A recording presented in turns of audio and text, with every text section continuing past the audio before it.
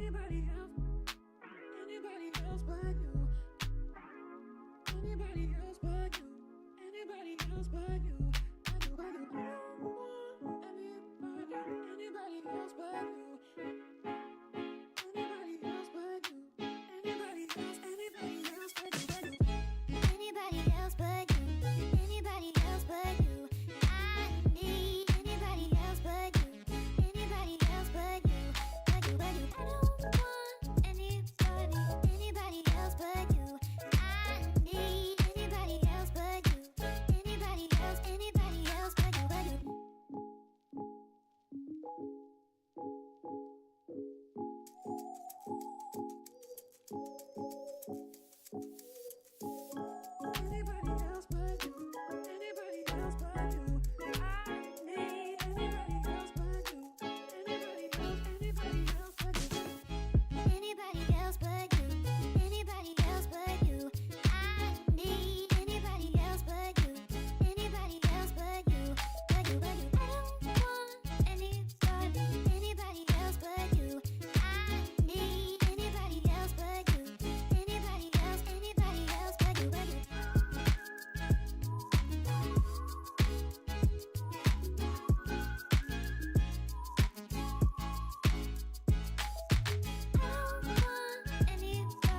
Anybody else but you. I need anybody else but you. Anybody else but you. But you. Does it make you nervous that I know all your secrets? Promise you honestly I wouldn't use them against you unless I thought it'd be fun. So I sit at home alone in your t-shirt. I'm wondering where it went wrong when you always said it, how you liked me better than anyone. We cannot talk, we cannot just shrug or dust it off, or is that thought? 'Cause I cannot pretend I am your friend, I am your nothing. I don't feel bad, I don't feel anything. I don't feel anything. I don't feel anything. I don't feel bad, I don't feel sad, I don't get mad, 'cause I don't feel anything. And you're sending texts like you are writing up your thesis. I don't have the faintest idea why you would be hung up on me when you were the one who said it, that we had to end it. We cannot talk, we cannot just shrug or dust it off, or is that thought? 'Cause I cannot pretend I am your friend, I am your nothing.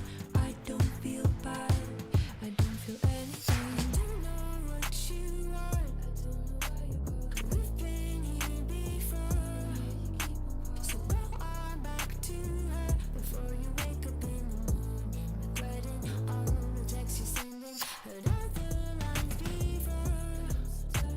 I wanna ask, but I see that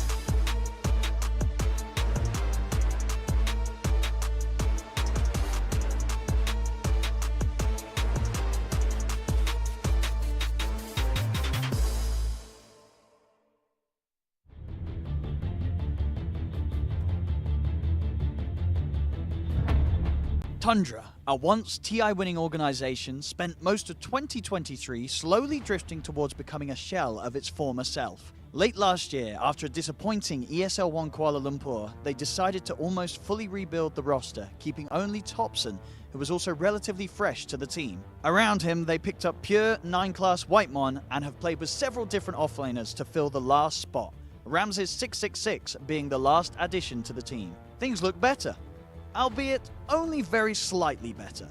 Dream League Season 22 ended with a rough 10th place, but heading into ESL 1 Birmingham, something happened. Despite Toby standing in as their offlaner, they smashed through the group stage and even beat Falcons in the first round of playoffs, before losing to BB Team in the upper bracket and then getting knocked out from the lower bracket by the team they themselves put in the lower bracket, Team Falcons. The last EPT event of the season, Dream League Season 23, was Ramses 666's first event with the team. They showed up, but got bested by the eventual second and third place teams, Gaming Gladiators and BB Team, to finish at 5th place. Despite having only played 3 EPT events with this roster, Tundra managed to secure enough EPT points from Birmingham to secure an invite to Riyadh Masters. Maybe now that they've gotten some more experience playing together, they will really show their best selves at Riyadh Masters.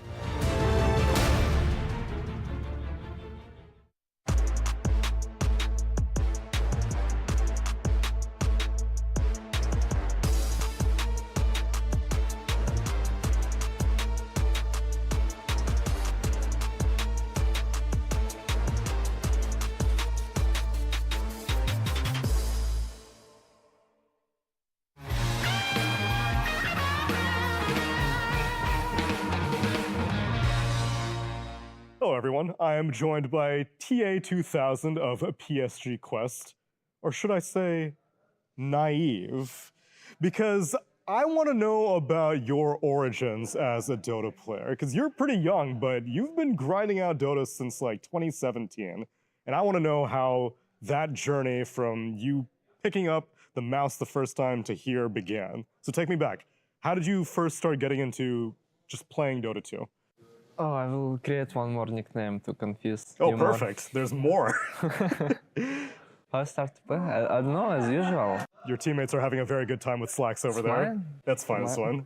Mine? I think I start like everyone else. I was just grinding MMR for fun and... No, wait. Even before that, though, how'd you even start playing Dota 2? Oh, I remember. I was playing...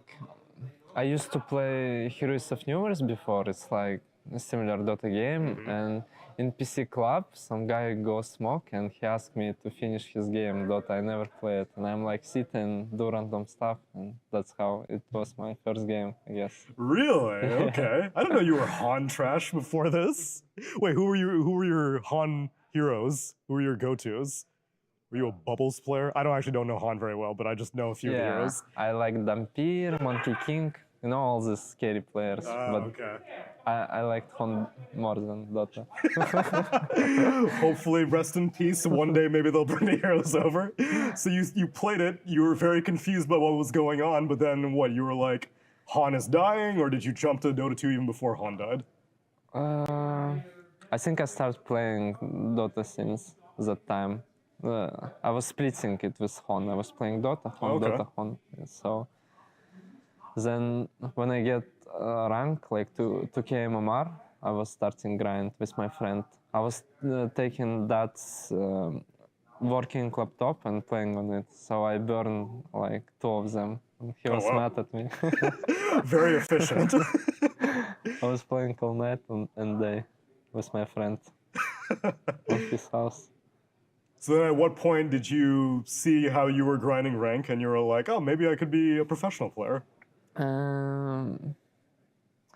I think I start thinking about it when I get like 5K MMR. I start joining local tournaments and I meet new friends, my first teammates. We still chatting, talking to each other. We're friends in real life, so that's how it started. We starting playing not for money, for time in PC clubs. I had no PC at home. I mean, I had, but it was bad. And I remember 1 month of membership in PC club, and I was playing non-stop this month. Wait, you won it? Yeah, How'd you win it? tournaments. Oh, really? Yeah, Wait, so you- these local Kazakh tournaments would have like a competition. The PC club would be like, "Yo, if you win, we'll give you a month." It was long time ago, and they was suggesting for winners like 24/7 access to PCs and like 30-40 bucks per month. Wow, that's pretty significant, though. Yeah. Especially because at that point you would be like what, 15, 16? Something like that, yeah. Yeah. So I mean, getting I mean, paid. it's something. It was something. Yeah. That counts. When you get 0 and 40 bucks, it's a big difference. And then you made the most of it. You're like, I have a month. I'm gonna be here 24/7. Yeah.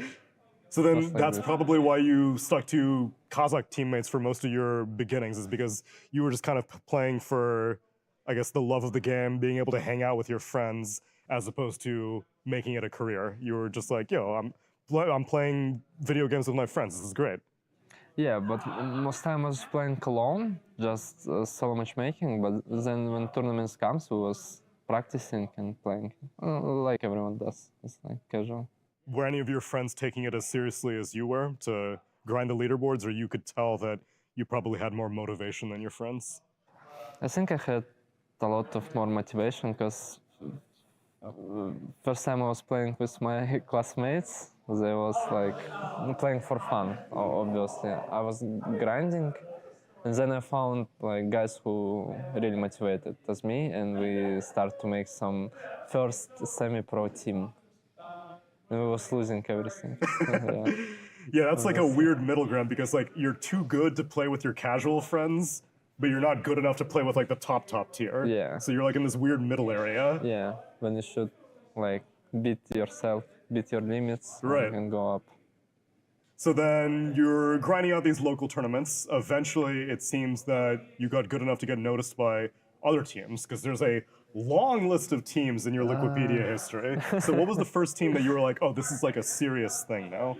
I think my first like serious team, it was, I don't remember how it was. It was M1 or M5, some Okay. professional team, and it was my first contract. And I was like in high school, maybe 9th grade or 10, and I started get salary. It was awesome.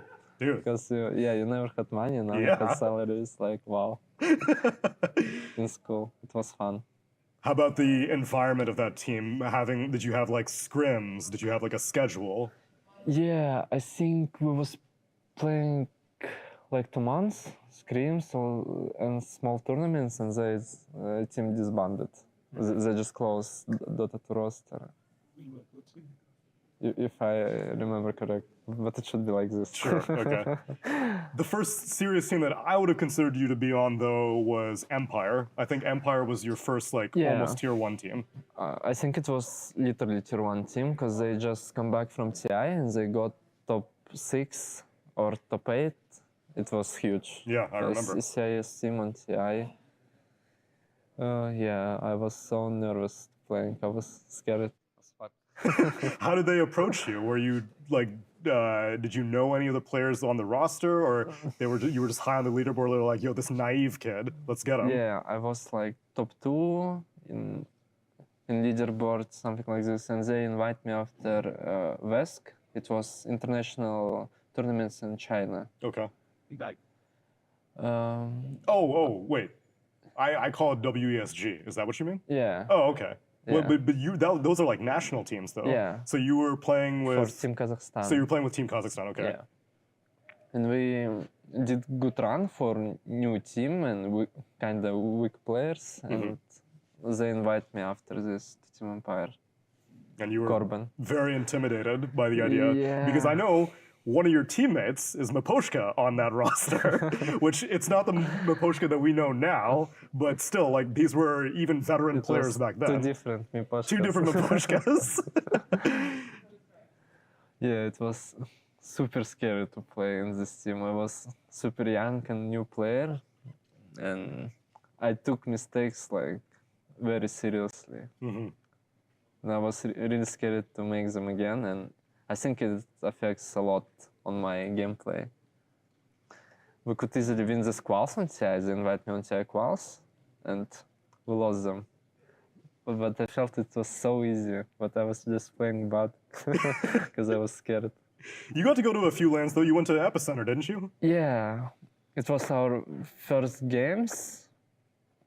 We took last place, as I remember, and then they kicked post 4. Oh, no. Insta, yeah, because I think he didn't want to play. And they have some problems in team, like decide who captain, like all the stuff. And I make some role problems in teams. I wasn't sure what role should I play, one or two, and I was like complaining all the time and swapping roles. So I made really hard time for this team. Oh, no. I mean, you were like 18 at the time. No one can blame you. I mean, yeah, but it was fun at least. So you at least have fond memories looking back. Do you think Yeah. that it helped your growth as a player, like that exposure to the Tier 1 team environment? Not really. I think it's just time passed and you just grow as Okay. person. I didn't think it helped. I just ruined some stuff for Team Empire. You slowed down Maposhka. He could have been a TI winner like 4 years ago. And this year, yeah, he could be. And yeah, something like this. So then, what was the transition from that being a Tier 1 team to a lot of Tier 2 teams in between? You had your No Pangos, your Uniques, your V Gamings. No, in Panku was showing good results. That's true. But You were good on that one. yeah, it's just I think all this time we had no leader in teams and some sort of coach, because it's really important. We was playing like for fun, I don't know, like what you do. You're not growing, you just do whatever you can without explaining of mistakes, like all the stuff. You was just playing, and I think if we would have this a bit boost, we would be much better team than we was in Nopango. And we had a lot of visa problems. Our, on this moment, best player, Zayas, didn't go to major, and we took guy who didn't play like for a while from weekends, and he like was playing first time in his life. Oh, and no. we took last place again. Oh my god, to major last place. It was tilting. Listen, at least you're going to Insane. the majors, though, all No, right? it's useless if you're just going and take last place. Better to not go at all. I don't know if I agree with that. Would you rather look back at the qualifiers and be like, oh, we always got second place at the qualifiers? No, I mean, if you know you will go last place, I wouldn't go. Really? Yeah, Okay. so the cost engine. Would you find that those placements would affect your motivation as a player, where you're like, oh man, we got last place again? Or did you not let results phase you? No, it's not. It wasn't ruining motivation, because you still want winning, right? Sure. And it was just sad. And after, when it's happened, usually I'm 1 week super dead, like mentally. Then fine, as usual. Okay. Well, When you're captain not going on tournament and you took random guy instead and you're Sure. playing major, it's so annoying. yeah, You that's fair. It's like, why it happens?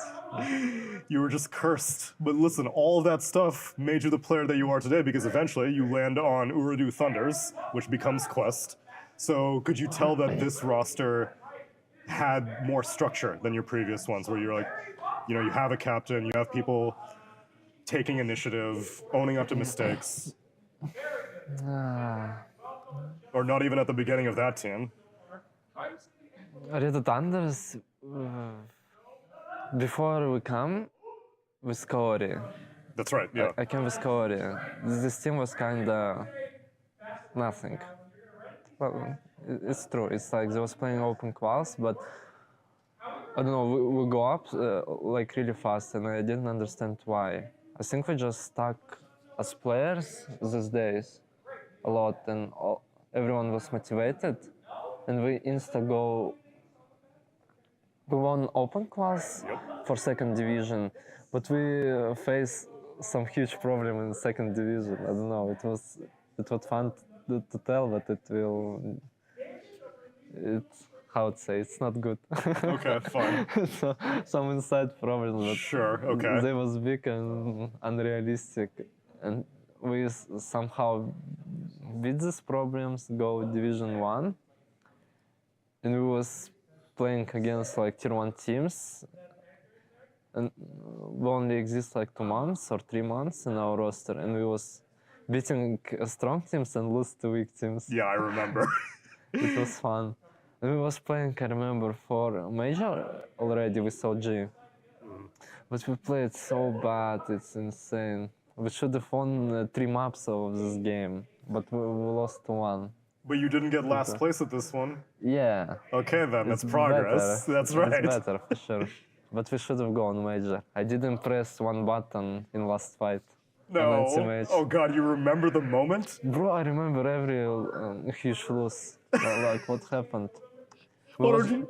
Yeah, it was like 80 minutes game. We killed draw without buyback. Okay. Oh, we killed draw, beast, they bought back, and they're running to fight. I was fighting someone and I didn't see how beast coming and he roared me and they killed me. No.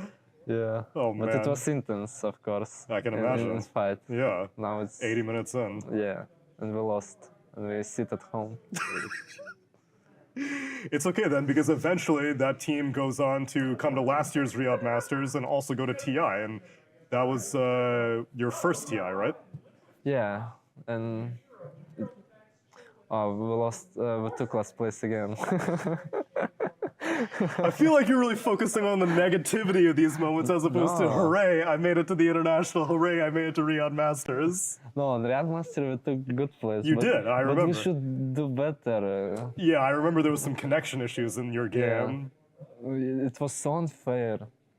Bro, I was crying like 2 days after that. Oh, It's so unfair. We was fighting. It was in middle of the fight, and only our PCs disconnected I remember. for like 5 seconds. And they like, oh, it's nothing changed, bro. How it's nothing changed? It's, in the middle of fight, and we was complaining like 2 hours, and we started playing when we all dead. You're cursed, TA2000. What's going on here? I don't know.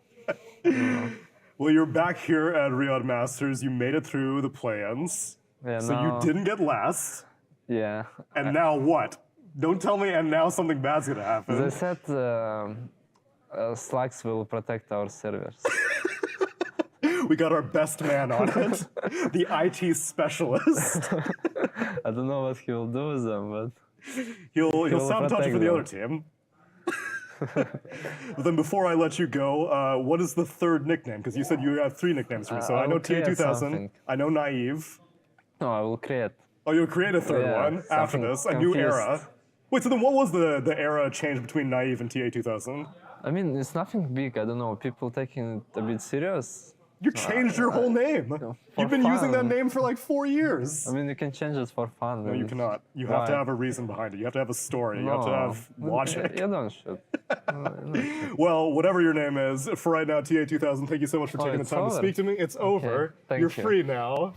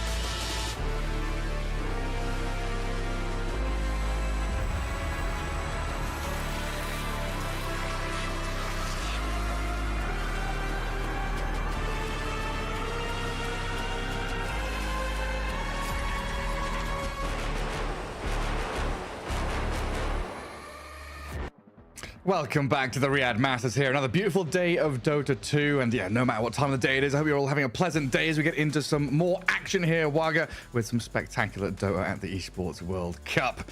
Yeah, good stuff. We're getting kind of deep in the tournament here. We're into the later stages here of the group stage, and a lot of the teams have started solidifying where they're going to shape out to be here in the placements. I'm hyped for the games that we have coming up today. Of course, you and I only began casting the first series we have, but that is Tundra, who looked insane yesterday.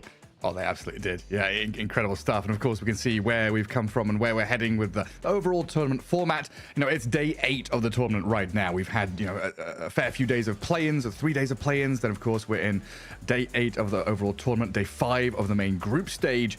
Already tons of Dota being played with those teams, you know, through the EPT leaderboard, the rankings from the ESL ones, the Dream Leagues, getting through to this primary group stage, the play-in teams kind of qualifying through to it as well, and putting up a fair amount of resistance from some of those squads. And of course, later down the line in a few days, next week will be the playoffs, where we'll actually whittle down and hone those teams into the best of the best, and we'll see some keys get crushed and put into the trophy. Yeah, so far we have seen mostly Entity doing quite well out of the teams from the play-ins. And yeah, here we have what they're all fighting for, of course, the money on the line, Gareth. $5 million on the line here for these players and teams.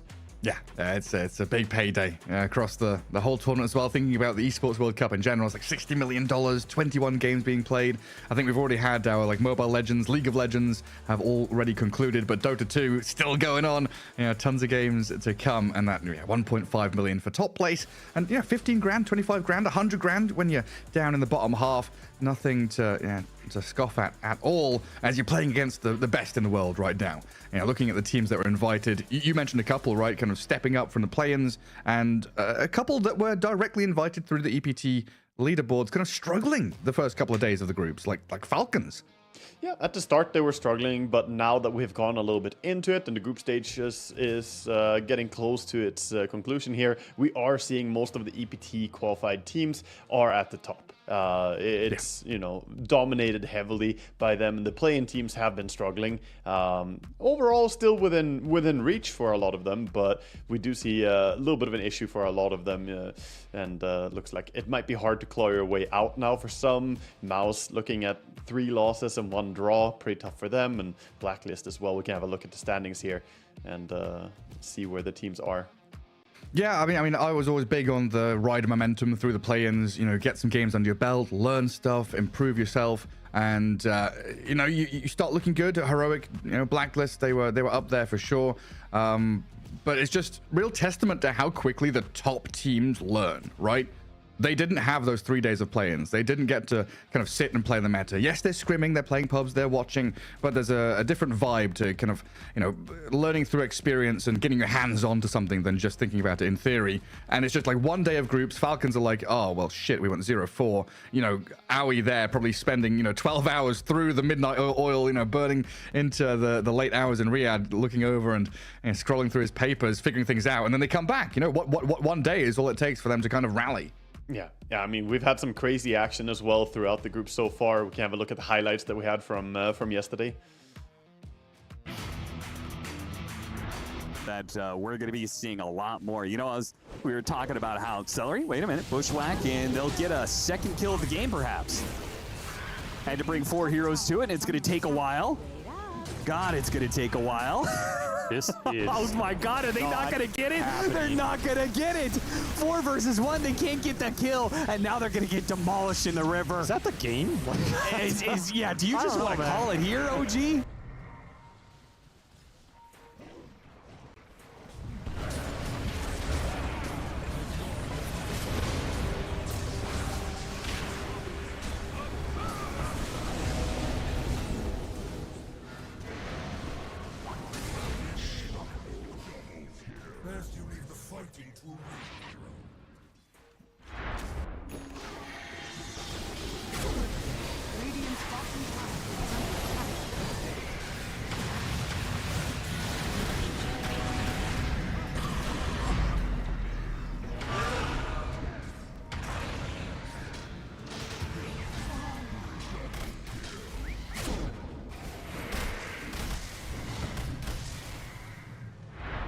Absolutely, and I don't mind this at all right from Aurora, just taking Ari out the fight at the start, because you know him on his Rubik, if you let him get to play the team fight, he's going to cause a lot of issues. Whisper again goes down. And they're ready to just continue to snowball into more. They get the jump over towards Seb, Jabs, he's got his eyes over towards Zari, they've got the net as well to hold down the Rubik, they're just getting kill after kill after kill. And Lornoff has the BKB. He's alive. They've got the Greaves. He's pretty low on mana. He's not really going to have to wait to get out of this. There's almost certainly the Aegis going down. Maybe even more. They get the grab on the Tomato on the side. He's caught by the net. Tomato's dead. They're ready to try and set up for a second.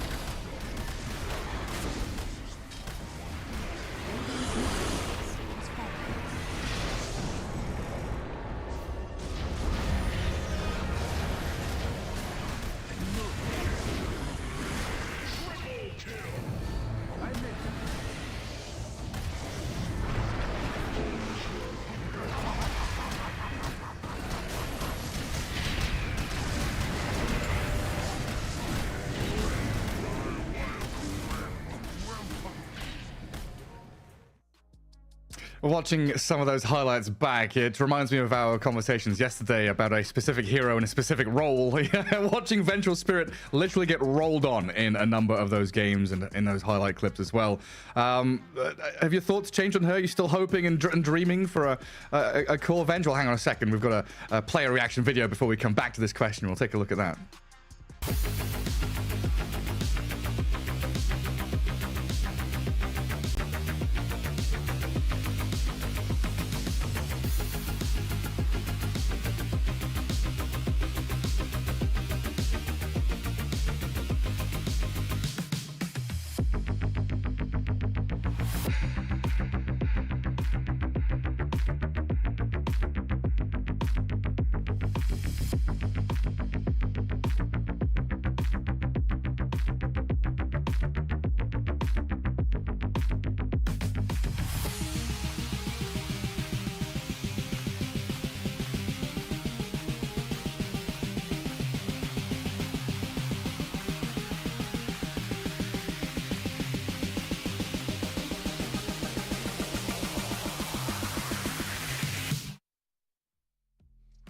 Man, you can't have a highlight reaction clip without having Heroic there, right? Tons of reactions from them. And it seems like 9class and Ramses have got the high five fist bump absolutely perfected.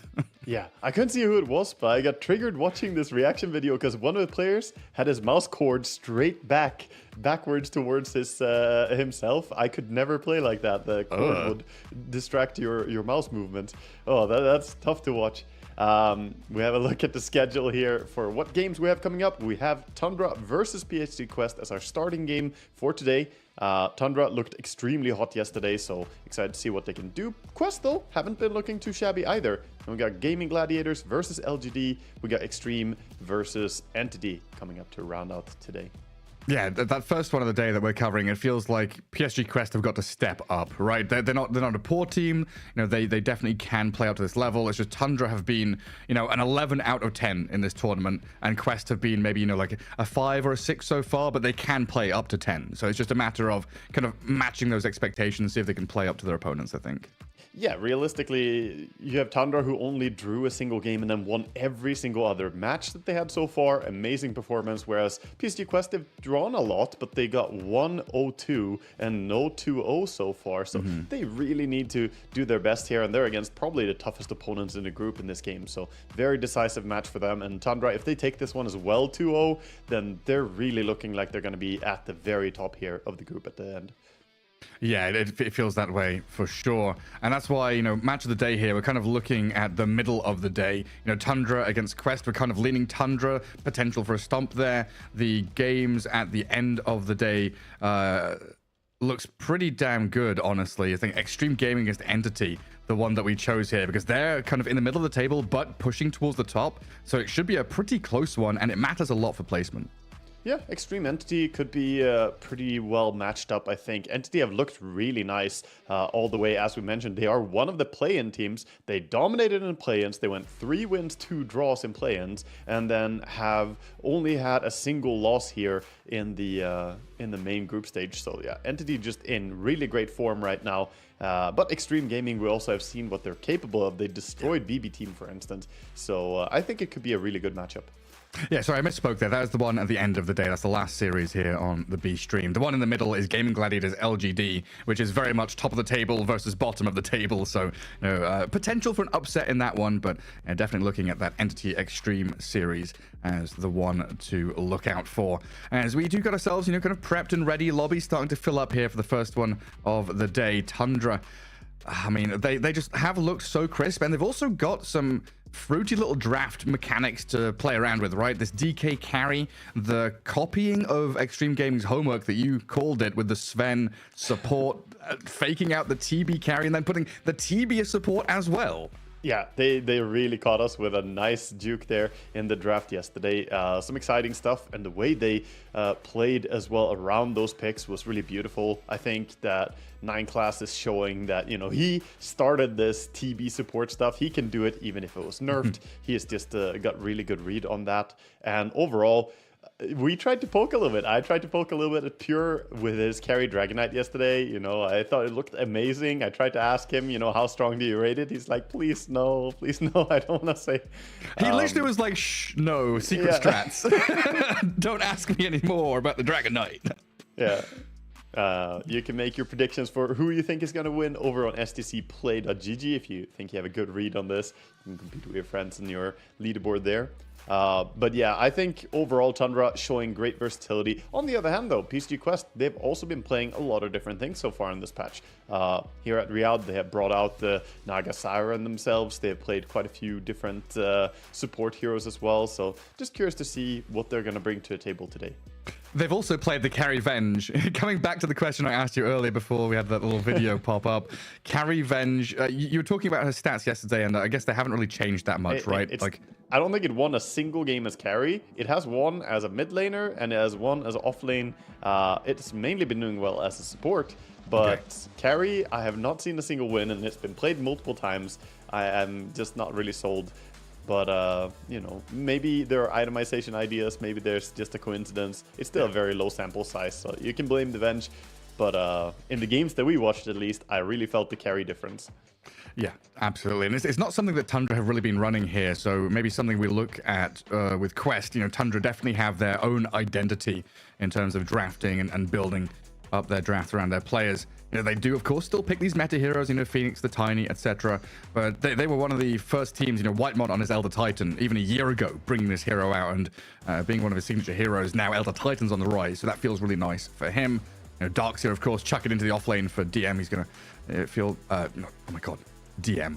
I'm losing my goddamn mind. I've got you're bringing all the players in DS equals DM, immediately. Give it to Ramses. He's looked pretty good on that, but I kind of feel like Ramses is one of the rare players in this patch that looks better on initiation heroes than aura heroes. I kind of want him on a Mars or something like that. He's been spamming that Mars. It's been working out really well. He is clutch with his initiations, and his team follows up on it. And I also think it comes back a little bit to what type of team you have. When you have Pure, who's such a hard farmer player, having a good initiator on the offlane can really enable him. And we saw that yesterday.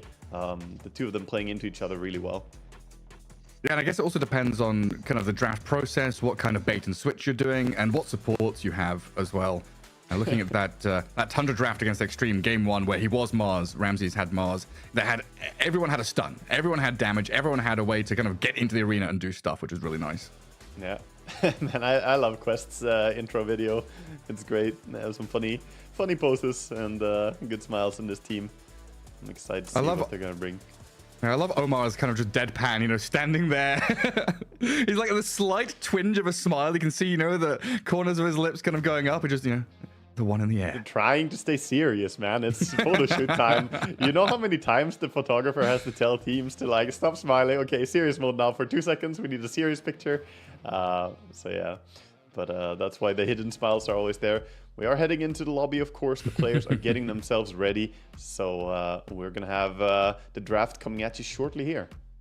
Yeah, we should be jumping into things pretty quickly. And we can see, of course, the players with their coaches and management behind them. Something that can be forgotten from time to time. Moon Meander over in that Tundra camp, standing behind the boys and helping them draft. Quite an interesting one, though. I've noticed that there are some coaches and captains who want to sit down and click the buttons, right? Thinking about Xiaowei in particular. All the players kind of sit behind him. He's there talking to them, and he's pressing the buttons. Whereas here, you know, Moon Meander's more of a kind of supporting cast, and there's someone else actually with a crown on their head.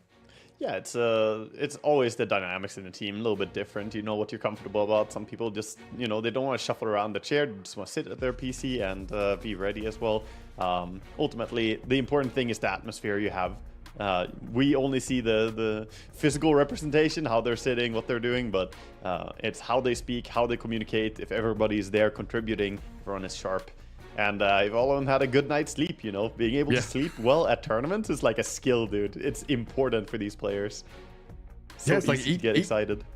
Yeah, it's like eating well, drinking well, sleeping well. And I think that's why we've had a pretty massive uptick in the past couple of years. You know, 2-3 years ago, you would never hear about players going to the gym or eating healthy, you know, just eating pizzas and burgers all the time. But having, you know, sports psychologists and health professionals, nutritionists, definitely helping players just be more effective and efficient as a human being, which helps them play games better, you know? I mean, we've seen it a lot in other professional games as well, in Counter-Strike and stuff. They've done a lot of tests on reaction times between people who are physically fit and so on, and there are definitely benefits. You should always take care of your body and then take care of your Dota game as well. The two are hand in hand. As we touch up on that, we can now talk a little bit about what we have here. So they're kind of drafting away quickly. We have Darkseer, Enigma, Pango, TA banned out by Tundra, and then DK as well. They pick up the Hoodwink. PSG Quests have the Snapfire. They banned out the Monkey, Tiny, Brood, and Phoenix. Okay. So SF being ignored for now. Ember still in the pool as well and available. And no focus on Weaver. Something we have seen trending away a little bit. It used to be very common first pick, but I do think teams are getting a little bit more used to how to deal with the Weaver. So yeah, we see less of a trend to first pick that. Yeah, I mean, there's also the Ember Spirit out there as well, right? It's just kind of funny that they've touched a lot of bases here with combinations. You know, the Enigma bans, you don't have the Tiny combo with that. The Tiny ban, just removing Tiny from the game. Brood is out, Monkey's gone. Pangolier is one that I feel like isn't necessarily worthy of a first phase ban all the time, but PSG Quest run it in so many different roles and ways that you kind of just have to. But then that leaves Snapfire in, which has been a very popular hero for every team at the event in a number of roles herself. Yeah, and I love the opening here for PSG Quest now. They get their hands on Snap Beast, which is just a really great lane in its own right. It's survivable. You have great burst. Level 2, you have a huge power spike with the bird, the boar, and your double nukes coming out from the Snapfire. Usually going for that Shredder, though, in laning stage lately. Yeah, this could still be mid-Snapfire for Noob as well. That was always one of his big heroes. Like Puck, Tiny, Snap in the mid lane were huge for him back in the day. And I guess still. Yeah, keeping flex available, important for these teams. But Tundra are going to be a little bit more open. They're saying, okay, we pick Hoodwink, we pick Elder Titan. And I wouldn't put it past Topson to take a mid Hoodwink or something. But most likely, this is the support duo being pretty solidly revealed by Tundra. Yeah, I would imagine so. Like Whitemont ET touched on that earlier on as well. Has always looked very good on it. And I could see Non-Class playing the Hoodwink. It's always kind of funny to see the newer players always gravitate towards the newer heroes. This conversation was around Ari when he joined OG and kind of moved away from TSM. It's like, oh, now he's a big name. The Hoodwink, right? A lot of players just weren't touching Hoodwink and he was just spamming it non-stop. And now he's kind of shown, hey, this hero, if you'd put some time into it, is insane. Yeah, right now Hoodwink in a fantastic spot. Ever since she got the tree bounce facet, it's just crazy. Laning against her is not fun, and she obviously is a great ganker later on as well. It can scale pretty hard if you want to.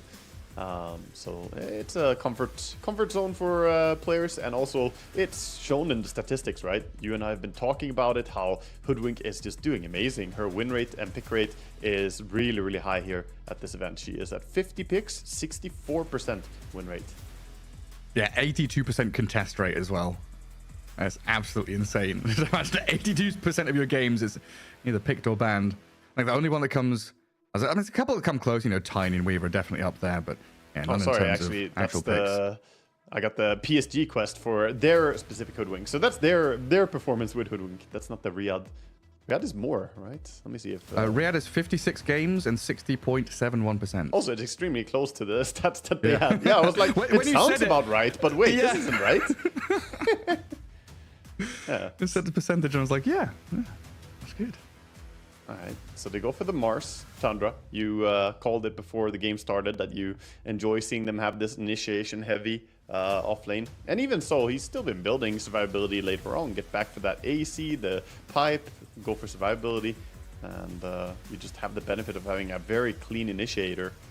So easy to combo these heroes into each other. If Mars blinks in, ET is around, Hoodwink is there, you can lay in tons of damage into that arena. Oh, for sure. I think there is an element of like Faceless Void Chronosphere. You know, you talked about this the other day, wanting damage to go into Chrono. And I feel like Mars in the past has been picked just because he's Mars. It's like, oh, I'm going to blink stun, I'm going to initiate. But very often in drafts is lacking that little bit of firepower to bring people down. Just having an ET with a spirit in the arena is so good to amplify the damage and continue a fight, you know? Another Earth Splits or a Stomp, build things up, have the follow through from your cores. It makes things look really good for Mars. Similar in many ways to having the Mars Snapfire combo. That's why that combo was so potent as well for a long time. Mars Snapfire 1-2. You have Snapfire who can just lay in the Mortimer Kisses into the arena and also lanes really well. Hoodwink serves a similar purpose. Sure, the ulti isn't as big AoE, but it's pretty damn good for bursting whoever gets speared. Well, if we're talking about Tundra kind of relying on this team fight, the initiation, the jump and kill, it seems like a tempo draft building up pretty quickly here from PSG Quest.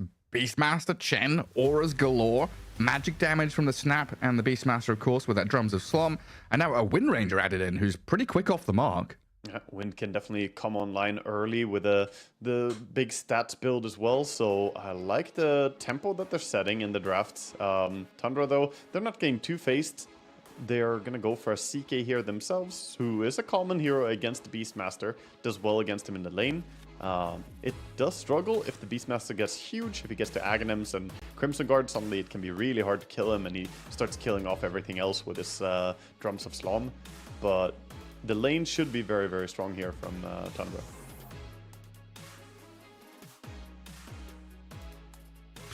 Can you target the Hawk? With what? With spells? Like, Yeah. okay, Yeah, just making sure. Yeah, you can auto-attack it and you can cast spells on it. It does have decent HP though, so generally spells are not amazing against it.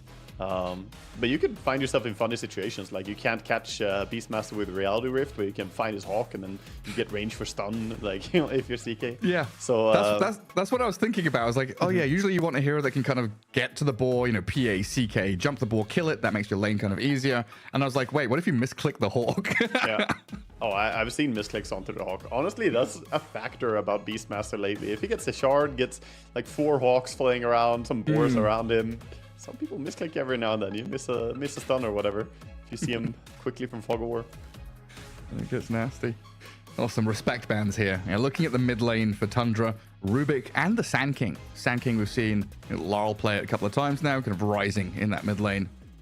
The fact that Tundra took the time to ban out the DK as well is more confirming to me that they do think DK is really good still, even after some of the nerfs to the green facet. Obviously, it would have been good for push here for PSG, but after their own performance on it, I'm onto you, Tundra. I'm onto you. Yeah, it's like banning DK before the Sven as well, right? We've had that conversation about DK's our worst version of Sven. And I think Tundra, that's the thing. I don't think Tundra think that. They think the opposite. Yeah. Quite possible, quite possible. I mean, you get a little bit of a different power spike, and sure, the Sven can burst people physically better, but the Dragon Knight can be much harder to bring down, much more difficult to kill, and the maneuverability can be annoying when he pops into his ulti. So, on this topic of knights, you know, Rogue Knight, Dragon Knight, the Holy Knight over on PSG Quest, I feel like we've got to talk about that, because this guy went from being 99% ban rate for a solid 6 to 9 months to kind of being ignored at this tournament. Where's he come from? Where's he gone? Why is he picked here suddenly by Quest? Yeah, I'm honestly surprised that Chen fell out of favor the way he did, because it didn't feel to me like it made too much sense. The hero is still very, very good. People were not too impressed with his facets in the 36 patch. They didn't really seem that strong compared to what other people got. But with some buffs since then, he is in a decent spot, but there's just not enough Chen players for me to really have a very informed decision. It's up to the pro players to demonstrate it. But yeah, Ench has been much more popular due to her overprotective wisps. They just seem so obnoxious to play against. But Chen, of course, brings more tempo. With a Beastmaster, Snapfire can even minus armor towers. With her Shredder, you can actually push pretty decently here as Quest.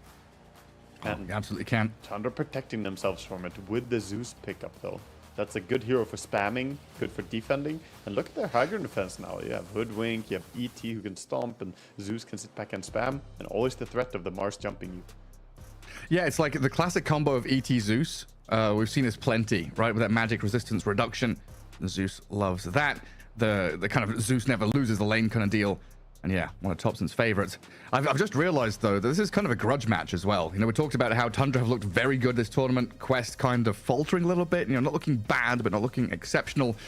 TI qualifiers, Tundra beat them 2-1 to actually take that second slot, right? So this is revenge time for Quest to try and get a couple of victories up against Tundra. If you're Quest, you hope it's revenge time at least, because Tundra are looking like the big bullies in the group here, and Quest, the underdog going into this. They need to get a 2-0, they need to have some good results here, or they are in danger of elimination in this group stage. So we'll see what they can perform here. I think the draft they have is well-rounded. I think it can overall deal with a lot of things, but going late game here is going to be difficult. So Quest playing with a little bit more of a fire under their chairs, let's say, and Right. Tundra, they can play more cautiously and take it easy. They don't have to be diving in for these tower pushes. No rush for them to do anything there. I mean, do you think that revenge is a kind of a good motivator in Dota? Is there something that you kind of have to control and think about? Because you're going into this, with that almost negative energy. I'm going to crush them. I'm going to destroy them because of what they did to us. They knocked us out of the TI. We can't get to that big event of the year because of this. Is that something that can help your game? Can it be detrimental, or is it just down to player and culture of the team? I think maybe for some people, but I think greatly for the majority, they're just disconnected from that. Maybe that's more something you feel after the match that, oh, we got our revenge, but it's not going to be a motivator going into the game. They're just here dealing with the tournament. Players are very focused on the tournament they're in, and that's basically it. The storyline is more something for us, the viewers, the fans, the casters. We love a good storyline, and after the fact, players love it too. But during, in this very moment, they're all just zoned in. Yeah, I think every time I've asked a player about that, they're just like, no, I didn't. I had no idea that we were 0-6 against them. Yeah, you're like, oh, they beat you like 3 months ago. The player's like, huh? I don't remember that. That's long ago, ages ago. They have a 20-1 record against you, and you've never beaten them, on home turf, etc., etc. And it's like, yeah, I don't care. A win's a win, a loss is a loss. All we need are placements in these big tournaments. We'll get ourselves into things here. Game 1, 2-game series, group stage for the Riyadh Masters at the Esports World Cup. It's Quest up against Tundra. We've already got ourselves smoked up and kind of getting wards down. Noob faking it in the mid lane, pretending to be here, planting observers, but he's not. Yeah, it's the common. We always see him put a ward and then wait for the smoke to run out. And right before the smoke runs out, they start running back. So it looks like they are making a mistake. But I haven't seen anyone fall for it. Every player knows that, yeah, that's how you fake your ward. So no sentries being wasted so far. I doubt that Tundra are going to fall for this one as well. All it takes is one time, though, right? Yeah, you do everything you can. You try and be deceptive. Because we know that, especially for warding and especially for pre-creep spawn moves and warding, it's one of the easiest things to go back and watch a replay for, right? Yeah. Something that every coach is like, okay, this is what they do. You talked about Heroic making that sweeping move through the enemy ancients, that kind of thing. You're just going to know it will happen because you've, watched the tapes. You've seen it happen before. The next level play would be to just, if you see someone do this and they fake, you deward the other side of the river, of the mid lane. Because every time I've seen this, people are doing it on the side where they don't have a ward, because obviously they don't want to get dewarded. So Noob did just fake that he was planting a ward on the bottom side of the mid. So if Radiant were 5-head, they would put the sentry on the top side of the river as a reaction to seeing him fake it bottom. But Waga, what if he wasn't faking? Oh my god. What if he actually put the or what if he was double faking, Gareth? Oh, he would never do that. Yeah. You'd never download a car. You would never double fake a ward. I mean, you can get into all that. You get mind games on mind games, or you can just body check if the tower attacks you on mid lane, which is the more common things we see players doing. Mid warding is honestly so complex lately. That's why we see a lot of these wards being put towards the rune spots instead. Mm-hmm. Yeah, you get into that kind of game theory thing, right? Where if both teams or both players are doing the same thing, you need that kind of unexpected value to come from somewhere else. Yeah, nice grab on the bottom rune by Pure. Gonna use a stun there on the Beastmaster, who is looking like he wants to bully a little bit before CK comes back to the lane. He does have his little zoo here. Feeling a bit scared though. Pure just walking forward. Yeah, no cares. What's Chen got? Little Satyr up top.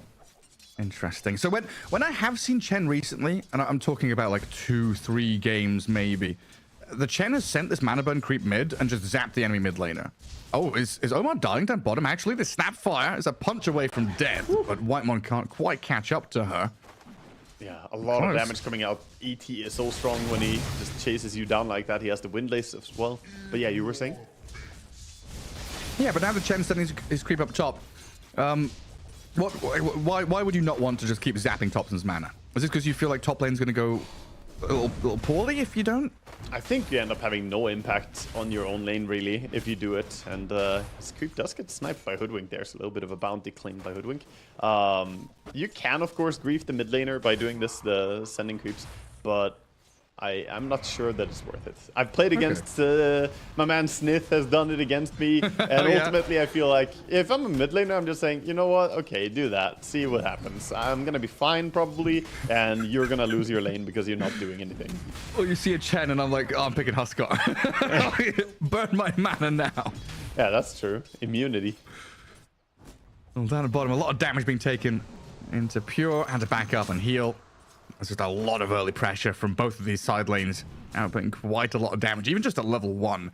And now we're cracking level 2 on some of these, even more coming. Kind of cool to see Ramsey's adaptation here, though. We see a lot of the Mars going just 4-4-0 raw damage, but Bulwark early on against the Wind Ranger going to help out a lot. Yeah, but not enough. He's going to go down here, I think. The slow coming in from the Penitence and the power shot, just too much for him to handle. Couldn't get away. And this is not what you want to do. Skilling Bulwark is... Oh yeah, he goes down too. Oh, Pure. Down we go. Yeah. 2 cores in the side lanes being pummeled by Quest.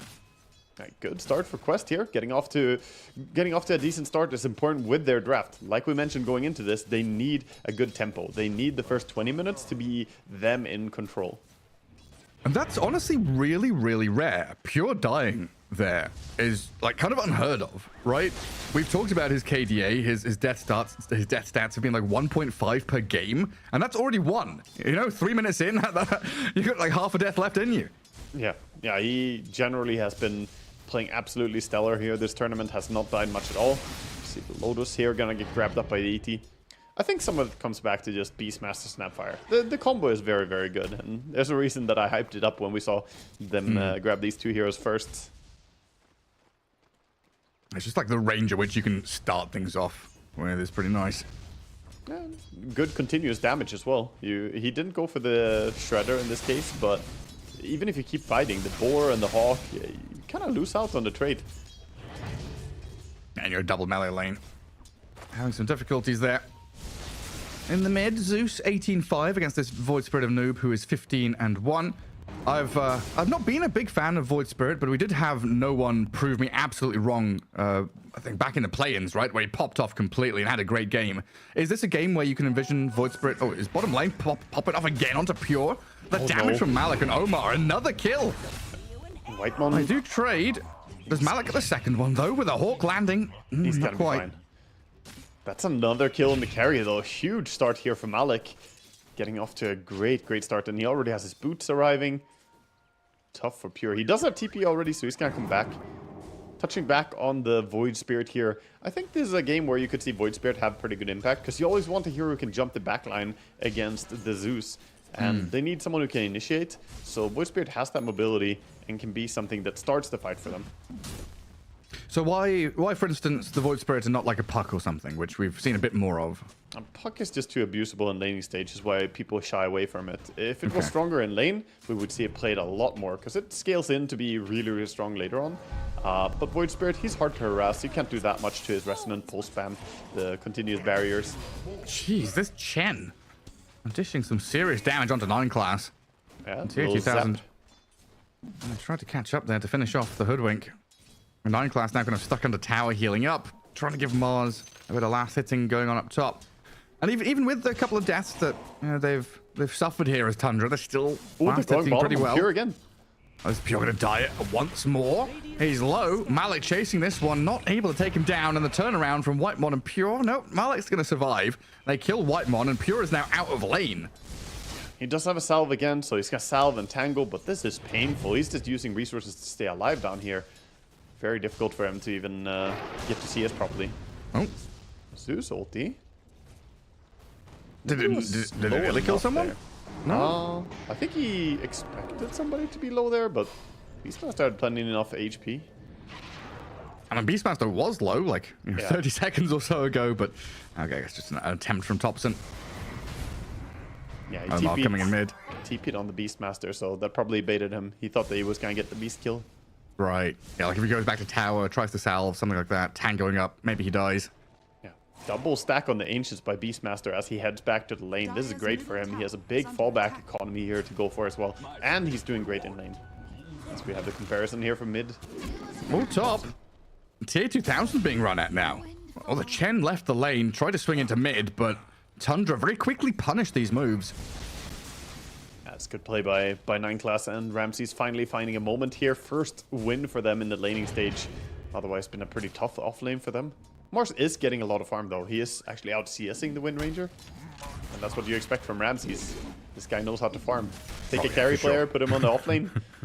Honestly, carry and off lane is not that dissimilar anymore. It's just the hero base that you play is very different, but the mechanics of it's pretty similar.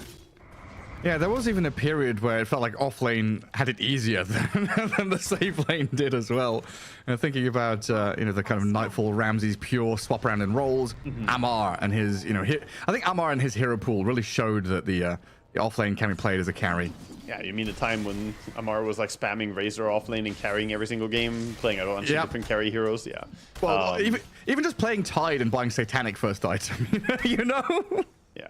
I mean, offlane in general is a role that has gone greedier over the years, for sure.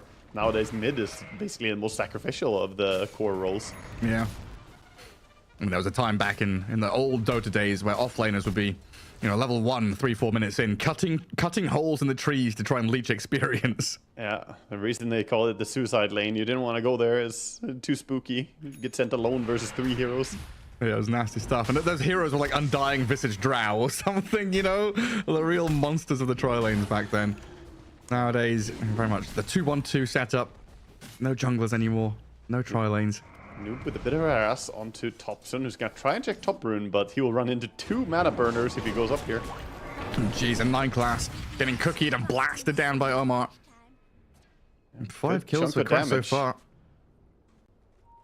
3 points in the Scatter Blast is going to finish him quite quickly there. He was in here and blocked up the camp on Whitemon, by the way, so the entrance hasn't been dewarded yet. They did ping it, so I don't know if they did a fail stack and realized that it has been blocked. So you said the onus is kind of on Quest here to bring the tempo right. When does that begin? They've had a decent laning stage already, but when do the big moves really come? Quite soon. The laning stage is about to break open here as we're 8 minutes in. Soon the Void Spirit is going to go into full roaming mode, and once we have the ulti on Snapfire, they will be quite ready to take the action here. Oh, nearly. 9class nearly had a catch on the snap. Thompson also moved across here, but no grab. Tom just trying to preempt the early moves out of Quest as Noob considering the steal on the bounty rune, but he jumps away very swiftly. Thompson does a good job defending his rune, gonna get that, so Noob is then gonna have to run for the other bounty rune instead. And the ward block on the Ancient has been cleared up by Omar, so they can keep stacking. Already have a quad stack over on the other side. Actually, excuse me, that is a pentastack. There are 3 big black dragons there, which also means they have the 3 Rs. Oh, is it 3? Hold up. It's so hard to see when it's paused. The game got darker. The game's darker. They're all clipping on top of each other. Yeah, it's looking at the far right-hand side, yeah? Oh, interesting. I didn't know. Ah, okay. It somehow just doesn't show one of the auras on the dragons themselves. That's why I got confused. But yeah, it's already a 5 stack. Huge amount of gold. Yeah, if you click on the on the Black Dragon. Ancient Ice Shaman, yeah. Yeah, then you only see 2 armor buffs on the Black Dragon, but you click on another creep and you see 3 Dragon auras. Of course, the Interesting. armor aura does stack from the Black Dragon, so if you stack a lot of them, it can physically be really hard to kill them. Not going to be a problem for Beastmaster, though, as he will just wild access spam them. Let's do the magic damage. That's curious. That it doesn't show the buff on the bar, but it shows the +3 over in there. That armor value there. I guess that looks like they themselves already have it. It's like guaranteed. it's like an innate part of their bodies. Tanky dragon scales. Well, back into things here. Yeah, 2 deaths on Pure. 1 on the Wind Ranger. I better start from Quest. I do need to spice things up a little bit. You know, looking at tier 1 towers in particular to make a move and open up this map for themselves after these key item timers, of course, that you're mentioning. They'd love to clear out these stacks, get the Beastmaster up and ready with that Aghanim Scepter. And Void Spirit, oh, you'd love to get to Echo Saber, but he's being run at here. Does dodge the stomp, jumps down to bottom room to take the haste, speeds away, thinks about rejoining, and Whitemon with the kisses over the top. Oh, the Snapfire. Unloads the payload, kills off the ET. That haste rune is so valuable for this Void Spirit, though. Top lane Ramsey's dodging the power shot here as well as he's being pressured in his lane. The creeps are here from Chen. Mars trying to hold his own here, but the mana burn spam does have the combo if he wants to, but he would have Soul Ring to catch people. His HP just not high enough to do that. Someone cancelled the TP up top as well. They were thinking about it. Maybe if they got that arena landed, they would have made the play forward. But in this case, yeah, Mars back to Fountain, heal back up. Can think about where he wants to plant himself on the map right now. As it looks like Pure has finally got himself a bit of breathing room down south, pushing that wave all the way into the tier 1 down bottom. Doing a good job just going for a tower as well. He's trying to keep his catapult alive as much as he can, recognizing people aren't playing on bottom right now, so he wants to be as confident as possible against the Beastmaster in the 1v1 here. Smoke is coming from both teams. Topson is spotted. Oh, hello. On the high ground is Omar. Malik has to run. They want him. And it's been kind of nice from Tundra here. Making these kind of preemptive moves, you know, expecting Quest to have the itch to want to go and fight. And now they're able to protect Pure down bottom. And I guess this move is also a, you know, kill a hero and contest stacks, right? You're going to go in, hunt for these stacks, maybe try and steal them as well. Yeah, ideally they get in there before these Ancients are cleared out, but Beastmaster already starting out. Now he realizes the tower is in jeopardy. Let's get this Ancient stack before it gets exposed to the Radiant. And in fact, Radiant are going to make a move up to top instead, so making a full rotation here for the tier 1 top tower. They would like TA 2000 as well, but they've already been scanned out. Yeah, scanned, scouted, 4 heroes up top. Not going to be able to latch on to anyone. Yeah, good reads from Quest, you know, good moves from Tundra to try and set the pace of this game themselves. But Quest fully understanding what's going on, taking their own stacks, getting tier 2000 out of a sticky spot up top. And quite a bit of wasted time from Tundra here as they're, you know, sharing farm across a couple of cores. Yeah, it's a bit scary to push. They have more kisses here if Void initiates. Yeah, straight in. Onto the Mars. Blasted by the power shot and the kisses as well. Down goes Ramses and Pure. The last couple of shots landing. Oh, he dodges the Shackler shot with the Phantasm. Turns around with some good damage on the Wind Ranger. Not enough to finish her off though. And now the second turnaround here from Quest will bring down the Chaos Knight as Whitemon has wandered into the middle of 4. Maybe wanting to punch down TA 2000, but he's been met by some serious resistance. Slain with 3 heroes gone. Wow, they punished that so hard. Beastmaster didn't even TP, and they get 3 kills. The Snapfire ulti there, showing exactly why Snap is a high priority hero. And they're going again. I mean, Ramsey's just respawned. Noob going under that tier 1 tower, really laying it on thick here. And it's Tundra kind of scrambling to fight back. Yeah, they have to know their limits though. They can't really keep diving here without Beastmaster into respawn, so backing out. PSG handling this very well. We can see a bit of a replay for the initiation there. They caught the initial jump there with the Void Spirit. So good for setting up the Snapfire.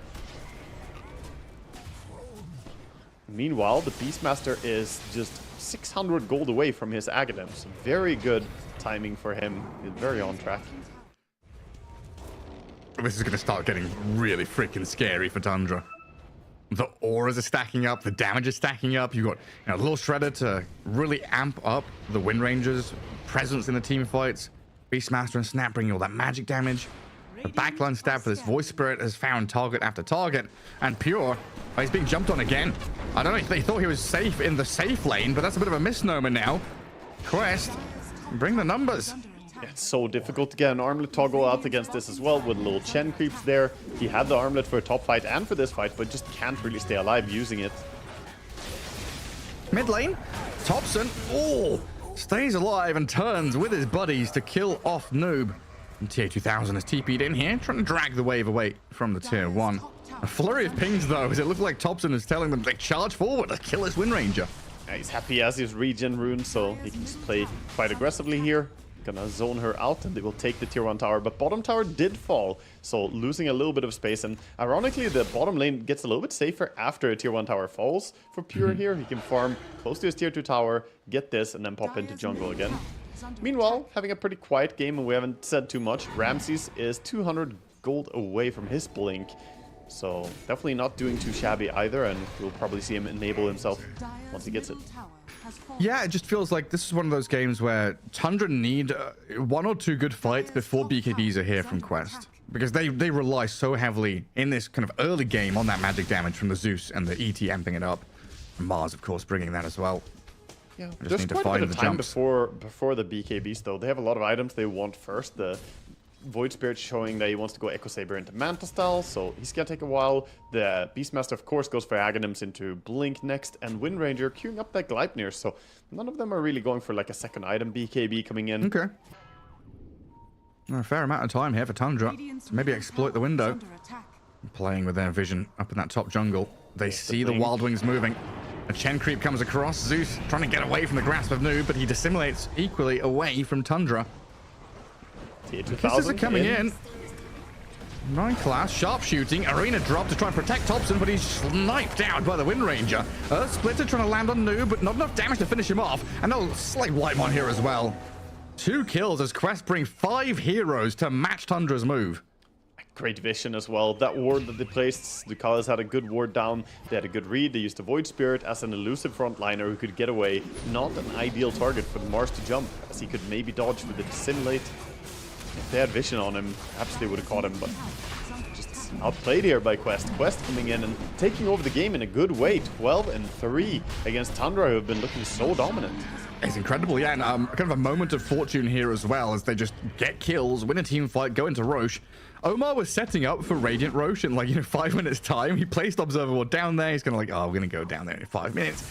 Nah, you win a team fight, take the Aegis, get this Beastmaster into a position where Malik is unkillable, and he has 2 lives, so he's just going to walk at all your towers like a freaking bulldozer. Oh, tier 2000. They're trying to snipe out the Wind Ranger, but she's got what? Bracer, Vitality Booster, very tanky. It's risky positioning. Void Spirit can reach them. Yeah, they can just come straight in through the river. Migrating down into this mid lane, kill off the Zeus. 9 class also in trouble, attempting the TP home. The magic damage and now the Shackle shot cancels it out. Oh, it's a disaster. They're all falling right now. They do get a deny on the top tower, which is nice, but at the same time, they're bleeding way too many kills there, especially with the lineup that they're having on the side of Tundra. Sure, you're stronger late game, as I said, but not if you don't get there in a decent shape. Even top lane, Ramses has to defensively ulti. Oh, puts the green on the floor to try and heal up and blink away, but that's not what you want to be doing as a Mars. And he has to TP out as well, because they're cutting off his retreat path here, so he doesn't have TP available now. Incredible. Yeah, I'm just thinking back to how this has all happened, right? It was a good laning stage from Quest, but it was these kind of failed smoke ganks and moves from Tundra because of the read of Quest to kind of back up and sit defensively in the pocket. Not allowing these moves to happen means Tundra have had no real way to play Dota. Yeah, they've had a really good read on the 5-man moves, and they've been a little bit better at grouping up. They do lose Noob here on mid lane. Kill potential still there. Chain stuns coming in. It looked pretty close to them killing off Pure, though. You killed Pure another time there. That would have been a great move from Quest. Yeah, but now you gave away something instead. It's over 800 gold going the way. There are 3 bounty runes down here, as nobody has checked it. 1 piece gets found by Tundra. It's plenty of gold. Now, you've made that joke before, and I kind of let it slide. It's just 1 piece, the treasure.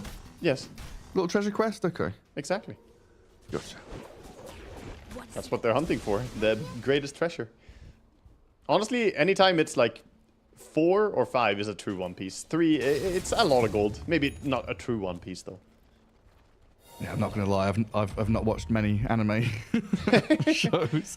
I did try and watch the live action of One Piece. 2 episodes in, I got kind of tired. Started falling asleep. Well, not for all. Just I a little mean, EP. 2 episodes is nothing. You watch the anime, it's what, over 1,000 episodes or something? I haven't watched it though. That right there is like one of the primary reasons I've not got into like anime and manga, because if once I have an addictive personality, you know. Once I start, I all in. I'm just all in on it. I'll buy all the books. Oh, you got 5,000 episodes to read or watch? Hell yeah, count me in. Ramses was awkwardly spotted there by an observer ward for a while.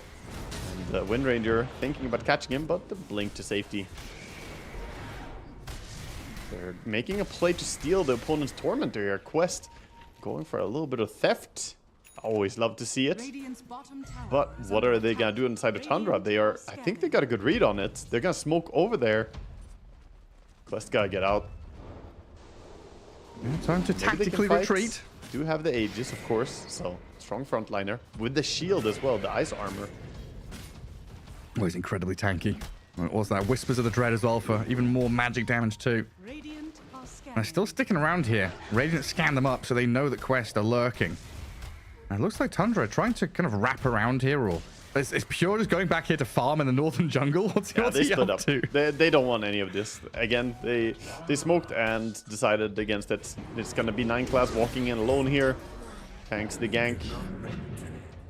Not really protecting someone though. Mid Ramses. Blinks the Gleipnir. It's like Scooby-Doo. Everyone split up, look for clues. They're going to be met by this TA2000 Wind Ranger. Trying to catch up to Ramses, but can't really latch properly. And Kisses launched out as well by Omar. Some optimistic ultis coming in here. The focus fire only landing like Malik? 2 auto attacks. Now Malik's is in as well. And he's kind of 1v4 right now. But he smashed him down. Alone. Aegis gone. Wind Ranger and Snapfire are doesn't not have coming any to help friends. him. Malik is dead twice.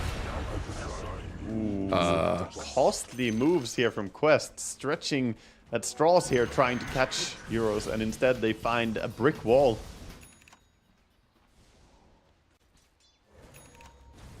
Well, that was interesting. Yeah, I think they're really feeling the urge that they need to win early game. Noob's dead as well. Oh no. These pickoffs. He was just under a ward and gets punished. The Atos coming in from Hoodwink. Good setup. All These that are work. super costly kills. All that work, and what did it get them? Absolutely nothing. I mean, Quests were looking so good. Weird laning stage, start pressuring. You've got Tundra, bunkering down. They're afraid. You've killed Pure 4 times, which is unheard of in these games. And now look at Pure. Look at him. He's running at your tier 3s. Ramses is here with an arena. Ducalis is Chen. He's being sliced and diced by illusions.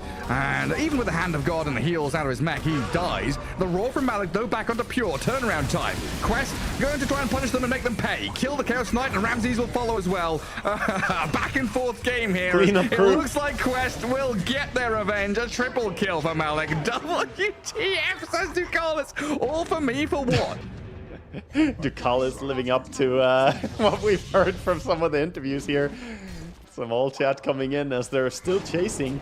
They want the team wipe. They want it, but I don't know if they'll have it. A little scurry, gets himself to safety. I think he's gonna be fine. Huge punishment though. Oh, all that could have been protected, by the way, if Pure reacted in time. He didn't get his Manta out before the Beastmaster got his ulti on him. If he got the disjoint on the Beastmaster ulti, he could maybe have run up that cliff, run to safety, but they had to take the fight on the low ground. He meant that only after he was down to 200 HP on CK, and then the fight is just it's impossible.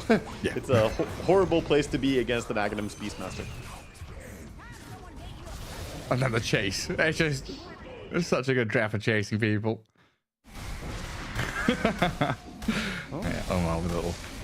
Back and forth game, you say. A little bit interesting decisions here, fighting behind the tier 2 tower.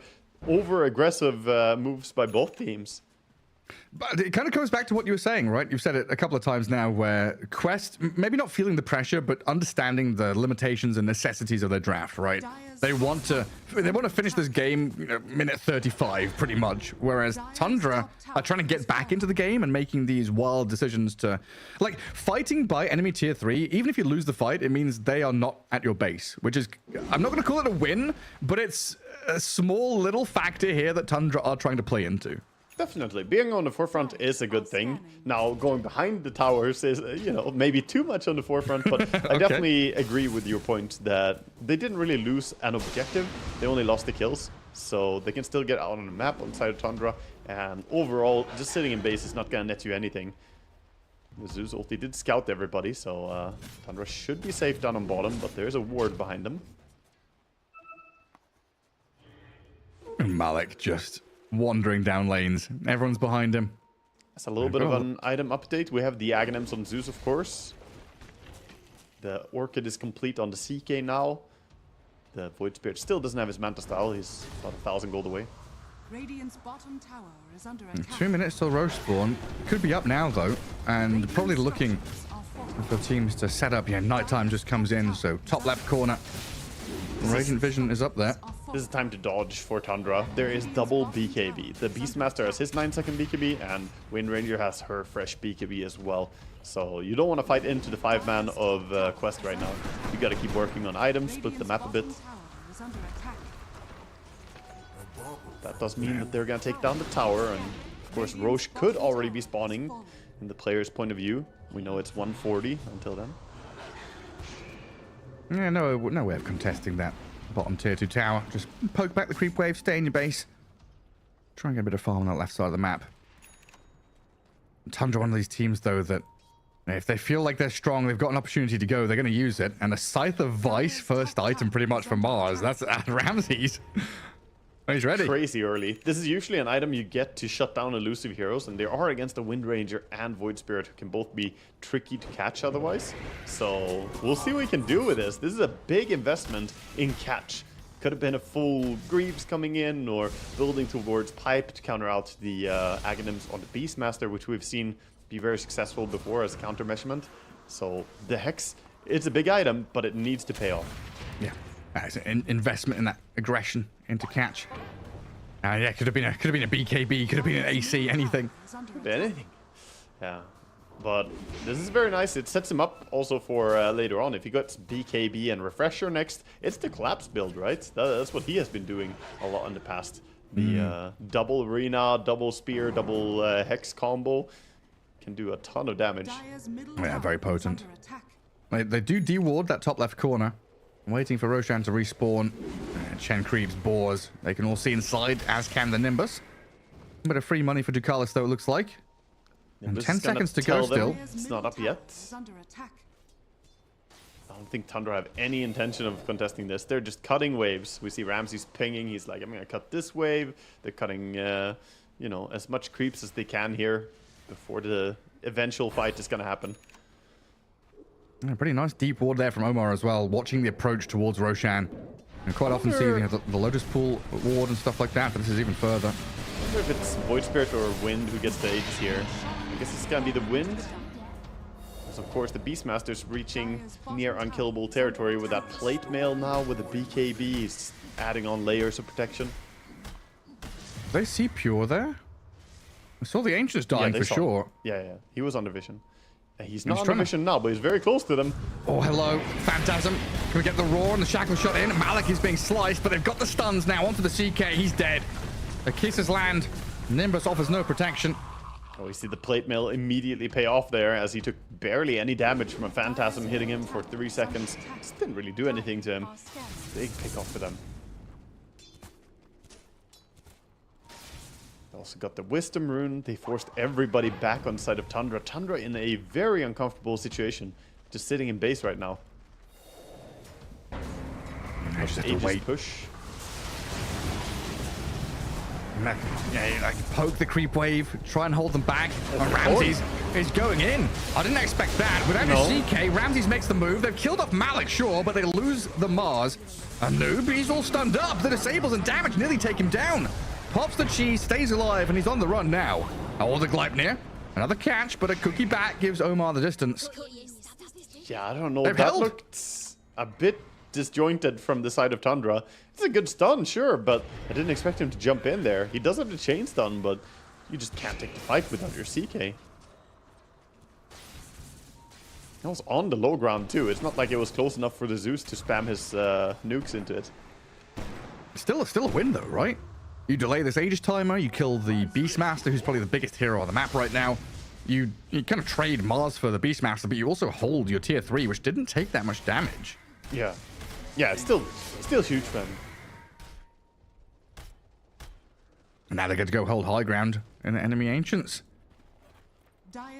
So I said earlier 35 minutes for Quest.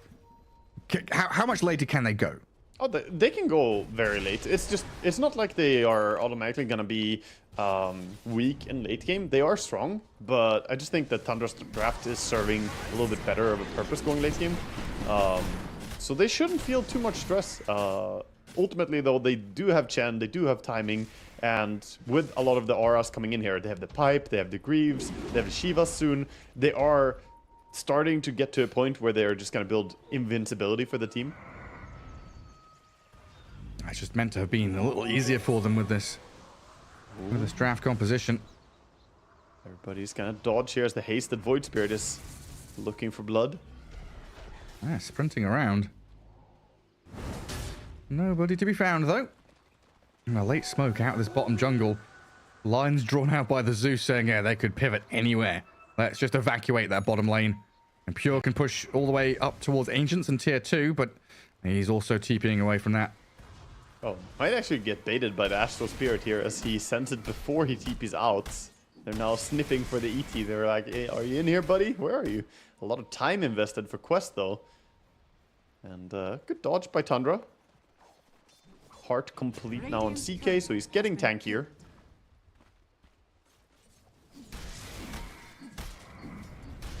He's got a lot of freedom up top now.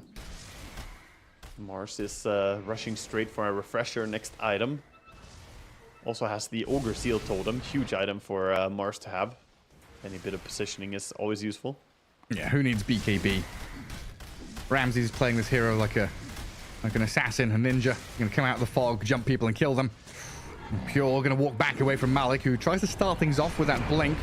Holding the roar for now. And Whitemon just gonna get whittled down by normal spells and right clicks. Yeah. Nobody knows him. They're all gonna back out there. They don't want to be associated with that guy getting picked off.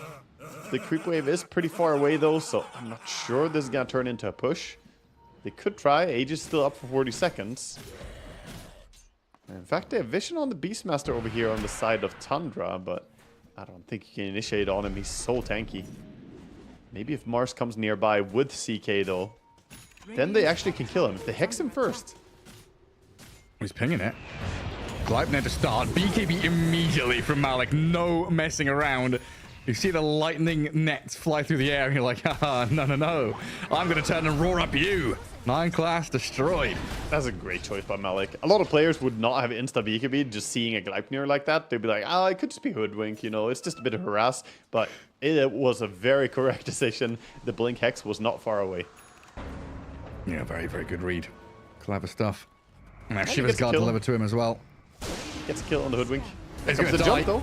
Thunder God's Wrath, Nimbus, Arena. Now, no BKB means Pure can just jump straight in onto Malik, but look at how tanky he is. Shivas. Oh my god. They need a bit more and they can't follow through on it. Ramsey's trying to catch up with the Ogre Seal Totem. The spear connects on Chen, though, so Malik's still alive. Ramsey's dies. Pure gets himself out of there with a TP back to Fountain. But my god, this Beastmaster.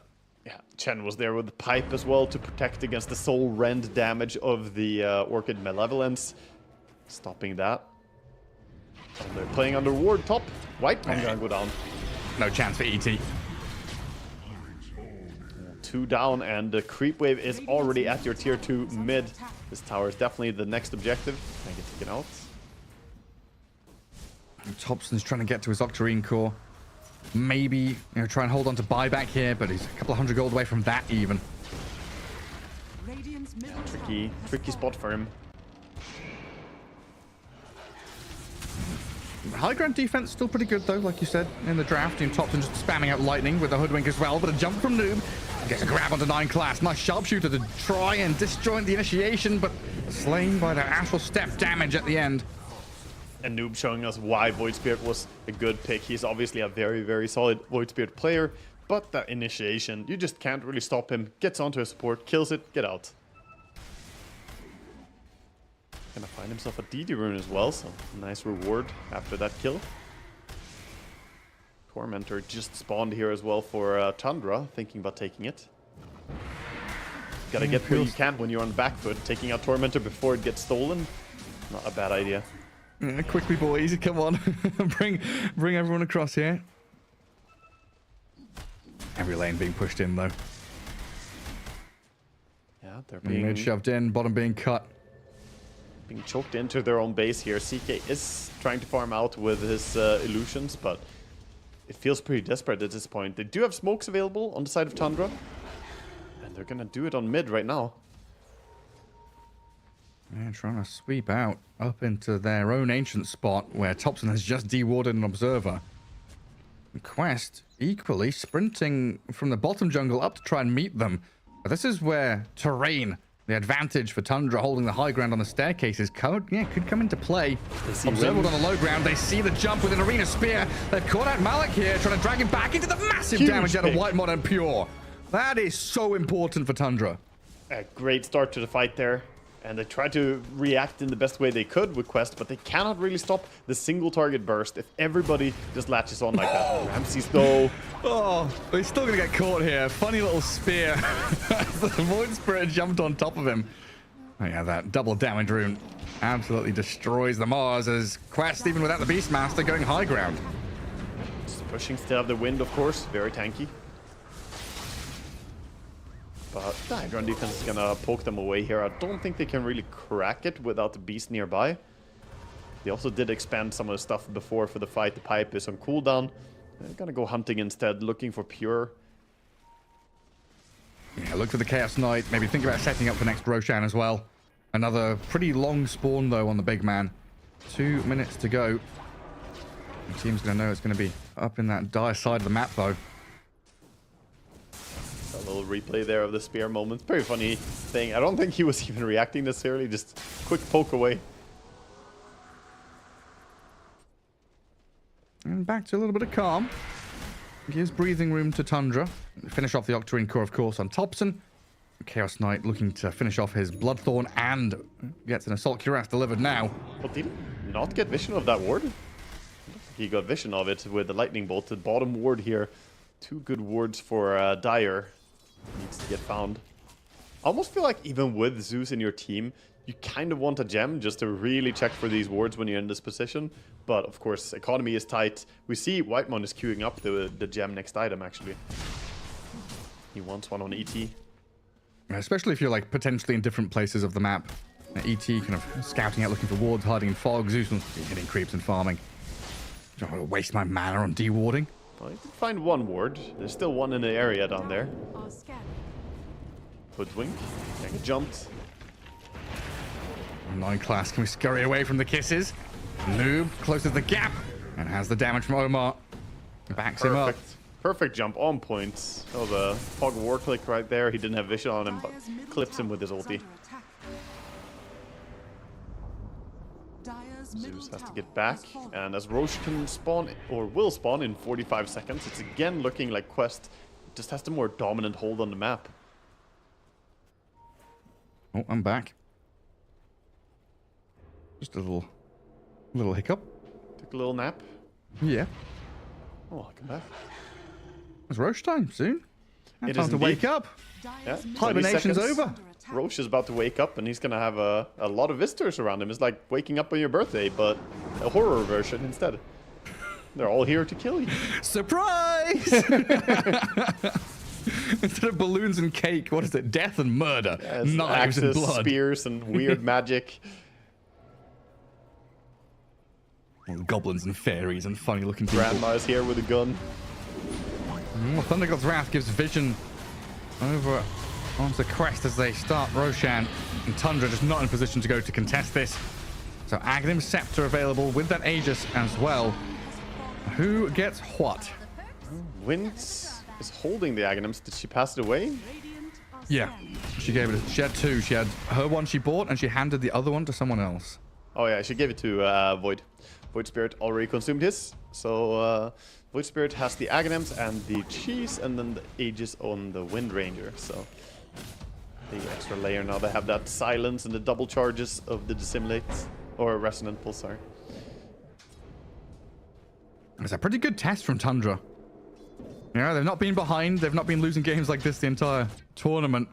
They really have haven't. a chance for them to kind of go late game and show what they're made of. As Quest have looked incredible outside of, you know, maybe that one period where they lost Malik and Noob in a row. Everything has been tidied up the remainder of the game. They have also reached some good items here. They have the refresher over on the side of Mars. They have the gold for a full Bloodthorn next as well on CK if you want that. So a bit of item power spikes here coming in. Zeus working on a refresher, still only halfway there though. And just showing like that they can quickly kill the Beastmaster as well in that previous fight definitely puts a wrench in the works for Quest in terms of just going high ground. And he has Aeon Disc now though. He has it locked and ready, so he's gonna unlock it if he gets jumped. So bursting him is not a great option anymore as well. It's like Tundra posed the question and now Malik has answered it. Tier 3 down in the mid lane.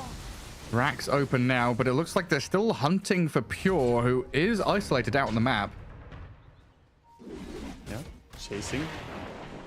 Oh, he got caught. He doesn't have a way out of this one. Shackle shot into chain disables, scythed up. The little piggy has nowhere to run. Yeah, gets caught. Quick and easy pick off here, and I think they even spotted them here before the smoke. They're running straight at them. I don't think they saw him actually, but they have a good read. Gem is gonna de-ward. I guess the natural move is just like, oh, our CK's caught. Let's run to him. Let's go and try and force a fight. See if we can get to him before he dies. Yeah, good understanding from Crest. That's kind of what was happening there. Trying in whatever way they can here to get something, but this smoke is gonna fizzle out into nothingness for Tundra. They do have 2 more smokes on ET still, so no shortage of smokes, but shortage of opportunities for them. Well, wave almost cleared with the spam from Tundra, but the double catapults are still here. And bodyguarded by Malik and Noob, who just step up to the front lines to bring down the melee barracks. And Tundra don't want to buy back on this CK. 20 seconds to go, so they'll glyph, try and delay the push as much as they can. And hold on to the secondary and tertiary lanes. They're just accepting it. They're gonna lose the mid lane of Rax here. 10 seconds for the CK. I don't think they're gonna stop though. Quest looking confident with that Aegis in hand. Windranger using her ulti even. Perhaps that means that they are gonna back out. Doubt they want to fight without it. Look at Pure just TPing right in front of their faces as well. Like, yeah, you want to continue pushing? Oh, I don't think so. 5 seconds for the Wisdom Rune. Gonna go Void Spirit's way here, I think.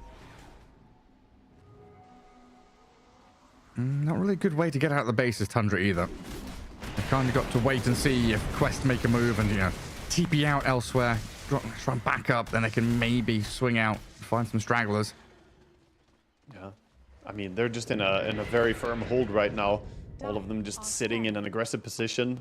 We see Quest moving around, preparing if anyone sneaks out bottom here of Tundra. So Tundra are just stuck right now. So Pure pops Phantasm to push out bottom wave, push out mid wave, but also holds a couple of illusions in the mid lane with his real hero in case the fight breaks out. Yeah, I mean, the Phantasm is a big commitment, so they could try and fight after it. It's sometimes hard to tell if he used Phantasm or if it's just Manta with new facets, since he can get the new innate. He can get the extra illusion. Oh, jump onto Thompson here, gets hexed up. Oh, and in come the kisses. Noble dragging back with a remnant. Tier 2000's here as well. Zeus does have buyback, but they've also made the secondary move onto the Mars in the back.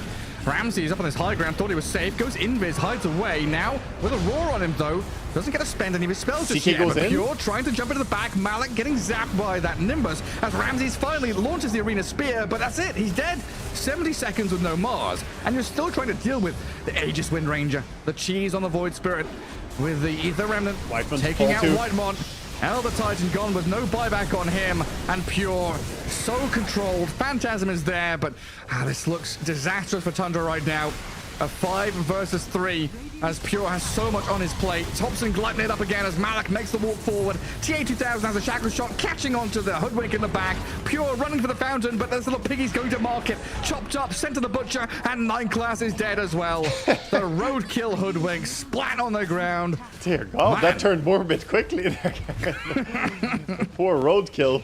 But yeah, impressive stuff from Quest here. They absolutely dominate another fighter on the back of the Hex initiation from Void Spirit. You didn't get to use the double ulti on the Mars as well, even though he got one ulti down before he died. Doesn't have that BKB, doesn't have the survivability to stand against all that Quest brought to the table.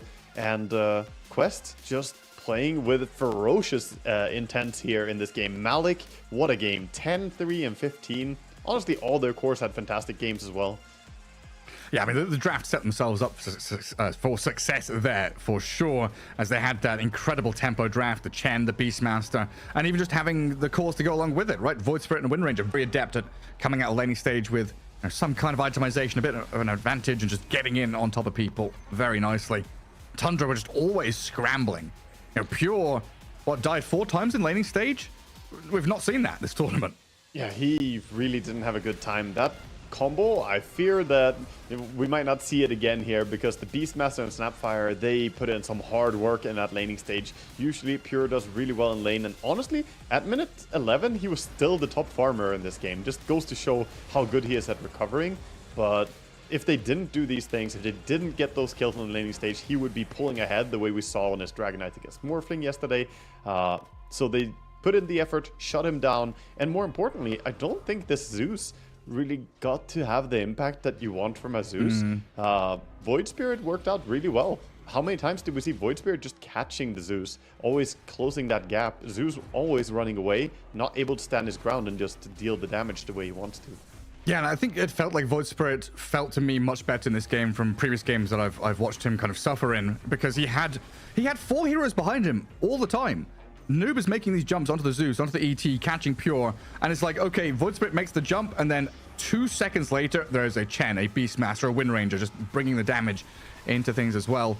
I just want to come back to, the combo, the potential bans on, Beastmaster, Snapfire, etc. Looking back at the bans, kind of realizing that Tundra focused a lot onto Malik. Darkseer, Enigma, Pangolier, that first round of 3 bans from Tundra. If you let one of them through, he's going to get his hands on it. If you ban the Beastmaster, he's getting an Enigma. If you ban a Snapfire, there's a Darkseer out there. It's difficult, and he is an impact player, right? He had massive impact in his game. Nice to see the happy smiles here of the boys of PSD Quest as they take down game 1 in this series.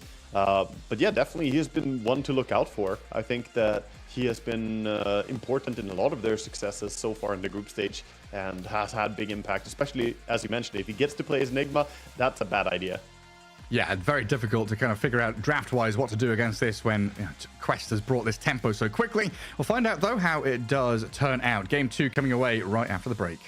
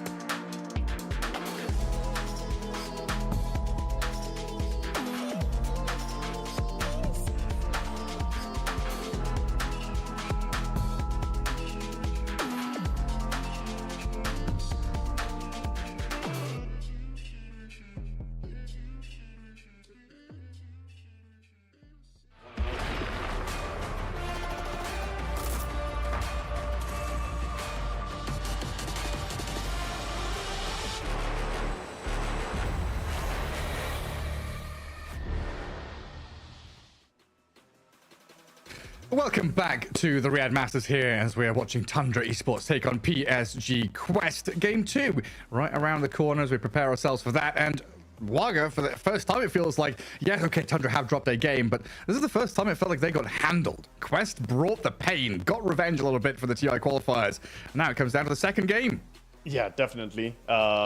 Tundra just didn't really have any way to respond to the way Quest's offlane went. Quest got a great momentum there on the back of that Beastmaster Snapfire duo, and then they just popped off with everybody, honestly. They got multiple kills in laning stage, and then they made the better moves around the map. And even when Tundra tried to strike back in the mid game, all their rotations just flopped. They never got the connection they needed. They always got dodged and outplayed, and PSG Quest just punished them. Yeah, like they tried to make those smoke gangs into enemy ancients, tried to move up top and wrap around, try to contest Roshan, and it was just, you've used all of your smokes in the first 20 minutes and accomplished nothing. It was very, very well read by Quest throughout that game. It's game 2 though, new draft, new setup here, and we do have a new set of bans as well, leaving in the Tiny and the Rubik, as we did get rid of the Snapfire. Yeah, Rubik is a very solid hero that also has some flex value, so a little bit making his way here into the first phase picks. It wasn't popular in the play-ins. We didn't see it that much early group stage, but we're starting to see it a little bit more and more. Rubik is just very, very potent as a hero and also great against Tiny. If you see Tiny, then playing Rubik is nice because you steal the toss. It does 1 billion damage, and Rubik spell amps up that damage. Of course, he steals the fastest version of the toss as well, so it just becomes absurd. Yeah, it becomes ridiculous. And then also having that immediate disable, right? If a Tiny jumps in, he avalanche toss combo someone and very often wants to, run away and reset. You lift him, you drag him back in, you make sure he's not able to play the kind of guerrilla tactics of back and forth that Tiny's so adept at doing. Yeah, but Tiny's still a comfortable way to open up the draft. You can do a lot with him. He has the flexibility himself, and I think overall that hero is shown to be very, very strong. Hasn't had the most insane record here. He's 40 games played and only 45% win rate, but he always looks impressive, so it could be that the teams that have played him the most just haven't been successful overall. I think it's no fault of the hero.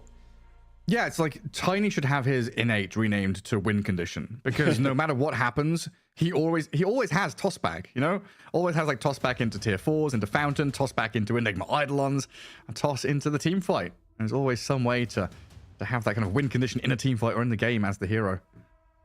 Yeah, I mean, he's just very, very tanky as well, which is what we see a lot of emphasis put towards here as we see Rubik and Jakira. Normally, you wouldn't think, oh, Rubik, he's a squishy hero, but he isn't that squishy anymore. That magic resistance really is deceptive, and Jakira, of course, high HP pool, so good reaction to the Tiny. I think these heroes are difficult for him to insta-burst unless he gets a lot of item advantage. Yeah, and then, of course, also the flex for Tundra to run that Rubik in the mid lane if they want to. Thompson has shown that with pretty tremendous success. Would you be leaning towards Tiny being Noob's mid hero here? Like, I know it's flexible, but is it more likely that it's Noob's than a position 4? I think it's more likely support in my eyes, most likely. But Noob would be happy to play it. But if I had to say, it's maybe like 60% support, 40% it's going mid. Okay. Feeling. I'm going to say it's 80% mid and 20% support. All right. I'll fight you on this. And I'll be wrong, and it'll be okay. The downside I see with core Tiny here is that you're playing into Jakira already. You're going to get attack speed slow from random hits from the queue, and it can be obnoxious to play into as a core. As a support, you don't care as much because you don't rely on your auto attacks that much. But of course, they have played it before. Noob does enjoy playing his Tiny. He was the most recent Tiny, and he went 16-1 and 15 when they played against Beast Coast. So he had a fantastic showing there. That's a pretty incredible scoreline. Well, Quest going to come back with a Beastmaster. Again, you ban Dogs here. Enigma, they're gone. You leave the Beastmaster in. Malik will take it. So potential there for this to be their off lane with toss back into Boars. Quite nice. A lot of damage when you get level 2. Yeah, definitely. It's potent. It is double melee again, which Jakiro is pretty happy to lane into. So if it is Tiny Beastmaster, some Jakiro troll lane could probably shut that down pretty hard. And that is something that Tundra have played. They do play that kind of stuff. And I think troll is a great hero here. Already seeing Chen and Beastmaster, I would be surprised if they don't actually pick it in this phase. Yeah, it was Team Spirit, right? Playing a lot of Troll. Yatro was just like, yeah, when we have first pick, we want that fourth pick Troll, the kind of blind pick in there, because there are very few lanes that Troll's going to do poorly at, and he's very often just winning lanes. Yeah, for sure. He gives you a lot of safe laning early on. It's extremely unlikely that you get hard shut down as a Troll. So due to that reason, it's already nice. When you see two melee heroes, you can maybe bully that lane. If you then add a Jakiro as a pairing, you have the potential to just dominate a lane. So I would like to see them go that route. Maybe there's something else that I'm not considering that Tundra want to bring to light here, though. And tempo again for Quest with the Chen. Chen, Beastmaster, auras galore. Similar to last game, we will definitely see a switch from Tundra to be more emphasizing the early power of their team here. So of course PSG Quest kind of ran away with it last time, but all of it hinged on that Beastmaster success. If he doesn't have a good lane, then it feels awkward to be Chen, because you want to be pushing, you want to be taking towers, and you can definitely find yourself pretty unhappy as a Chen if you don't have the ability to take the initiative in a game. Who else? Let's have a look. Wiggled their way through the ban phase. Broodmother and Pango, two heroes that were banned previously, have been left in. There's also kind of weird and wonderful heroes out there, like the Clinks, the Sand King. Shadow Friend is still there too. Oh yeah. Banned or picked, but unlikely to be picked here. Ooh, they go for another summon counter here. The Sand King. This is quite likely a tops and mid Sand King. Yeah, It could of course be Ramses as well, but there's definitely a Thompson style thing to say like, oh, I already see the identity of my opponent's draft. Let's pick a hard counter, throw that shit mid. Yeah, you want to set up with your swarming army of units? Well, I'm going to set up Sandstorm. Absolutely crush you all. Now, maybe, if it is mid-Tiny, does Sand King win that lane against Tiny? Is it just a farm trade? What goes on? I think Sand King farms a bit more than Tiny. He can more quickly go and start farming jungle the way we have seen with pulling the creeps. And straight up in the lane, yeah, you can get a few nice last hits with Tiny, but the Stinger is really great against melee heroes. Oh, hello there, Bristleback. What are you doing? First sighting at this event. Wow. Okay, I actually am a little bit surprised that it's the first sighting. Bristle isn't that terrible, but of course he was one of the losers of the Facet patch. He was dominating before the Facet patch, and then basically got nerfed by having to choose two bad options, it felt like. But Bristleback has been used against summon lineups like this before. And I'm curious, is it going to be a pure Bristleback, or is it going to be Ramses playing it? Probably Ramses, right? That's a very good question. I feel like I've more often seen it in the hands of safe laners recently, but I don't have a read on this hero. Yeah, 3 bans for Bristleback, unpicked, untouched, apart from those bans previously in the tournament. Curious to see where it goes. I get a Templar Assassin now for PSG Quest. TA coming in. All right. This does make me question if it's still going to be a mid-Tiny, and I'm leaning towards maybe throw that towards the support. But yeah, TA does do really well on the safe lane against Bristleback too, so it's a good reaction to a Bristle off lane. If it's carry Bristle though, it can come with a very high tempo and can be annoying for TA to play versus.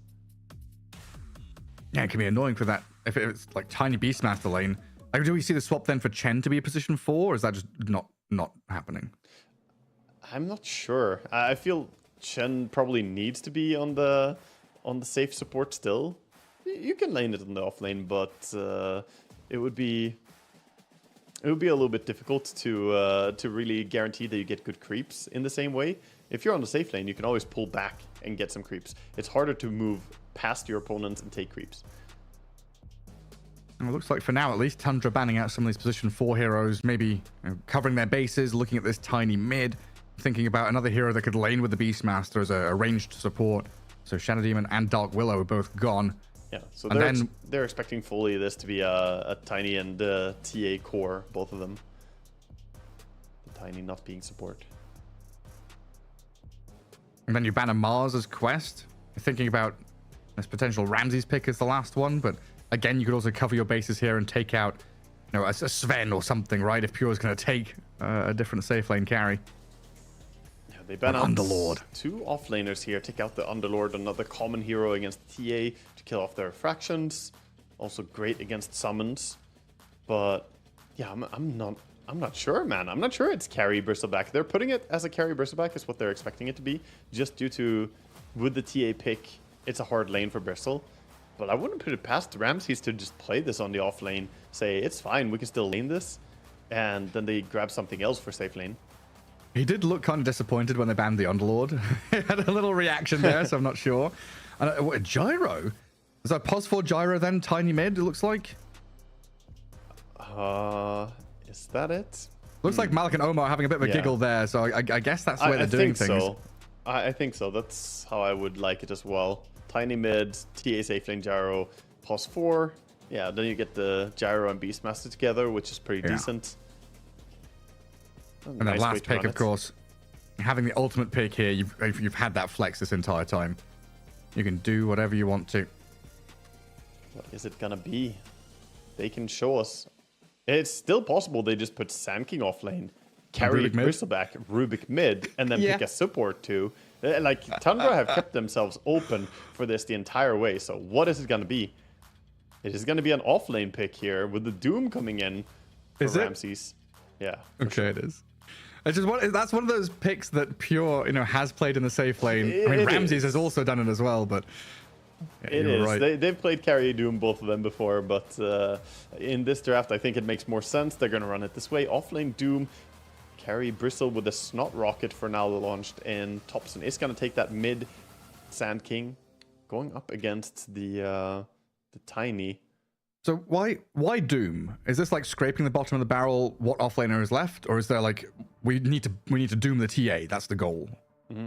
Partly the Devourer can be nice against Chen to a degree, so that's just a little detail. I wouldn't say that's the main reason for picking it though. But you can use that, and then it's great damage over time against the TA, so he can burn down the refractions super fast with the Scorched Earth, Inferno Blade, and Doom. And it can be difficult if you have Chen, who wants to rely on healing and saving people. You suddenly cannot heal the target if it's doomed. Right. So you take away some of the save potential. And yeah, I guess they just want the reliability to be able to kill a target. Like Beastmaster heals a lot with the Aghanims as well. And now with Chen Beastmaster, all that healing is kind of blocked off for them. That's very true. I do also kind of like the idea here for Tundra that you've got a Beastmaster, you're going to stack Ancients. We're also going to stack Ancients. So while you're accelerating Beastmaster, we're accelerating this Bristleback. Yeah, get Pure into a really hot spot. Ton of heroes who can clear Ancients here. You have the TA as well as the Beastmaster on the side of quests. So we should be seeing a lot of stacks being made. Maybe from Omar, going to be running around a bit on that Gyrocopter. Good hero for stacking. He can pop the flak cannon and stack the Ancients in small camp or big camp at the same time. Multi-stack drifting. We'll get ourselves underway. Game 2 here. Quest did take game 1, so already a good first step for them. Kind of toppling Tundra a little bit. Getting some revenge after those TI qualifiers where they did get knocked out by Tundra at the very final hurdle. Let's see if they can 2-0 the kings of the group, who have looked incredibly good so far, or if Tundra, get back into their normal rhythm and groove, they can tie this one up. We'll find out, as it will all be unfolding here at the EWC. Be the team to bring Tundra to their first loss in a series here? They have the chance. Tundra, they only drew a single series so far. Otherwise, they have not bled this tournament. They have been looking absolutely stellar. So we'll see if they can recover here, and doing it with a Bristleback.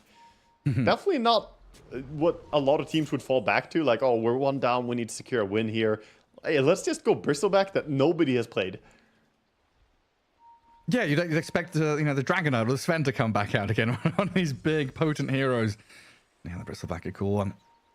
I guess, like you said, against all these summons, pretty damn handy. And I guess in the lane potential there with a Jakiro, just to bully a Beastmaster and a Gyro early on. Yeah, it could. 30 seconds to battle. It's a lane that can be underestimated a lot now. He does have the level 0 Warpath to get some extra damage as well, so he can run you down. See some moves here. Omar cruising forward, pretending to ward. Hello. He has a lot of movement speed. He does. There's a movement speed and armor, right? Gyro has pretty high armor level 1, so maybe could be able to withstand a bit of that early nasal goo spam. Nice detail there as well. He went and checked for a ward on the cliff, so he knows that there's no observer on the bottom cliff at least, because he walked in and checked for aggro. Not just mid that you can do this. And mid, gonna get dewarded here. And Ducalis kills it off. But it was the Tiny with the sentry, right? He had the sentry? I don't know if he bought the sentry. Oh, okay. Well, he had it. So I guess it was Ducalis' sentry that gave to him. Yeah. Mid players, we don't buy sentries, dude. Even for the money for an observer ward? You never know. It's never a guarantee. Can't That's get into true. that risky investment. Well, already lane on the tower for Noob. And Thompson putting a bit of that early pressure on. Yeah, that's what we're gonna see with the Stinger. Has to be careful about the toss back under tower though, as Tiny does reach level 2. And we got a deny on Sand King that bonus experience from the D ward actually gets his level 2. Oh, true. Do wards have souls then? Yes, I believe so. Since Shadow Fiend is the great measuring stick for what has a soul detector. in Dota. Yeah, I believe the wards do indeed have souls. I'm not sure. Eh? I don't know. We need to go test that. Because we had that topic come up with cogs being changed, but TA traps maybe not. Observer wards have souls. What about plague wards? Venomancer's out there. Most things used to have a soul, but it's Valve coming out here and killing the soul of things. Everything is now canonically ginger. The red-headed bastard child. Soulless creatures. Yeah. On Bristleback, 5 and 4 so far. Also under his tower here as the lane gets shoved in pretty hard.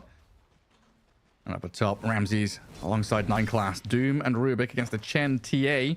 What does Ducalis bring to the table here? How hard is this lane for TA 2000? It's pretty easy lane for TA, honestly. She does decent against the Doom early on. It's not that difficult.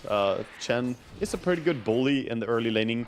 So, especially against the melee hero like Doom, the TA just spamming meld whenever he comes up. Had a great start so far. 10 and 3 for last hits. But at the same time, Doom been pulling the creeps and getting some nice CSing. So he's at 10 and 3 as well after this one. Yeah, really just the It's Bristleback. like a farm trade for now. The real question is going to be who activates and when. The boots on Doom is going to be big, so he can run people down. Mana boots might come in even. So, I think he bought a Bassi? Yeah. Chasing Ducalis. A lot of damage onto this Chen. 9 class is turned on though, but First Blood is grabbed by Ramses. Great start Chen, for the him first there. one to die. This is what he needed last game. He didn't get a good start last game, but now not doing too poorly. It's actually holding Devour as a counter tool to the Chen. He's going to use it in the end here, but definitely not devouring off cooldown. He was considering it for a while if he should use it or not. Wait to see what the Chen brings out to the lane. And currently, yeah, Doom with the lightning creep. Pretty damn nice. Mid spot, dead even between the two of them. Noob not too happy stepping into Sandstorm though, as you mentioned, Thompson much faster at shoving the wave and then going back to stack and farm the jungle. Looks like it is blocked though, with a dire sentry over in that camp, so doesn't have access just yet to start the stacks. Yeah, that's a good preemptive move, slowing down the farm of him a little bit. And he also doesn't get lucky. He gets the Centaur, not the creep camp he wants to see. He wants to see Satyrs, he wants to see maybe Wolves even. Something that is a bit easier and quicker to farm. He's still going to make short work of this Centaur camp though. Yeah, take it down bit by bit. Omar is walking across though, but this scouted means Malik gets pressured away from the creep wave. Yeah, and he's trying to stop the D ward. He's going to succeed too. Omar, right place, right time. Oh, good stuff, yeah. It's a double whammy here, right? I mean, maybe triple. He pressures Thompson, good damage onto him, stops the D ward, guards the water rune just with his presence there. So it looks like Tiny can grab the top one and maybe down the bottom as well. As Omar moves forward now, making a lot of swift moves here to also protect Malik in this bottom lane. Yeah, gets back to the lane. Malik was struggling a bit under tower there as the aggressive play was coming in. But being protected again by his gyrocopter, who's hovering around. Now with a full salve up, he can start playing lane a bit. God, that stinger out of Sand King. Goodbye, creep wave. Yep. Disappears very quickly. it really just blows up the creep super fast. It's one of the main reasons why it's good. Played mid. Malik's dead though. Pure and white one. Catch up to him. Can And he now get either? Both? Nobody? these quill sprays are stacking up. And Pure might be able to turn here and fight back into this. The rocket barrage, the fog hiding in the trees. Pure stayed alive and gets both of them. The kiting, Whitemon man. surviving as well. The boars can't catch up to it. Beautiful Meanwhile, on spread. top, Ramses Correct. actually falls to TA 2000 as well. So at least a win on that lane over for the side here. Man, that was some off-lanes. expert kiting. Got died to the neutral here. Whitemon says, you know what, I need HP, I need mana. I'm out of here. Pure, meanwhile, doesn't really want to die. He's just going to run back and meet his boots, salve up, and get back to lane. He's got to recover his stats, you know, his KDA. Bring it back. He had 8 deaths in that previous game. Yeah, that was like as many deaths as he had throughout the entire tournament so far. Yeah, it was 11. It was like 11 before that game. 11 deaths across, 8 games or something. Yeah, well, really getting tested here by Quest. Quest who are playing for the power runes on both sides. It's gonna spawn bottom. Gyrocopter trying to zone out Whitemon. Omar, right place, right time. These first 6 minutes has been spot on the money in terms of positioning, but he's overstepped his bounds this time as Tundra bring 9 class as that additional hero to guard the mid spot. It does mean Noob gets the arcane rune though. Noob looking for a kill here. Has Observer Ward. Spotted Jakiro for a little bit. And that should be a simple freebie. Yeah, Kill him pick off with there a for him. toss. Looks like he's queuing up the power treads. So might not just Giga Rush into the Bullink, but actually wants to be able to right click as well for himself. Looks like Ramsey's top lane, even though 9 class made that rotation. The Doom stays alive, doesn't get pressured too hard by the THN. Doing pretty well for himself. He's doing alright. The lane gets more difficult now though with level 6 on the TA. She's starting to put down traps, already putting 1 on the outposts, covering any rotation. Oh, the stack stealing. You've made some stacks over here, have you? For your bristleback and your sanking. Oh, Noob is going to grab them. It's being pinged out here. Jakiro knows it's happening, but there's just nothing they can do about it. Too late. Can't really stop it. Tiny kills it off so fast with that toss. Insane damage. We're starting to see him move around quickly here, just shoving the mid creep wave very fast. 1 toss and then he runs somewhere else. Bottom now. Center of attention. 9 class is thirsty. He wants kills. He'll get one. Yeah. The boar is dead. Big kill right there. They took down a boar that was about to time out anyway. Hey, The other money. boar is off stacking somewhere. We have big stacks being made again by Quest. It's gold that didn't previously exist on the map. That is gained by the Rubik. He's a magician. He can conjure it. An alchemist. More stacks, but now contested. Mark gets Tundra. flipped. On to Omar. And Gyrocopter. Taken out by Pure. Noob does pop a double damage, but he's by the mid tier 1 as Thompson and Pure, they sprint into the Ancients area here. It's a large camp, but no Ancient stack. TA TPing. They're contesting this. Everybody coming. Okay. Try and fight back into Tundra's move. As Thompson still in the sandstorm, sentries down, gives them visions. Yeah. Very quickly dispatched with by Ducalis and TA 2000. Looked a bit silly there, just sticking around in a sandstorm. Obviously, a detection comes in and he's just killed off very quick and easy. Didn't really look like a mid laner kill. Now toss forward. Omar used as a farming tool. And Noob with a double damage going to get a few big hits onto that tier 1 mid. The true support just being a cannonball. And then tossing onto a tower. Takes a chunk out of the HP there. Yeah, some heavy hits from Noob's Tiny. He's progressing very fast. His item progression coming in. Top, looking for Doom now. And I think kill off Ramses would be a big one. He's going for the TP and he succeeds. While down in that bottom jungle, watching Noob and Omar again pairing up. Bottom jungle pretty much has belonged to them these first 10 minutes as they storm into action. And you're talking about Tiny's progression. Yeah, Blink Dagger just 700 gold away now. And he's gone for this build I've seen from Supreme. The treads, the soul ring, little bits and bobs here and there. Not going for the kind of brown boots rush into Blink, which was common a while back, or the phase boots into Blink, which I feel I've seen a lot from Pos4s. Is this now just the mid-Tiny build? I prefer this. I think this is the more suitable build for what you're doing. You get a little bit of right click speed as well, because you do attack really, really hard. So it would be a shame not to use that. And I don't think you need to get the blink super fast anyway. Look at his farm rate. He's gonna have a very nice timing on the blink either way. And this way he just secures his own scaling. At the same time, we can talk about how Topson is also ahead of him in farm. He is at 5.3, 5.4 now net worth, going for a Shiva's Rush. So Doom is not going Shiva's Rush. They're doing it on the Sand King. Doom is going for a Blink Dagger Rush. No Midas from Ramses? Huh. No Greed? What's going on there? Which facet does he have? He's got the Devil's Bargain. So these bracers eventually gonna get sold for big stonks. Yeah, that's for damn sure. But wouldn't you buy a Midas if you do have this facet? The Devil's Bargain? You can just sell it afterwards. That's an indication that Ramses wants to play a bit more aggro. For They sure. had enough in game one of sitting back and watching their opponents walk at them. It's what he's been doing is what's been working out really well for them overall. It didn't work out that well in the previous game, but overall throughout this Riyadh group stage, they have been having a lot of success on the back of his aggressive self-sacrificial off-laning. When two supporters sit with Pure down bottom. They cleared out a lot of Ancients with the Beastmaster, but still needs 1,200 gold for his Aghanim Scepter. Yeah, 1,000 gold for the Bristleback's Aghanim Scepter, but he's being tossed and roared around at the tier 1 bottom. But Pure is so tanky. He had his back turned, and well, he's still going to get finished off. Of course, Quest bringing numbers down south. Hasted Sand King running around, maybe considering re-entering the fight. As a Doom, right onto the TA with a Macropire down on top of her. The Burrow Strike Sandstorm, the damage over time, it all adds up. TA 2000 dead, so the 1-for-1 carry trade comes in here in a 5v5 fight where everyone spends everything. Everything used, and they say, you know what, carries died, that's fine, let's back out.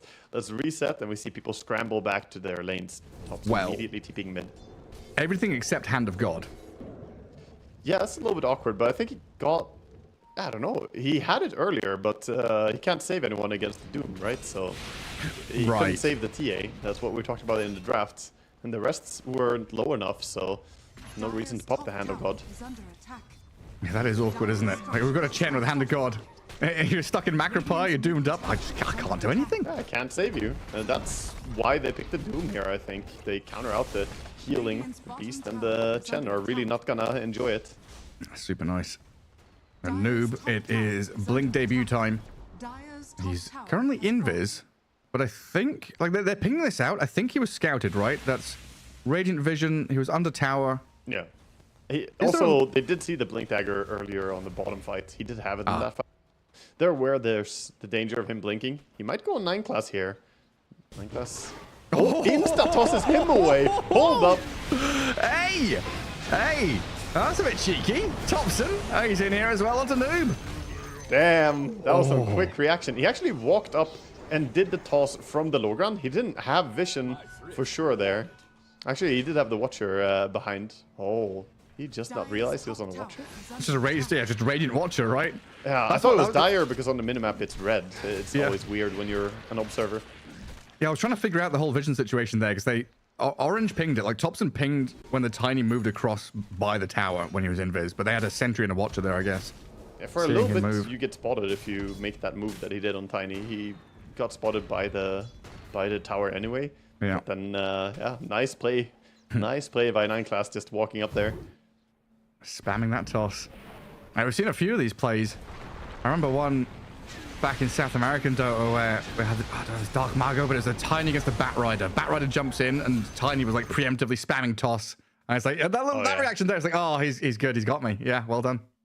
You can't really do much about that. Just gonna die, and that's a huge pickoff to get as well. This Tiny needs to be shut down. Can't let him take over the game.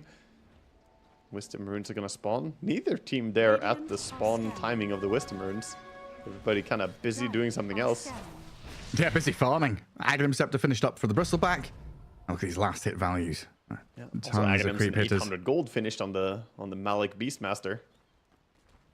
Ramsey's busy body blocking rather than collecting Wisdom Rune.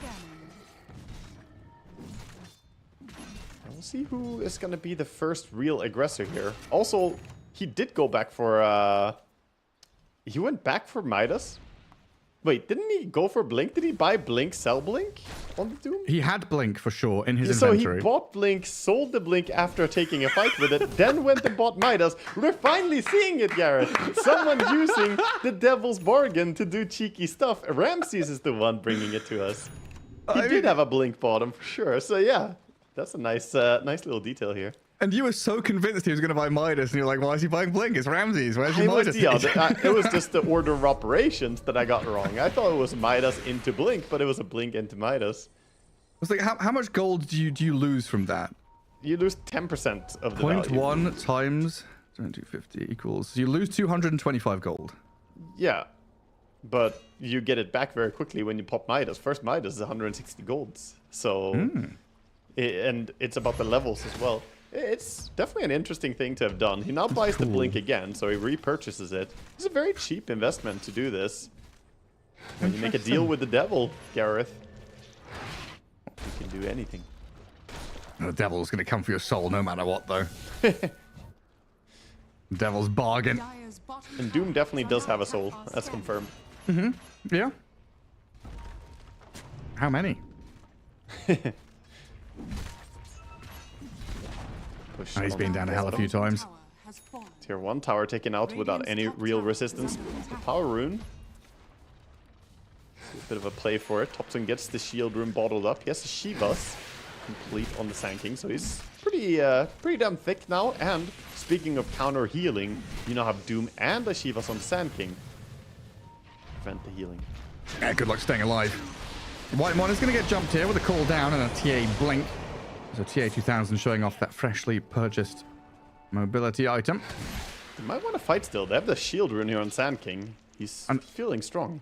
And a mech on 9 class as well. I mean, countering the healing of your opponents, bringing healing of your own. Steps up, sees 2, Omar and Noob. The first point of contact, but in comes the Doom with Pure's Bristleback, doing so much damage out of these quill sprays. The Sandstorm, it's not something they can walk through. Malik is doomed and killed off. 2 cores are down. Omar's in trouble. Pure are just spamming. Spell after Blink spell, on TA. stacking up the minus armor. They're on the TA now. The buyback from Noob's coming in, but TA 2000's in some serious trouble. They're trying to heal her up. There's green on the floor. Noob's brought back to come in and toss around Thompson, but he's so tanky. Like you said, the Sand King, incredibly thick. Staying alive with the Macropier drop down from Whitemon. Noob's die back. Ace emerging here as he's gone for a minute now. It's a complete disaster. Bristleback already up and farming top, and meanwhile, Tundra taking over the bottom part of the map here. The TA had Blink for just a bit of a second there. She didn't get the Blink out before the Sand King got her in the claws, and once that stun comes in, Sandstorm quickly gets rid of your fraction charges. She couldn't leave anymore. Just gets caught. She really needs Hurricane Pike against this as well, but it's too early, right? There's only 17 minutes into the game. And this is much more like the Tundra we've seen previously in the tournament. They're 5k ahead, they're making these moves like posturing in enemy ancients, are just sitting there waiting for a fight to come, resetting, putting yourself in a position where you see the targets coming. And just that fight starts with 9 class walking into the middle of them. You know, a mech Rubik, you mentioned how, you know, kind of the hidden tankiness of this hero, very apparent there. Someone had to initiate, and you don't want to reveal your doom, so yeah, just send him in forward here, and we can see how they immediately decide to burst the Beastmaster. The moment he blinks in, Ramses says, yep, you're getting a doom, you're not gonna stay alive. They ignore the TA in this fight. She doesn't have Deso yet, so could just let her do her right clicks. That's fine. Eventually they came back to jump her later on. How many freaking Seeds of Serenity do we have? Oh, the jump on Pure. Bristol. Oh, the damage comes in just enough. Enough people there. And a well-placed call down, catching up to Whitemon. And Quest showing there are no slouches here. If they see a target, they're going to come in and burst them. Plenty of initial massive damage, but they're going to get turned on. Catching up the TA, the Gyrocopter disappears, and under this Sandstorm, massive damage out of Tundra. These two cores are getting real strong now. The Crimson Guard is here because he again sold his Midas. He's now queuing up another Midas. Ramses is just in the business. He's buying, selling, he's trading between every TP to a lane here. He's Googling the stock prices as we speak. Look at this man. The art of the deal. Yeah, truly. Getting an early Crimson Guard timing off it. You know, I really like what we see from him though. It's such a low investment on a 2,000 gold item. Just losing about 200 gold or so is whatever, and instead he's getting himself to these big timings. Well, my class pairing up with Thompson up top, trying to kill off Malik here. Oh, barely kills the Beastmaster as Ramses getting in behind, but a Centaur stomp buys some time for Ducalis to slip through the forest, tuck himself in the tree line. But Thompson, oh, he doesn't see him. They see the TP now. He's long gone. Sneaky TP spot. Good TP out by the Chen. Gonna stay alive there, but Tundra have really flipped this game on its head. Started out a little bit tough, didn't really look that great for them, but now nice control, 5k lead, and they're building on it. And right down to Roshan, 20 minutes here. BKB on the bristle, so he's not gonna go down as easily as last time they ganked him. Quest are gonna go for the immediate Tormentor.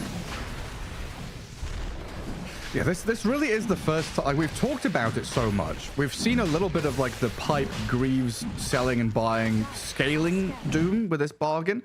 But this is the first time I've really seen and felt the effect of buy Blink, sell Blink, buy Midas, sell Midas, buy Crimson, buy Midas, sell Midas. You know, Ramsey must have a flowchart somewhere, or Moonman is in his ear saying, right, you know, it's time. You know, Midas is on cooldown. You can buy it in 30 seconds. It's really funny. He's actually just looking at the game in a very different way than any other hero could, where he can adapt on the fly here. Right now, he's got that Crimson Guard, and probably that's going to stay in his inventory, but should they need a pipe, for instance, here, if they want to hit a timing, he could even sell the Blink, buy a pipe, and suddenly they have double auras now. He's so flexible, very adaptable into this.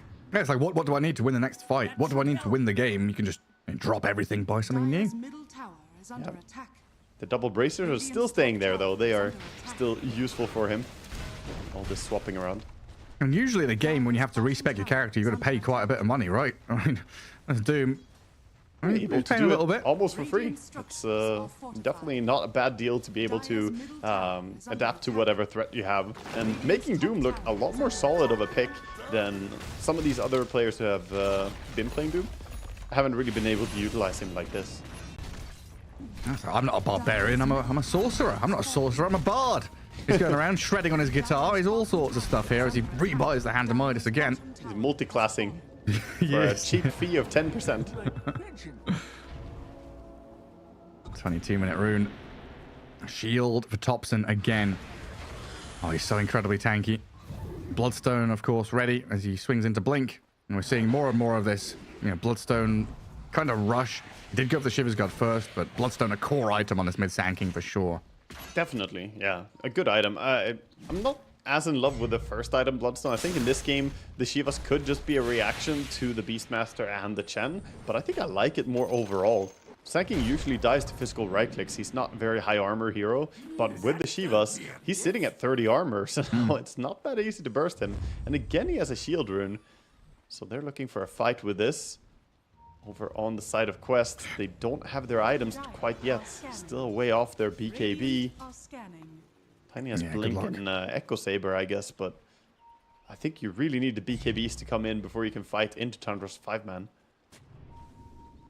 We've got our ultis here as well, all across for Tundra. It feels like their ultis have been far more impactful. The Doom, the Epicenter, not even using it right now, knowing they've got enough in the tank to bring down Omar. He's got a mech. Buy a little bit of time for himself, but eventually the gyrocopter will cease to fly. Yeah, just slowly being brought down here. No chance to stay alive, really, as they hunt for more. At the same time, Pure just pushing down mid lane, confidently going for a tier 2 tower with his Aegis in hand. Nobody wants to fight him. And Noob cutting the wave. Top lane pushed in by TA2000, so at least a little bit of map space here for Quest. And they know they're playing into the 2 minutes of Aegis on a bristleback, so kind of difficult to challenge Pure as he just waltzes up the high ground. And onto your tier 3 tower, what, 24 minutes in?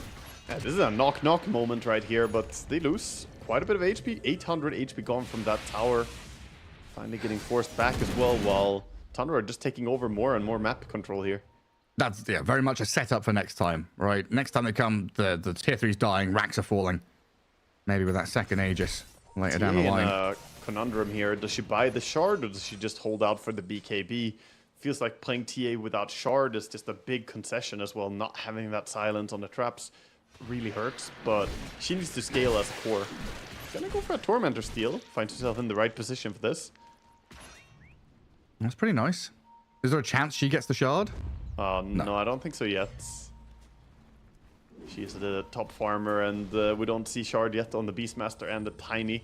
It's gonna go the way of the Chen. So it's the Jump in. Thompson starts it. Beastmaster lifted back into Macropire, but Malik has BKB. Trying to turn and fight back, but the physical damage from the Bristleback brings the Beastmaster down, and Omar completely wide open. Killed off with no buybacks here on Quest as they're being dived under tier 4s. Ducalo's going to get shredded. Double kill comes through for Pure. And now we're looking at this push up to high ground continuing potentially. But oh, the creep waves are nowhere nearby. Yeah, Beastmaster is trying to push with his boar, trying to drag the creep wave away, but his boar's timing out. And they'll still stick around. If they can find another kill here, get the creep wave up to tier 3. And they know there's, what, 20 seconds at least to be able to bring down a full lane. Good time to be auto-attacking in here. Still have the Aegis for 26 more seconds as well. So Pure can get his HP back, but I think they can happily back and reset here. They got a ton of kills, good base damage, forced everybody home. TA is out there on the map finishing up her BKB right now.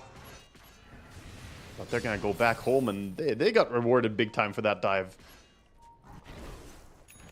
And they're just vacuuming up the rest of the creeps on the way back as well. It's not just a TP to lanes with everyone. Pure and Whitemon are filtering back, taking some camps with them. And of course, the rest of them did move back to push out the other lanes. Scoring a ton of farm for sure.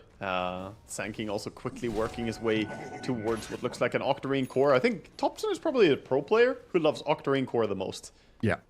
Speaking of Thompson, he's getting ganked here. Oh, look at him. Hang on. He's gone in on this. Hey, is he tanky enough to withstand 5? Oh, no, not this time.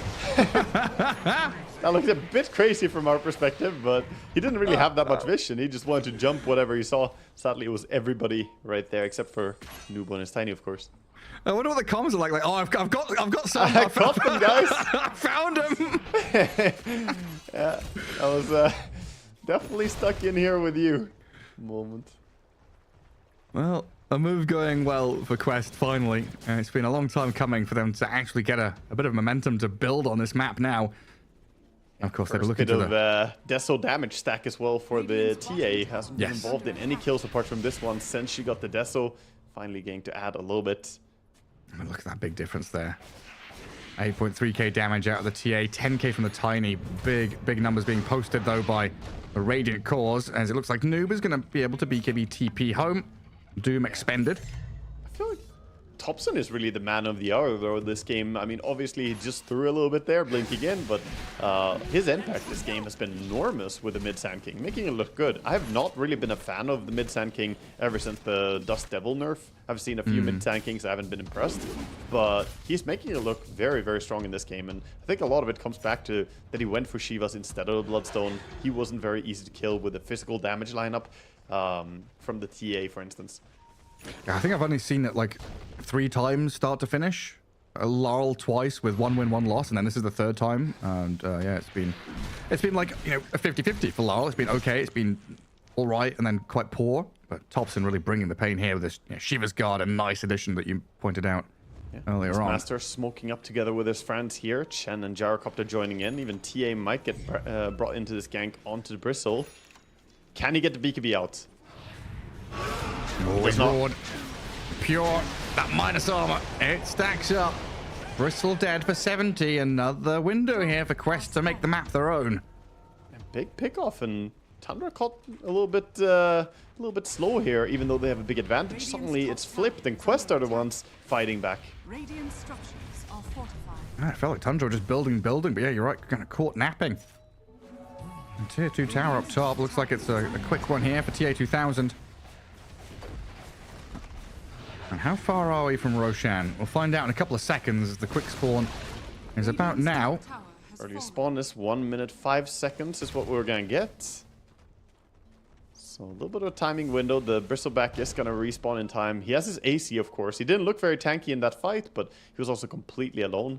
If they group up right now, they are quite durable on the side of Tundra. Have an Octarine core on the Doom now as well, so not just Thompson being an Octarine enjoyer. It really is a resilient draft from Tundra. You said Noob could have some struggles here with the mid-Tiny to really connect with these heroes. Difficult to kill any of them, even the supports.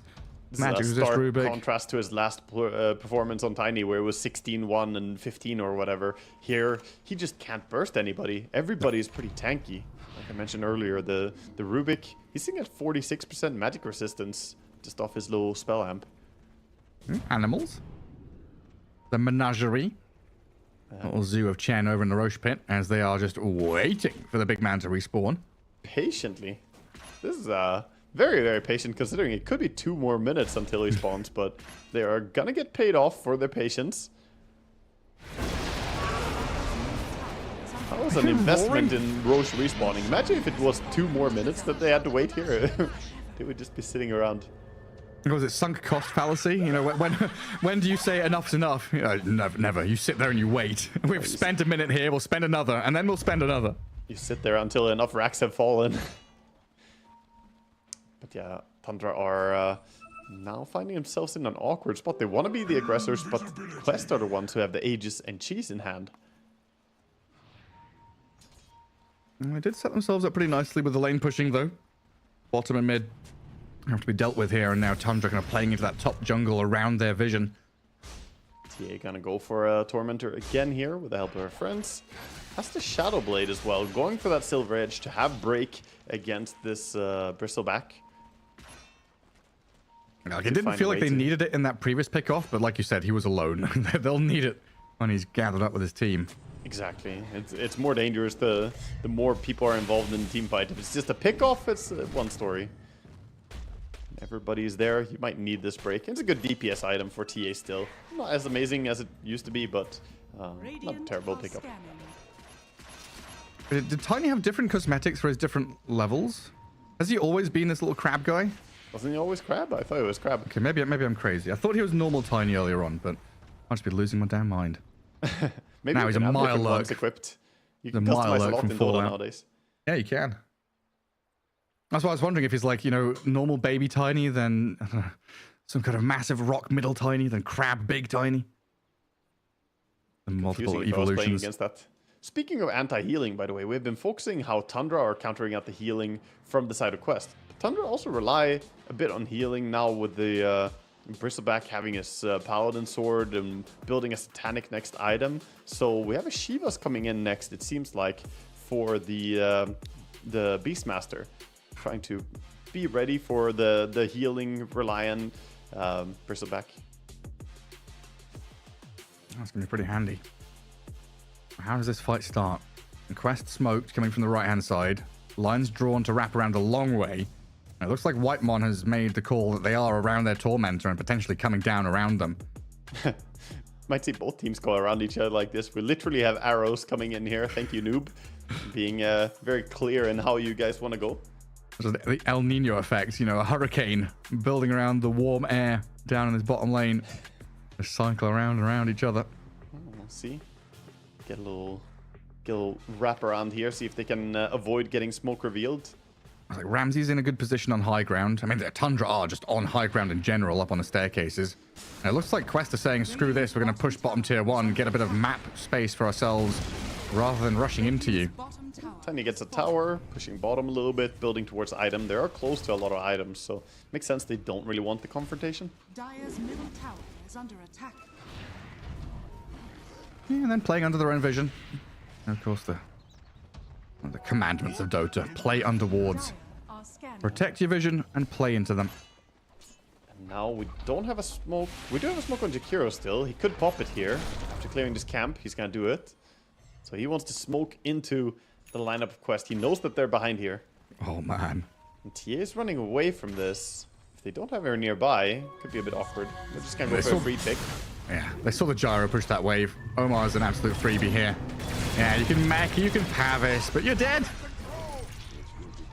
No way out of that one. Can't really stand against everybody alone. So you do get the kill. Meanwhile, though, the creep wave did die down there. And all of Quest are moving up to take the top area. Kind of crazy still how Quest are the ones with Aegis, but they're still trying to weasel themselves into a good position. Tundra, these tanky fellas just pushing waves, playing as 5, seem very difficult to break past. Effectively, Quest are ahead in gold and they're ahead in advantage with the Aegis and the Cheese, but even so, I think the item timings and the heroes, the way it works out, Tundra are way stronger in a 5v5 fight right now. If they get an honest fight, just both teams even initiation, then Tundra should be dominating it. TA 2000. Ooh, risky business. Spooky times. There's no gem though. We don't see And a him. jump. Further back though, it's Thompson starting things out on Ducalis. Got a pick. The Chen is down. I'll lift back the Tiny as well. TA 2000, pop the BKB, faces off against the Rubik. 9 class, he is slain, perishes to the Templar Assassin who overseal totems back towards safety. Omar, he's come in to try and save the day, but look at the TA 2000, nearly dies straight up to the Bristleback, goes into meld, blinks back to safety now, but Noob has been left stranded in the Sandstorm. Oh, he's got cheese and a BKB though. Malik, his BKB ends and he's doomed up. The target acquisition here from Tundra has been exceptional. Going from one target to the other, killing a core, popping the Aegis. Does have a blink dagger though, gets back behind tier 4s. Quick blink away there. If he had Sandstorm on Sand King, if they had some more abilities to stop him, maybe they could have gone a really big kill there. They hold for now on the side of Quest. 2 buybacks used, one on Rubik, one on Chen. Beastmaster dead for 50. Might just Glyph expended as well. Yeah, they forced a few things, but looks like they're still gonna be happy just backing and resetting here. They're in a favorable position on Ramses and the boys. Tundra here, holding more important part of the map. TA with that sneaky play in the start of the fight, though. I think that was instrumental to them actually holding. Beastmaster scouting with his courier. Malik sends it over Tundra, but that's kind of given away their positioning here as Thompson goes right onto Omar. Not able to catch up to him and kill him off just yet. Ramsey's going for a bit of a poke and a prod as well. And Tundra, they've held onto this position around the enemy Tormentor spot as Quest try to get back in towards them, thinking about re-entering. Difficult fight to take against this Bristleback, though, with the DD rune as well. It's timing out soon. It just feels so awkward for both teams to find that opening. Like, everyone's so tanky, we're so reliant on that first jump to come in from Tiny or Thompson Sand King that they're so evenly matched right now. The teams are very close. Both of them have all these items for survivability. Thompson is angling here for an advantage. So far, I just felt like the TA's kind of struggled a bit, even with that nice move to wrap in from behind. TA 2000 can't stand his ground and fight. Always has to be thinking about blinking away, trying to play defensively. Yeah, even as the Ogre Seal told him for exactly that, just trying to stay alive. I bet you he had some other nice options as well for neutral items, but prioritizes the repositioning here in this game. Desperately needs it. Nice to see Quest playing out on the map as well, knowing that they are kind of being... The Midas is gone again on Ramses, this time replaced by a Refresher. Oh yeah. Is he gonna buy the Midas again? And then refresh it, use it, and then sell it? Yes. I mean, I wouldn't be surprised at this point. He does have a gem as well, so he's kind of full on inventory. There goes those tier 3s. Tundra set up quite a bit earlier, thinking back 15 minutes ago, where they took that tier 3 mid down quite low as Noob makes the jump right on in onto Pure. The break in the damage kills the Bristleback off. Now Thompson, he's half HP, stuck in his Sandstorm, but with a nice path and a bit of a stun back into them. He's life stealing up off the Bloodstone, but he's got so much damage coming on top of him. He's down. Ramses has managed to kill off the TA in the back, thanks to Thompson's Sandstorm, though. And another very back and forth fight where you've both lost your carry and your off laner. So slow. Or your mid laner, even. As Noob is dragged back into another Ice Path. Infernal Blade. Noob about to die. Tries to punch back. Omar now stuck in the middle of 3 as well. As Ramses, he's the true carrier merging in this game now. The big bad Doom with the Devil's Bargain comes back in onto the Chen. And it looks like Tundra are about to team wipe Quest. It felt like an even fight. But the staying power here from Tundra, able to keep on going, forcing double buyback out of the cores. Ramses, he's going to die to a double kill from Noob. I mean, they trade back and get some more kills, but double core buyback has got to hurt. Yeah, definitely. That is painful investment here for Quest. Now, double buyback on your post 1 and post 2 against a Refresher Doom. Either of them dying is a win condition for Tundra opening up here. So this is a very, very risky position to be in. Looking now to maybe do something during this time, but the respawns are coming in. Sand King and Bristol are coming up. I don't think you can even punish Tundra for this. Oh, this is just a wild fight. Toss into Raw, into Silver Edge. Bristleback dies immediately, and Look at Tundra's still... Sand King. This turnaround was so important. The fact that he got the ulti out, got his damage out, Ramses could follow up and get the kill there. Like, keeping up what's happening in these fights is wild, even though you've already seen it once. Watching it back the second time barely helps. There's so many things to look at. You gotta keep your eyes sharp here in these team fights, especially for the players, of course. It's confusing even just to watch. So for the players, they need to coordinate, they need to communicate. And you can see that they did that. Quest, they called, we can just kill the Bristleback. He dies. I have break on Silver Edge on the TA, and you could see them just combo there. Toss him back and he's dead. At the same time, Tundra reacted very well to a panic situation. Now we might see them start to adapt a little bit, though, saying that, okay, Bristle, you're not invincible. We need to readdress how we're going to approach the fights.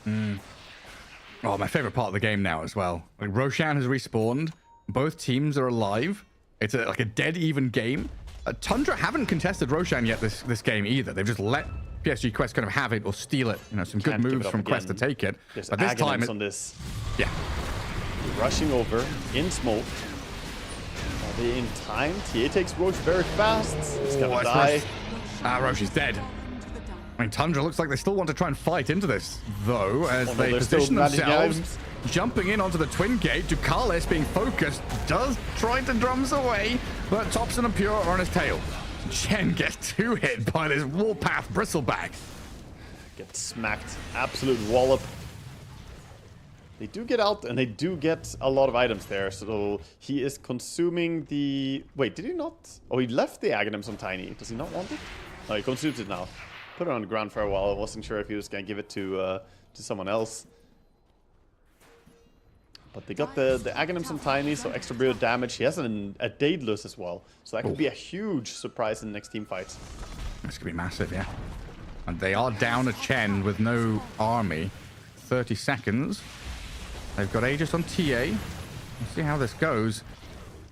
It's kind of surprised that Tundra haven't taken a barracks yet. The amount of times they've gone high ground and it's looked like they're going to take a lane, and still, no, 2 tier 3s are standing. Bottom racks are still alive.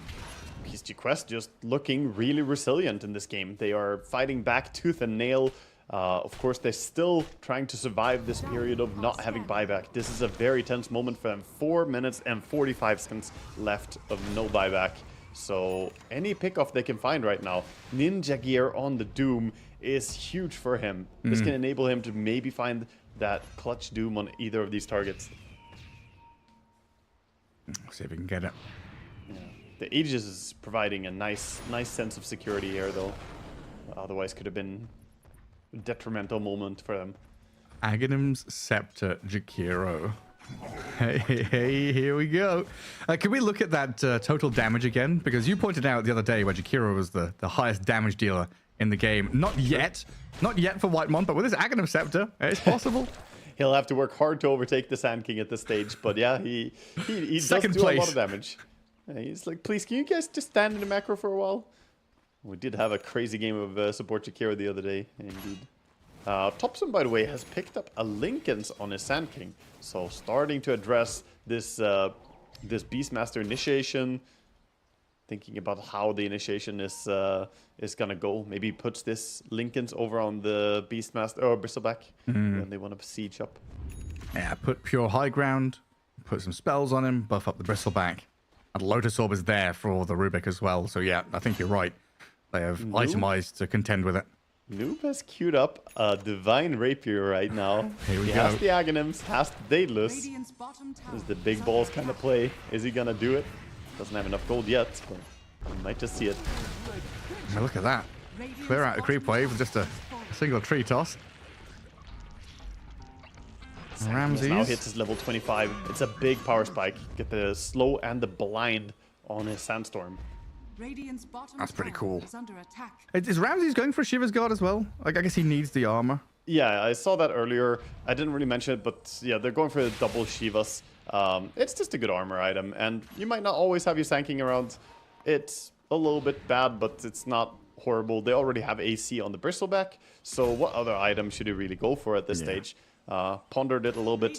I mean, could go for the BKB, but do you really need one against Quest's lineup as a Doom? Perhaps it would have been strong, but I like this. I like this choice. Just armor. You're dying to physical damage at this point. Especially against the Tiny and the TA now. The Daedalus Tiny with Aghanims. Yeah, it's like in a pub game, I'd probably make an argument for Blade Mail, but in a pro game, just having that, you know, vision, the chase from Shiver's Guard, the fact it's just a bigger item with better stats as well. Yeah, It's super Blade nice. Mail is decent, but it doesn't work that well against TA as well. She blocks a lot of damage with Refraction. Oh, She true. can tank through it, and Tiny has a ton of HP. He's almost 5k HP, so trying to Blade Mail kill him, you might just die first. And you die first, but if you've got Moment here. Quest all smoked up. Where are Tundra? They don't know. We don't know. Tundra off the map, hiding in the fog somewhere. The ping from Pure is off towards their ancients. So close to each other. Tundra waiting on the high ground. Over in the triangle. Yeah, very, very important moment here for Tundra. They're going to reveal the Bristleback on the mid lane. He's pretty tanky with a Rattle Cage as well. That's Aegis timing out in 10 seconds now. So Tundra have kind of weathered the storm of this power spike out of Quest. Yeah, I think the dangerous part is over for them, so to say. Having their buybacks coming off cooldown again. Gonna be a sigh of relief for them, but still, you can't relax too much. This Doom could come in at any moment. Tundra really grouping up a lot, though, not looking like they're comfortable getting out on the map. And look at the amount of vision that TA is providing at this point. She has traps all over the map. It's giving some crucial bits of information. They're not here, they're not here. It's not always about seeing your opponent. It's about seeing where they aren't. And this gives them the confidence to go out on the map. Yeah, process elimination. I'm seeing the heat map there as well. You know, Pure TA 2000 spending a lot of time in Ancients and just, you know, pushing out on the opposing lane. Kind of in their off lane towards the Roshan pits. Thompson going to come across in that mid lane, push out another wave. And yeah, Bristleback, first time this patch. We've not seen Bristleback yet, so pretty much every one of his items is like new record, first time this patch. And Abyssal now adding another layer of disables here for Fastest Tundra. this tournament. Impressive. Also only this tournament. Yep. And refresher for Divine Beastmaster. Rapier Divine is Rapier in hand. Tiny. Oh, here we go. He's putting it to magical right now. That's interesting. Was that a misclick? No, he toggles it back now. I was about to say, there's no way magical is worth it. Guess you can toggle it for the toss specifically and then toggle it back, but there's a cooldown. This is where the game does start to get like a bit annoying as well for Tundra. Chen creeps are just doing the ghost push business, right? Look at that bottom wave. TP's coming back, have to defend it. You have to contend with all this Getting nonsense. a sneaking suspicion that this game could drag out a lot, honestly, at this point. Tundra do not feel like they can go high ground, but Quest are starting to feel confident. They have the Rapier, they could just keep building. Mid, maybe the confrontation will happen here. Yeah, we're in the portion of the game now where buybacks matter so much. Looking at Sand King having his, Bristleback is 50 gold off, Rubik nearly has his, and on the dire side we'll have TA, Chen, and Gyro with theirs. Everyone else is a fair distance away from it. Yeah, importantly, Tiny committing for that Rapier. He's the one who really doesn't want to die. And Vlad for the also Chen with as the well. buyouts of the Refresher. And Tundra posturing in the mid lane. Both Not teams have seeing wards. anybody. Yeah, the map is so dark for everyone. They spot the Gyro and the Tiny. Like, oh, hello. Clear the creep wave with a crash landing, though. Both teams killing the mid creep wave, and then what? What are you gonna do afterwards? We don't have any smoke on the Dire team here. Reminds me of the is- days when Roshan was still in the river up there, you know? Top rune spot was Roche Pit. Teams just pushing mid lane over and over again. Maybe that would have forced an engagement at this point. Right now, they're just kind of holding. Roche could spawn any moment now. He will spawn in 220, so teams will have to migrate and start taking control over the Roche. They all were spotted walking past this ward towards the top. Radiant under a ward for a little bit. That gives them the go-ahead sign here on Quest to take over the bottom part of the map, but that's not a good trade. You want to contest the Roche. You want to be there. So ideally, they get over there and take a fight somehow. They have the smoke on Courier coming out. Showing You start to themselves get mid, really- pushing. Thompson will deal with that very quickly. Yeah, you start to get really antsy You know, gotta make a move, gotta make a play, gotta do something. Oh no, the smoke, it started going back to base again. He had full inventory on the gyrocopter. Oh no. It's coming back again. What was it? 2 minutes till daytime, 1.5 minutes until Roche spawns. I could be up right now in that top left corner. Gonna pop it here with a courier, and they will make a stab around. They were spotted. The observer of Radiant did catch them smoking here. Huge moment here for Tundra. Ramses. I was thinking about walking in towards them there. I also considered TPing down bottom to deal with a wave, but it looks like they're going to smoke themselves and move back up towards the Roche pit. Oh, they're under scan. Dire scan. Quest knows something's up with the blink from Thompson. Immediate jump on the gyro. Tier 2000 turning on Ramses. The Doom is obliterated. There's Macropyres down on the gyro, but Tier 2000 with his BKB turning on Thompson, who's nearly dead. The Roar and the Axis gets a double for Malik. Pure is trying to get on top of someone to kill them, but he's struggling. Finally finds Malik as a hero he can target. Beastmaster being walloped by the Bristlebag. They bought back on Thompson. They lost that Ramses Doom, who also buys back. Bottom creep wave. This racks. It's falling. The Chen creeps are pushing really fast. Yeah, I mean, Tundra's got to do something about this. And then Roshan, they're moving to top left corner. He's spawning in 25 seconds, but he might just move down to the bottom right corner soon. Yeah, they will kill him pretty fast. They don't have the best Roshan up on Radiant. Can they actually take him in? Nah, not in 20 seconds, I don't think. This is the fourth Roche. He's kind of tanky at this point. That's a difficult one for sure. I think you have to go down bottom, control bottom area, but there's a TA trap on the other side of the gate. And now with 2 buybacks used, we find Tundra a little bit scared. They see it spawn now, but 15 seconds. Can you really do it? They're gonna try. Oh, before he goes through the gate, they're going for it? Yeah, they're going for it. 10 seconds to go. Okay, it looks like they've got it. Yeah, I think they have it. Pure actually just hits so hard. He has plus 600 damage. I think I underestimated the Bristleback's potential here to right-click. Takes it out fast. All right, so what is that? Ags on Thompson. Aegis for Thompson as well, since he bought back. So Ramses Doom is the one who has to be a bit more careful in this one. Yeah, it's a risky business being without buyback in this game, but at least that Aegis over on Thompson is going to help him stay safe. We'll see what he queues up as a next item, as he got that Aghanims for free. He already bought the Travels level 2 in that last fight. Bought back and bought Travels level 2 immediately to join the fight. They didn't get anything, so Quest, they lost the fight, or they won the fight, but they lost the objective of Roche. So, again, the game stays very even here. This is the closest match we've had so far. Yeah, this is on a knife's edge right now. Nothing matters. Kills don't matter. Net worth difference doesn't matter. This is all down to execution. You've got some buybacks on Quest. You've used some buybacks on Tundra, but they've got Aegis and Cheese. A few little backup plans and safety nets for Tundra to try and find these fights. It's just not easy to stick on your man, though. Like, finding a target, getting the kill when they're being healed up by Ducalis, tossed around by Noob. Like, just trying to find this Tiny in the middle of a fight seemed very difficult. He has a ninja gear, so he's sneaking around as well with that Divine Rapier. He's just hugging tree lines, looking for where he can be the most impact. Just start spamming in the Aghanims trees. And he does a ton of damage. He actually does bring down any hero quite quickly with that. With a little bit of help from TA. Some quick kills. These ancient creeps always just being a thorn in the side of Tundra here. Chen showing that even as you go late game, Chen is not that bad of a hero. Can still help push out creep waves with the Ancient Black Dragon now. Sleeping a little bit, but gonna kill the creep wave. And how many levels does Ramses need? Just a couple more before he can get that second level 15 talent? Do you think... I mean, I'm not going to call it a mistake, but do you think it would be maybe better to go for the Eat Ancients talent, or is that Scorched Earth one just so good? I think it's more that the War Stomp is so good.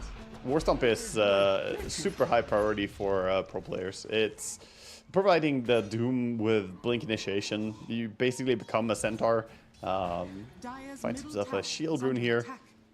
But yeah, it's a little bit the lost opportunity of having the Scorched Earth move speed, but it's more so that being an Ancient Creep isn't really better. For him in this game, it's just gonna mean that he can eat the dragon, but he still won't want the aura and the fireball more than Stomp. Tiny's courier is down here. Thompson. what is that, 30, there was on the dot minute 20 when they took that tier 3 down to like 20% HP, finally get the kill on it 33 minutes later. Now Pure can open up on the melee racks. Oh my god, he hits hard. The racks getting absolutely punished here by the Bristleback. And he packs a punch, does Pure, but in comes Malik with a roar, the down to the TA.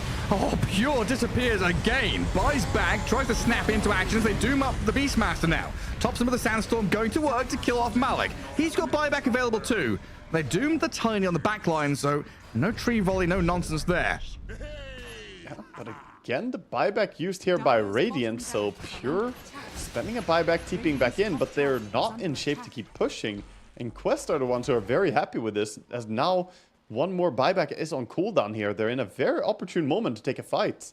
Sanking no buyback, Bristol no buyback, Doom no buyback. You just have to kill anybody here. Of course, the Sanking with the Aegis, not the best target, but that time's out in a minute too. I was wondering what happened there, because they had this layering of Lincolns and Lotuses as protection for the Bristol, right? But Sanking has Lincolns in backpack. Yeah, no, he can't hold it while holding all the other items here. And you see the initiation was perfect. The Silver Edge came in at the same time as it's done, at the same time as Tiny launched his 3 volley. Tons of damage. And did I see that correctly, that Bristleback bought a Blink Dagger just now? He does have a blink, yeah. So he can blink Abyssal someone. It's not the first time I've seen this in late game. Bristle does get kited a lot, and this gives him the potential to get on the backline. There are some pretty kite-heavy heroes. TA with a Silver Edge, Blink, and Hurricane Pike is pretty hard to get on top of. So it The can help tosses him. are annoying. More importantly, just getting on the Tiny. Now has 7,000 gold. He's starting to save up a lot of money here for his rebuyback. Oh, sorry, the gold was TA still. She has 7,000 gold. Maybe we see another Rapier coming out. That'll be cool. That's a lot of money saved up over on the Quest side there. Unspent gold, 4 grand for the Tiny. 7.2 you mentioned on the TA. The Jar Cup has got like 6 grand. What's he doing? Yeah, he's running around with a Ghost Scepter, a Pavis, and 6 grand. He's gonna go for a surprise Hex in this game. He queued it up, bought the entire thing now, tries to stay out of vision, but he does go under a ward-centric combo here. So as long as they click him, they should have the information already that he has a Hex. And I smoke under that ward as well. So a flurry of pings from Tundra as they fully understand what's going on here. And look at that, even though Tundra are behind, that was an 8k net worth swing in their favor due to the Aegis. So at least a victory in some regard, money-wise. Tiny did have 7k gold before, he just bought the Relic. So he now bought the full second Rapier, 2 Rapiers on this Tiny. He's ready to blow people up. Is he holding both, or is one a backup? He's holding both. Both already.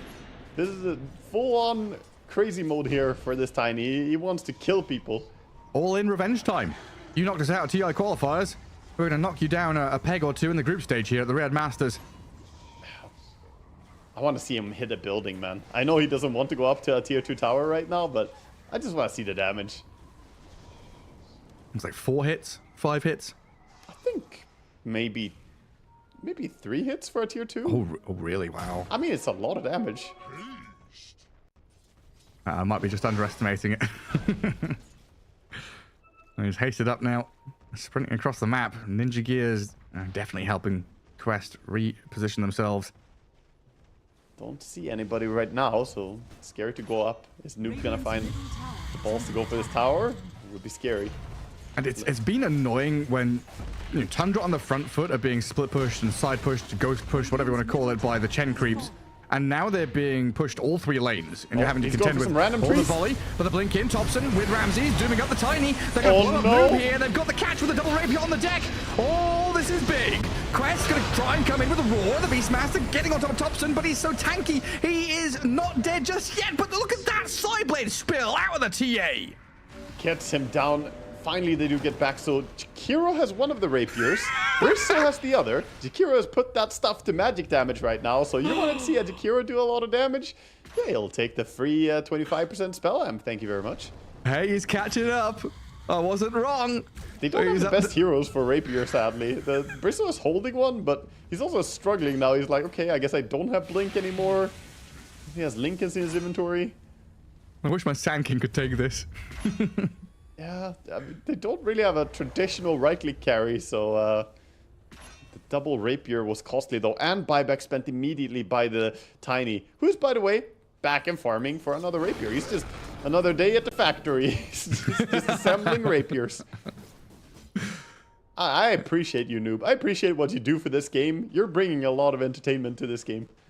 Potential longest match record, 90 minutes and 55 seconds. We're a bit away from that, but you made the call, what, less than 10 minutes ago. This one could drag out and go the distance. I had a feeling, man. I had a feeling with how Quest were in a comfortable spot, but also had the rapier, so they didn't want to go out. But yeah, the double rapier now obviously gives a bit of a timing window to, or not a timing, but a bit of an advantage to Radiant. Look at Radiant though. Tundra just all in, sit in base mode. Nobody out on the map, nobody farming. In 2 minutes, we're gonna have the big items, Gareth. Dire are scanning. Yeah, don't Tier show. 5s. Don't show until tier 5s are here. Then go farm ancients. Get some tokens. Yeah, I want to see some tier 5s. That's a hand of Midas on TA. Minute 60. Yeah, she's prepping. She's prepping for the neutral item. She wants to insta get the drop. That's I've the got Midas. 10,000 gold to spend. Why not? Yeah, I mean, it guarantees one drop of a neutral item, so it's very decisive this late into the game. The only things you could buy otherwise is basically go towards Aghanim Scepter and consume that. But it's not the most impactful. Axe is really, really bad nowadays. She swaps it in, getting ready for minute 60. DD Rune is here too. They're trying to preserve that for a while. He's gonna take it in the end. Oh, we can see a smoke out here for minute 60. What are you gonna do on the side of Tundra?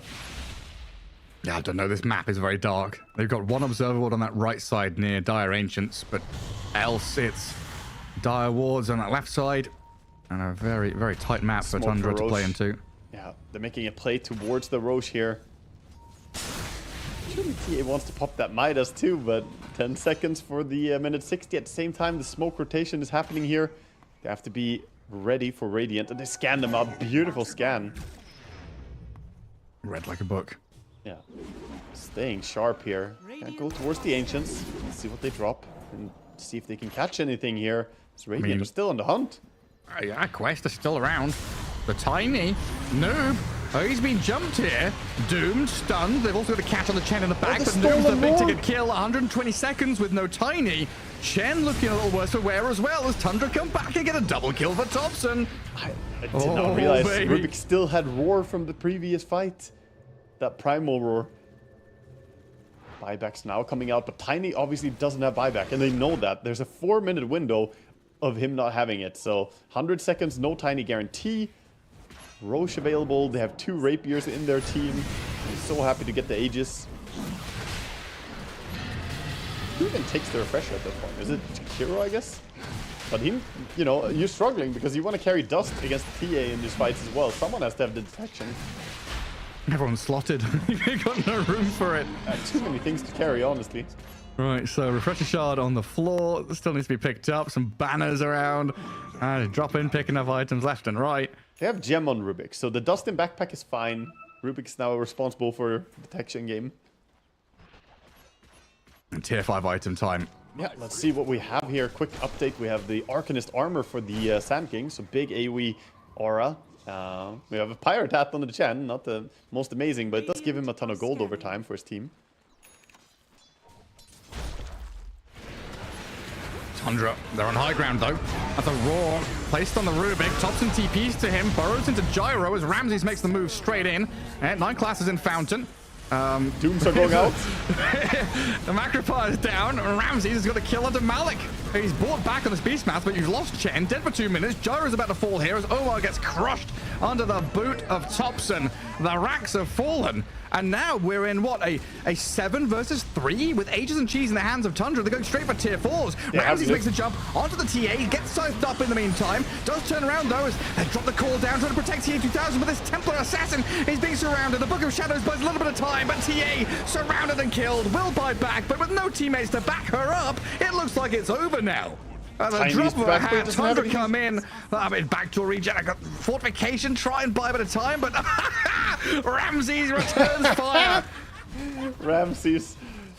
He did say some stuff about the Collies earlier. Oh boy. Pure. You've been naughty in the past, Pure. Pure, don't get involved, man. It's been broken. Some good damage from the TA, but not enough to finish him off. Pure Pure steps up. He is losing his first life, but that's Aegis down, and GG is called. Quest knows that it's time to tap out and hand Tundra the victory in game number 2. And a draw is the result of the series at the end of this. What a crazy game 2 here. 63 minutes, tense the entire way. GG gets called here by TA2000 towards the very end as well. Good sports about it. And what a fight, man. What a brawl the entire way for who's going to be dominant. You could not say who's going to win until the last 1 minute of that game.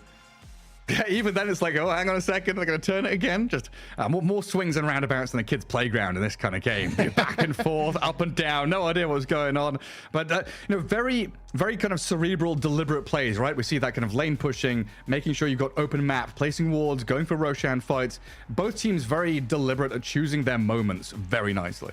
Yeah, definitely. There were also some clutch things there towards the very end. We barely had time to touch, but the TA got force-staffed by her own gyrocopter. Sadly, when she was getting gone on close to the fountain, she was facing away from the fountain. Got force-staffed into the enemy team deeper. Yeah. Tried to save her, but couldn't, as the lockdown was so overwhelming there.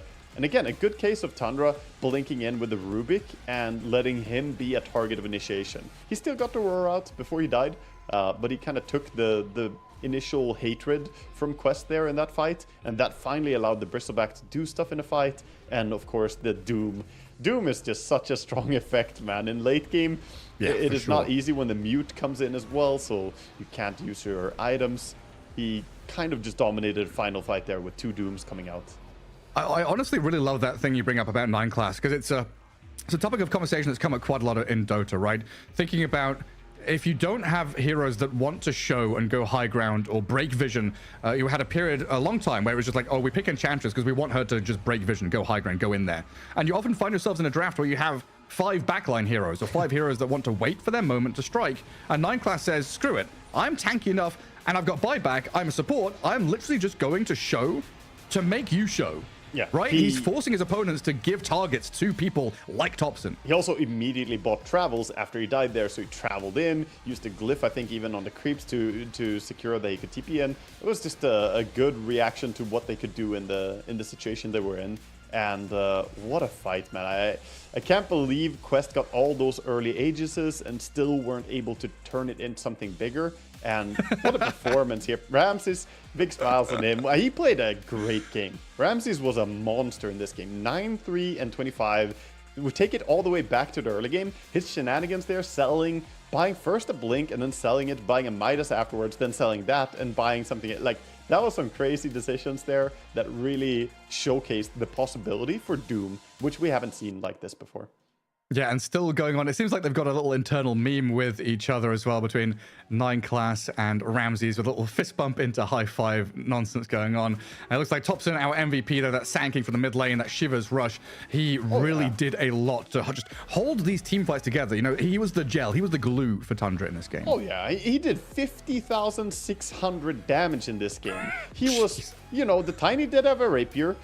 He had 2 rapiers, but he only did about half the damage of the Sand King, because Sand King was just in there, in the mix, always doing a ton of damage. He also always led the fights. He was getting nice ultis out. Thompson played a beautiful mid Sand King game, and we called it already from the Beastmaster and Chen being picked and then them picking the Sand King, that this is probably going to be Thompson. He's going to showcase what he can do against these summon drafts that have a lot of units on the board. He just cleared all that.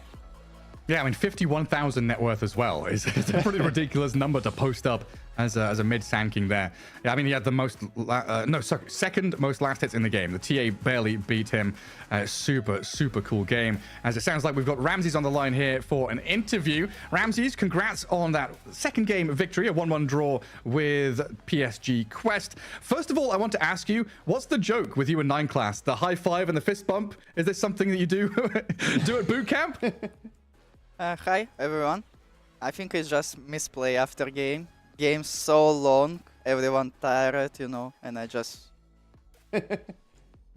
Nothing special. Okay.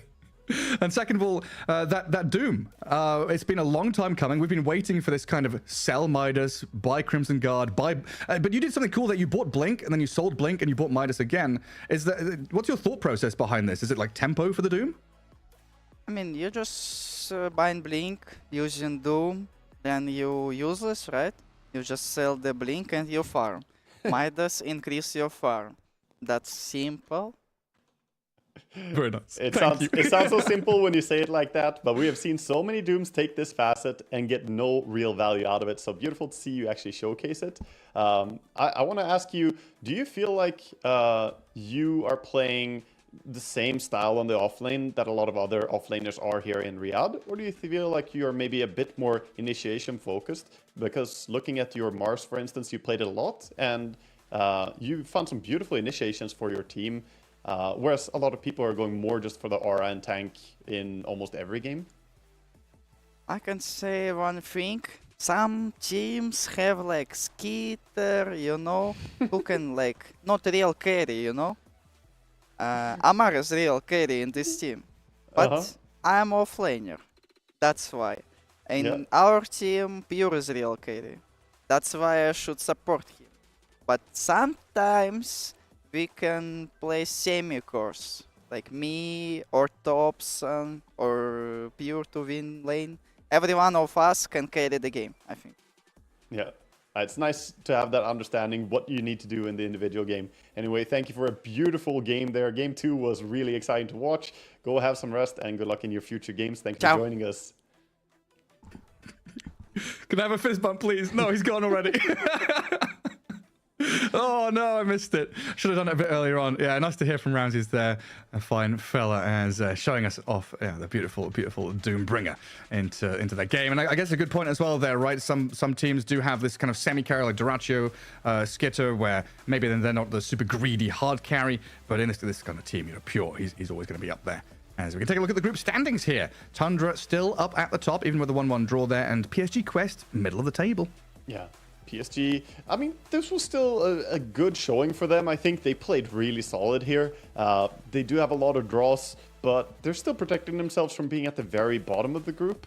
They're definitely not looking like they're going to take the top, and Tundra now sharing their spot with Entity, who are also 8-2 now. Yeah, looking hot getting up to the top of the table. I mean, it's always going to get super close here. I mean, what did I say it was? Like day 5 of the group stage. We're day 8 of the tournament overall, and we've only got 1 day of group stage to go after this.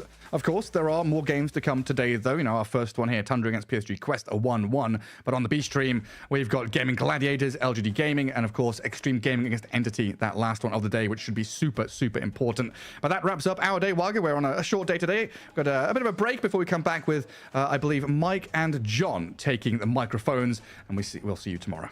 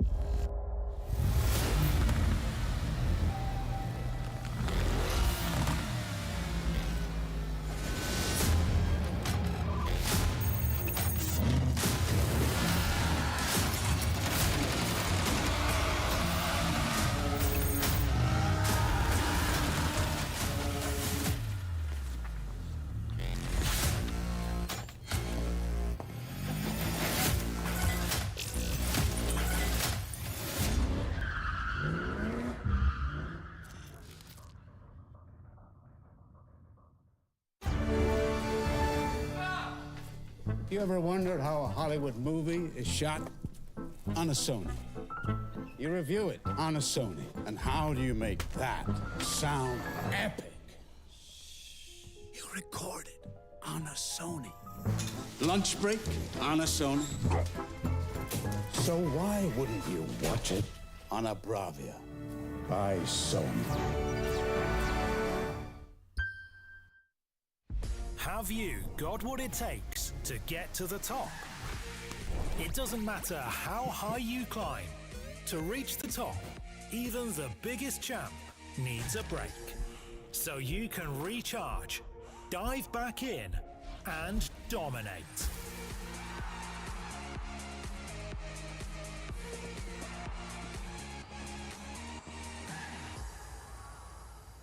Have a break. Have a Kit Kat.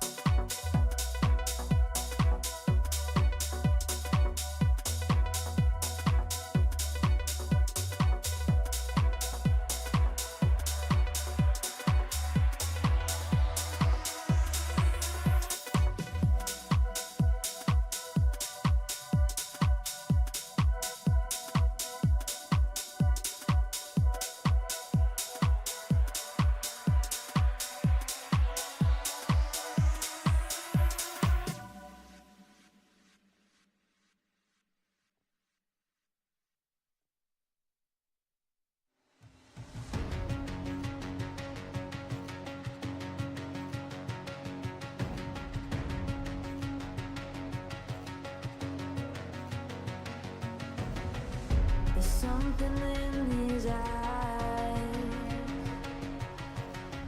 There's a storm within, but it's written in the skies. Let it break me till it's over. Don't let it shake me, no.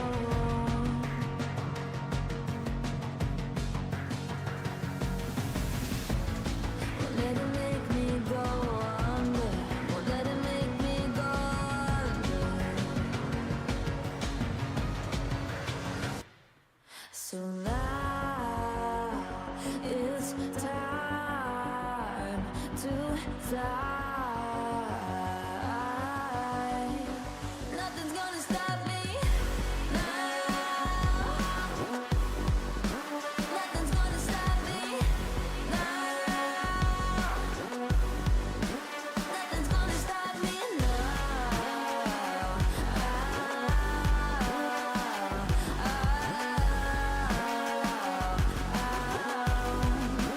Nothing's gonna stop me. No one will ever get left behind.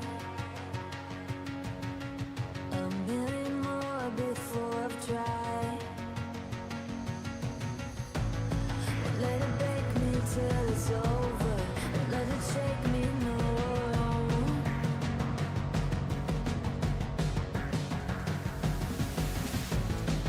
Let it make me go under. Let it make me go under.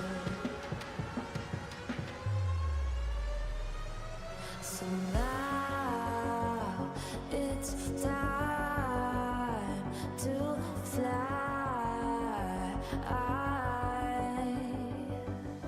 So now it's time to fly. Nothing's gonna stop me now. Nothing's gonna stop me now. Nothing's gonna stop me now. Nothing's gonna stop me now. Nothing's gonna stop me now. Nothing's gonna stop me Nothing's gonna stop me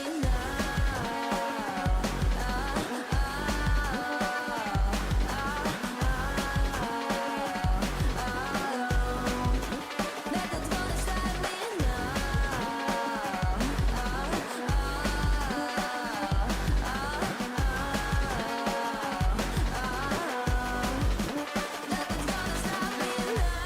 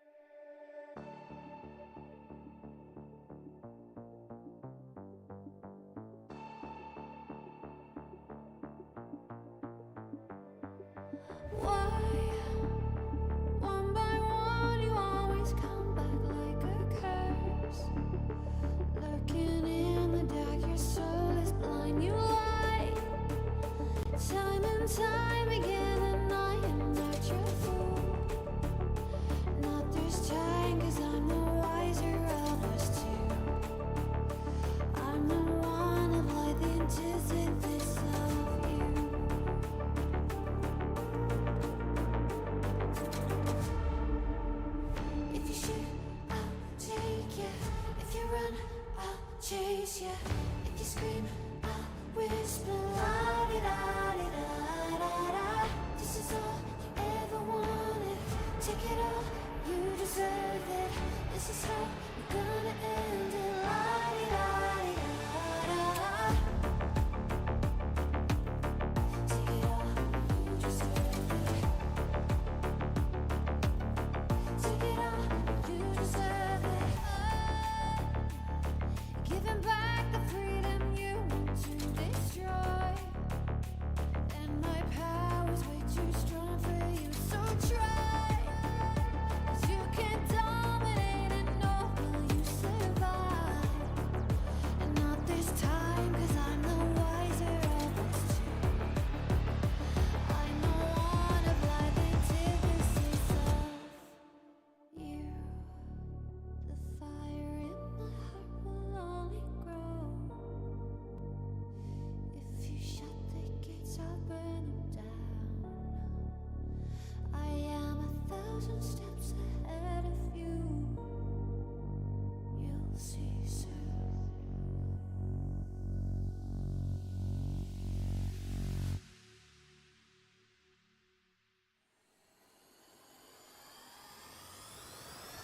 If you shoot, I'll take it.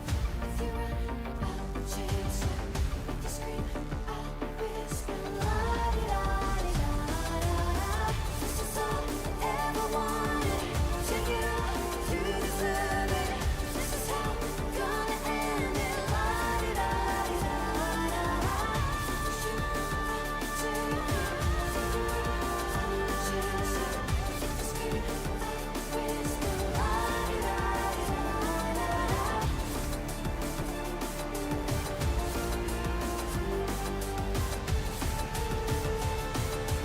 La di da di da da da. I am 1,000 steps ahead of you.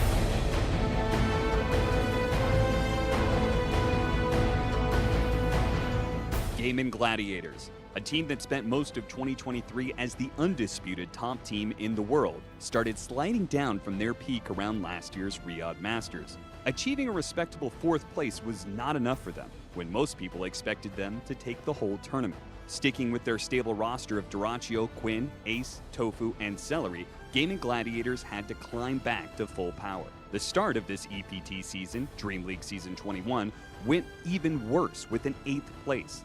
They quickly bounced back and almost took first place at ESL 1 Kuala Lumpur, but lost to Azure Ray in a reverse sweep in the grand finals. Since then, their results gradually got worse and worse. Dream League Season 22 and ESL 1 Birmingham were cut short for the Gladiators, and they brought in very few EPT points. Despite this, it looked like they would still make it to Riyadh Masters once again. With their 2nd place Kuala Lumpur finish, they were still doing okay. But then something happened. Dream League Season 23, with a massive patch dropping during the event, Gaming Gladiators looked rejuvenated, and with the strength they once had, they managed to take 2nd place, losing only to Team Falcons. With this, they guaranteed a spot at Riyadh Masters. Hopefully, they will be able to play with the same magic they did last year, but only time will tell.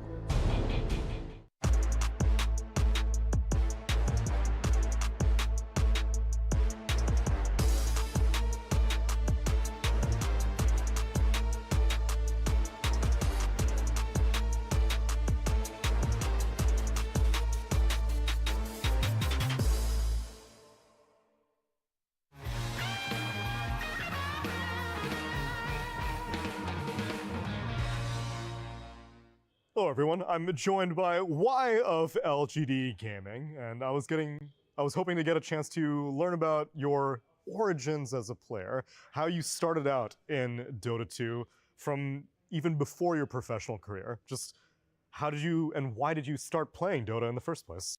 那这个就比较久了，要从2012年或者2013年可能开始说起，那时候还是 Dota 1的时候，是从在中国的有一个电视节目，然后里面会放着 Dota 的比赛，然后是过往的一些中国 Dota 的老选手打的一些比赛，然后当时就对比赛期间就被 Dota 的画面吸引吧，然后当时比赛的内容也吸引，所以就想尝试这款游戏跟尝试这项比赛。So then you started out watching professional players. Were you ever casually playing at the same time? Or the whole time you started playing Dota 2, you knew you wanted to be a professional player? 应该是先看这个比赛，然后被这个游戏吸引，然后玩着这个游戏的时候，发现这个游戏特别有意思，然后再决定然后再决定是想尝试当职业选手。So then you pretty quickly found success. You had one game before Wings, Speed Gaming China, but then you go to Wings and almost instantly achieve superstardom by winning a TI. So what was it like going from a pub player to a professional player to winning TI in such a short timeline? 现在来看的话，我的想法就是一直很潜心的努力，然后不太考虑太多掺杂的其他的想法，然后就只是为了跟很好的朋友，然后一直去赢下这场游戏，然后更加全心的付出在这件事情上面的时候，能够得到好的结果，这是很大，在我觉得在人生上面对做某件事情是有很大的正向的鼓舞的。我觉得我现在来看那一段旅程来说，我觉得是这样子的。So you would say that your foundation, your formative years as a Dota player has had a strong influence on the rest of your career? 是的吧，因为当时算是一个很好的结果，所以对于我来说，我认为任何事情只要做到自己全力以赴，并且能够让自己事后觉得多少能有收获，我都会觉得这些努力都不是白费的，并不是完全的因结果而论的。Had you always taken that hardworking attitude to other aspects of your life, or was it Dota specifically that you learned the importance of putting in 100% of your effort? 我认为是自己有兴趣的任何事情，包括生活上面的，基本上是这样。但是如果抛开工作，就是应该说抛开职业或者说其他的，在生活上面可能都是比较松弛的，就是不会太，有的时候还是会想让自己 relax 一下的那种。但大部分只要是自己，我认为是跟职业或者跟事业有挂钩的，都会觉得自己要全力以赴这种的想法。So then over the course of your career after Wings, there's been ups and downs, but one big up was winning Riyadh Masters with LGD in 2022. What was that achievement like? 那次的感受其实要涉及在利雅得之前吧，那个 Animajor 开始之后，我们慢慢的，我们当时队伍的，彼此之间对赢游戏的画面心气都会更加的足，然后感受可能更多就是因为当时是第一届嘛，当时我们认为利雅得也只是一个邀请赛，所以怎么说呢，更多是享受这个比赛吧，所以单纯只论于利雅得这个来说，我们那个团队可能更多就是 enjoy Dota， 没有别的。就是我的第一部分，就是我觉得，因为他的问题主旨是在利雅得第一届嘛，但是我认为我们当时那个团队对于利雅得的比赛只有更多是 enjoy Dota 吧，然后但是因为我认为我们是从 Animajor 之后，我们开始成长的更加有冠军情志的。我们之前只是有那种，怎么说呢，就是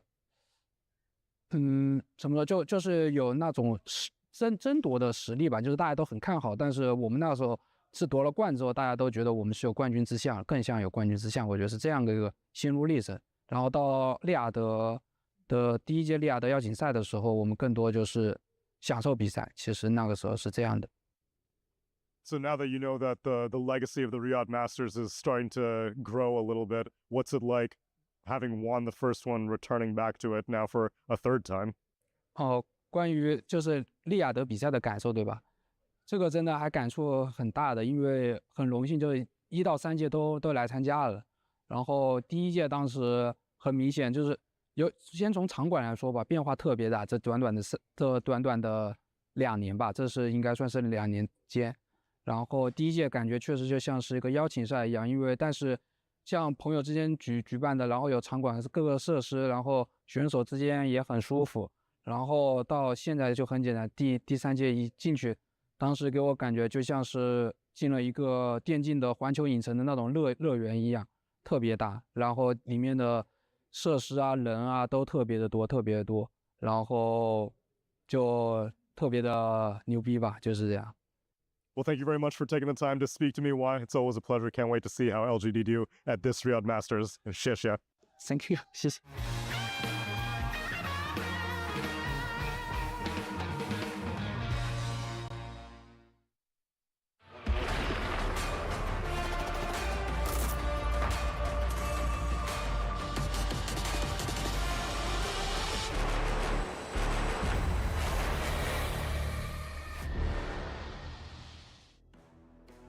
Welcome back, ladies and gentlemen, to the Esports World Cup and the Riyadh Masters. Of course, we do have, or rather, it is MLP Dota and John X5. Jonathan, welcome back for another day of the Esports World Cup. How the hell are you doing, sir?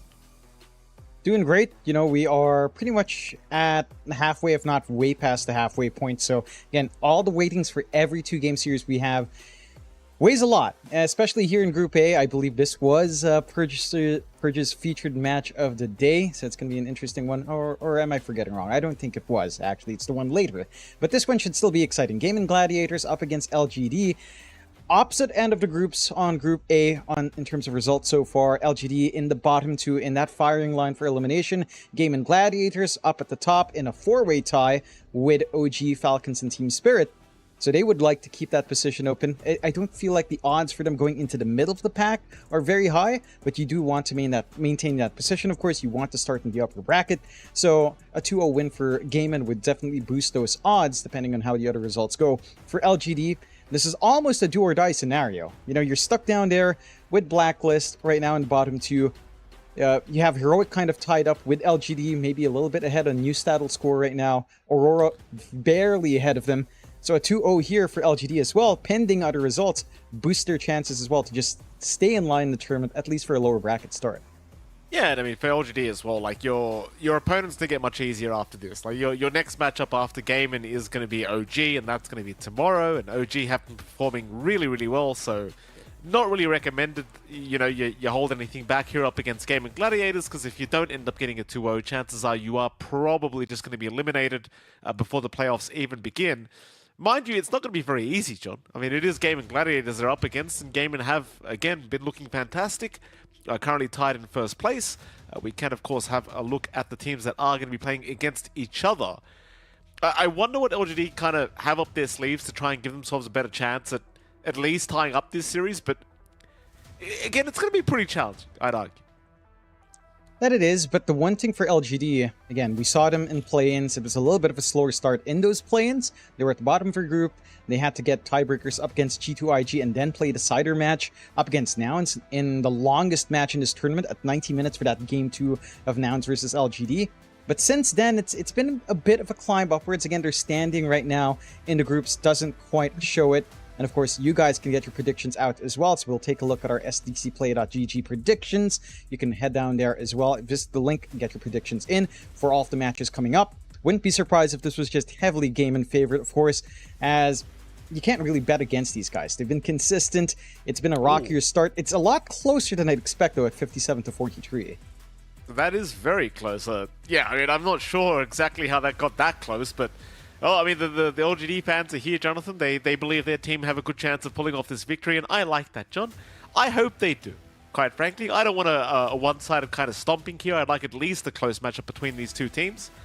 Again, based on the standings, probably not going to be the case, but, you know, it is still LGD. This isn't a legendary organization. I'm sure they've got something ready to go here up against Game. Lives are on the line. You know, it's a wounded animal you're up against right here. So, you know, they are about to attack, I'm sure. For sure. And again, for the side of LGD, one advantage they do have, which you could also see as a con, I suppose, of Game and have done heavy prep work, which they should have for a lot of their opponents. But they've had a lot of time to play through those plans, a lot of time to improve, kind of read the meta. I'm looking at all their hero picks. They have one of the widest pools that I've seen in terms of hero picks. Like Shiro has a ton of heroes you haven't seen other people play. They've run stuff like Safe Lane Lina, maybe not the most effective. They've run stuff like Echo on a mid Earth Spirit, going for the resonance, of course, as most of our players do outside of Topsuna. Now, they have this flexibility on hand here for LGD, and that could catch maybe Gaiman a little bit less than ready, if that's the kind of drafting we'll see from LGD, dipping into this wider pool that maybe isn't as locked in comparison to other teams with maybe like 4 or 5 heroes per player. There's a huge range here, at least for LGD, from all of the games they've played. Absolutely is. Again, I think if you are holding back any kind of strategies, you probably want to just bust them out here against Gaiman. But you know, sometimes the kind of versatility is what kind of ruins you, and maybe that's kind of in the case here for LGD. You know, running the weirder style of stuff. You know, experimenting while they still can, I suppose. And in fairness, you probably don't want to experiment when it comes to, you know, Riyadh. There's a lot of money on the line here, but nonetheless, you know, tied in 6th place with Heroic, desperate for their win. Can't wait to see how this draft number 1 will go between these two teams, Jonathan. Of course, it is not underway yet, but it should be rather soon, and we'll get to see exactly where these two teams are headed. On Gaiman's end of things, I'm pretty sure they're looking at this matchup and probably thinking they've got a pretty free run to secure themselves a 2-0 victory, but we shall see. I mean, you know, Gaiman, again, they kind of looked, you know, somewhat mediocre over the last year or so, and now all of a sudden they're starting to look amazing again. So it's props to them. Yeah, they've managed to bounce back after a slower start in the year. I am curious, again, if they can kind of get that juju going. It's not been as dominant of a run so far. Again, they've got 2 2-0 wins, 2 draws, 1 outright loss, and that was to Heroic as well, which is a little bit surprising. But again, maybe considering your first day opponents, they had to prep really hard for the Falcons matchup, maybe just lacking a little bit on the Heroic. I'm sure there's been time there to, again, prep for everyone else a little bit better. And again, they're in a really good spot in the groups, but it's not safe to ever take any opponent easy. You know, you never know if they bring out their A game, if they have something different cooked up. It can end horrendously, as we are looking at all the players from Game and Gladiators, of course. All the lovely faces there. I'm going to be really interested in seeing if they've got anything special. I mean, they are still running Quinn Pangolier every now and again, so maybe they could rely on that. At the very least, they flex it with Ace. They've got some Broodmother pickups as well between Ace and Diracho. So those are kind of the 2 tanks, perhaps, that can be a little bit different coming out here for Gaiman that could catch LGD off guard as well if they're not quite ready. We'll see. Gaiman, again, looking to be the heavy favorites going into this matchup. Not based off the viewer predictions, of course, but based off the standings. I'm sure they are going to be feeling very, very good. LGD, on the other hand, the ones that need to really try their absolute best to secure at least a draw here to keep their hopes alive. Fun fact, Jonathan, Gaiman, they have Aurora up after this one, tomorrow that is, so I'm not sure how that matchup goes, but Aurora have been looking somewhat okay throughout the standings as well, currently tied in 5th place. When I say tied, they are alone in 5th place, never mind the tied part. So, I mean, Gaiman, based on their matchups again, I feel like their run is pretty safe now. Should be at least an upper bracket start based off the matches they do have up left. See if LGD want to try and ruin that here. I'm sure they will. Zhao Wei, we'll see if what he's cooking for his side. Again, been some very interesting drafts coming up from LGD. There's only so much more I can say here, Jonathan. I feel like a broken record at this point. I kind of just want to start the game and get it underway.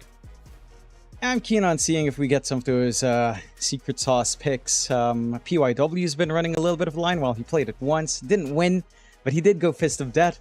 So I'm happy to see that at the very least. Maybe we get some line in. There's been some Bloodseeker pickups from Ace on the off lane. Again, Shiro's had some quirkier pause ones. He's been trying out the Venge pause one to no success in the play-ins, unfortunately. Again, there was this Lina idea. We've been seeing a little bit more of the Nagasaran pop out as well. For the side of LG, it didn't quite work out, but I believe Aurora did manage to find a win with that. So maybe they can kind of reconsider that idea. We shall see. Again, we should be able to go in, take a look at the players on the stage, and take a look at the draft in short order relatively soon. A lot on the line for LGD. A 2-0, again, boosts them up. Gives them a very clear shot at staying in the tournament, depending on, I suppose, how Blacklist does. And for the side of Game and Gladiators, this is to cement their position in the top 4. Let's see if they can carry that momentum through. whether or not, again, LGD can kind of spoil it, as we are on the stage. We do have a draft ready to come out shortly after a little bit of time. And already some interesting things coming out, as I will spoil for the audience, as it doesn't show on screen. LGD, they will take care of the Broodmother first, along with the Snapfire. So they don't want to give away this flex to Gaimin, fair enough. And of course, the Snapfire we have seen be highly effective in the past few days. That little shredder does a ton of work. Gaimin, for their part, do take care of the Weaver, the Monkey King, the SF, and the Phoenix. Nothing too surprising. LGD will go straight into the Primal Beast to open. Doesn't reveal too much for them just yet. We know New loves to run it on the off lane. Could just be a very stable off lane to start off here for LGD.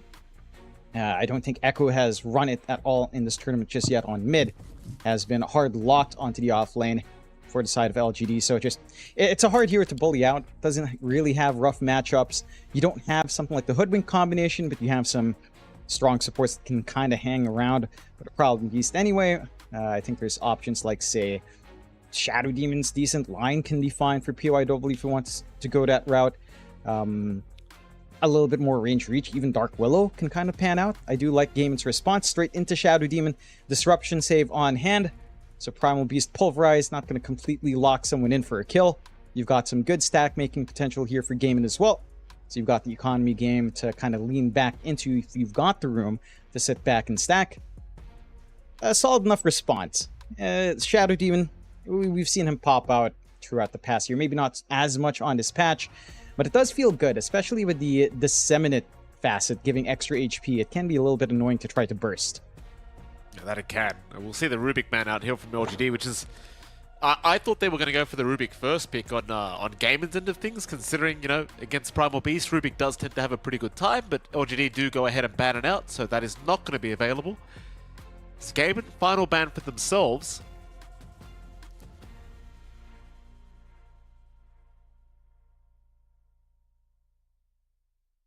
No, Diamond in the reserve time once again.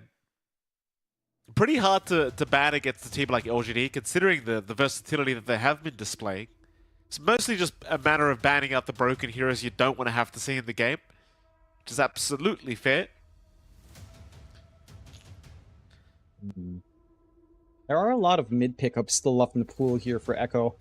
You know, normally you'd see, well, you tend to just all in the mid bans at the last phase, but stuff like Storm's there, Ember's still there.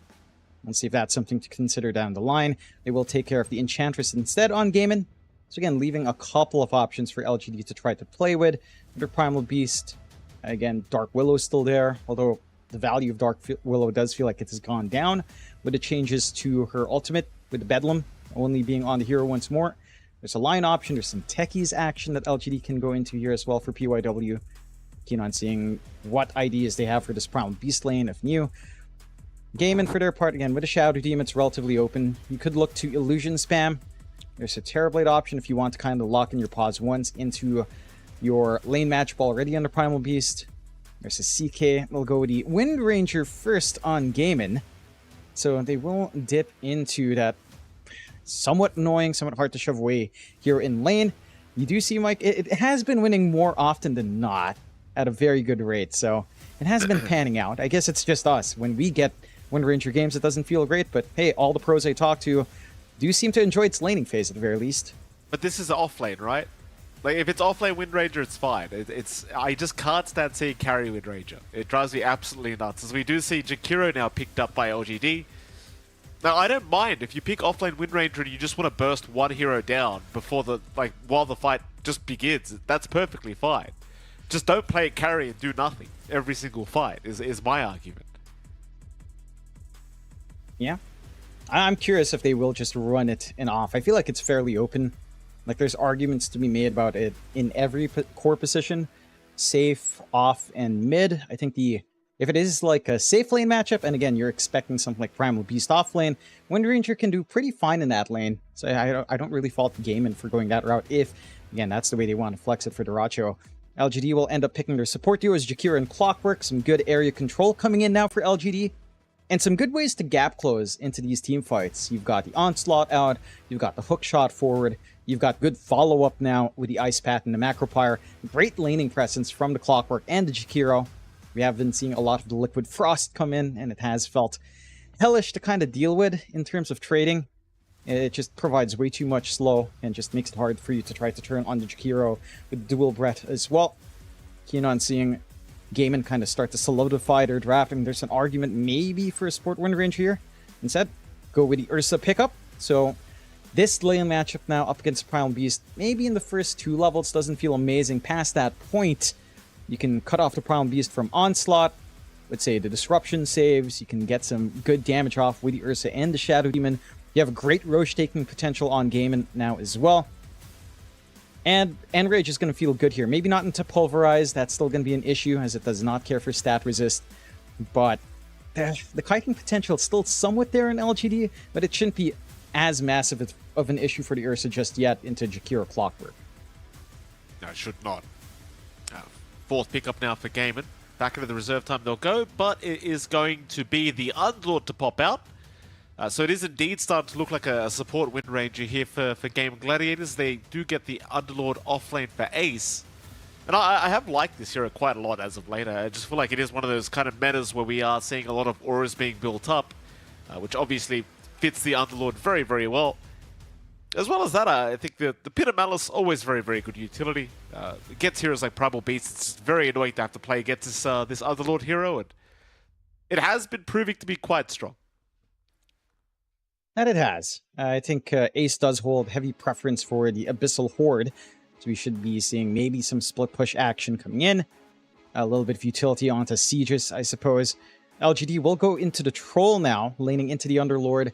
That lane can be fine in the first 3, maybe even 4 levels, but my concern is down the line. As this game scales on, playing into Underlord with that Aura build you mentioned, into the Aura as well, like, yeah, Atrophy is just not going to feel great for the Troll. We've seen that in play before, when Underlord was a little bit more popular, with his talent spikes on Underlord as well.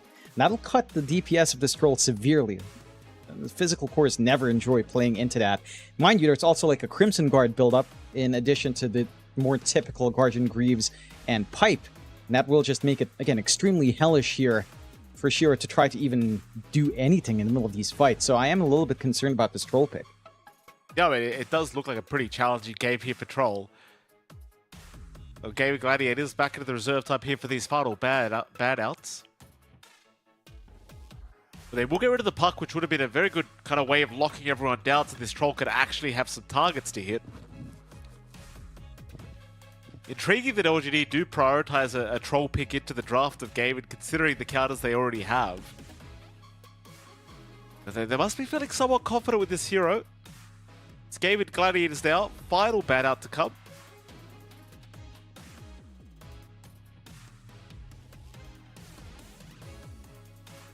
I'll continue thinking about it, but it is a mid pickup we are lacking on LGD. Unless they want to throw the Primal Beast mid instead.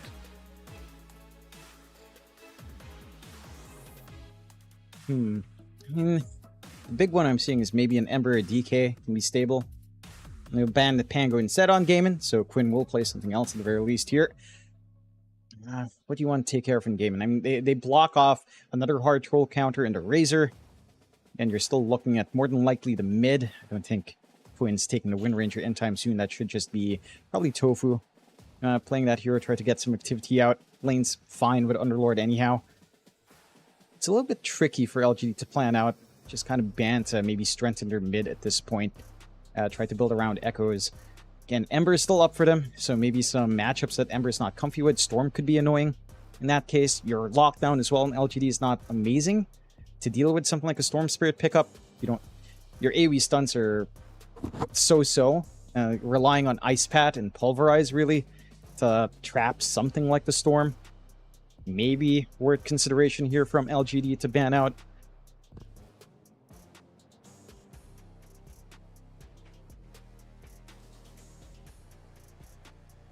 It's going to be the Invoker ban to come from LGD. Final pickup now. Right into the Sank, which we have been seeing quite a lot as of late. It has been proving to be very, very strong. Should be the mid-sanking we are looking at here for LGD Gaming. And I wonder how LGD, rather Game Gladiators, want to try and contest, because the Sanking has proven to be pretty damn potent.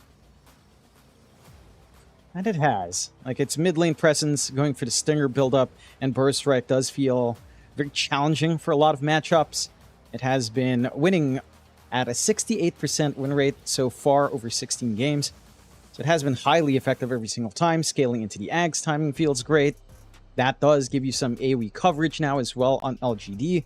A little bit more for reliable stun, especially as the blink comes in. Curious to see what Gaiman's ideas up into this are. And you still have that option of Storm, but it does feel like maybe not the best matchup. They'll go with the Necrophos instead on Gaiman Gladiators. A very interesting counteraction to the Sand King. And yeah, that will be Quinn on it. He does take Profane Potency for now. The radius increase per kill is really interesting way of going about it. I'm curious to see how this goes. I think Necrophos is a pretty strong hero when you do get that running start. You do have the aura build-up from Ace, so you can kind of focus on maybe, say, a Kaya build-up, maybe a Eul's if you need be, an Ags down the line. If you get tanky enough, can be nice here as well. And it's going to force a Nullifier build-up on Shiro, which might not be ideal to fit in early in your build-up. So it is already protected somewhat to the right-click damage coming out from LGD. Overall, draft-wise, I'd actually lean a little bit into Gaiman. I think as it scales on, off this damage reduction coming in, off the durability from Ursa Underlord and Necrophos can be annoying. Mind you, I think LGD does have strong lane setup. You've got a Troll Jakiro lane, Primal Beast Clockwork, maybe a little bit more challenging to try to maximize, but if you get the isolation, you can be right on top of you, especially as you approach level 3. And of course, the mid matchup for Echoes, that's the one I'm really keen on seeing. We haven't seen that much Necrophos at all. So matching into the Sand King, you don't tend to want to go for your Ghost form early on. So there's still a lot of play there for Echo with a Burst Strike Stinger. At level 2 into 3 can still be a little bit annoying for Quinn overall there. That certainly could. We'll see how it does pan out here. Game 1 between LGD and Gaming Gladiators. It should be a very interesting kind of match here. Of course, LGD are the ones that have a lot more to play for. They are trying to remain in the groups and try to get into those playoffs. Currently, they are in pretty bad standing when it comes to the standings of Group A, so probably about time to get some wins on the board if you can. See if they can make it work, of course, against the side of Gaiman, which are arguably going to be the favorites going into this matchup. I like the draft a lot more from Gaiman's end, apart from maybe the Wind Ranger pos 4, but it's fine, you know, as long as it's not a core. I'm happy. Here we go, game 1 now officially underway. I hope someday we get the Whirlwind facet out. I don't know if you'll ever see that in a pro match. I mean, it's funny. It's terrible, but it would be very funny if someone accidentally kept it on there. You know? Unwittingly. They play a pub, they pick it just to try it, go into a pro match, and they're like, oh, you know, Wind Ranger, fine. Doesn't realize they have the wrong facet, ask for a remake, doesn't get it, and you're forced to play Whirlwind. That'd be fun. I mean, it would be. It'd be hilarious to watch, but highly doubt it ever happens, John, because I highly doubt anyone's picking the other facet in their pubs either. You get some crazies who watch too much YouTube, you know? Not pro players, I think, John. Hopefully. I would hope not. Well, if they want a meme. Least. Here we go. It's going to be a 5-man smoke here from Gaming Gladiators. 30 seconds to... Nobody's really around, though, from LGD. LGD currently just hanging by the Radiant jungle.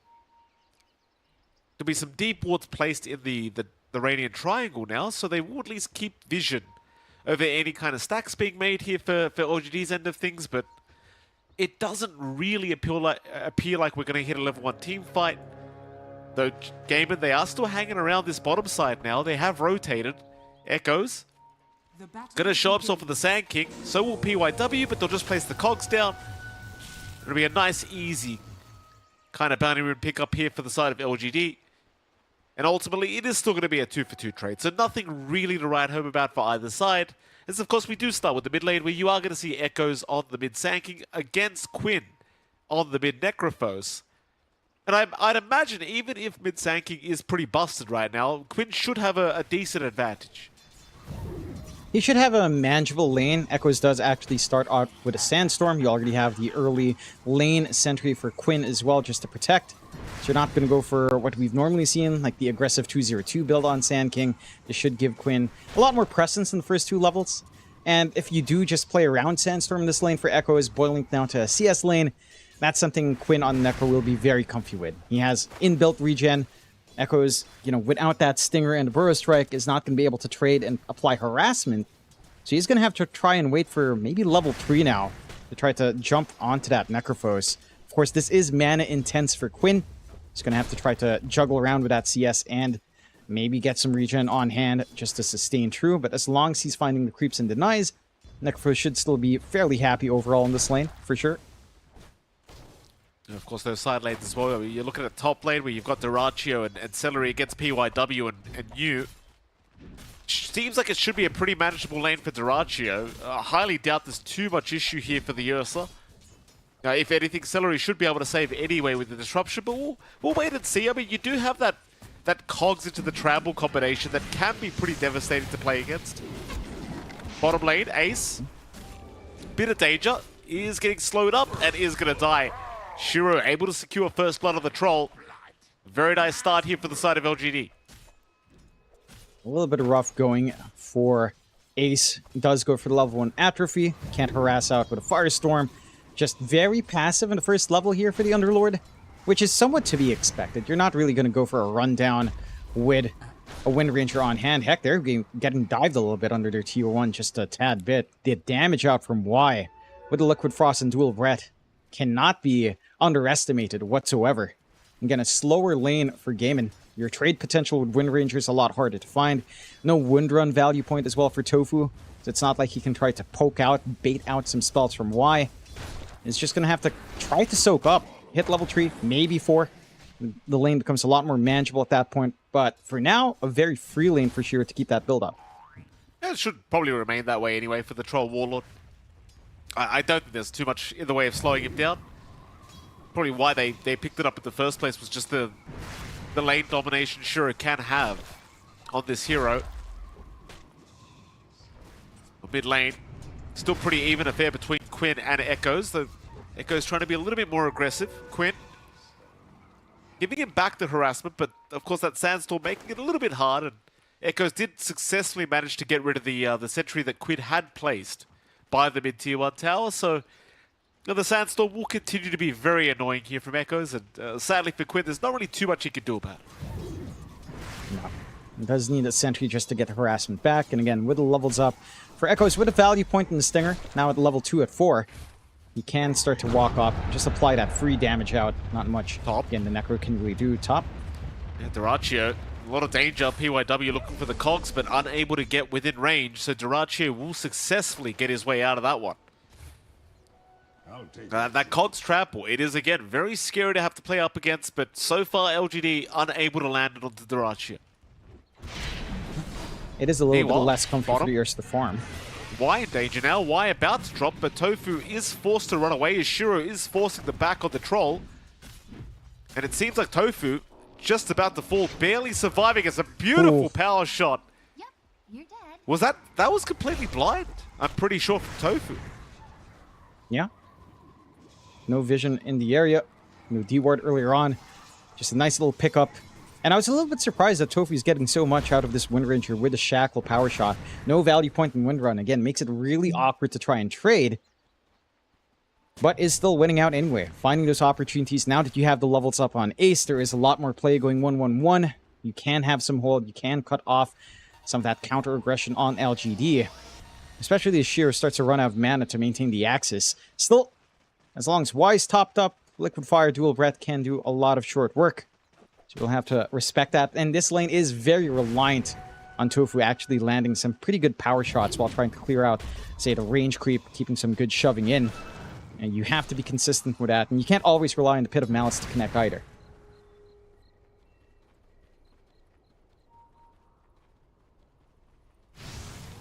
Kind of quiet across the map now. Well, bottom lane, Ace being chased again by Shiro. This bottom lane is just not getting any easier as time does go on. Of course, Shiro is starting to hit harder and harder with these axes. And, Tofu can only do so much when it comes to this +4 Wind Ranger. He's kind of just stuck watching Ace cop all this damage. A large cap they are trying to contest, but seems like Ace will be able to take the large creep away, as we are going to have a pause coming out now from Quinn. as we are going to have a microphone issue apparently. And speaking of Quinn though, he's still top of the CS spot on the Necrophos. The thing is, Echoes is right behind him, and both the Sanking and the Necro have essentially just been avoiding each other altogether. That they have. Echo is already going for the creep cut. Might be able to snipe a courier here, although the pause does make it maybe a little bit more awkward. Quinn should have the room to micro it. Wait. Still into the level 6 for Echoes. Whether or not he wants the value point in Epicenter, I think is going to be really interesting. Doesn't really have the gap close without Burrow Strike, so might just opt for 0-3-3. Getting that point into the Stinger instead, just for consistent laning. As you mentioned, Mike, pretty quiet in the lanes outside of a couple of pickoffs early on. Stability is what we are seeing from both sides, at least. I think the one hurting point for Gaiman is, again, this top lane for Dyrachyo. He's not dying, but he's certainly not finding that fast farm to start off with in comparison to Shiro. A very slight advantage for Shiro already. He is going for phase boots into the Ags. So he does want some presence and protection on the Troll. We have seen a lot of Troll players start to dip into that build-up. I believe Ami just did it in his most recent games as well. And it has shown to be effective. It doesn't feel like you're going to be farming as fast without something like, say, the Battle Fury or even a Maelstrom. But again, if you're expecting this side of Gaiman to start kicking into gear faster, it is a good solution. And it also takes care of Ghost Shroud for you. So that's not going to be an issue if Quinn does show up. Pops a Ghost Shroud. Once that Ag's timing's up on Shiro, it's not going to be a massive issue whatsoever. Quinn will be a sitting duck without anything to kind of save him out here. Oh, here we go again. We do get the unpause going. Did indeed find the courier of Quinn. No problems there for Echoes. Top lane. Now Echoes just going to be forced to TP away, but we'll be just fine. Quinn maybe going a little bit too far. PYW trying to chase him down, but it's going to be okay. As now the siege creep and the push into the mid-tier 1 tower does begin. The Gaiman not going to push it too far. So a bit of chip damage here into the tier 1 tower, but they'll leave it for the 10-minute mark. The PYW was there to defend. Echoes will return into the mid lane now to boot. Ace. In a bit of danger bottom lane. Ace going to go down another time though. Shiro and a beautiful shackle. Tofu locking both of them down. Shiro to drop. Y in trouble to boot. Problem is mid lane, Echoes does kill off Quinn. So like you get these great kills down at bottom lane, but you've ended up losing your mid Necrophos now. Yeah. I'd say that's honestly a little bit worthwhile for Gaiman. Like, yes, you need this running start on your Necrophos, but you do manage to impact Shiro and his farm. And then this was a lane that was going a little bit free for the Troll as the levels were going up. So you do manage to at least take that down a peg. Ensure that no rotations can come up top. Dyrachyo already forced deep into that jungle up top as well. It is going to be a little bit rough for Quinn. He is trying to rush the Radiance, does shift gears to play top, maybe trying to gun for an early Reaper's Sight. Just no one to really connect with. Maybe once you have some initial level 6s on these supports, you can start to consider that. You shouldn't really expect too much from Dyrachyo at this point, still stuck at level 4. So it does feel like Tofu might be the key point in starting this Necrophos in its ramp up. Quinn, bottom lane, Quinn. He's coming right into the loving arms of LGD, and he will go down. He just went through the twin gates. I'm not really sure what the idea was here for Quinn. Maybe trying to set up for a kill down at the bottom lane, but the LGD, they were very ready for it. Is what I'm trying to say. And that's a pretty big pickoff. Like Quinn going down another time. Yeah, and this time around, dying in the vicinity of Shiro, not going to feel that good. Again, still hasn't gotten the Reaper Sight usage as well. The connections from Gaiman not really panning out outside of that movement down bot, but connecting to the Necro at least hasn't really shown. Dyrachyo? Dyrachyo now in danger. LGD really starting to apply a lot of pressure. Dyrachyo still alive, just barely. Is Ace going to move in, trying to save, but New is still chasing down Dyrachyo, securing the kill. Ace will at least take Wise Life away, but it's still a very good trade for LGD. Celery even showing up in the last second to try and contest here, but it is no good as mid lane Quinn caught out again. Oh, no. Oh, Echoes and PYW catching out the Necrophos and just deleting him another time. Echoes has been very good on the Sanking and just shutting this Necro down, and that's already the third death for Quinn. I like seeing this out from LGD. They're playing to their early rotational strengths really well. Right, and Gaimin, their presence in moving out, it's just not amazing. You've got a Wind Ranger, you've got a Shadow Demon. Not the best setup to kind of go in. You don't really have early burst damage with the Underlord, with the Ursa, so there's no one to really play for early Reaper site kills. Ace. He just cannot escape the ganks that were incoming. LGD now finding another. No, I do love this hyper aggression from LGD, just constantly looking for team fights across the map, and they just can't miss. I mean, every single person they aim for is just getting deleted over and over again. As we are going to see another smoke. LGD now running towards the mid lane, perhaps looking for Quinn again. Quinn going to be able to retreat just fine, but now News here. Just everybody after the Necrophos, apparently. Yeah, and it feels terrible to play this Necro from a really far back position. Like, again, you don't have connections for your Reaper site. You're not the quickest farmer in the jungle. Can't just AFK and clear out. At the very least, they do deny off a shield rune, but it's not the biggest deal. You didn't have Neo around anyhow. Kind of tried to utilize that. Not very necessary for Echoes as he's taking his own stacks. But this very targeted play up against Quinn. Like, this Radiance timing, it's not going to be as quick. He is still somewhat keeping up. You know, he's tied up with New at the very least within striking distance in terms of that net worth. But it's a very huge gap now with Echoes and Shiro. And again, Diracho still needs a Battle Fury to really start to scale up. Ace doesn't have the aura item buildups. Like, no one is ready on Gaimin to counteract these level spikes that you have on LGD. These potential plays with a hook. The very easy setup to just run forward for New, as long as the save isn't there with Celery. If you can't land that disruption, you're basically just finding everything you run down for. Smoke out once more, LGD. Again, not relenting. Have the hook shot, have the drums up as well on PYW. Could be a big one. Echo's been very good again. Like, it's every single time he's got epicenter of cooldown, he just starts moving towards his team. As Pulverize already out from New to set up. Diracio trying to run away. Echoes does cancel off the epicenter for now, but Diracio showing up again, does get caught here by the Sand King. Celery will save with the disruption for now, but for how long? Tofu's also been caught out of the Wind Ranger. Quinn at least able to kill off New with the Reaper scythe. In fact, they even found Echoes. Alrighty. 2 for 3 trade in the favor of Gaimin. Diracio surviving all of that. And that might be the team fight that really kind of messes LGD up now as, well, Gaimin, they get a bit of gold going their way. Yeah, big set of trades. He managed to get that Reaper site usage on Quinn. So he's starting to bounce back a little bit more. So we're taking a look at that replay. A little bit fragmented. Again, if Celery's around with a save, that gave enough space for Diracho to just reposition. They're forced to go into those supports. The hook shot, not quite on point from PYW, blocked off by his own teammate. It just provides many more opportunities. Gaimin come in at the right moment. Although, Celery? No, he's gonna die.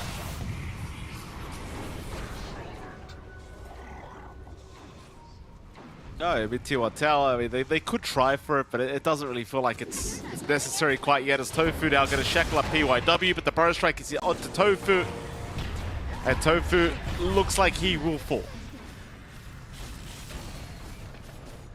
Yeah, getting some early push now from Shiro as well, as the Troll can do with a max out Fervor. Should make short work of this mid-tier 1. And despite those trade losses earlier, again, if they manage to split Gaimin as well, not much you can really do about that in Gaimin. Quinn's not going to be joining in until the Reaper site is back up, but he should be having his Radiance in short order as well. So there's more presence out now for the Necro once that timing is lined up. Still 900 gold away. A little bit more waiting to be done from Gaimin. But that will align with the initial auras from Ace. Rushing the pipe this time instead of a mech. Wants to block off a lot of the magical damage that Echoes and Y is starting to pump out here. Should again help them try to sustain true. Battle Fury timing for Diracho. Still a ways off. Okay, this Ursa again is still having a pretty slow time. The kills were nice, just not quite enough to really even out the game. And just trying to reel it back a little bit. Quinn? Well caught. Hookshot's going to land as well from PYW, and Quinn another time does die. Ace was trying to come in with the feeds game, but Ace has also been caught out. Bottom lane, Y will secure that kill. They are looking for a little bit more now. Celery also caught in the Shadow Demon, might just be set to fall as he does to Echoes. The aggression, again, just continues from LGD. Now 3 down for Game of Gladiators. And suddenly LGD, they've got a 7k net worth advantage. Oh, Doraccio. Ice Path's going to land. He hasn't got the enrage off yet. He'll hold out for now. Pulverize will be thrown out, though, not caring about the enrage whatsoever. Is Doraccio trying to fight, but will go down. And then this mid Sankey again is making life absolutely miserable for Game of Gladiators. It just feels like there's no need to slow down. Like, just having Sandstorm and Stinger and Burrow Strike, it's more than enough. And it is. The Epicenter is just a little bit of a bonus for Echoes at this point. Again, you're already getting some early activity out from Shiro with a full Ags. Is free to join in across the map. LGD are really fragmenting Game and Gladiators nicely. They're taking these fights away from the objectives, so they're not able to translate it into, say, pressure onto the tier 2s, but it's relatively early to kind of consider that at this point anyhow for LGD. Instead, it just takes away this potential for Gaiman to get that successful counterfight in. You know, the one fight we saw Gaiman take was because it was right by a tier 1. Now, all of these fights are right away. No tier 1s left to TP to. Map control shrinking. Quinn still being watched by New. He's going to get jumped, Quinn. Caught by the Pulverize. Celery will save with Disruption, but now Shiro's going to show up. Quinn, of course, will go into the Ghost Shroud, but PYW with a very nice hook shot into the double cogs. Quinn, Reaper's side that on Shiro, not going to be enough as Quinn is down. So is Celery. Onto Ace they'll go, though Shiro maybe diving a little bit too deep here with the Battle Trans. Will end up dying. But they are not relenting here, OGD. They're still looking for more. In goes Echoes now, jumping in onto Ace, looking for another secondary pickup, and they do get it. Ace is down.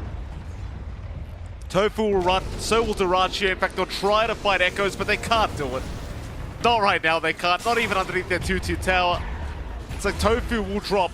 Doraccio is still running in circles trying to avoid LGD. But Yu is not done yet. He wants more. He'll find Doraccio. Onslaught will connect. Doraccio trying to fight back, but there is no hope in hell for this Ursa as he does drop another time. My goodness.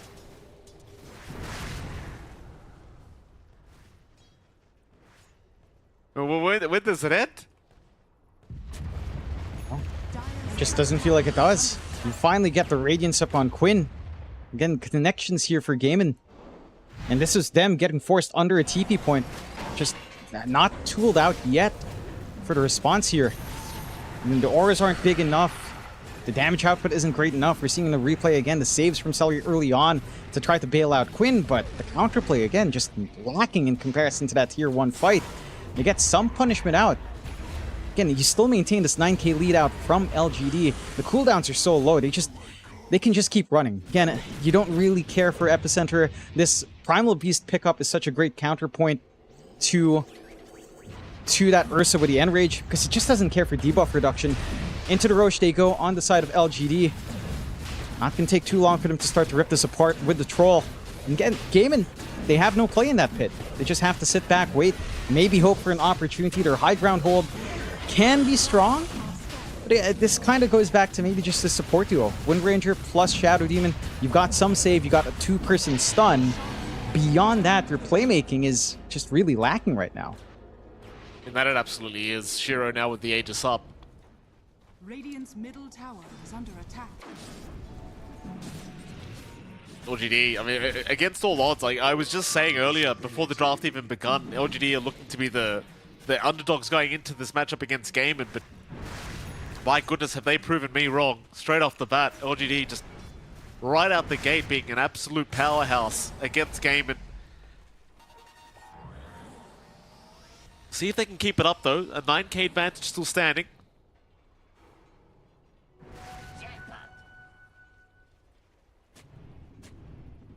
LGD.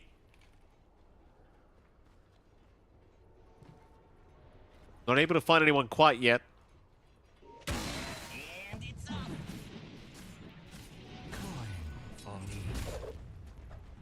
Echo's going to reveal himself in the mid lane. Radiant structures are fortified. Meanwhile, Shiro, he just starts on the bottom tier 2 tower. Like, he could not give a crap, this man. He just gets right started on that tower, and well, actually, he does back off for a little bit, waiting for the next creep wave, but it doesn't really feel like Gaimin are intending on trying to defend whatsoever. I think they completely understand they're just going to let this one go. Radiant's top tower is under I doubt LGD will be going high ground anytime soon anyway. Probably not, unless they get like a huge team fight, but respawns are still fairly short at this point anyhow. For Gaimin, the only way I see them coming back is if these auras start to come back in for Ace, like say you get this full Guardian Greaves, you hit your talent spike at 20, it's pretty far off. But if you can kind of hit those points on the Underlord, burst damage doesn't become an issue, and then you just kind of bank on Diracho trying to use this map space. Right, he's going for the BKB, he has the Battle Fury, he can try to catch up and farm. My concern for Gaimin, and we have been seeing this as an issue, again, the lack of playmaking is going to be consistently an issue here.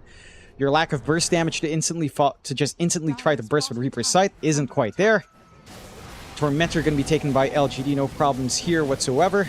And they managed to catch one out here. Diracho dies to the Tormentor. He dies to the Tormentor. All right, well, well, that's one way to do it. Nevertheless, I mean, Diracho is down for 30 seconds. So another opening now for LGD to just do whatever the hell they please. And that might end up meaning a mid-tier 2 tower. I mean, LGD, even with Diracho up, probably not very afraid anyway. Let's be frank, John. They're going to find another. It'll be Celery to go down here on the Shadow Demon, and LGD, they are indeed looking at that mid-tier 2 now. Yeah, no concerns for LGD. Looking and at the big spikes for Gaimin still far. Hookshot was up in 3 seconds. Oh, PYW. Oh, that's... You know what? I must admit, as a Clockwork spammer, I've never thought about doing that. That's clever. That is clever. That it is. That's him thinking with cogs there for PYW. Has the hook shot off. I mean, you know, killing off Ace, I don't think it even matters at this point. Again, he has Pipe, no Guardian Greaves, no Crimson Guard, no Atrophy Aura talent yet. So the damage, it's just flowing, no matter what, when you're running into any of these heroes anyhow from Gaimin. Last outer tower falls. No defense from Gaimin Gladiators. Their tempo draft never finding its tune just yet. Again, the quickest thing you can see coming out is this BKB timing of Quinn, maybe the BKB timing of Diracho, if he manages to find some room. I don't know if that's going to be enough. That's the concern. You still have Pulverized through the BKB. Again, you don't care for the Enrage on Diracho, so you can still keep him pinned down. You can pin down Quinn. The Ags Rush from Shiro, a lot of value here. Basic Dispel taking care of the Ghost Shroud, just makes things tough for Quinn to front line, as long as Shiro's smart with the spell usage. Gaimin will smoke. They don't really have vision outside of the triangle of the Radiant side. Let's see if they manage to find someone isolated at the very least. I mean, they're looking. Tofu, who'll get some wards down in the Dyed Triangle. And they are going to find PYW, so at least the Clockwork, though the hook shot, a little bit off the mark. PYW down, but Shiro looked like he wanted to fight. Does decide better of it and backs himself out of there. Gaming Gladiators now with PYW down, they do smoke up with Ace. They're looking for another. Now it seems like LGD though gonna just kind of take the back foot and relax for a little bit as Quinn has been spotted by Echoes. Ace will immediately use the Fiend's Gate to ensure that Quinn does not get caught out. And will be just fine to survive. But still a 15k net worth lead standing, and so far for Gaimin, really the best they found recently is this clock. I mean, it was a lot of gold. So like an 800 gold swing for Gaimin off the back of that. And that's exactly what they kind of need to hope for now. Pickoffs while the side of LGD are trying to work the map efficiently, while they're isolated out. Maybe you can lead a pickoff into Roshan, or a couple of pickoffs into Rosh as well, which you can clear out still with Diracho. Diracho, speaking of, again, inching towards that BKB, 800 gold away. He is a little bit isolated though, and LGD is in position with a smoke of their own. Could be a big kill if they actually catch this Ursa out at this point. I mean, Diracho just trying to farm a BKB, but you spotted him out. Pulverizes immediate, hookshot to follow, and there is just no chance in hell of Diracho surviving. In Gaimin, they were nearby, but they're just unable to close the gap quick enough to help out. They'd even popped their own smoke just to try and force a fight, but with Dyrachyo down now, they've got to hope to maybe defend high ground or maybe just wait for Dyrachyo to respawn. At the very least, respawn isn't that long here for Gaimin.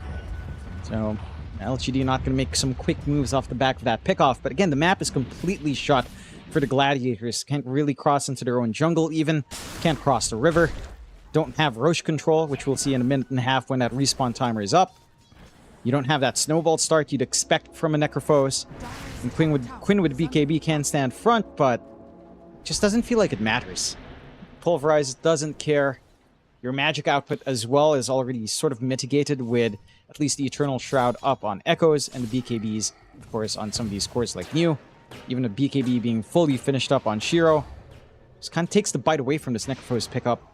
Are starting to collapse down bot, but they did walk under vision. Oh, Quinn. Not Quinn. Ice Path is out. They've caught the Necrophos, the Fiendscape, but it's into the Cogs. This could be a really problematic situation as Echoes is going to find a burrow. Ace regretting his positioning with the Fiendscape. There's now Tofu also caught. It's already 4 of them down. And the only reason it's not a team wipe is Dyrachyo is not even there. He's just farming top. He does not want to even see his team die. No. It's fair enough. He has no business joining in. Just, again, unfortunate. Gaimin get the gate through. Ice Pat was there as they crossed the threshold. Good angle being found by PYW. They run down that lane with the laning ward out from LGD. It just provides that opportunity. Even though the flank from Quinn wasn't under vision, they knew they could still take that fight with PYW to start. High ground begins. Doesn't take too long when you've got a troll on your side here for LGD. They will just take care of a tier 3 and show a lot of respect by backing off. Mind you, LGD, I mean, they still hold on to all of their tier 1s at 26 minutes in. They do have Roshan to play for, and it is a quick respawn. It is back up, scouted by the Flare. Probably just take that safe objective with the Aegis Cheese at Roche number 2, and think about a full high ground committal after that. For the side of Gaimin, I mean, again, you've got the BKB for Dyrachyo flying in. He's got his Blink coming through in a lot of time left, though, until that's done. The tools, I just don't see the tools to get this done outside of pickoffs. Roche begins. No contest from Gaimin. Some time to farm. I just don't see any quick items that fixes this.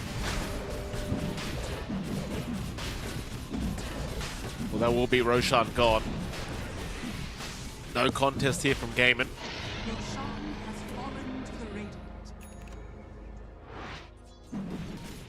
Gaimin trying to take the time they have to just farm up the best they possibly can here, but oh, New having a hunter out. I think he spotted Tofu on the Wind Ranger.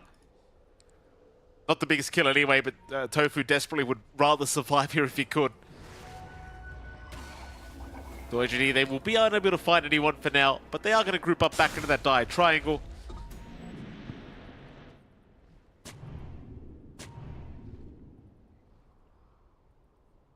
But they are still on the hunt. Like, Gaimin just forced to run all the way back to the base because even just none of the map is safe.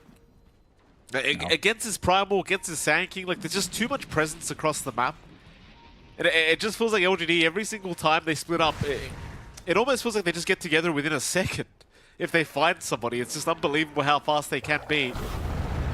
As New is still hunting down Tofu, they are going to scout him out with a rocket flare. Yeah, but Tofu is still just wind running across the map, being an absolute nuisance. Through the twin gates now. No, he's caught it this time. He's got it. Tofu, Shakala, gonna delay things even more, buying a lot of space for his side. Gleipnir gonna cancel off the onslaught, so Tofu gonna continue running. And this is a lot of space creation here from Tofu. The problem is it doesn't really feel like anyone from Gaimin's finding any farm while this is happening. They are all just sitting in their base anyway. So even with 3 heroes chasing Tofu, they just don't feel good. I mean, there's just no safe area. They don't have forward vision anyway. Map is still relatively dark. They only have this one lane ward down mid. They don't really have the room to safely walk around. And it's just rough right now for Gaimin. And they've got some item spikes. The double BKB still set to go, unused so far from Quinn and Dyrachyo. You've got the full Guardian Greaves on Ace, which can help out. with that Guardian Aura. So again, the burst play might be a little bit harder to find for the side of LGD. I just don't know where the control comes in for Gaimin. Like, you're stuck relying on Pit of Malice, Gleipnir, and Shackles. You kind of have to net all of that together, chain them really well to maximize your control, and hope you can try to burst someone down in that interim period. When you're 26k behind at 29 minutes in, looking for that burst play is just, it feels impossible. Very limited options for Gaimin. Full Bloodstone out for Echoes though. LGD again in a very strong position in this game. All of their tier 1s still healthy. No one can split push into the objectives. Age is still up for 2 minutes. They can just look for the high ground now. Amp damage rune on Shiro as well. Really nothing to be scared of at this point. Mid lane jump is there. Echoes finding Ace already. The Underlord trying to get away. He's already pretty darn low. Dyrachyo, they're going to jump in to save the life of Ace for now, as Echo's jumping in once again with the epicenter, trying to fight back as Gaimin dropping low, need to get the hell out. They might need a reset. Dyrachyo, he's out of gas, he is down. Shiro will take him out. Now Quinn being targeted here by the Troll Warlord, but they are going to buy back on Dyrachyo to allow Quinn a way out. Shiro now maybe diving a little bit too deep, should lose the Aegis, but still holds on. They cannot take out the first life yet of Shiro. Echoes jumping right back in with a burrow, and now the hawk shot. PYW, he's onto the Ursa. They've got Dyrachyo another time, and he is dead. No buyback available. That was the dieback here from the Ursa. This Quinn also buying back, but looks like he might be set to fall to boot. Barely gets away. LGD, they are retreating, but the Fiends get out from Ace from the backside, trying to lock them down. So the Ice Path from Y gonna make it hard, but the Reaper Scythe will take down the Jakiro. This PYW also being left behind, will go for the TP out with the jetpack and does make it. The props to Gaimin. They do hold on to that mid-racks, only losing the T3 tower, but it does cost them quite a few buybacks. And it does. You get the dieback on Dyrachyo, forcing Quinn to buy back as well. I mean, holding racks, it is a pretty big deal for the side of Gaimin. They do get a lot of net worth off of those buybacks. Overall, very big boon. LGD, maybe, you know, going a little bit far. Not like the cooldown in Battle Trance allows you to play that far forward for Shiro, but they did smell blood in the water. You can't really fault them for that. Just timely buybacks. Everyone's dropping low. We still have some output. We can see the effect of that in prolonged fights for Dyrachyo. If he's allowed to just hammer onto someone, can't turn it. And rather unfortunate for Shiro, his Satanic just wasn't quite finished up. If they waited like maybe a minute more for the Satanic gold to be fully finished up, maybe 2 minutes, considering he got a lot of kills from gold from kills, with that secondary pop of HP for the Troll, things could have ended up maybe a little bit different here for Shiro. Courier dies as well, as he did have enough gold in the middle of the fight. So full Satanic stalled out for 1:40, which is some time for Gaimin. Maybe enough time for them to find a position, maybe find a pickoff, start to set up for Roshan. That could be their key back into this game. They have managed to get a little bit of forward vision in the lane at the very least. Still nowhere in their jungle. So crossing out for camp farm is still a little bit of a challenge here. A little bit of a risk. Again, nowhere near Roshan. As long as LGD keeps these lanes shoved out, be patient in the next 2 minutes. They should still have control over the next objective in Roshan. Should still have a smooth ride on the high ground after that.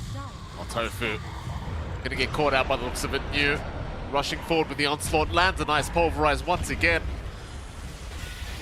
And it's gonna be another kill onto Tofu. Just love picking off this Wind Ranger just to ensure that there's no kind of creep skipping shenanigans here from Gaimin. LGD back onto the high ground. Look for that mid-racks once again. Shiro will get started, but is still being very conservative here on the Troll.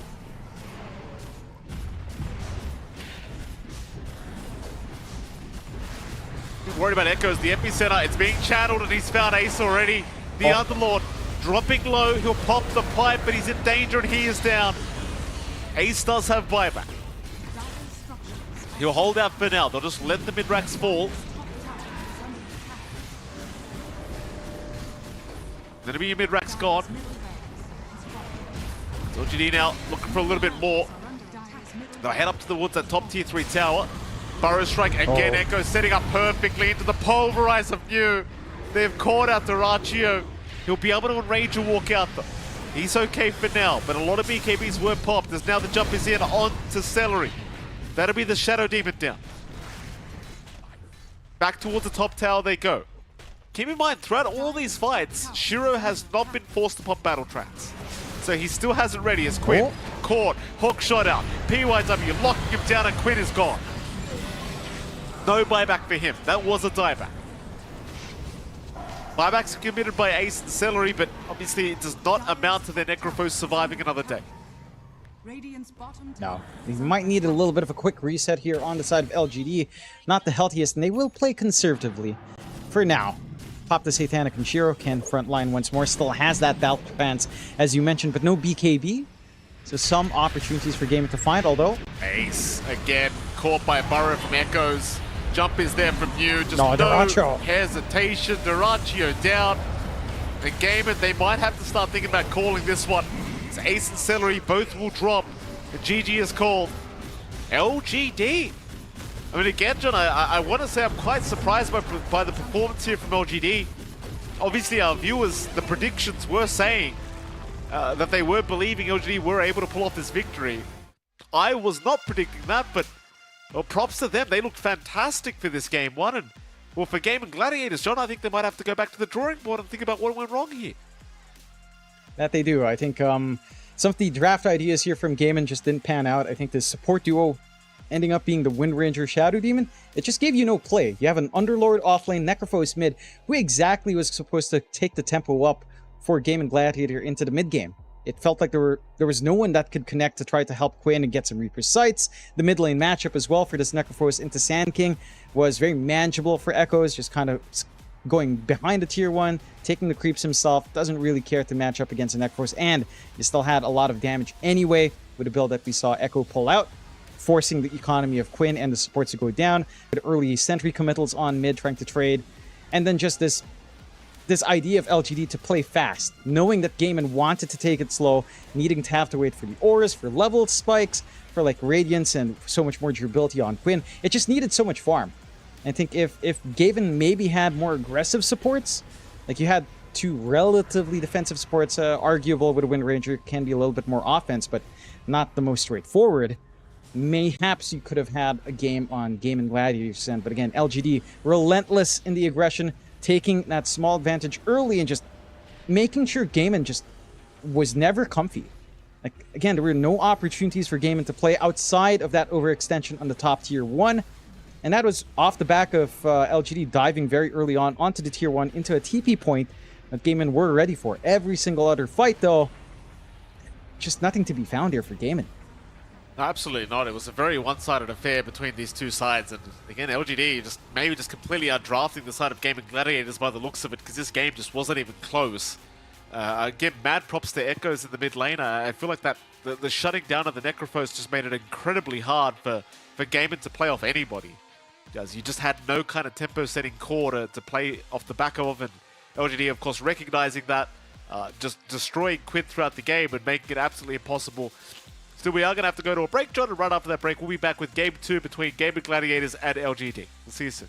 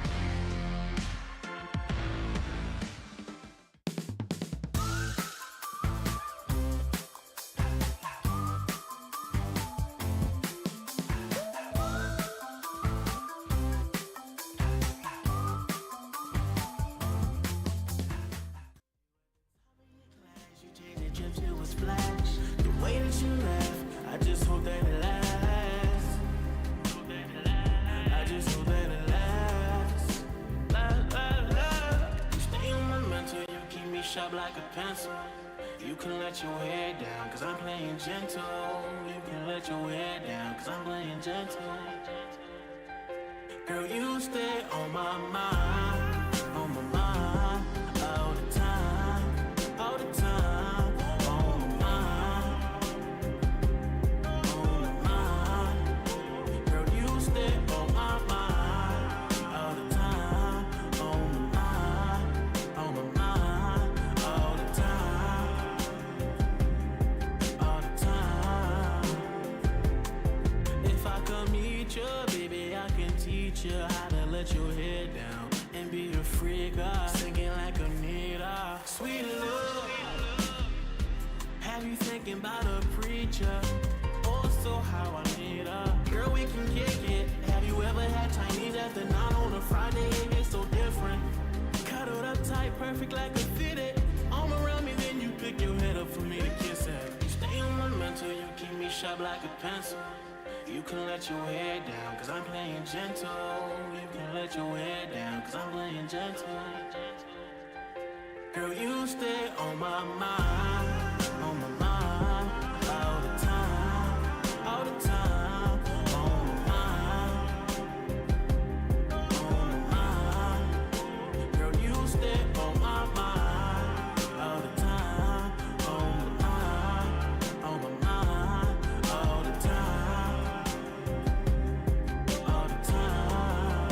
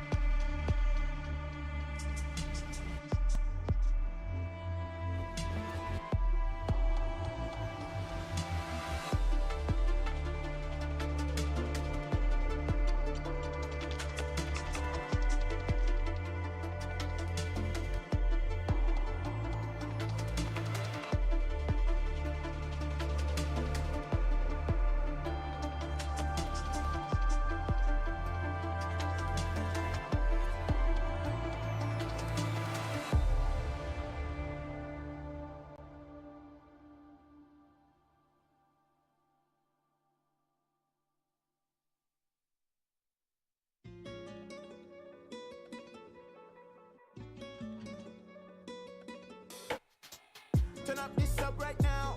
I like this up right now. You might be stuck right now. This might loosen me up right, up right, up right, up right, up right now.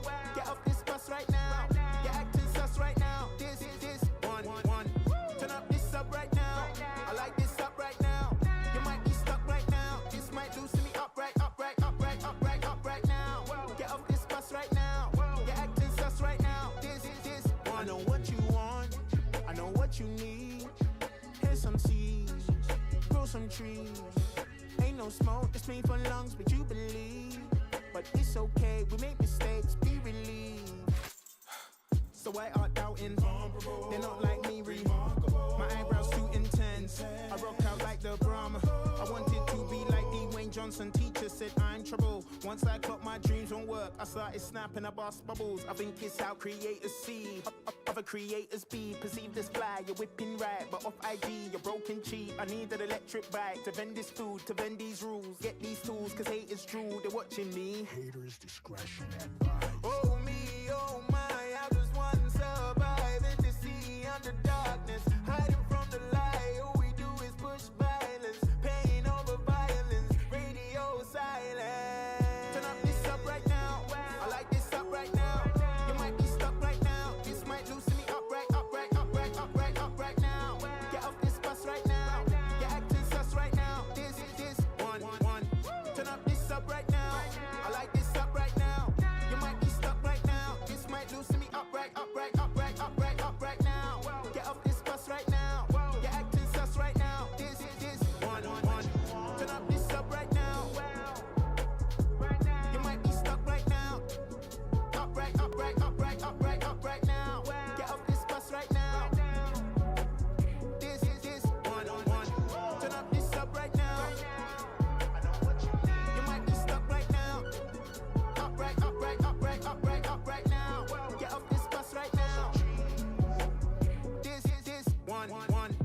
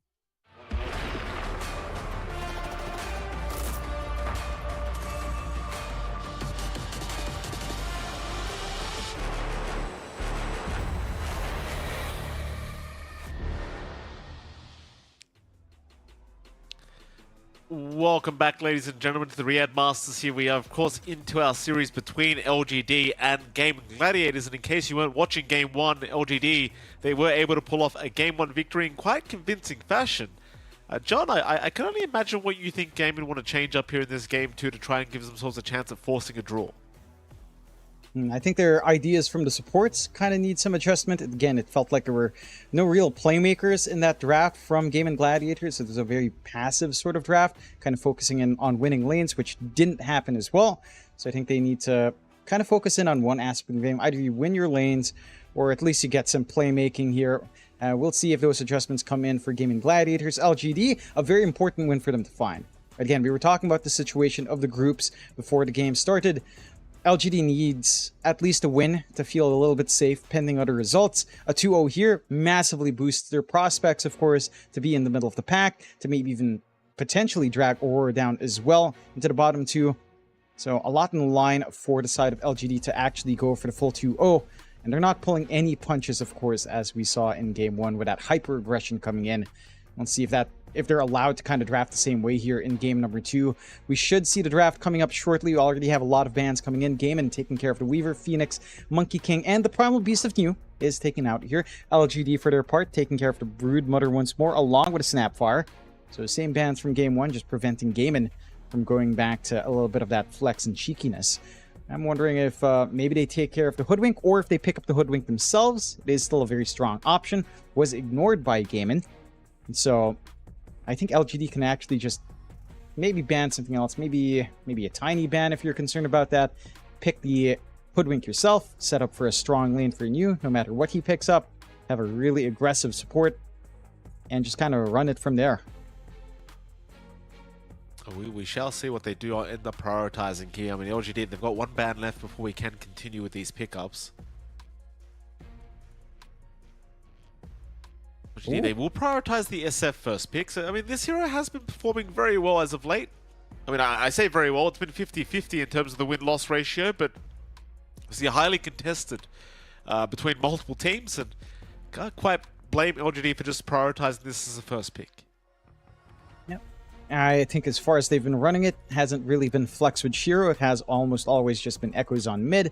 So that should just be straightforward Shadowmire. I'm a little bit surprised they prioritize the SF over the Hoodwink. I feel like the Hoodwink does keep your draft much more open over the SF. So I'm keen on seeing what ideas LGD has to build off of this tempo of the Shadow Fiend. We have also seen some Shadow Fiend games go slow. I think the one matchup that felt really awful was something like the Sand King, with Burrow Strike Stinger sort of scale build. You just run it down. Shadow Fiend doesn't feel like it recovers. I think that was Lornoff having to play into that last time. So we'll see if that's something they'll protect themselves against here for LGD, having run the Sand King mid last time around. Should be a straightforward ban for them. And we'll take care of the TA first. Gaiman, of course, for their part, going into the Chen. We have been seeing a little bit more of that Chen come in.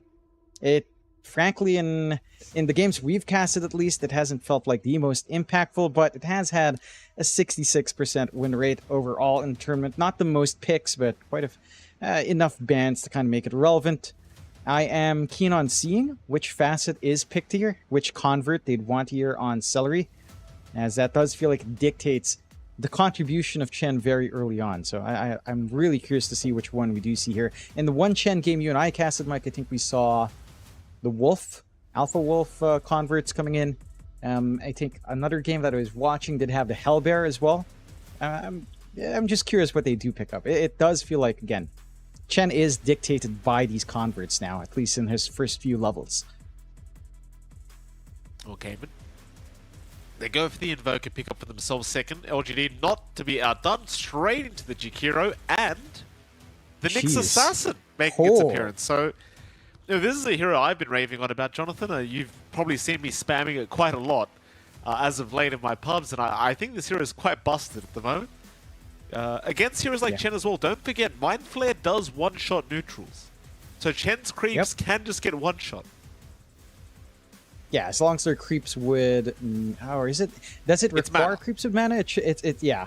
Yes, so it does. It should still get deleted. And that means the farming pace of Nyx is great. I like the Nyx here very specifically because you're up against Invoker.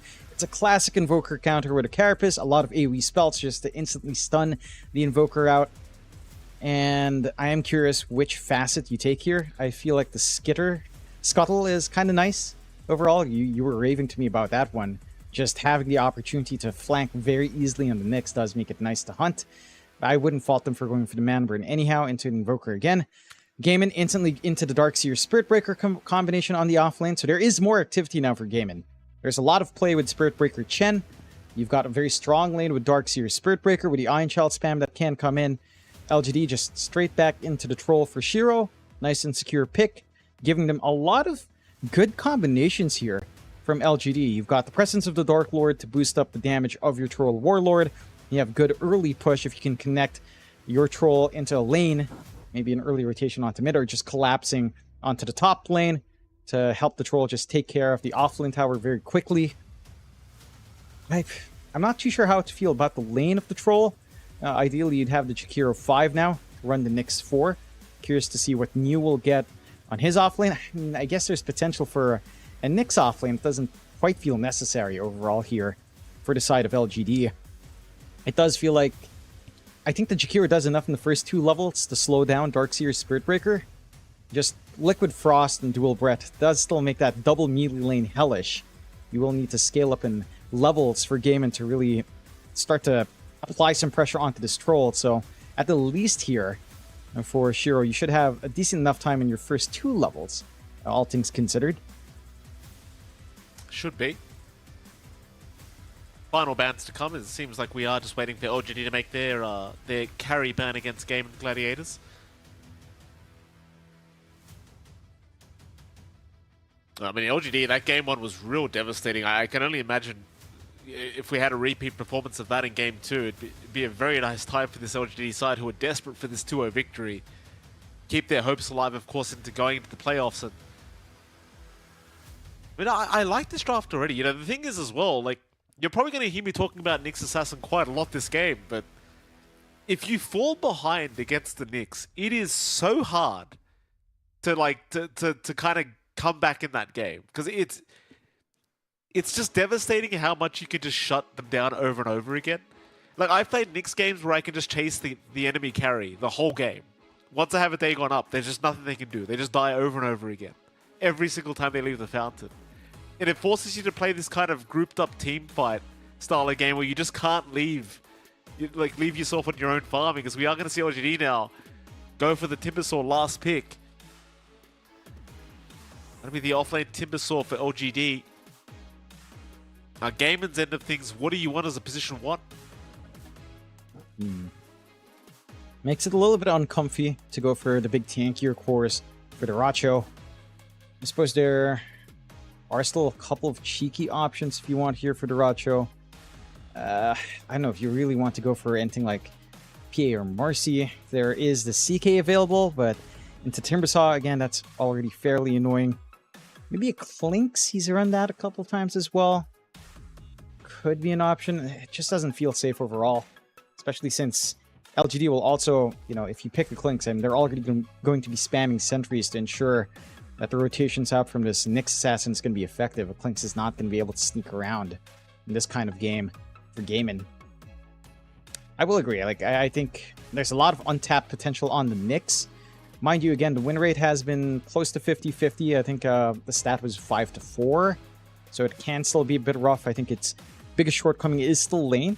Like, if your off lane can't sustain solo, which in this case as a Timbersaw you should be able to by level 2, level 3, then the Nyx can't really scale up. But again, Timbersaw kind of covers that base, so you should just be free to clear out a creep, go back in lane. You don't really need to do much. Maybe land a stun if your Timbersaw kind of chains and gets Whirling Death off, and then you find a kill. No problems. Again, a lot of value for the Nyx with all of the AoE coming out from Gaimin. Will be the Ursa once more for Gaimin. And again, this time around, you do have some play coming out from the offlane, but you are picking Ursa into the Timbersaw, which is a little bit more of a back and forth lane. That does force a reactive out on you, but you can shred that Ursa quite nicely with your Whirling Death. So it is a lot of play, at the least, here for Jiracho. A little bit more play to consider. We will end up with, again, the PYW Nyx along with the new Timbersaw. Draft-wise, I mean, Gaimin has repaired some of those issues from the Game 1 draft. Looking at this, though, I just feel like this is a really good game for LGD. I don't think the Shadow Fiend loses out to Invoker mid. At the least, it draws even. And you can still play aggressive there for Echoes as well, landing Shadowmar. I think in this game, it does feel like a lot of pressure's on from Tofu and Celery. Like, these supports have to shine on Gaimin to get them the strong lanes, to maybe collapse mid, you know, depending on what facet Celery takes as well. There's a lot of potential to just run down early onto Echoes, say into the 4-minute at the earliest, maybe probably the 6-minute rune, to just kind of slow down this SF, prevent that scale up. And for LGD, it's important for them to not bleed out in these lanes. You still have good activity out from a Jakiro Nyx, but the Nyx in particular does require a little bit more in EXP, which you should find, again, in the jungle. I'm curious if that's something Gaimin will try to block out. Like, say, spam out the sentries, block off camps, and Celery has to be very conservative with his Satyr Convert in lane to kind of cut PYW off. This Nyx is the big wild card factor for LGD. If it goes off to a strong start for PYW, it's going to be relentless. Quinn will have no game. Like, this Invoker is just going to get deleted every single time. All of your AoE spells just leads to chain stun setups for, say, Y to follow up, or to even just get echoes blinking in if that timing is right. It can go southbound for Gaimin if this PYW Nyx just goes out of hand. We'll see how it does go, John. Game 2 here between LGD and Gaming Gladiators now set to get underway. And well, LGD now one game away from being able to get a 2-0 victory and keep their hopes alive here for the playoffs of the Riyadh Masters. And well, Gaming Gladiators still looking for their own draw. Trying to force it here in this game 2, as we are going to have the good luck have funds coming out from both sides.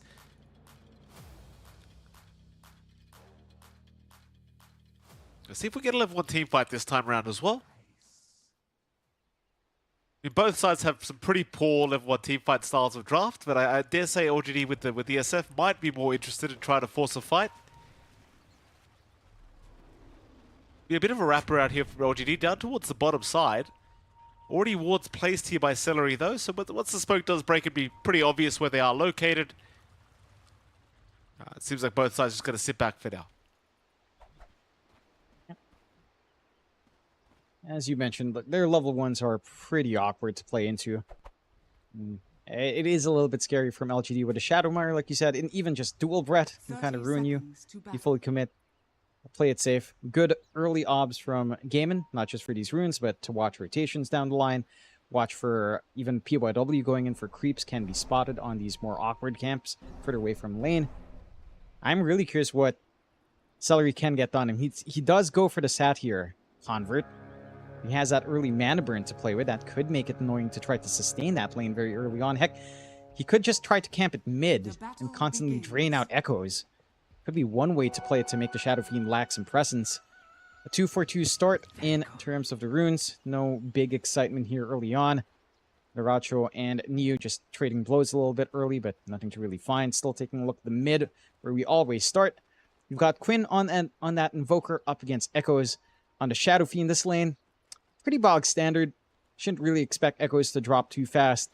Quinn, as long as he plays his position right, shouldn't be under that much of a threat either. Should basically boil down to a very straightforward farming lane. Echoes does have the edge there in terms of clearing out the creep wave at the very least. So should just be able to constantly shove in.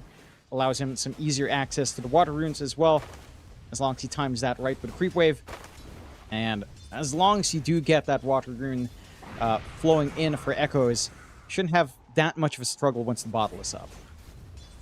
What about those side lanes? I mean, you're looking at top lane for a moment. Y and Shiro are going to be up against Tofu and Ace. It's like Tofu already copying a bit of damage, but will be okay to get out. Shiro had a very good game last game around, and this game as well, like, there's not really much in the way of slowing him down too much. Like, you do have the the double Iron Shore combo, right, with the Darkseer and the SB, and you can charge in and create all sorts of havoc, but chances are, still against the Troll Warlord, like, it's quite hard to close the gap and get that damage off. And it is. Again, it's very EXP intensive. You've got good protection from Y. He's got some slows to play with to just kind of cut off the full rundown, post-charge, post-surge down the line. It can be a little bit harder. We were taking a gander down bot for a moment. You were seeing PYW forcing out a very big creep wave out, stacking it up, just to give a lot more EXP out to New. He is having a pretty fun time just walking around mind flaring creeps. He is finding some decent solo EXP, making it awkward on the mid camps as well. And just kind of make it a little bit challenging to try to flash farm in later on with, say, the Forge Spirits for Quinn. Still looking at the lanes. You are finding that CS for Ace up top, just off the back of that Iron Shell. Quinn does manage to get a rune control going his way as well, as they manage to get both water runes, so awkward for Echoes, but he just grabs his bottle. It's not the end of the world here for the Invoker. And with mana to play with, Quinn will have to, again, take it a little bit safe. He is slightly... It's a very even lane. Again, no one's really going to be pulling ahead unless Quinn oversteps or Echoes dives a tower. It's going to be down on whether or not those supports can, again, maybe make a play at around 4 to 6 minutes in. Up top, fairly deep here. They are. Just cutting off the wave. They're trying to be as kind of abusive as possible towards New as they can, but And Yu is still farming perfectly fine, and he's about to hit that level 3 mark, so it's going to be infinitely harder to actually deal with him on the Timber Saw. Of course, as you kind of went over already, PYW just rotates every single time he can to just mind flare creeps in the jungle, which is the way to play it. This is what you do. You pick an off lane that doesn't need your help, and then you just mind flare creeps over and over again. And then that's the gameplay of PYW this game, at least for the laning stage. I like it, John. I think it's a lot of fun. There's a lot of objectives to get as well. Yeah, that's true. Were you an Iron Talon enjoyer back in the day, Mike? No. Is that why you find it fun? Nope. This is actually good. Legitimately, this is good. I mean, Iron Talon was just a grief. I hated that crap so much.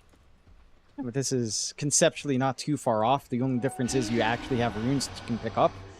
Yeah, I guess if Iron Talon was still here, you could do the same thing and still grab runes, you know? You could take that LT into the jungle. The classic, Mike.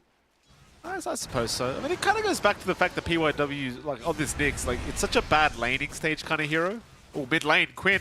Speaking of bad laning stages, might be going down, and does. Why? Able to secure the kill on the Jakiro. That's you know, this is already the start for Quinn. Like, last game around, we saw Quinn go down quite a few times as LGD were doing some fantastic work just focusing on that mid matchup. And we're seeing it once again. Yeah, they already saw the early charge committed from Tofu. They knew there's no counterplay. They had PYW constantly tracking out Celery as well. There's just no way for you to counteract. Again, the damage output from Echoes is substantial. They, again, did manage to block the water runes at least. No bottle top-up for Echoes with any TP in. So that is one benefit. No mana pool left for Echoes to spam out. Does have a clarity at least to help recover. But you already found what you wanted. You get that early level spike. You are still camping mid. Tofu's body blocking stacks. There is that to play with. Yeah, but Tofu might die because of this. Like, he has charge available, but it's going to be cancelled immediately. And Echoes is going to be able to claim a kill anyway. So you block the camp, but you end up giving a bit of extra gold to Echoes anyway. I'd say LGD probably still pretty happy with that kind of exchange. That they are. You know, it's another Necromastery stack past 20 with a hero kill. Echo is going to be feeling fantastic. They've got room to play around the map now as well. I don't know if they fully understand that the ward was dropped behind the cliff, so there's some charge potential down the line there. But, again, so far, 2-0 start, LGD. Side lanes are going well. You're getting free farm out here for Shiro. In a solo lane for Darkseer, without the Spirit Breaker on hand, without rotation. Still fairly comfy for Shiro, although...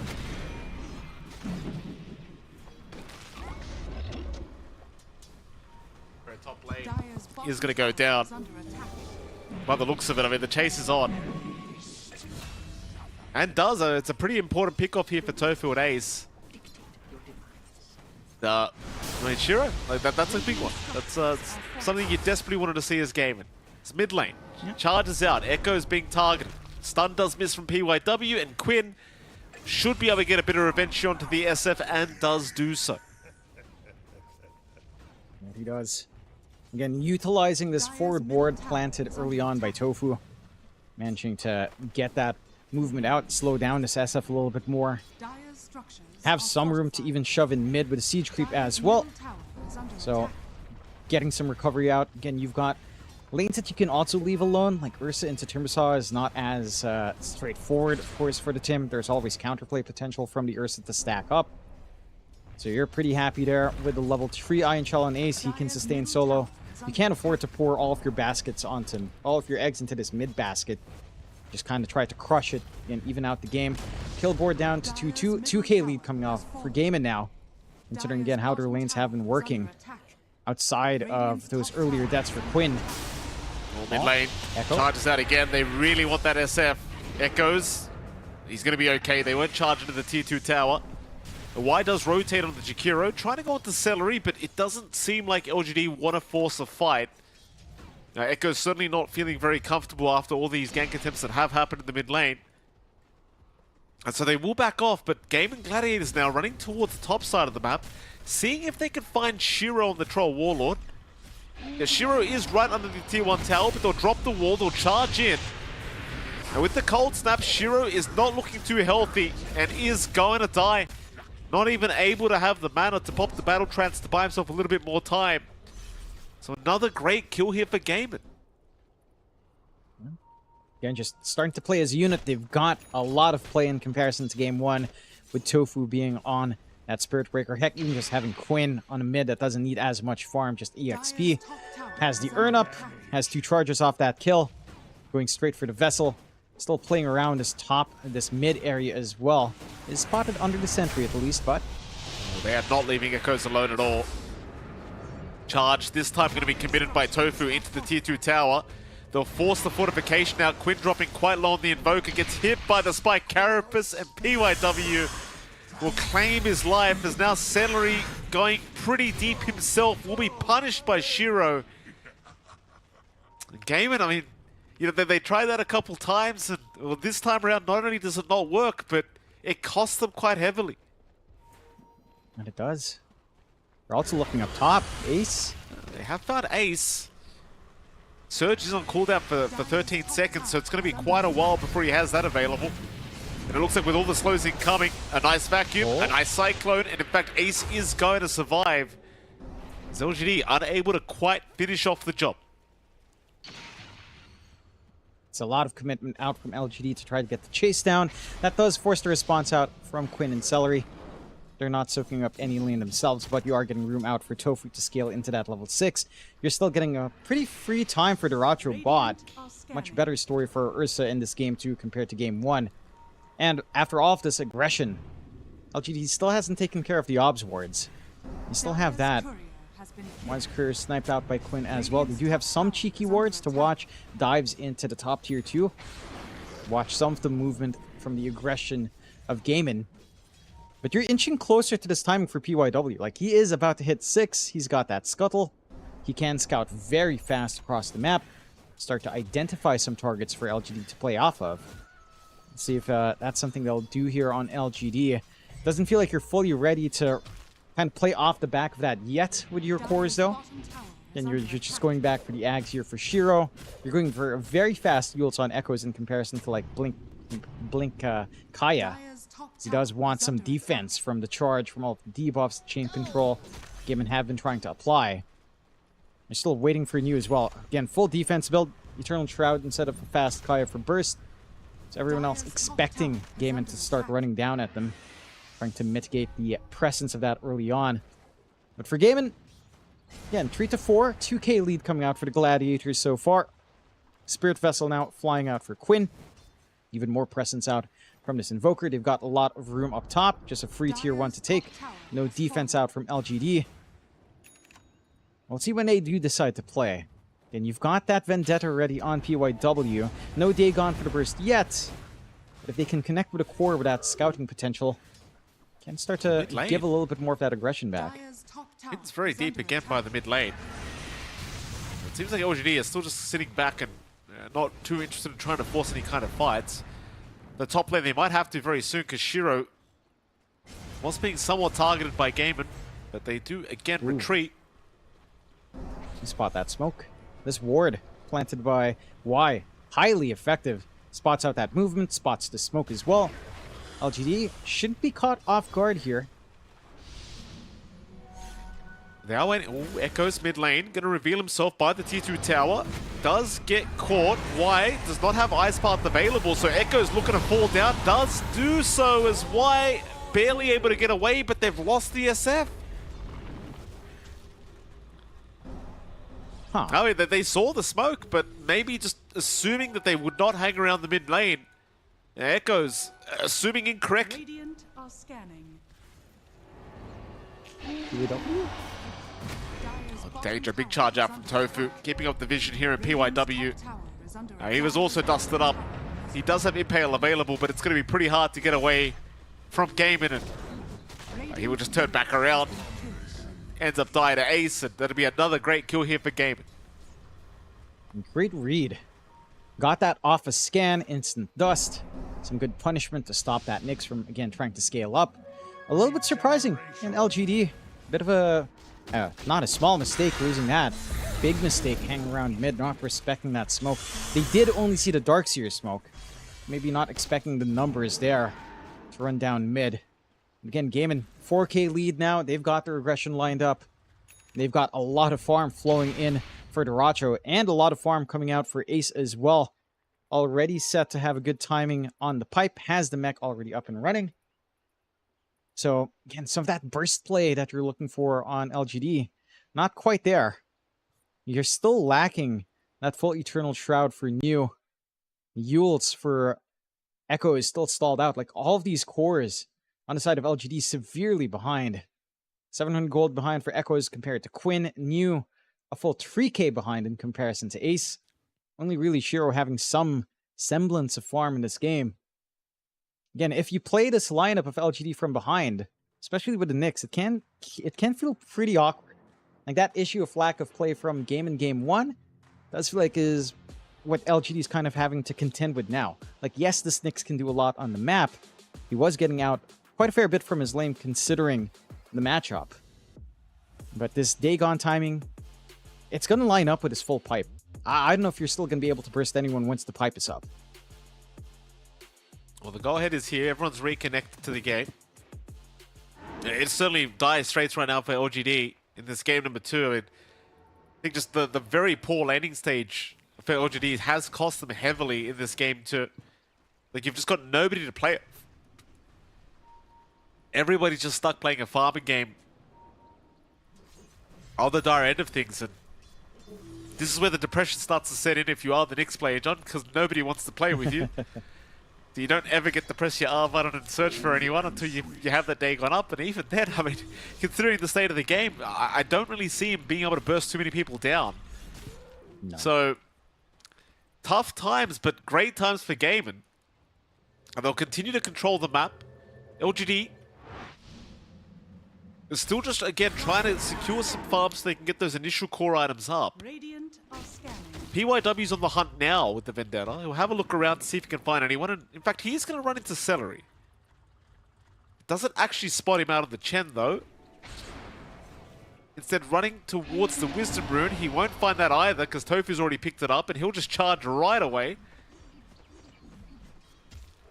Charges onto Echoes. But Echoes is by his tier 2 tower. So Tofu's, of course, just going to cancel that one off.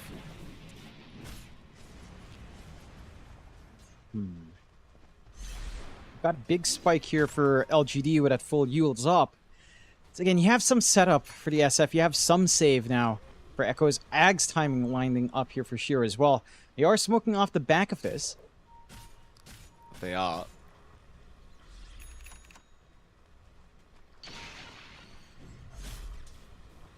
Smoke mounting nothing quite yet, but Gaiman, they are waiting right by Shiro, who's trying to bait for his side. Here comes LGD. They'll miss the initial impale, but a nice ice path into a Requiem. Still, the pipe is not allowing any magic damage to happen.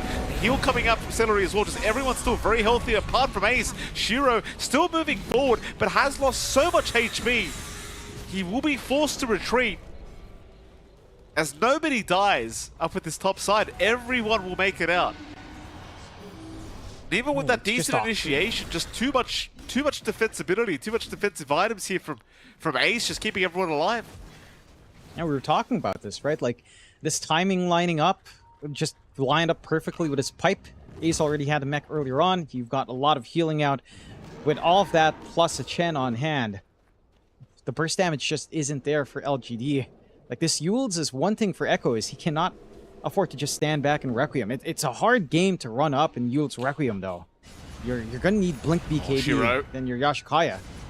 Oh, Shiro man. trying to TP out, but the vision was there from Tofu. Still, they will not dive in for Shiro. So he's still going to be able to walk out of there. Just a bit of a slow walk back towards the dire triangle, but he'll get there eventually. So it's just bought so much time for Diracho to get his own farm up with this Ursa. And you're getting to a stage where Diracho is just going to be uncontestable. And he is going into the Rosh now as well. Movement through the gate was spotted out by LGD, so they should know Roshan is up, but they just can't contest. They don't have the damage, they don't have the sustain to play into Diracho at the moment. First Rosh will go the way of Gaiman. Aegis for Diracho, safety net up. Blink, Battle Fury up for the Ursa. Doesn't really have too much to be scared of up front unless he gets clipped by this Requiem from Echoes. That fear can be a pretty big crowd control tool. Already have Quinn going back for his Midas to keep the scaling up into the Travels next to have a global presence basically here.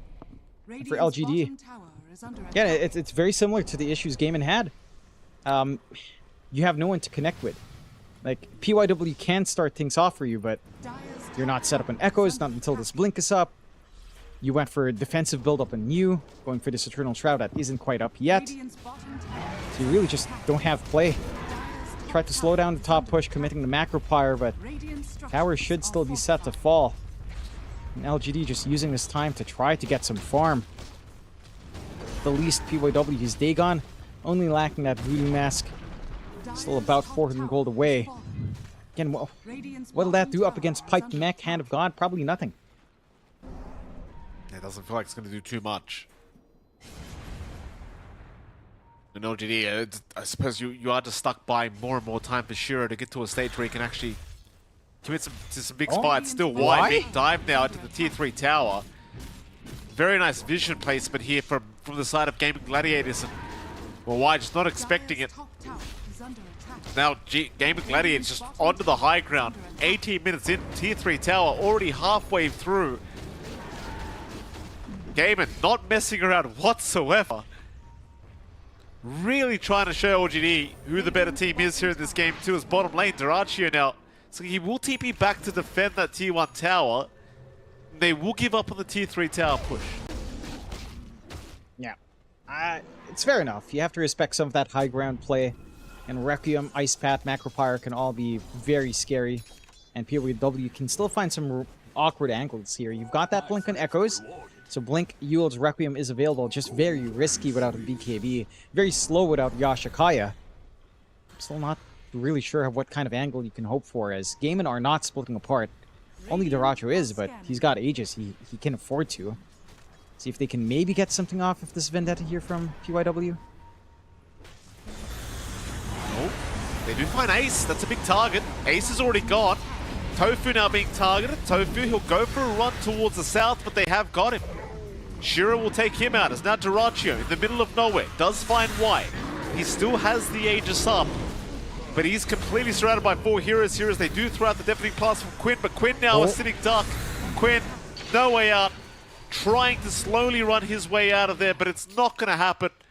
A 3-for-1 trade in the favor of LGD. Well, that's a pretty bad sign. The game, they had a huge lead going in this game too, but that was about a 3k gold swing. Yeah, it's off the back of Ace dying first. He gets chain stunned, he doesn't manage to pop Pipe, doesn't manage to pop the Guardian Reeves Echoes. Echoes is in a little bit danger. Dyrachio is actually could be in danger himself, he's not too careful. PYW around the corner. Sadly, Vendetta was on cooldown, so he couldn't think to make the jump in. Tofu was still charging Echoes there for a second, but does cancel. Is now Dyrachio going to find PYW, but obviously will not go too deep to secure the kill. Seems like Gamer, they are grouping up again at this top lane, so maybe look to apply that pressure onto the tier 3 tower while they still have the Aegis up. They'll also have a BKB on the way for Dyrachio, so we'll see if they do want to commit. You can start to consider it. Again, they still have Aegis for a minute, not the most time in the world. Will allow them to find another tier 2 at the very least. LGD not set up for defense just yet. I think at this point, you will kind of want to try to hold out for this BKB on Echo. Is still 2 parts away. It is going to be a little bit more of a wait. But it will allow you to get even better positioning. Start to play around the burst potential for Requiem, not just the fear aspect. Still, Dyrachio pushing the limits here. Still has the Aegis for 35 seconds, so he won't mind jumping in for this tier 3, and he will get it.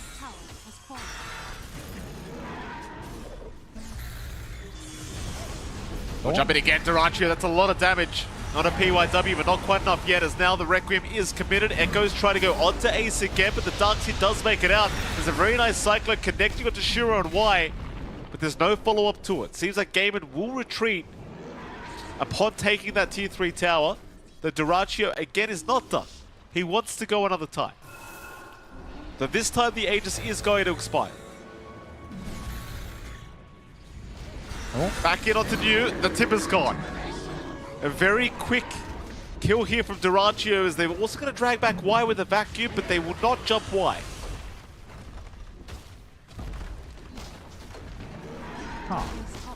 It's a little bit awkward for LGD to try to gun for this defense play without PYW. He opts instead to run off and grab the Wisdom Rune. So they surrendered the top set of racks. Mid is open, but no secondary life does make it tough. He did manage to get the bailout here for Echoes with GP. Do cancel the charge. There was a charge going on to Shiro, but because Tofu not going to dive the T3s. Again, you need the Snicks around.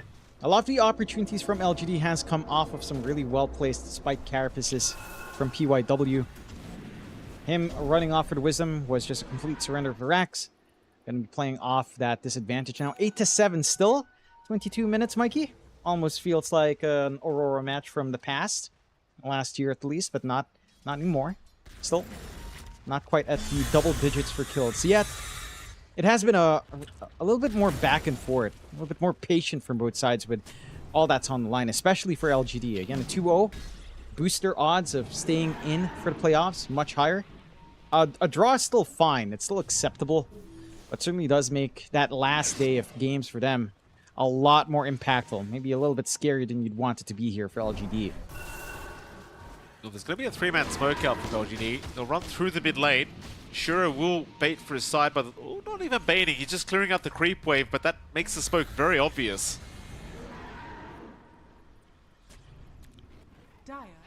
Shiro, smoke broken. Dyrachio going to spot him out. They won't dive the troll first, though. PYW moving in, has caught the Ursa, but the enrage was out in time. Now, that's a good wall. That is a very good wall out from Ace. And a choke point on top. Echoes is down. Charge out from Tofu, going to find PYW on top there. PYW with an Ice Impale will set up to take down Tofu. Tornado out, Shiro being stuck in an ice path for now as Dyrachio looking to make his way back in, but he has no enrage up. He's going to be a little bit wary of not dying here to Shiro as now Quinn in danger, but it's Dyrachio in danger. The Ursa is down. Quinn also caught out.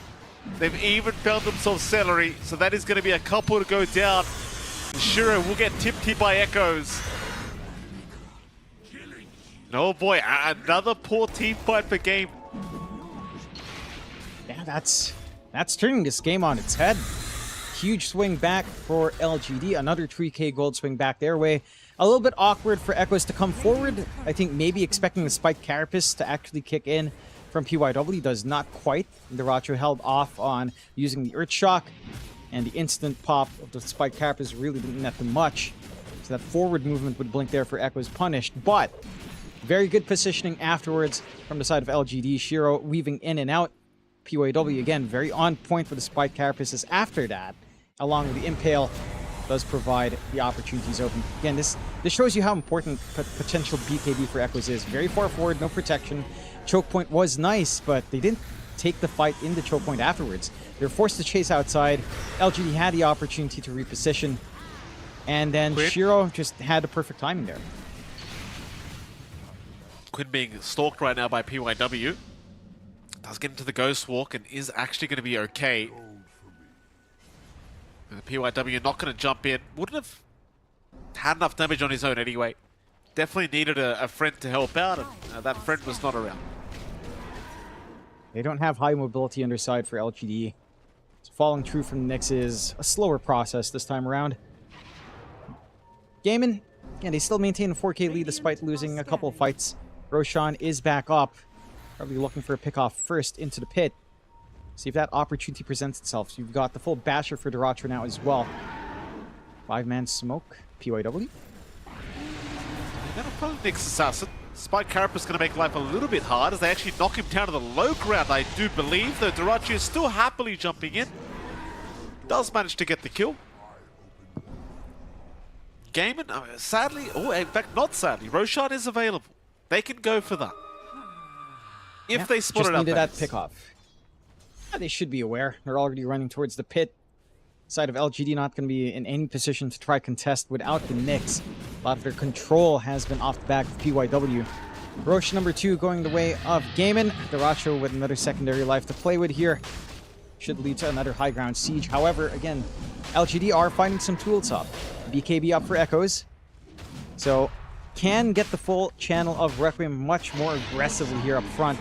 Just has to be concerned about the bashes out from Diracho if he does get lucky and isn't controlled up at the start. Got your own BKB as well on Shiro, so the double BKB timings are lining up.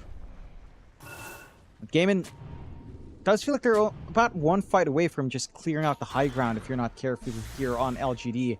The lead isn't massive, but that tempo, Gaimin can still play around that off these power spikes you're seeing in Diracho.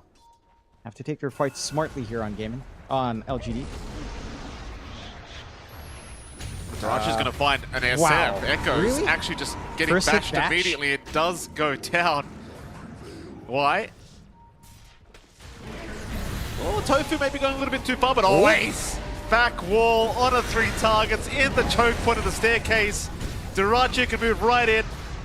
Y is already looking to fall as now New in danger. Will try to chain away, but Ace is going to be there to ensure he goes nowhere. A triple kill for the Ursa. And Gaimin Gladiators looking to go for that mid-tier 3 tower by the seams of it. They don't have back wall, but it doesn't feel necessary at this point. Respawns are relatively short, at least for Echoes, but he's not going to have the Necromastery spirits to really maximize the Requiem. And it's a tough call. And at least saving this one set of racks. At the very least, they still have an outer tower left. There's still one more tier 2, so the Megas can't quite kick in yet. And they still have this BKB ready on Shiro if he can find a fight for it. But this is not it. Another Rax going the way of Gaimin. LGD at a severe disadvantage now, 10, 11k behind. Again, forcing that engagement on the outpost, costing them a ton. After Echoes was already just bashed up. Really unfortunate for Echoes too, that was his first BKB charge. Was taken away. Still, smoke out, BKB coming off cooldown. Again, they have to be smart with these engagements here on the side of LGD. Now in bottom lane, this could be the final team fight to come to LGD. Not many buybacks left on the map.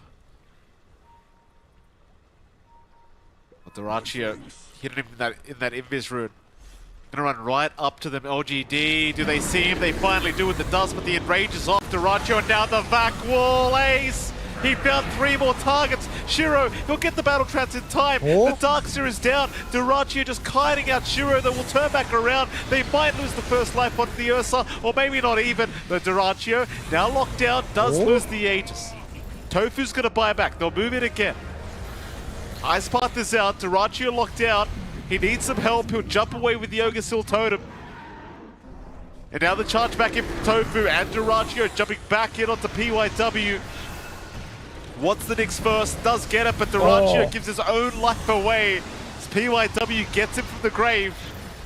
Onto Quinn they'll go. Quinn also caught out and does drop. So LGD, not out of it yet. Still fighting. Another massive swing back for LGD. Almost 5k this time around, turning that 10k advantage down to 5. Inside of Gaimin, again, maybe a bit too far forward with Diracho. Once these BKBs fade, the control, the output of LGD is still to be respected. Really great kiting around of the Ursa here coming out from the side of LGD. The patience on the high ground, the fact that Diracho was just invis but no smoke, so couldn't sense anyone on that high ground as well. I'm sure you managed to taking care of Ace early again. Just removing the aura factor, removing the Vax, removing the surge saves, simplifies that engagement by a huge degree for LGD. And they just fragmented. You know, if that back wall doesn't take care of everyone with the cleave coming out from Diracho, a prolonged fight can get extremely back and forth for Gaimin. You are still in a very rough spot here for LGD, but again, you're building up tools off the back of these fights. A blink up now for PYW to reposition. You've got the Ags coming out for Echoes, skipping out that Yasha and Kaya entirely, just wants the secondary Requiem wave, which is fair, as that secondary fear just lasts forever once you have this Requiem upgraded with the Ags. You do have at least the Octarine up for Diracho, more uptime on the Enrages coming in. So, can be a little bit more comfy up front. Doesn't quite have the shard yet, but we'll work towards that next. New does get his own shard up from the Tormentor. But they've got the Flamethrower to push out as well. The issue for LGD, they find these kinds of fights, they can't work the map. Can't go onto tier 2s. And Roshan still 3 minutes away until we see that timer. So it just leads to more time to try to catch up. And Gaiman can network-wise at the very least still hold that advantage at 5k, although it's not the biggest lead at 31, 32 minutes in. It is still a little bit more for Duracho and Ace to play with. LGD, for them to find a way back in the game, does feel like they need maybe 2 more of those kinds of fights. If they can get it back-to-back, that should lead to at least rush control. And off the back of the Roshan, they can start to consider some objectives. Let's see if Gaiman, again, provide that opportunity. It is still their game. 6k lead, map under their control, 2 racks is up. It is still in control for the side of Gaiman. It's just, these fights have been very slippery with how well LGD's been playing around that. Yeah, they are holding on. Now an Aghanim Scepter being built up on Echoes. Does have it completed. Now Game Gladiators looking to maybe go again. They'll head up to the bottom lane another time. Shiro very hesitant to try and farm that creep wave by his tier 2 tower. His team is going to join him though with a 4-man smoke now, so Shiro will take the creep wave and try to bait for his team, but Gamer, they will not take it. Quinn, has he been spotted? He has. BYW a double stun. Mech is out from Ace, but it is not going to help too much as Quinn is already down, and so will Tofu. He's also gone. That's 2 heroes down with that buyback on Gavin, and that's going to allow LGD even more time to try and make a comeback here in this game too. And they're finding ways. PYW just so on point with the impales. They're lined up perfectly inside of Gaiman. Follow through with the ice pad, keeping them all locked in. And again, LGD, despite being 2 racks down, despite being heavily behind in net worth a while ago, do manage to keep this game somewhat in control. The graph, though, Dota Plus, giving LGD only an 8% chance to win. So, not quite valuing a lot of these turnarounds that highly just yet. LGD are showing that bite back. Echo is going for the Lincoln's next. Will protect against the nuisance that is Tofu. They can start to set up for Roshan. If you're fortunate here for LGD, Fast Rosh can lead to some very strong possibilities, especially if it spawns nighttime here, as it will probably be, with only 40 seconds left for day. Oh, Quinn, top lane. I mean, they're looking at New here, but New actually has help around him. Quinn could be the big target. Celery going to show up with Duracho as well, but LGD not jumping yet. Duracho, he'll be the first one to make the jump in. Still has the enrage available. Oh, it goes. Looking for that perfect opportunity for the Requiem, but the jump in from Duracho again. He'll be used up at the back wall. Ace again finding 5. Where's the follow-up though? Echoes, he's going to go down. That's 1. Shiro chasing down the Ursa. Shiro with the battle trance trying his best to make this team fight work, but it is going to wear off eventually, and now he's going to be a sitting duck. Ace with a perfect setup. Shiro still running, but the tornado will connect. You also trying to get the hell out of there as another vacuum going to cancel the TP of Shiro, not allowing anyone to get out. Why also caught? Why looking to fall? What can I say, John? This Darkseid has been popping off this game. And he is Ace. Although the vac wall doesn't actually fully connect. I think they only got 2 illusions. It still disrupted the play that LGD were looking for. They needed that Requiem to come in. They needed that fear on Duracho as he commits. They're not able to find it in a timely manner. Fortunately for LGD, Roche is still a little bit slower. They will still have to commit the buybacks to slow down these creeps naturally shoving in from top and mid. Gaiman back with that 11k lead off these buybacks. Back again to a very smooth position in this game. Have only 1 outer tower to worry about before the Megas will find it no problem.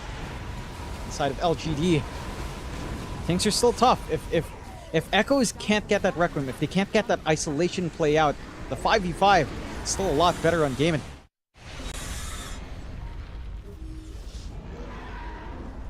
Well, they'll just drop the macro fire. It's going to force Gaiman back. They're not going to try and force this tier 3 tower too much, as like the last couple times they've done it, it has cost them some big fights. We're back to the farm game here for Gaiman, and maybe just waiting out the Roshan timer, which is actually already ran out. The Roshan is available to be taken. So Gaiman Gladiator is going to start moving on towards the pit. And LGD, they're in a position now where they just can't allow this next Roshan to go the way of Gaiman. They are going to smoke up as 5. They'll start running through the top lane to try and get towards the Roshan pit in time.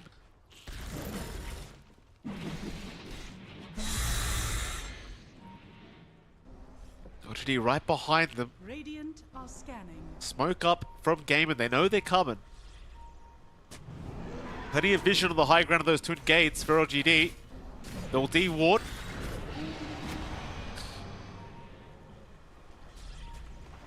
LGD still very patiently waiting. They'll just deal with the creep wave that wasn't coming. In mind, you do have an Abyssal Blade now on Dyrachio, so he could just completely burst out Shiro if he's not too cautious. Shiro going to get started on the Roshan attempt himself. EMP thrown out here by Quinn, going to remove half the mana pool of Mew. So you are playing up against a Darkseer as well around a Roshan pit, so you're going to be very cautious of that back wall again as Dyrachio going to find way already on the Jakiro, has taken one down. Back wall again, fighting 3 targets into the charge of Tofu. And Mew is already looking pretty dead. So Yule's up, he'll try to chain away, he misses the tree, but he's still alive. Requiem out from Echoes to try and save, but they can't get him. Dyrachio's fine. Meanwhile, Shiro trying to fight with the battle trance, but that's about to wear off and he's been disarmed. A triple kill, they call it. GG. LGD could not make the comeback happen at game, and they will pull off at least a draw here after this game too. Yeah, very strong win for Gaiman in game 2. They take control of the game. They course correct severely from game 1, where it's a lot slower. This time around, with Tofu having the Spirit Breaker, having a ton more connections to play with. And LGD, they were the ones with the same issues that Gaiman had in game 1. No one there to connect with PYW, no one to play off of once this Nyx had the 6. And despite, again, getting that early farm on the Nyx, having a fairly decent lane coming out here, just couldn't really find anyone to play with. I mean, Nyx Jakiro can be a really strong support, though. We saw that in a few of those 5-man fights. But in the initial timings, again, into that early 6 timing, didn't feel like they could really find anything on the side of LGD. And Gaiman, they don't look the most relaxed off of this win. Again, game 1, maybe a little bit more shocking for them with how strong LGD looked. Game 2, course correcting well. But, you know, I feel like Gaiman's the kind of team where not getting a 2-0 does set them back, or, you know, just makes them think twice going forward, gives them a lot to reconsider. Even in game 2, again, there were some awkward moments there, like in this fight for Dyrachio, coming in with the invis, not under smoke, so couldn't see the smoke coming out from LGD on the high ground. And punishment there, again, provided some openings for LGD, even though, again, they couldn't win out the game. They did stall it out to a much longer extent than I think Gaiman would have expected, considering how well they were working this game to their advantage. And LGD did make it a lot harder. It was in this fight, though, that was super awkward. Like the VAC wall breaking them off again on the side of LGD. The Requiem from Echoes not panning out because the BKB was available on the Dyrachio. They were very split up on Gaiman. They needed that Requiem to really pay off here on LGD. That's where their success was coming in after the setup from POIW. Just didn't manage to pan out this time around with the aggression from Dyrachio and Ace. No, it certainly did not. Props to the side of Gaming Gladiators for forcing that draw here up against LGD. And I mean, LGD probably still okay with the draw, considering, you know, it does keep their hopes alive here going into the playoffs. So obviously it doesn't put them in the best position, but it definitely better than a 2-0 loss, that's for sure. Now, I think Gaming Gladiators probably not very happy because now it's a bit of a mix-up as to where they'll end up, because they've got Aurora up next in their final series for the groups, and well, Aurora is one of those teams that can surprise you. So I don't think they're a team that'll be underestimated here by Gaiman. And well, you can see they weren't too impressed with themselves at the end of that game. It's no matter what can you do, John? You try to get up to that upper bracket of the playoffs, and the draw doesn't help too much.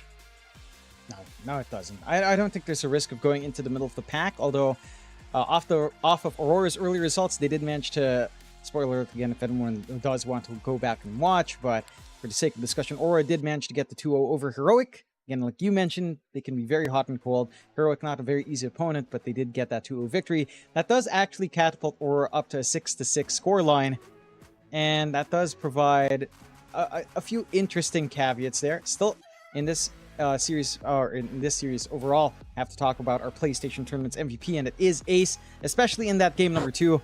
Did a ton of work on that Darkseer. All those vac walls panning out his itemization, like the timing of that mech into the pipe, just kind of ruined that tempo LGD we're looking for with Nyx and Shadow Fiend. Certainly made the game living hell for the side of LGD. Ace doing a ton of work to put Gaimin on that early advantage, and I think, again, a lot of teams have been... It's so hard up against Gaimin with what you have to ban out.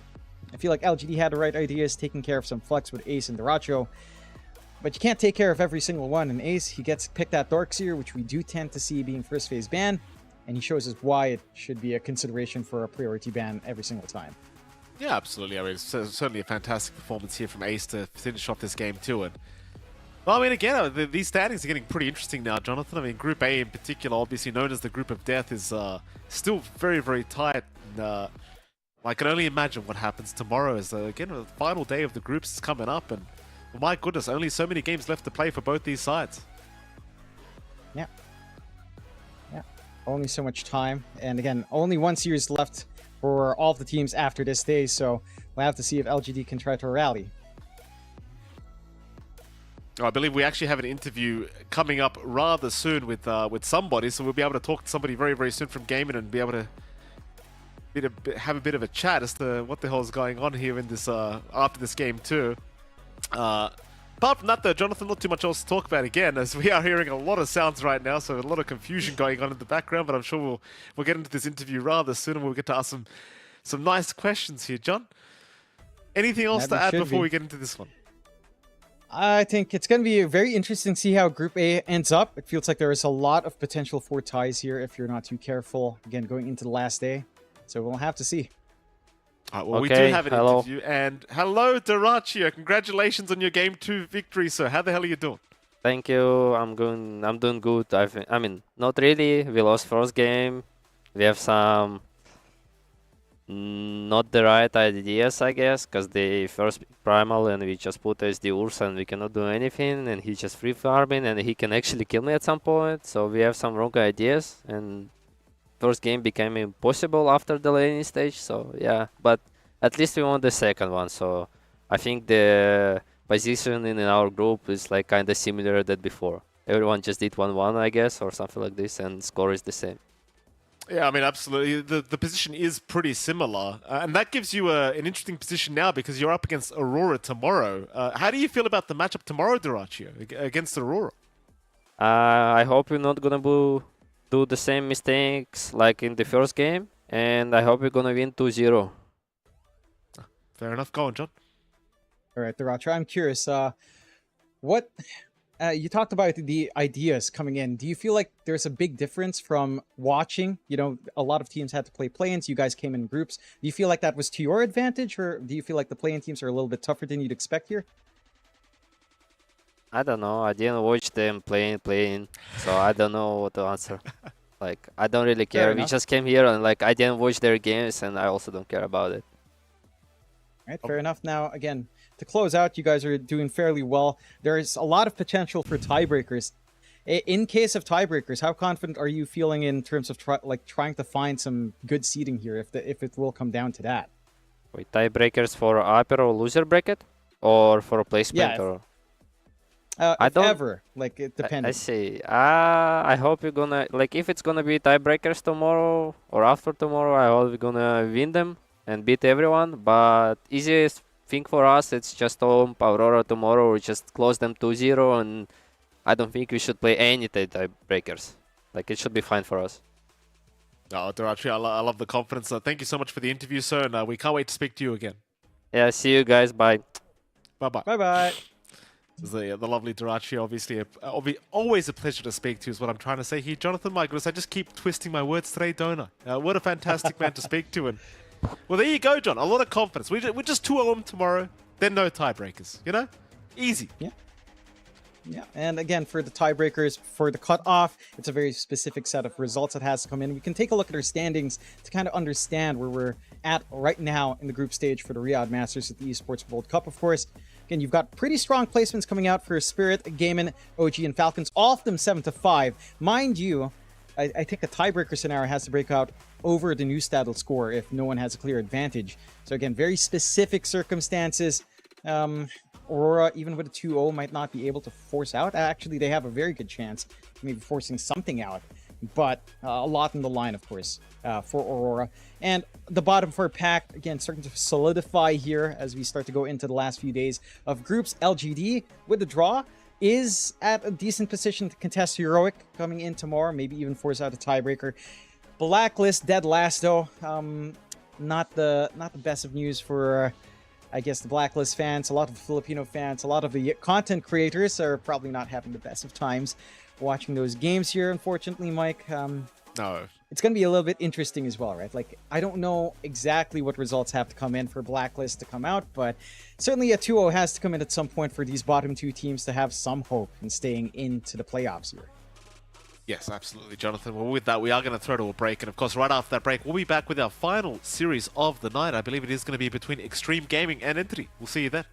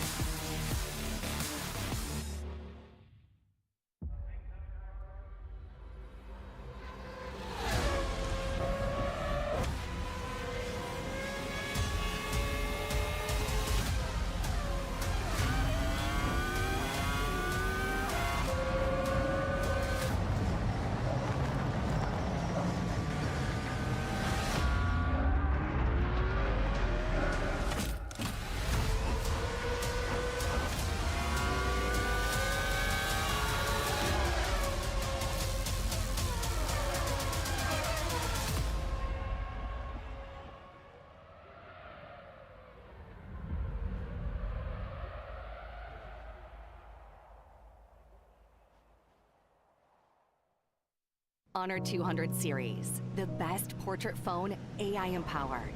Studio level, AI portrait camera, 3 hardcore portrait modes. Color, vibrant and classic to capture portraits that truly stand out. AI empowered magic portal. Snapdragon 8S Gen 3 AI chipset. 5,200 milliampere per hour silicon carbon battery, 100 watt, Honor Supercharge. This is Honor 200 series.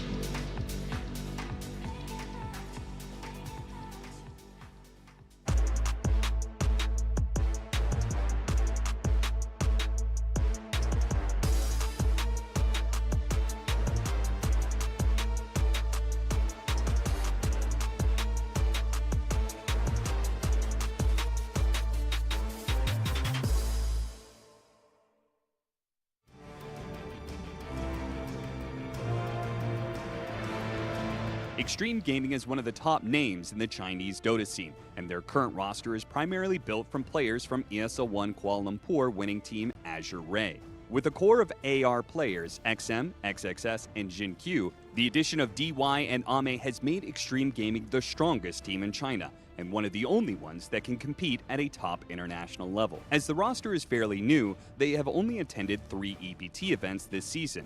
Both the carryover points from the previous Azure Ray players, they had a bit of a head start in the season. The first EPT event for Extreme Gaming was Dream League Season 22, where they took down Team Spirit and ended with a solid 3rd place, falling to BB Team. ESL One Birmingham went quite a bit worse, however. After a fairly weak group stage, they lost to G2IG in their first playoff match and went out at 8th place. The most recent EPT event went a bit better, but still really not good enough considering what Extreme Gaming are capable of. 4th place at Dream League Season 23. With previous Riyadh Masters winners Ame and Jin Q on the team, Extreme Gaming are a team that shouldn't be underestimated, with potential to take down any team in the world. Will we see our first 2-time Riyadh Masters winners this year?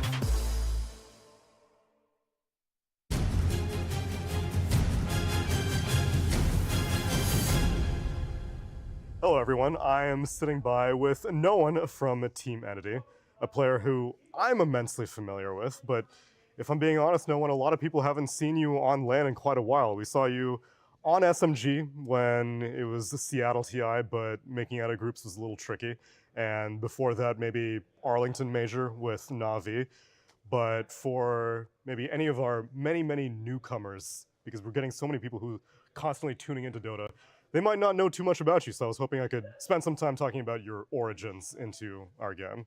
Sure. All right. Let's take it from the top. When did you originally get started playing Dota 2 or even Dota 1? I haven't played Dota 1 like much, like maybe like 15 games or something, but Dota 2, it was like after second TI, my friend of mine gave me like some key. It was keys, right? Yeah. First of all. Yeah, and I just started playing, and like from start I was knew what's my goal is. What was your gaming background that you were such a protege at Dota that you immediately picked it up pretty well? I mean, I was playing World of Warcraft like okay. for like a long time because my brother and my uncle playing it, so on one PC, and we were like sharing, you know, it was hard times. At what point did you start watching competitive Dota then? I would say I started to play Dota because of competitive Dota, because I saw Navi, and like my goal was to become a pro cybersport player. Did you start watching around the same time around TI2, TI3? Yeah. At the end of TI2, I believe. So then was virtus.pro your first Tier 1 team, or did you have Tier 1 teams before that? Vega, because we won ESL. Okay. Yeah, 2015, so like we got qualified second place to go to World Cup at 2015 TI, and then immediately we lost it completely.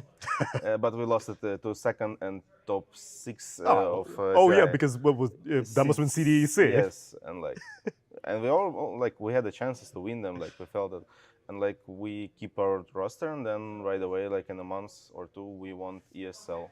Yeah. So you weren't at all, I guess, intimidated by the prospect of like, oh, this is a Tier 1 team, expectations are high, they recruited me to make the roster. No. I mean, like when you're 17, it doesn't think of the things, you know. You just go and play. It's like adult things to think for you. That seems to be your attitude in general, though. I've never really known you to be a player that gets stressed out by outside factors, really. I mean, sometimes I do, but I'm trying not to. Not even like I'm trying not to show it. It's just like, yeah, my nature, I would say. I'm kind of calm, but like if it gets to me, I'm really like, you know, like impulsive. Okay. How about describing your time on VP? Because that was many years, many successes. Looking back now, what are your memories from any of the VP rosters that you found success with? It's a really good feeling that like you're going somewhere and it like leads you, because like you're putting everything and like it gives you back, right? So it's only good memories. After TI9 ends, then you're kind of one of the last players to remain on the virtus.pro team. Everyone else kind of went their separate ways. Who else was still with you? Solo was still with you. Maybe like 8 no, months? Roger was with us, but we kicked him like in 2 months or something. Oh. It was some story about it, untold. Sure. You know. Ancient history. Yeah. So then it seems like you maintained a pretty clear focus despite all the other circumstances. Was there any point that you even flirted with the idea of retirement, or you knew that you would come back to Tier 1 prominence? Not the retirement, but maybe like just 1 year of chill, I would say. I was thinking of it like this year, like before the SMG, I was thinking like, okay, I can take like at least half a year and I'll see, just chill time, because I felt burned out after like old G as well. Oh, that's because right. I was like playing carry and I was playing non-stop actually for a year, like 10 pops per day or something, because I was trying really hard. It didn't work out at all. Yeah, this was one of the teams as well, but I was been. That's true. I forgot about that one. Yeah, I forgot about it. What does a chill period look like for a player like you then? Would you stop playing Dota altogether, or? I don't know. I've never been there. I was always playing, and like I'm afraid of it, kind of, you know, to be there, because like my mind is really fast, and like not to play Dota for me, like at least if I'm not like at some like chill place, you know, like for a month, I'll be crazy. I know. I believe it's still like you need to try it for yourself. I believe it's experience. I have to imagine it's healthy as well, but I mean, if you're winning, then no need to pause. No, I mean, depends, I would say. Look at Anna. Yeah, true. Then I guess we've looked through your time as a younger player. You were saying that most of your VP days you remember as being like, well, maybe I was younger at the time, I had different expectations, but now you yourself seem to look at yourself as a veteran player. I heard your interview after you won TI Quals, where you're kind of the guiding force for a lot of your younger teammates, but they already have a lot of the pieces necessary that you don't have to do that much. What's it like being one of the more veteran players on a roster now? Sounds terrible, of course, veteran player, but I tried to use very good words where it's saying like, oh, you're not old, you're a very seasoned, experienced competitive player. Yeah, I mean, it feels great to me. I don't know, with all my experience, like with all my like mind-changing stuff by the years, I feel great to play Dota right now. Much better.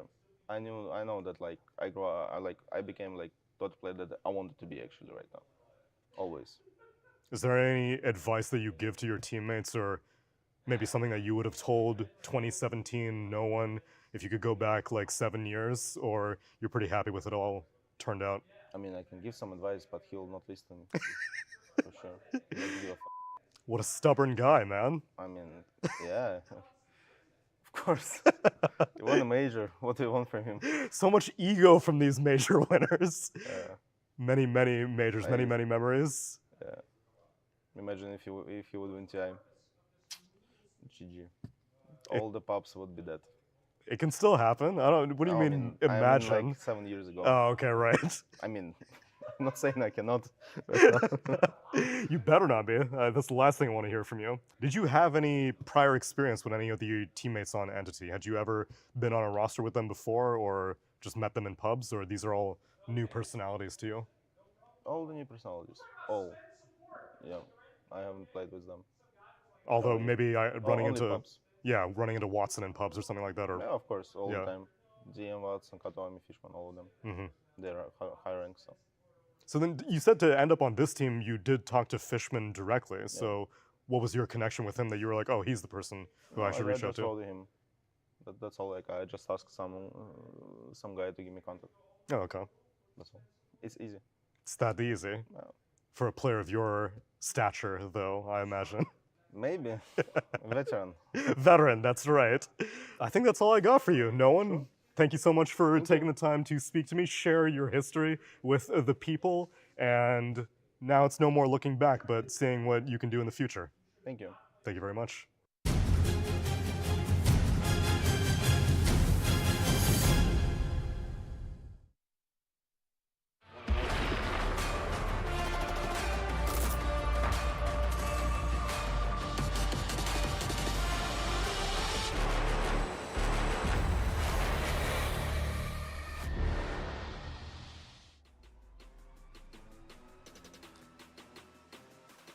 Welcome back, ladies and gentlemen. We are going back into the Esports World Cup and the Riyadh Masters, of course, here. And what a series we have coming up, Jonathan, between the side of Extreme Gaming and Entity. My goodness, this is the series I've been waiting for all day.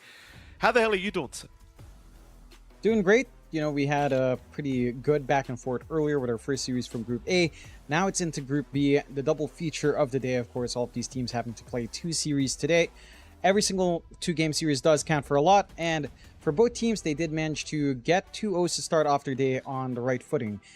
wbg.xg Gaming did manage to get a 2-0 over Maus, and Entity did manage to get that 2-0 over BBT. So they are in a very good position coming in. Of course, Entity are at the top of their group so far. Highly impressive considering this team had to go through the play-ins, had to go through regional qualifiers to even get here to the Riyadh Masters at the Esports World Cup.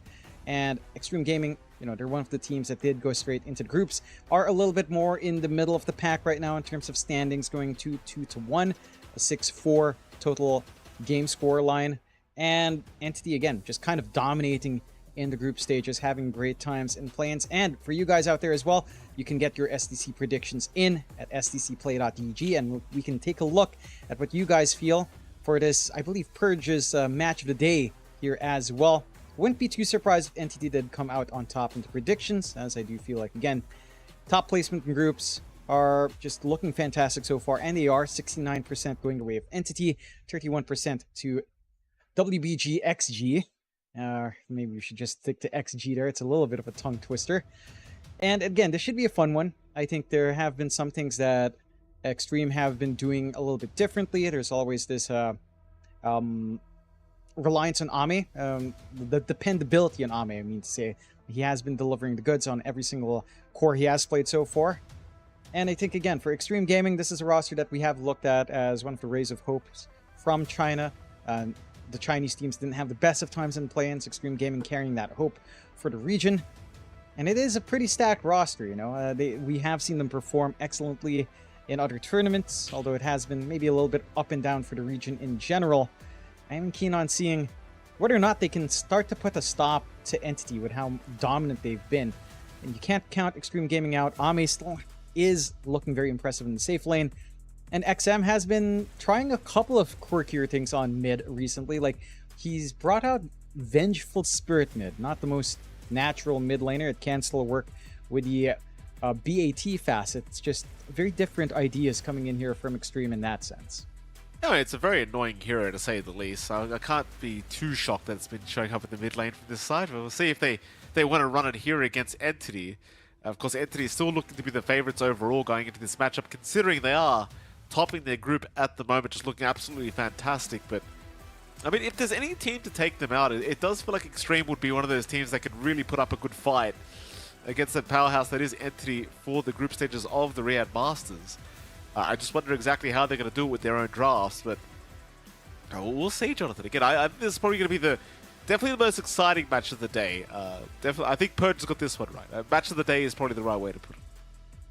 Yeah, it should be really, really exciting. Of course, Entity not a team to count out. Number 1 in their group for a reason. They have impressed us in the play-ins, have heavily impressed in Group B in the Riyadh Masters at the Esports World Cup. Just surpassing expectations, I think, is the way to put it here for Entity. They've managed to go really far in these group stages so far. One could argue maybe Group B is not as stacked as Group A, well, you know, with Group A having Gaimin, Falcon, Spirit, but these are still not easy opponents to be up against here for Group B. With Tundra, Liquid on hand, Quest, who can be up and down along the Beast Coast. Certainly quite the field of opponents as well for Tundra to have to go, for Entity to have to go through to get that number 1 slot.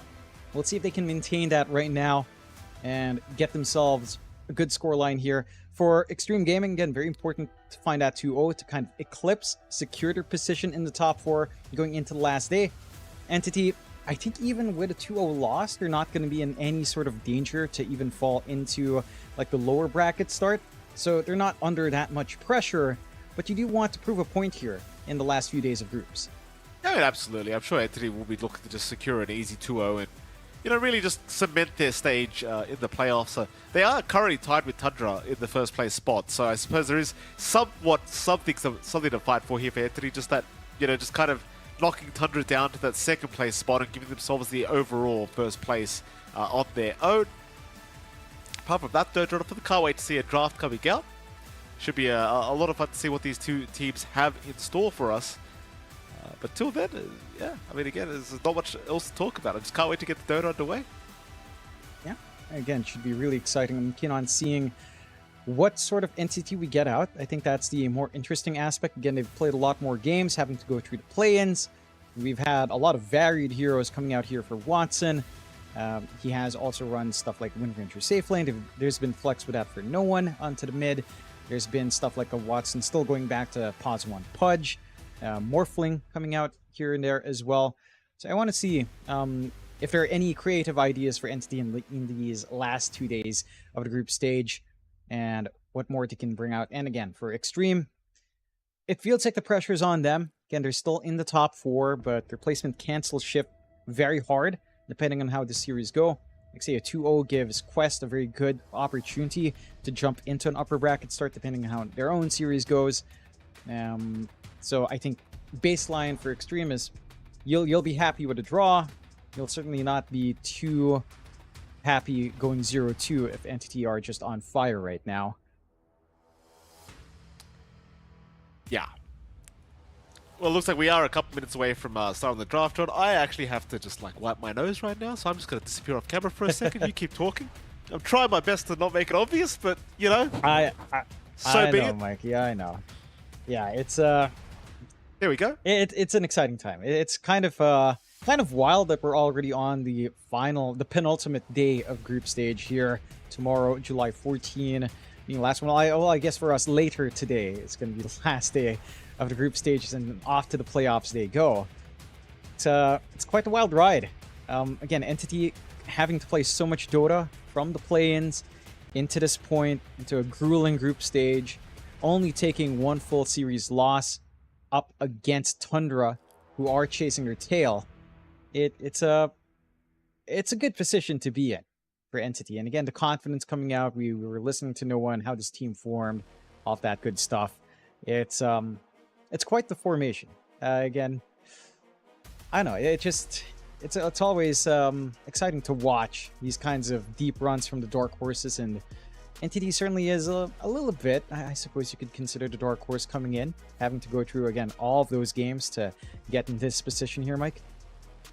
Yeah, I don't think many people were quite expecting Entity to be performing this well. You know, maybe in middle of the pack is what you would have expected, but not quite, you know, first place throughout the whole group stage, but that's exactly where we have been. Again, props to them. They've been looking fantastic. I mean, it might have something to do with the fact that we are on a new patch.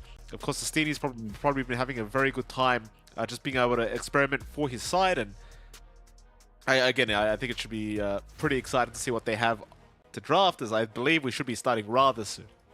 Hopefully. Yeah. For the love of God. Shouldn't take too long, you know? No, it shouldn't. You know, but it does, doesn't it, John? Go on. It does feel like time goes slower. Doesn't time feel like it goes slower as you age up, or does it go faster, Mike? I can't tell. I've aged up. I don't know if it goes faster or slower. Is it faster or slower for you? Right now, very slow, John. It is what it is. You know, we should get the players on the stage, and again, the lobby should be set to go. So maybe in a few moments' time, we will see that draft kick in and see what the teams will want to play with.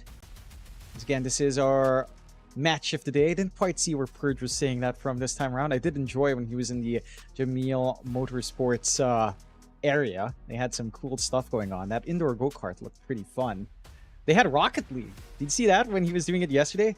They had like a real-life Rocket League, RC cars, and a mini football, soccer field. It was pretty fun. It was like, oh, Rocket League.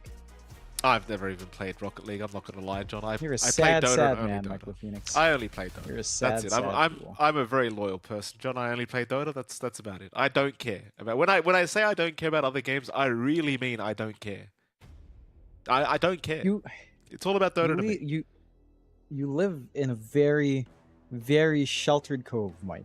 You know, you don't expose yourself to new experiences. It took you 33 years to have an actual fair shot at chicken on the bone. That's the kind of person you are. I mean, in fairness, that That felt like more of a mental barrier for me, Jonathan. That wasn't a point of stubbornness. That was actually just me being unable to eat it, right? But this is a pure point of stubbornness. I don't care about other games. As simple as that. Who cares about Rocket League? I mean, it's great. It's at the Esports World Cup. Fantastic. But who cares, right? Dota 2, Jonathan. Biggest prize pool for a reason. A very good reason. Because it's the best game here. That there's no argument for sure. Draft 1 is finally underway. Just about. Yeah, should be heading in, and we should be able to take a look at the stage, see how the players are setting up for this matchup. Again, the match of the day, according to good old Purge, Entity up against Extreme Gaming.Weibo Gaming. Keen on seeing what the bans will be like. Spoilers, as we go into the stage, the draft has begun. We can start to give you a bit of an audio walkthrough of how these initial bans are going. Extreme Gaming do get second pick. On the Diór side, Entity are on Radiant first pick, and we already have the Monkey King Enigma being banned out by Extreme. Entity taking care of the Beastmaster and the Phoenix so far. It's already taking care of some of the bigger issue heroes here. Wondering if maybe Hoodwink will be taken out early. Stuff like Darkseer, I think, have been pretty top priority. SFTA as well have been pretty strong options. So I wouldn't be surprised but if either side ban any of those. Tiny taken care of by Extreme. Crash Landing is pretty redonkulous with how much it does. Just level 1 toss can just slowly chip away at any hero from support or even on mid. So can't really fault Extreme again for just going back for the Tiny ban. It has been pretty ridiculous. Cannot wait to see how they nerf that facet. This is kind of the thing with Dota at the moment, right? Like, there's just so many things to change now. I can only imagine what the choices are going to be like next patch. So you got shards, you got Aghanim Scepters, you got facets, you've got innate abilities, you know, you've got talent trees, you've got stats. So what do you even change these days? Maybe Sand King, John. Sand King probably needs to be changed. It's been looking very potent. And it is. It's had not the most contested, but has been creeping up in group stage, of course. 15 wins, 7 losses, has been feeling fantastic. We've seen it mainly on mid, but it still works on offlane as well. That Stinger just doing a lot of work. Curious to see which way Entity will want to roll on this one. Whether or not we'll get that for no one, which, again, it does feel like it works very nicely up against pretty much every mid lane matchup. Extreme Gaming, for their part, into the Elder Titan. So, nothing too strange to start off with. A very safe support for DY to play. We've already seen this come out from Extreme Gaming a couple of times. Has had a 50-50 success rate. But it does allow you to get some forward control. You've got some good teamfight potential with a stomp into the Earth Splitter. So, the Split Earth. So, you can kind of just tie this into some really strong teamfight potential, as they will go into the Sven to kind of tie into that. Very beefy front line already. Mind you, this is a little bit of flex. We have seen Sven support come in, but for Extreme, it is DY who's played both of these heroes. Oh, not too sure if that's entirely the way you'd want to go. Of course, Sinq could just take the ET and you run DY on the Sven 5. Feels like that maybe is a way to go, keeping the draft open. Now, we'll see which way Extreme will want to roll that, but I don't think you take this off Ame, considering his farm pace, his understanding of how to work out, and how fast Sven can build up. It can be decent. It's just very early. You know, you don't know your offlane matchup for the Sven. You don't know your core-to-core matchup from the safe lane as well. It is a very stable hero, mind you, but it does feel like there's some options here for Entity. Well, there's a Spirit Breaker pickup for Entity, which has been proving to be extremely potent as of late. Not too surprising. Seeing it picked up here by Entity as they go straight into the Crystal Maiden on top. Extreme Gaming, how do they want to respond? It's very stable coming out from Entity. Spirit Breaker CM does allow you a lot of play. You've got good follow through for the Sand King, especially as his blink timing approaches. I'm wondering if Entity will try to gun for something like just going for a Spirit Breaker and a Darkseer lane for DM. Darkseer is still open. It's not been banned out. Extreme could try to snag it away now to take care of that strong combination. I think it would be a bit of a mistake to allow Entity actually picking up the Darkseer. Like, no one Sand King, DM Darkseer. I think with Vac Wall plus a Sand King on top plus Freezing Field, it is a lot of trouble you're asking for. Extreme will go with Mars. So I'm just setting up their off lane now for XXS.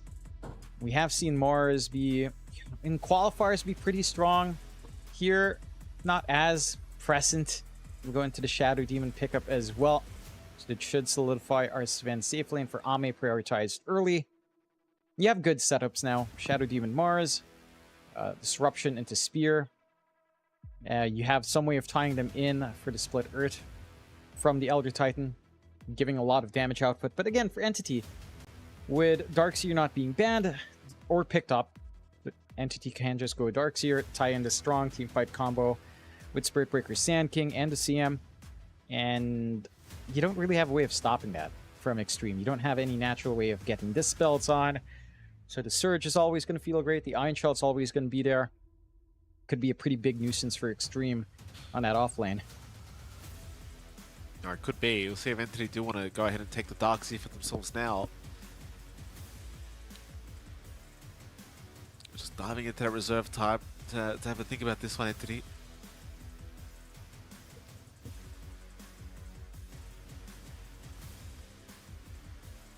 Wonder what other options they're really considering here. Like the Darkseer does seem like a pretty nice option for Entity just to go ahead and secure for themselves, but instead they're going to choose to get the Ursa first. It does seem like a pretty decent Ursa game. I mean, obviously the Mars may not mind too much because you got the Spearback plays during the laning stage, but it is overall looked like a pretty good Ursa game already. Right, it is. And you have some ways of kiting, I suppose. The sleep, the stuns, the demonic purge can be mildly annoying, but not the biggest deal for the Ursa. Laning wise, like you mentioned, there is some play for the Morris to save. Just spear back, dodge rebuke with the slow. But if your Ursa can kind of dance around that, it's an Ursa CM lane. Right? Crystal Nova, Frostbite can still set up for the Ursa quite nicely, especially if this Mars play is maybe a little bit more aggressive, trying to clear out the creep wave. So I like the potential coming out from Entity. Just Ursa CM, very strong lane already. You can just kind of try to punish the Mars if it is not, you know, if you don't play carefully here on XXS. This can be a very strong snowball start for Watson. The core-to-core matchup into Sven. It is annoying for the Ursa playing into armor, but at the same time, he doesn't care for tanky heroes. As long as the Ursa manages to get his hits off, the Fury swipes will eventually get work done. It does look like Extreme is expecting a last pick mid for no one instead of the Sand King coming in. So maybe expecting just having to play into a Sand King lane for Sven, for Ame. That lane doesn't sound too rough. It's still a melee matchup for Sand King, so overall should still be pretty good for the Sand King in general. It is double melee though. I think that's the one concern for Entity, but you're gonna always have to kind of deal with double melee anyhow with the Spirit Breaker, considering the meta off lanes. But I still prefer this flex. I'm surprised they keep the Darkseer, because if Entity just flexes now, and Sand King on mid doesn't feel like it loses too hard in lane, and just Darkseer with his Ursa carry for Entity still looks really good. It's still a lot of wombo combo. Yeah, it certainly is. Entity final ban to come out for themselves. The mid ban outs are what we are looking at right now.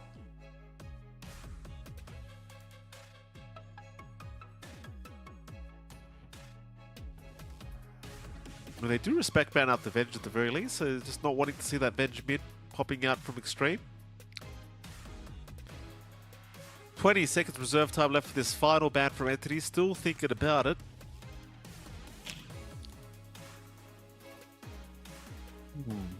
It's going to be the Viper being removed here. Because there would have been one here that may have done pretty damn good against the mid Sand King, and they do indeed go for the Darkseer pickup at the end. Yeah, I'm still surprised Extreme opted to ban Puck and Storm over the Darkseer. Like, just again, expecting this flex onto DM for the Sand King. It doesn't feel like really have to run into the Sand King lane. In the Darkseer lane, you end up with Darkseer Spirit Breaker, Vac Wall, plus the Charge In, plus Burst Strike, Epicenter, Freezing Field, Battle Fury timing for the Ursa on top, and you have yourself a pretty good draft here on Entity. For Extreme Gaming, Weibo Gaming, I mean, again, you have some combinations with the ET on hand. You've got some setup with the Shadow Demon. I don't really see a mid that repairs all your issues here. For the side of Extreme. I guess Pangolier's left in the pool if you want to go that route. For XM, Ember Spirit's there. There's some lockdown here in Entity with a Frostbite. So there is still some ways of stopping those highly mobile heroes.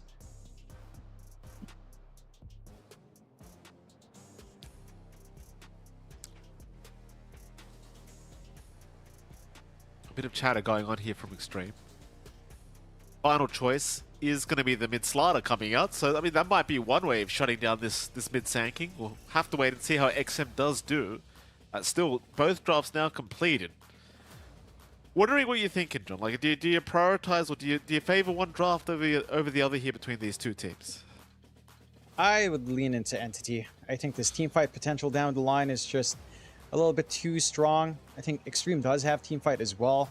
It's going to be Arena plus the Split Earth, but I don't know. It feels a little bit more fearsome on Entity, considering, again, you've got Darkseer's Spirit Breaker lane to play with. I think the strongest thing Extreme has is that Slaughter up against Sand King. It will still take sentries, of course, for XM to kind of shove no one away. It's a melee matchup in the end. Like, Slaughter can play around with the regen he has being on a body of water in that mid. But the Caustic being innate, Stinger on hand, I don't think no one's too scared. As long as he's not going to get chain stunned too often, it's still a really decent matchup for Sand King. No, I mean, it might actually be favorable for Sand King, honestly, having a melee matchup in the mid lane. Just even against Slaughter, it just doesn't feel like it's going to be that great of a time for XM, but we'll wait and see. Again, how he does do is we are getting into game one between Extreme Gaming and Entity. I mean, definitely Extreme are the ones a little bit more desperate for a victory here. Entity pretty secure in their playoff kind of position. I'm sure they are still trying to get a 2-0 victory for themselves. They could really just, kind of concrete that first place spot for themselves rather than handing it over to Tundra. They are still tied after all. So we are going to have some pauses going on straight off the bat here into this game one. As is standard. Can't have a game start normally. Nope. Never can. Got the unpause straight back into a pause after Extreme asks if it's a go-ahead. So, still trying to maybe sort through some issues. Hopefully it doesn't take too long. And very keen on seeing how well Extreme can do here. As again, it feels like the pressure is on them. Kind of get this game going their way, get the series going their way overall. Now, we don't see the change up. Of course, you still get the Bloodsport out for XXS. I've been seeing a little bit more of the regen from kills in Arena. I don't know if it's really that value. It does feel like the vision cancellation is still way better. But if you do manage, I think if you're very oriented on teamfights, might have had some value, especially again considering the game plan for Extreme. But vision cancellation still cannot be underestimated for sure. Is there anything else that is maybe interesting? Not leg days, pretty normal. Promulgate, yeah, nothing too crazy with these facets this time around. Yeah, there's not too much going on, nothing too different. But now Arme does on the Sven, like from the games we've seen with this POS 1 Sven, it hasn't looked that great. It just always feels like it's been falling a little bit behind when it comes to the farm department and doesn't really play the best from behind, but we shall see. This is Arme after all playing the Sven, so if anyone's going to play it well, it probably will be him. Into an Ursa, it's not the most comfortable matchup at all for the Sven pickup, but again, I'm sure they'll have their own ways of playing around it. It's no problem. Yep. The Sven has had a pretty decent win rate overall throughout play-ins into groups. Picked 39 times, 58.97% win rate. So it's been effective enough in games where it does do well. But like you mentioned, into the Ursa it can be a little bit more awkward. Furious Wipes will not care too much about your War Cry, your durability on the Sven. Ursa tends to eat true strength heroes. Just the Sven illusions alone could also cause some issues, of course, from the Vac wall. There's that to consider. The kiting potential out from Entity is pretty large as well. Constant charges, nether strikes. Gonna need some protection out for Ame down the line. As you just stay in the pause. I think you having a laugh. Chilling out. I'm glad he's happy. This is a go-ahead. We will get into game number 1. Hopefully no more bugs, no more issues as we game 1 now officially underway between these two teams.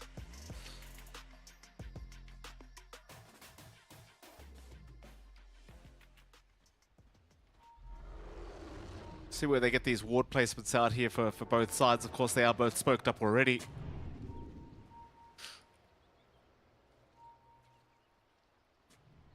Like, DY is going to get some deep vision by that Radiant jungle, so he's already prepping for a level 1 team fight if there is one to come. Entity's still kind of wrapping around. They've got some deep wards by their own Radiant jungle, by the bottom tier 1 tower. So both sides seem like they may be interested in an early team fight, but with the way they're positioned, it doesn't seem like they want to. So they've got the vision game, but that's about it for now. Yep. You managed to get a nice D ward on Extreme at the very least. So some bonus gold for DY to start off. A little bit less to worry about on the mid. And that should maybe give a little bit more for XM to kind of play with. At the very least, you know, no one's going to be watching him on mid if he does try to contest, or no one's going to be watching any rotations in. Starting to poke and prod here. Nothing too crazy. Yeah, it's a 2-for-2 trade on the... it's actually a 3-for-1 trade in the favor of Extreme Gaming. So DM was only able to pick up one Battery for his side. No other Batteries picked up here by the side of Entity. Already off to a nice start is Extreme Gaming.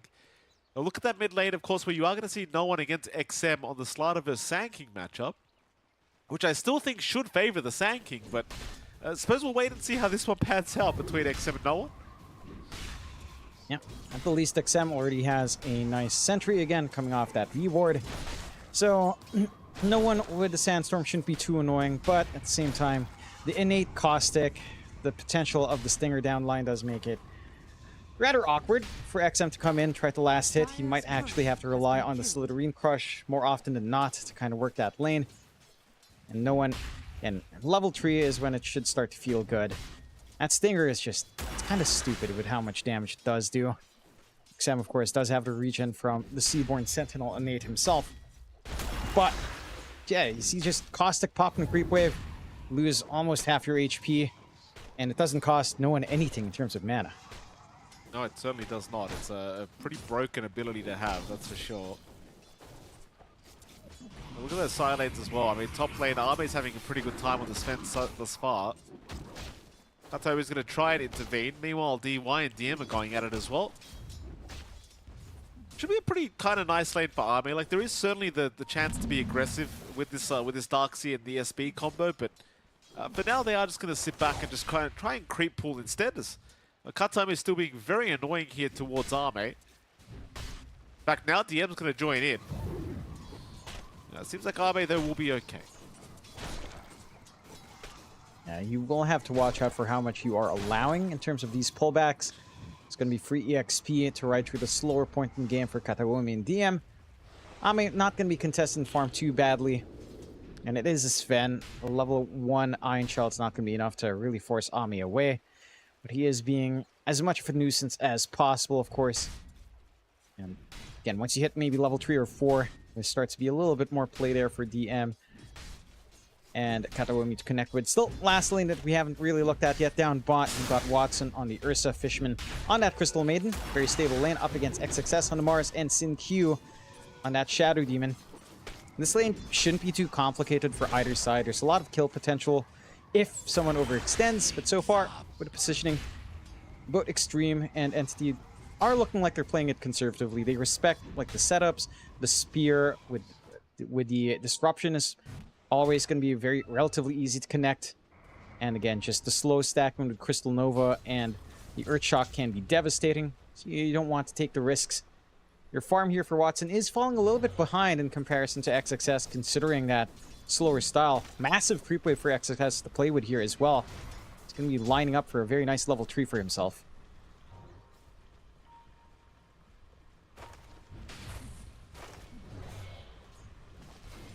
No real contest here for the Mars at all. Top lane, again, they are just creep skipping right now, DM and Kataomi. They're trying to take these stacks away, like really just stacking up all these creeps into the jungle, trying to get maximum efficiency here for DM. Of course, all the gold is going to DM because both heroes do have the Iron Shell placed on them. Mid lane, Chase is on for no one, but he's going to be just fine as XM couldn't quite finish off the kill.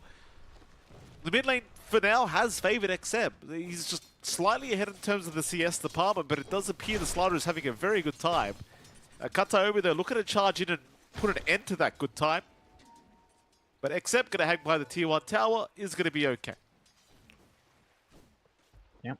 Trying to get the double water rune for no one as well. That's going to set XM back. And very reliant on the Slitherine Crush to set up and get his free harassment back onto no one. No one, of course, is forced to kind of max out the Sandstorm.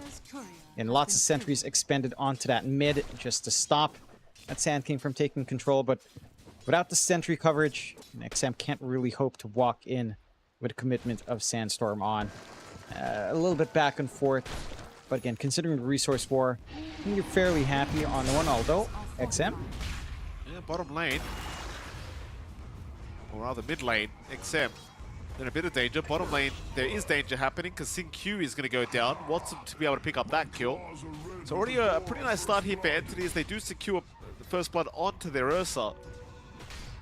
And it seems like the mid lane has shifted quite a bit now as XM quite low in the HP department, and no one certainly is starting to apply the aggression a little bit harder on the Sand King with that level 3 Sandstorm. Top lane, a bit of a charge in. DY able to pick off DM. The bashes are finally coming in from Kataomi, but Kataomi now also going to die. Is Ame able to secure a kill? Yeah, maybe underestimating the turnaround potential from DY with the Astral Spirit. Had a ton of attack speed to just hit away. And even without stat items, DY is still relatively durable. Mind you, just having the natural order aura, of course, does make it a lot easier to run down with the output of Ame being centered around a hero. Not the highest armor heroes here. Certainly allows Ame to clean up. 1-2 start. Extreme, despite losing that first blood down bot, are still having a great time here for Ame. Still has some stacks to go back into. Is being watched though. Fishman in the area through the gate. Charge was there, but they don't fully commit. Looks like they might not be able to go for the kill, but they are walking in. They've got the ward to watch Ame in the rear. Ame, Frostbite is out, DM. Not going to go for the vacuum play onto Ame. We'll just allow the Sven to walk out of there. Well, Watson's now joined in though. Earthshock is out. Ame will throw out the Stormhammer, but Watson still wants to go for the charge in. And with Kataomi to follow up, it's not going to be too hard to lock Ame down, but a very nice echo stop here from DY. Going to ensure Ame does remain okay. The chase will be on now for DY. They'll take the life of the Elder Titan, but they do miss out on taking down Ame. Pretty big save from DY, giving that spacing out for Ame. Great patience from the side of Entity though. They don't fully commit until the Stormhammer's out, and they try to get that angle in. They wait for such a long time. That should reveal the ward position now to the side of Extreme. They can get the D-ward going. And with all that commitment up top, they have gotten a lot of room for XXS to work that bot lane. And Watson, in terms of CS and net worth, hasn't been doing amazing. Especially, again, he rotates top through the gate. Oh. Could be in a bit of danger bottom lane. They are looking to try and make a play here onto the Mars, but the Spear Away is going to be out from XXS. So the chase does continue from Fishman, but he does give up on it. Yeah, even the rotation from Kataomi, just in case they needed him, but turns out they did not. Yeah, again, XXS, he's been getting a lot of this lane. Solo EXP, still going back in. He has another Spear available, but this time with the charge out from Kataomi, he's not going to have a chance to throw it out. Or even the Shadow Demon moving in for a disruption play, but Sync Q probably going to pay for it with his own life as he is set to fall. And they will hand the kill over to Watson. A double kill for the Ursa. Yep. Massive. Again, we were just talking about how free that was for XXS. That offsets it. Watson does manage to catch up nicely. Rotation in for the 8-minute rune. Invis out for no one. Have an opportunity to make a play here as well. Got good angles onto XM. They've got good wards here as well into the camp. XM does sense something's wrong with no one not showing up. He won't just play it safe. Does allow the opportunity to block the ancient camp on the triangle. And that does make them aware of these stacks as well. See if they can clear it out later. XM. Mid lane. They do make the jump in on Slaughter. Charge out eventually here from Kataomi. And XM, he is just melting to the damage output of this Sandstorm. Well, they do at least disrupt up Kataomi, so they do find a bit of a trade onto the Spirit Breaker, but certainly not very worthwhile here for Extreme Gaming. I mean, even the rotations just to make that kill happen, not going to feel too good. It isn't. It is buying a lot of free space for Ame, at the least. Again, his lane, relatively uncontested. He's been doing well to stack in between waves on that medium camp. He is managing to build up. They're slowly clearing out these Ancients with the Invis and the Iron Shell, but not fully committing on no one. Although, Fishman, no one is right behind XXS. Looks like he wants to go make a play. Disruption out onto Watson, but XXS now being body blocked up by no one. Trying to run his way out. It looks like he might just make it, but Kataomi with the charge. No. I believe it was actually cancelled by the spear. Unless he cancelled it himself. Nevertheless, they do miss out on the Mars. But they are going to try for these stacks of these Ancients. Problem is, DY is going to join in. Kataomi looking very dead here. Meanwhile, XM comes in from the other side, trying on the Slaughter, but will have to leave the area. He'll get frostbitten up here by Fishman. But it's still okay. In the meantime, though, Ame does take a chance to just take out those Ancient stacks. massive gold swing for the side of Extreme. A good read from Entity to kind of try to clear it out early, just not staggered in the way they'd want it to go. They are still finding opportunities to keep that aggression up. Again, this forward ward not spotted yet by Extreme, but they do take it rather cautiously. They know they still need to hit some item spikes to really play in. Looking for the blink timing on XM along with XXS. Are willing to surrender the mid for that, which is somewhat fair. Again, they've already cleared out stacks, so triangle control doesn't feel as important. They still have a right side Ancients if they need to get another stack going. And they do not quite have Arena. Again, no blink. Does make it a little bit more awkward to reach out onto no one. Nice objective for Entity to eventually take if they will fully commit, and with the siege creep, again, they should be able to find no problems here. Deny out from XM at the least. The side of Entity. And they are getting room out. Again, you are starting to see Ame really pull ahead on that Sven in comparison to Watson's farm. Still needing that Battle Fury to scale up fast on the Ursa. Sven given all the space in the world with those stacks. Mask of Madness into the Echo Saber coming out, probably into BKB Blink here for Ame. Once you hit that stride, the confidence for Extreme will shoot up. And that should pretty much align with the early Blink pickups here for XM and XXS. It is a little bit concerning for Entity to kind of play slower, but you know, they still need the ores to be fully finished up. DM has the mech at the least, still needs the full pipe to try to mitigate some of the output from the Mars and Shadow Demon along with the Elder Titan. Still moving forward with the smoke. And they're looking at mid. DY in a nice position to break his smoke though. They will avoid DY, instead wrapping back into the dire jungle, but seemed like really nothing going to come out of this smoke at all for Entity. They're just kind of back to the drawing board. Extreme Gaming playing very, very conservatively, just sitting back in those safer areas of their own jungles, just farming up. Dire are scanning. Radiant are scanning. And Entity looks like they've given up on the attempt at this smoke. Let's leave that one behind. Try again another time. Still a very slight net worth advantage Entity's way, but nothing to write home about. In fact, Dota Plus even sitting at just about 50-50 here between these two teams at the 12.5-minute mark, so a very, very close affair. Now the blink up on XXS might mean that Extreme Gaming want to try and make a fight happen, but I suppose they could also just opt to just play a slow game. It's like there's no real rush to force any fights. Radiant's middle tower is under attack. They probably should just wait for the secondary blink on XM, connect with the double blinks. That's when the game gets a lot more comfy for the side of Extreme Gaming. Doesn't feel like there's a threat of Roshan ready yet on Entity. Again, with the lack of the Battle Fury on Watson, it's not going to be something they can safely take just yet. For the side of Extreme, though, they have gotten progress on the map. They surrendered 2 tier 1s. Their push pace without the Sven isn't the quickest. They're not able to really group up for bot. Entity are working this added map control quite nicely, but it's not really slowing Extreme Gaming down by too much anyhow. Echo Saber out and Ame actually going for the SNY into BKB first. So wants to be able to frontline for the team, not care too much about the chain stunts that can come in. Let's see how much more time is necessary for that. Oh, no one. Lane.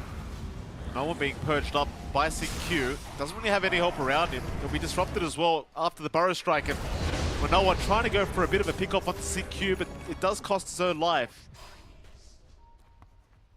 Nice setup here from Extreme Gaming to find a great kill onto the mid-sand kick. And Entity, they have no response to it. Nobody will respond here to the top kill. I think they at least spot out the blinks. So that is the reveal out from Extreme for XM and XXS. Should mean Entity can start to anticipate this initiation angle Extreme Gaming will take. A very quick response out from SinQ, going for that disruption right as the burst strike was committed. I think the mistake in going for the burst strike in means that you can't go out of the arena, of course, just provided the kill opportunity for Extreme. Have to be a little bit cautious in losing that tempo here on the Sand King. Is still inching towards that Shivas, no one is, so the timings are still lining up. Battle Fury for Watson, only 150 gold off. Could start to maybe think about a pick off into Roshan for the side of Entity once that timing is up. See if it's something they can meet. And Extreme Gaming for their part, despite not finding tier 1s, despite taking a little bit more of a backseat in terms of control of the match, is still finding the farm. Rush does begin for Watson. Will commit the freezing field for it, but Extreme, they are smoked up. They're not quite walking top though, so this should still be a freebie for Entity. It does appear that way. Extreme maybe trying to get towards the twin gates, but it's all too late. Roshan is going Entity's way. There's no two ways about that. And they could still try to take this tier 1 bottom tower down while they can, and it seems like they will. Extreme even thinking about going through the twin gates and heading up towards the top lane, but they decide better off doing that. Dire's top tower is under attack.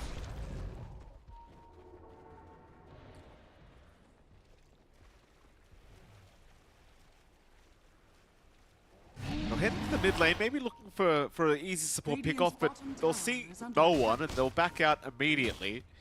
So Ame looking to move in now. It looks like he'll just secure a bit of farm on his way in. Dire's middle tower is under Entity attack. Is still hanging around their Radiant jungle, but are forced to back away as Radiant's bottom tower is under attack. they're going to have another kind of down period, 17 minutes in, 5 to 6 now. Yep. Neither side trying to force any fights yet. Now, Watson does have his Battle Fury up now, so obviously wants to take the time to just farm up into his Blink Dagger. Shiva's Guard completed on no one. Maybe that'll be the kind of item that makes him go.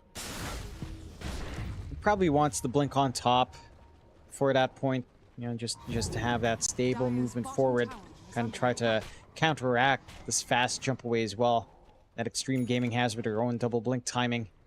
We'll maybe go for a smoke out on Extreme, flying out to SinQ now. We'll admit, like, this ward coverage out from Entity to watch a top side has been fairly helpful in them to just play in that area relatively uncontested and giving them a lot of wiggle room to just find this farm in this arms race at this moment. Extreme Gaming, for their part, they are getting, again, a lot of farm out on Ame, decent distribution out to XXS and to XM, although XM has been severely impacted and still lagging behind every other core bottom net worth right now across the cores. Watson, his blink, like you mentioned, 300 gold away, so maybe off that timing with perhaps no one's blink in like a minute or two after, you can start to do a little bit more. Shield rune spotted by XM. Does have some durability to force the fight. Again, they've got the smoke in the backpack, but they are playing into Aegis. There are a lot of risks here for Entity. They don't have... Oh, and they have some coverage up top. Doesn't really spot anyone out. Kataomi? Well, XXS is going to find Kataomi. No one's going to jump in with a Burrow Strike, though. Looking to force a fight, but the Echo Stomp is out into the Earth Splitter from DY, making life very hard for no one. XM even locking him down, but Extreme Gaming not feeling confident that no one was alone. They actually end up retreating before no one does go down.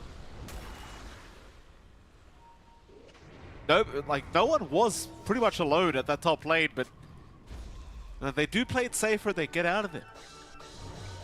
I think that's a good read overall from Extreme. They spot the rotations in. A few of those movements across mid with her wards. Don't want to poke the bear too much. There was an opportunity to turn around with a Shiva's epicenter, a vac wall as well. As DM was slowly approaching. So they hit and run. They're the ones still taking Roshan and Extreme, but they're playing against the Aegis and still finding these opportunities. Still, Blink is ready in Watson. Oh, Extreme. For now, Watson going up to XM. Cost himself a lot of HP, though. Forced to back away for now. He would not lose the Aegis at the least. That's going to be about it, though. Entity not really feeling the fight that they were going for. They do back their way out. The thing is, the longer this game goes on, the more and more it seems that Abe is pulling ahead of the Sven, and that's going to be somewhat of a concerning sign at this point to Entity, right? Like, to see how big this Sven is getting. Once Abe has his own BKB up, he might make the call to go with his team and start forcing those big fights. Yeah, it gets pretty challenging. And Entity has this really strong wombo combo potential. But it does feel like they need to rely on DM to get this, at least the vac off. To set up for burst strikes, to set up for some big charge trues here for our Spirit Breaker. And so far, they don't have that tool yet in the Darkseer. Still waiting for that blink out on DM. Again, forced, kind of focused on the auras, as you tend to see most Darkseers go for. But again, it gives a lot of wiggle room out to Extreme. Ame working the map well. Already have the blink and BKB up for XXS. So he has some protection to frontline for his team. Full SNY for Ame. Means the Sven is a lot harder to hold down now as well, going for his own BKB now. And yeah, this waiting game could hurt Entity. Like, we're talking about maybe some of the damage output on Watson slowing down. And with Warcry getting more levels, and Watson can still rip through it, but he needs to be able to stand and fight. And is skipping the BKB on this Ursa, opting for the Basher. So again, that kiting potential on Extreme is always there now, with its kind of itemization. Extreme going for a smoke out here. Do drag 4 heroes along for the ride. See if they can find anything. They have good idea down bot, but it's only the support of Kataomi. Not the biggest target in the world. Well, they are going to dust him up. They get the arena here with XXS, and Kataomi is indeed going to get caught out. Entity, I mean, not responding again, not too concerned about Kataomi dying there. Extreme probably won't be able to get much off this either. Like, they could start maybe thinking about that mid-tier 1 tower if they so wish. But they are grouping up around the mid lane, so perhaps that is what they're considering. The thing is, Kataomi is going to be up in 15 seconds anyway, so it's not really that big of a deal. Radiant's bottom tower is under attack. Ame does have his Harpoon completed, but he is still lacking the BKB, so it's kind of doubtful he wants to fight yet.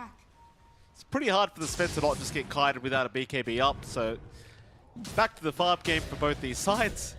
Nobody interested in forcing a big fight.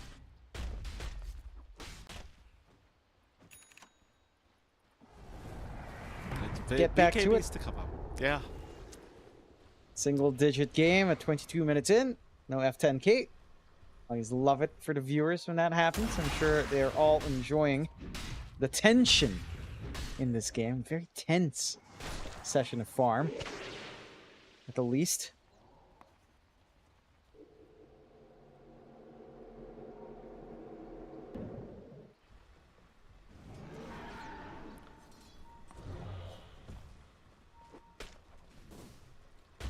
I mean, both teams are literally just staying away from each other as of right now. I mean, lines have been drawn up to the mid lane, but Nobody's coming. Everyone just hanging around Arme, ensuring the Sven does remain protected. A similar story here for Watson. He does now farm up his Basher on the Ursa.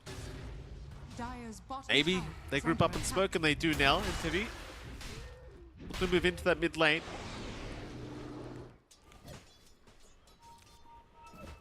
Arme. Oh yeah, it's a big target if they can get him. Arme does get caught out, not expecting the gank to come in. TPs are coming to try and help out, but it's all too late. Arme is down.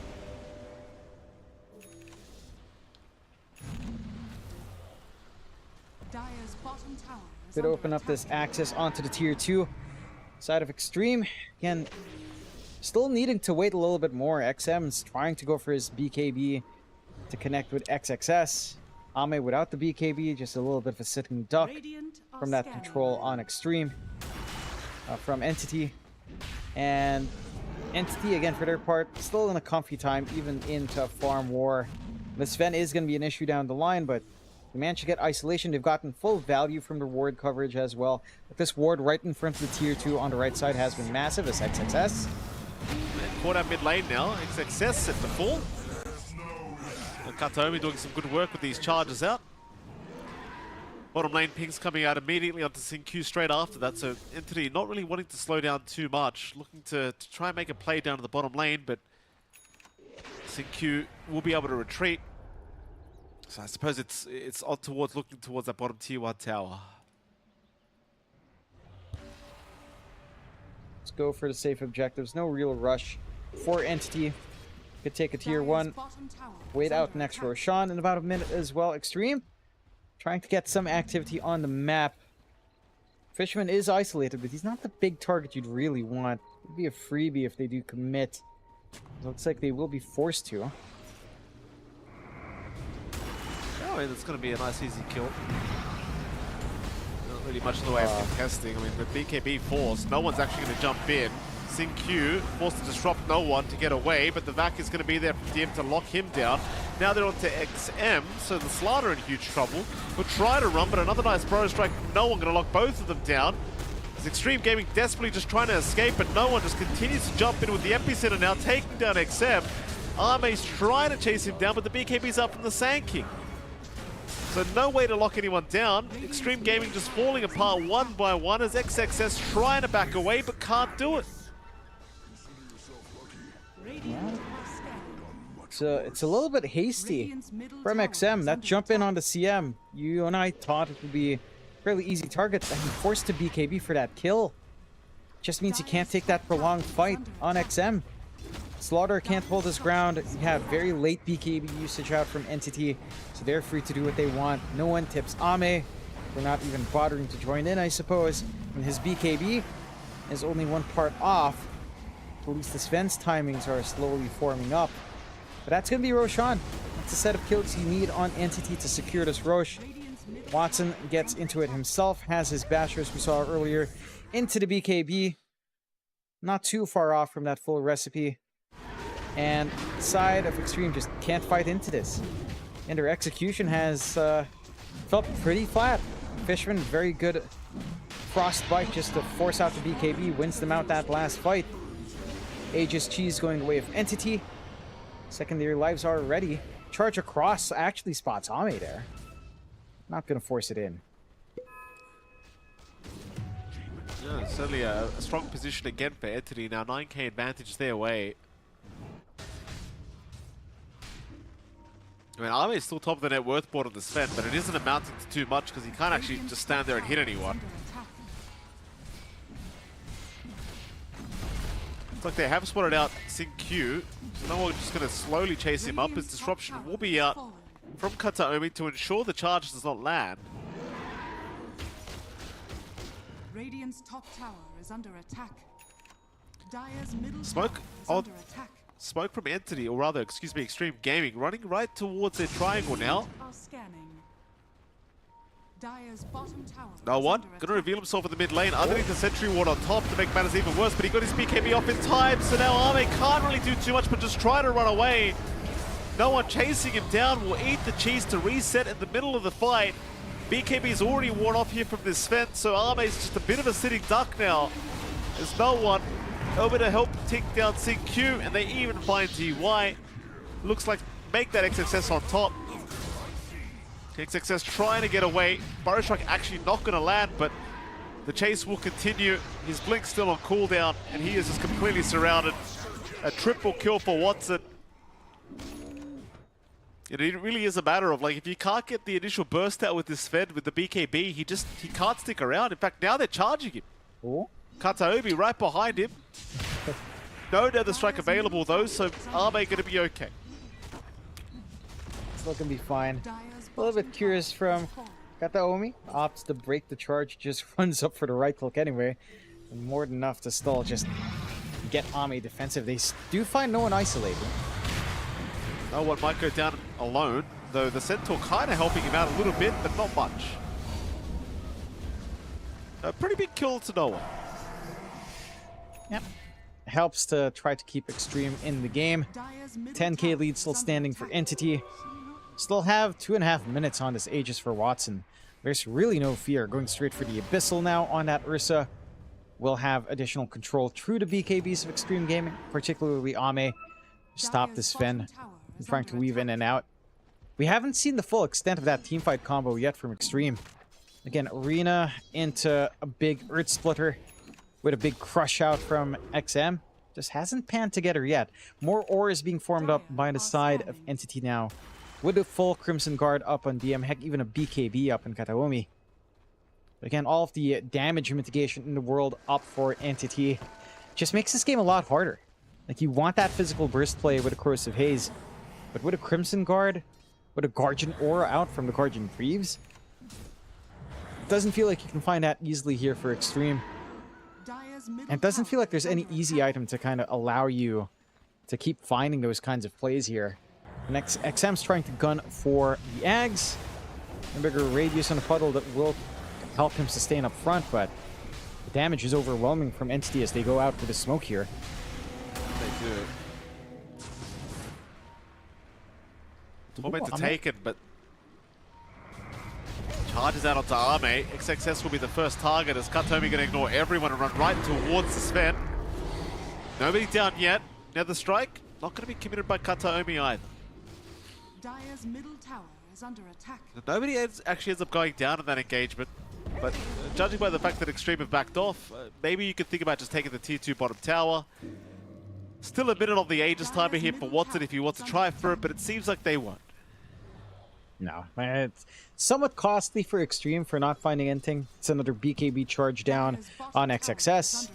So it's down now to its 6-second charge. Not going to feel great. At the least, lower cooldown should maybe help a little bit here.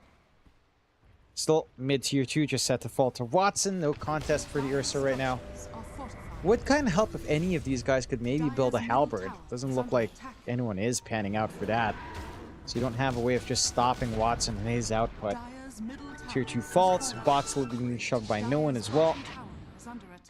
And the side of Extreme, again, it doesn't feel like they can really force the issue by themselves. All of these fights have been Extreme responding to Entity outside of maybe a couple of smoke pickoffs onto supports. And I think this passive play, again, just doesn't do you favors. Yes, Ame still #1 net worth. Your sacrifices on XXS and XM are pretty massive. And it's bad enough that you're not that far ahead of the supports on Entity. Like, you're within 4k gold of a Spirit Breaker and a Crystal Maiden. Not the kind of farm distribution you want to see for Extreme to feel comfy on the rest of their cores.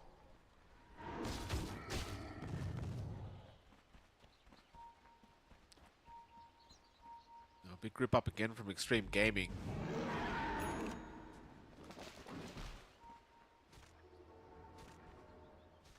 It won't amount to any kind of smoke there. Still just trying to secure more farm here on Ame. Torment to taken again by Watson. Gonna hand over a free shard now to no one. Lines being drawn around the Dire jungle, so it seems like they are pretty well aware of where Extreme are farming at the moment.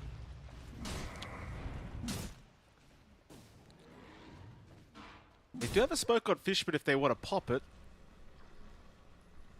But for now, they'll remain grouped up. Just keep that farm going on Watson. like Watson wants his own shards before they get this this smoke rotation out.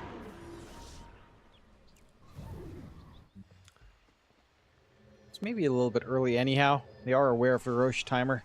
Still a minute and a half until we see how long exactly Roche will take to come back in. They could just kind of force that objective out first. It has given Extreme Gaming some time to build up. Full Ags up on XM. Going for a nullifier as well here for XXS, which will take a little bit longer. Have that full AC from Ame for some added durability up front with the Warcry Shard. Physical burst play from an Entity now and maybe hit a little bit of a wall that you will have to just kind of brute force with Watson somehow. Entity out with arrow and smoke. Might be able to get a good catch here. Like Sam, baiting for his side. They are waiting, but the bait is going to be taken. Watson jumping in. Now no one finding XXS before he can even jump in for an arena and a big vacuum out. Catching 2 targets. Watson, he'll just shred them. There goes XXS on top. Watson with a triple kill. A beautiful vacuum from DM to really set up perfectly. And Extreme Gaming yet to get a fight to go their way. It just feels like nothing's panning out for him. Dire's middle tower is under Yeah, and there's a heavy reliance in trying to get this big arena Earth Splitter. We're not seeing that combination, and great targeting from the side of Entity, splitting up their focus onto XM and XXS. Like, XM, maybe not as big of a deal, honestly, but taking care of the Mars at the very least, taking care of the threat arena to set up for that Earth Splitter, just takes away a lot of that teamfight bite from the side of Extreme. And Ame, not even willing to show up, still trying to farm for more, but how much more do you need? Only lacking something like the Satanic left. Maybe a mobility item to get the Sven into the front lines.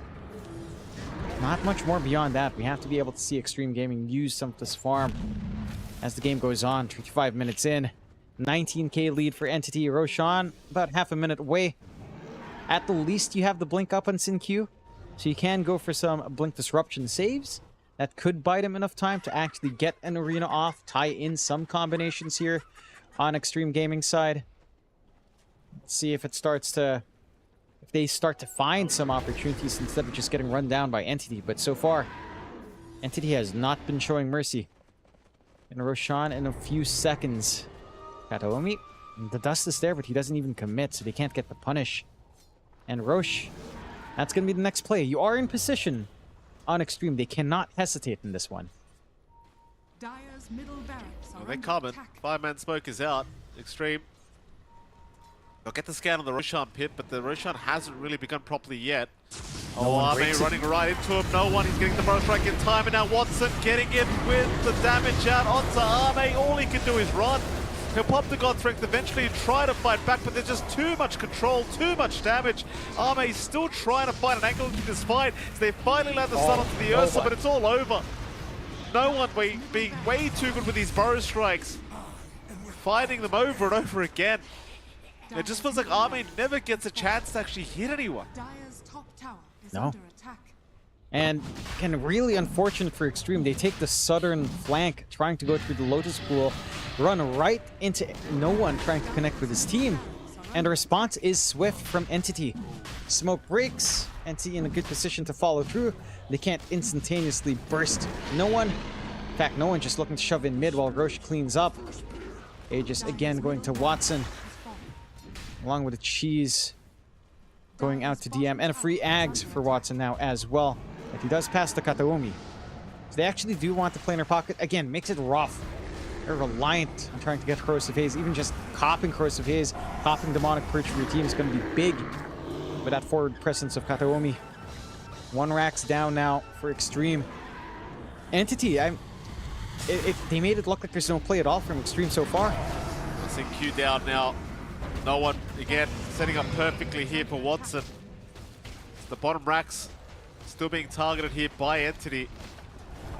Extreme Gaming just waiting for Ame to be back up to try and get a fight going here for this defense. Another start out. They've caught XM this time on the slider. The XM pops the BKB, but it is not going to help against another strike of Kataomi. So he does barely run. The BKB does finally wear off, but he has made it out. Here comes Ame. The respawn is there from the Sven. This could be the last team fight to come.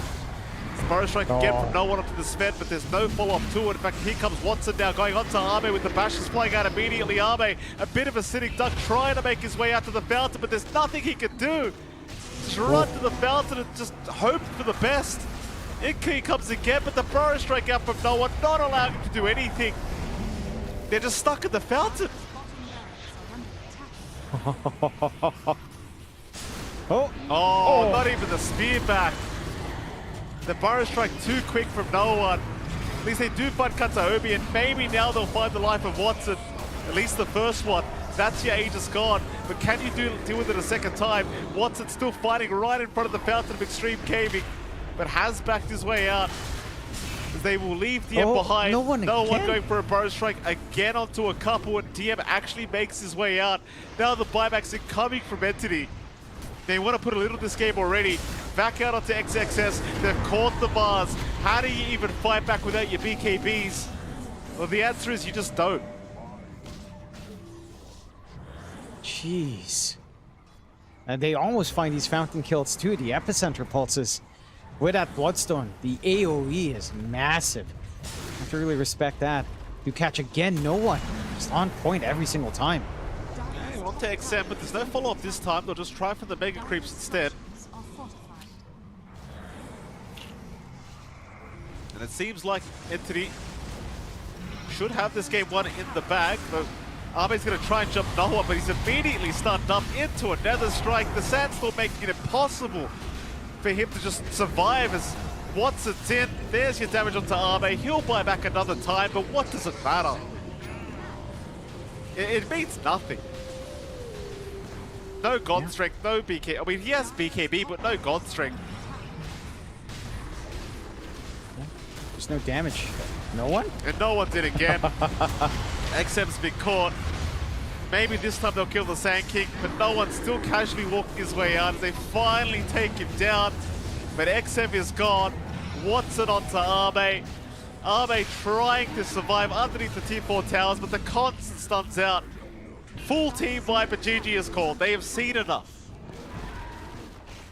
That they have. Extreme.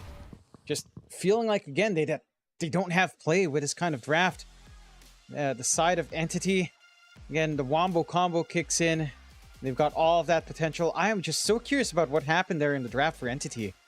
For Extreme, I feel like that was a major error in allowing this Darkseer True for DM, giving this Wombo combo potential, giving that strong laning partnership for Entity to play off of.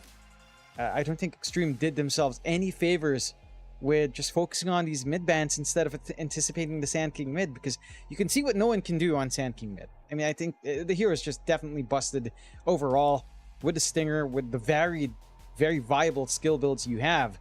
The idea of Slaughter mid matchup was interesting.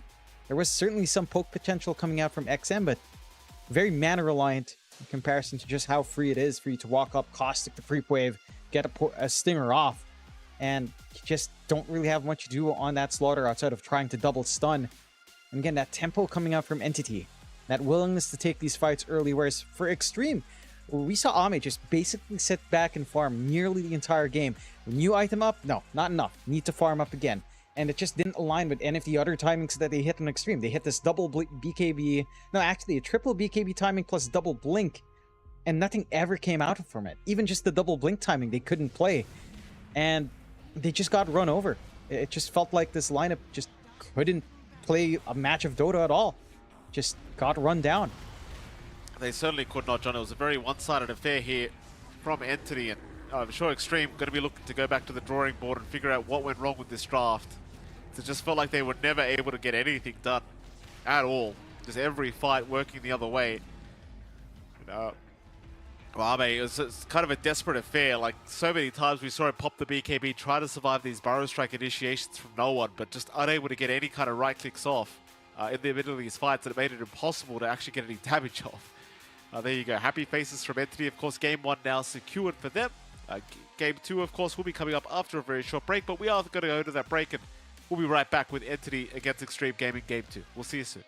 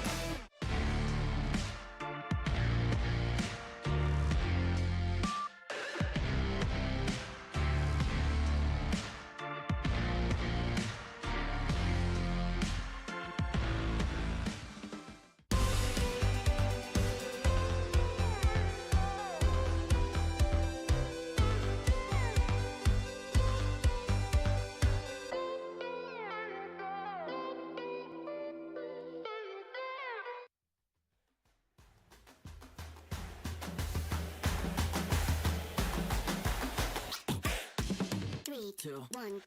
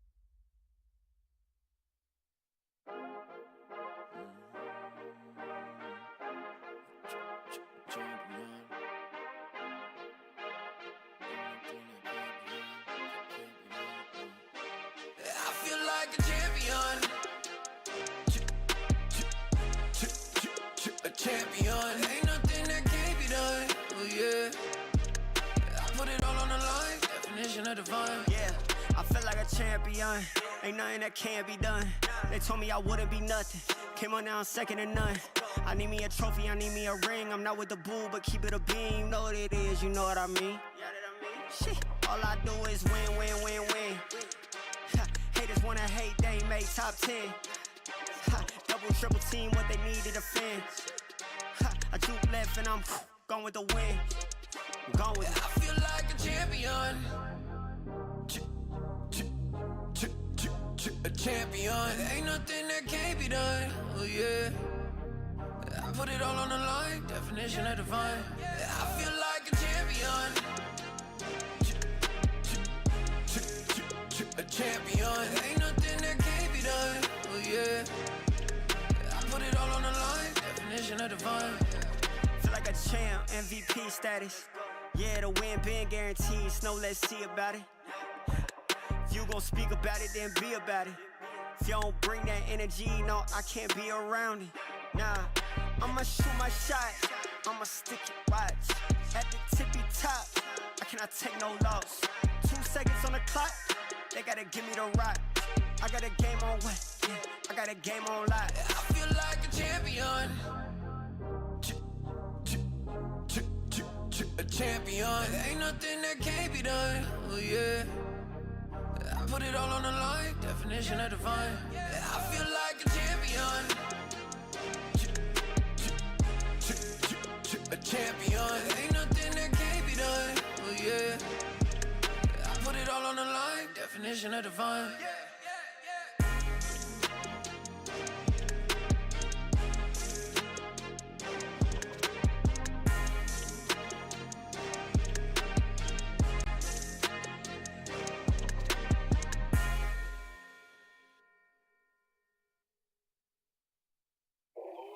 これ終わってから原宿行かない？なんかさ、新しいお店できたみたいで。見た？いや、テレビなんかやったんだよね。可愛いよ、本当に。Little Barbie looks so bad. You got what you swag. Go where'd you get that at? Tell them how I juggle. And I never check the tag. What can I spend a rag? If you wanna live like that, you me and holla juggle. Holla juggle. Holla juggle. Holla juggle. Tell them how I juggle. Holla juggle. Holla juggle. Holla juggle. Me and holla juggle. Stunning, stunning. You ain't never seen no trip like that. I got my pretty girl back from Stiano, my brand new bag. They want a girl like me, that candy on my ear. We wanna get like all the honey, but the strip ain't free. I just wanna spend, bring me a big bag. Don't care what it costs, I got no limit. Call me Ari, got it, they like a day. Bring my girl, say it got so lit. Little Barbie looks so bad.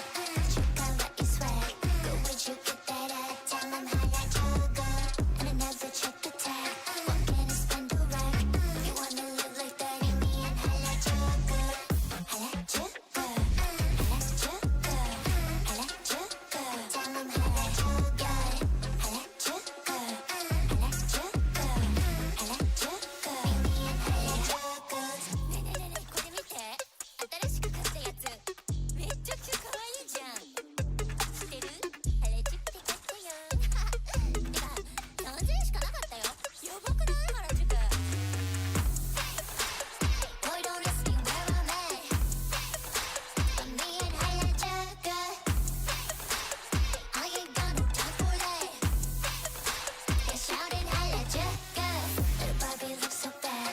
You got what you swag. Go where'd you get that at? Tell them holla juggle. And I never check the tag. What can I spend a rag? If you wanna live like that, you me and holla juggle. Holla juggle. Holla juggle. Holla juggle. Tell them holla juggle. Holla juggle. Holla juggle. Holla juggle. Me and holla juggle.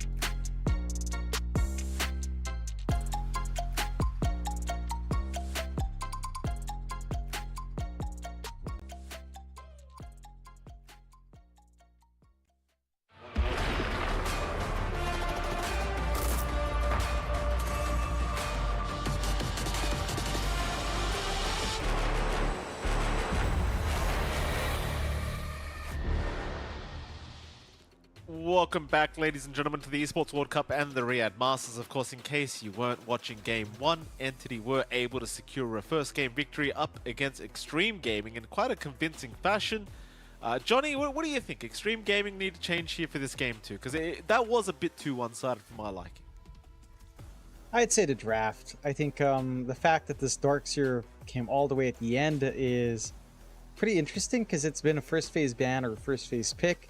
I think, I don't know why I didn't expect Entity to pick it up and just run Sand King mid. We've seen that so many times now. Sand King mid just kind of crushes the lane. I would want to see Extreme Gaming kind of try to play to a bit more tempo as well. It felt like Ame couldn't connect his teammates in the way he'd want to. I get that he wanted to build up more and more, sure, but he had to join in at some point. Like, they hit double blink timing. Entity were just allowed to kind of run around the map, farm at just as much as Extreme Gaming was, with no punishment, really. Maybe you find a couple of pickoffs on the supports, but it's just a rough go for the side of Extreme. They needed to land this Arena Earth Splitter combo, and we rarely saw it come in. So I think I want to see some more activity out from Extreme. We'll see if they can bring that out, of course.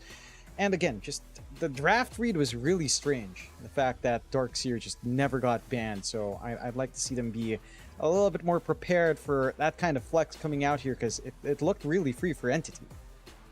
That it did. And we do have game number 2's draft now officially underway as well, so we can bring that up very, very soon and see exactly what the changes are going to be from Extreme Gaming, because there certainly needs to be some changes from these boys. And well, for now, I can give you a bit of a spoiler alert, John. They do end up respect banning out the Spirit Breaker of Kataomi, which I think is a fair way to start. You know, like, Kataomi was a big nuisance, and you saw with the voice line spam and the tips flying out from him that he knew he was playing a very good game. So they'll start with that. Yeah, nice and safe bans for the side of Extreme. Lots of respect coming in. Take care of the Enigma as well. Entity, for their part, Beastmaster, Phoenix. Pretty much all just the meta heroes being taken care of in the first phase. Tiny taken care of by Extreme once more. I would say the Sand King is worth considering in the first phase ban now. You don't have first pick here on Extreme. They actually take care of the Monkey King instead, which is fair. Simeon Stride has been a little bit too strong. But, and bless you there, Mike. But, again, Sand King's open for Entity. They do have first pick overall. And I don't know, like, Sand King is just way too strong in every lane. SF banned by Entity. Are you going to open with Sand King? Of course you are. Why wouldn't you? I mean, no one had an amazing game last game around. You know, the sad thing is as well, I've been crying about the fact that Sand King hasn't been picked for years. And now it's back in meta.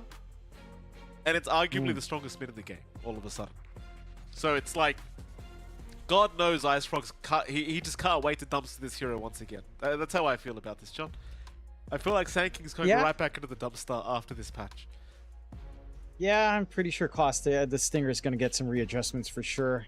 Extreme Gaming just back until the Altered Titan. It does feel like maybe that's the read on a Sand King counter. Certainly didn't feel that way a while ago. So we'll see if it has a better time this time around. Maybe, I don't know, I don't feel like that was really down to DY anyhow, but it felt like nothing could connect. I think the draft ideas outside of allowing Darkseer were correct, so we'll see if they can kind of go off of that. Entity do ban out the Troll, waiting for their second ban now, and Extreme into their last ban. We'll take care of the Rubik here on Entity. Extreme, for their part, and surely ban some like the Darkseer.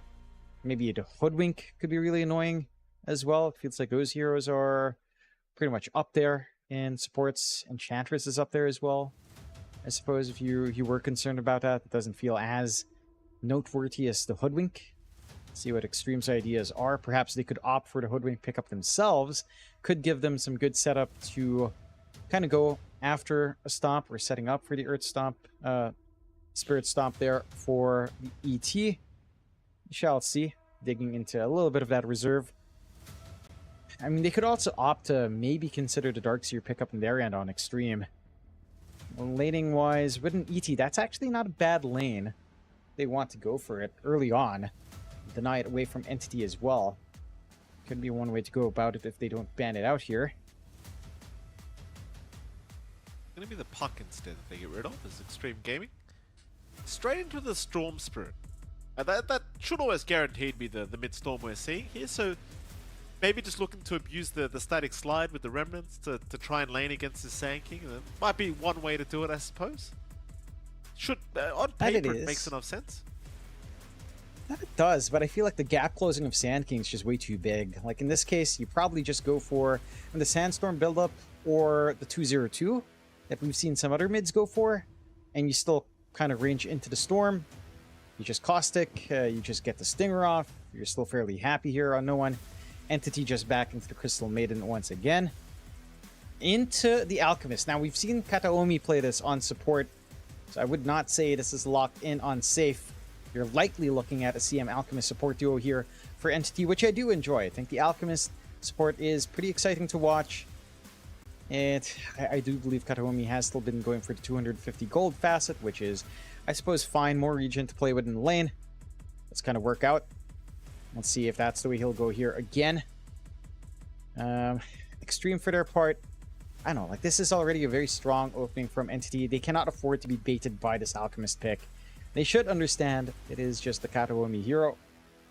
Again, they still have options for themselves. You don't have a battery for your Storm, no option for the CM. So maybe sustaining true here for XM's not going to be as easy if he doesn't get that many Galvanize stacks up.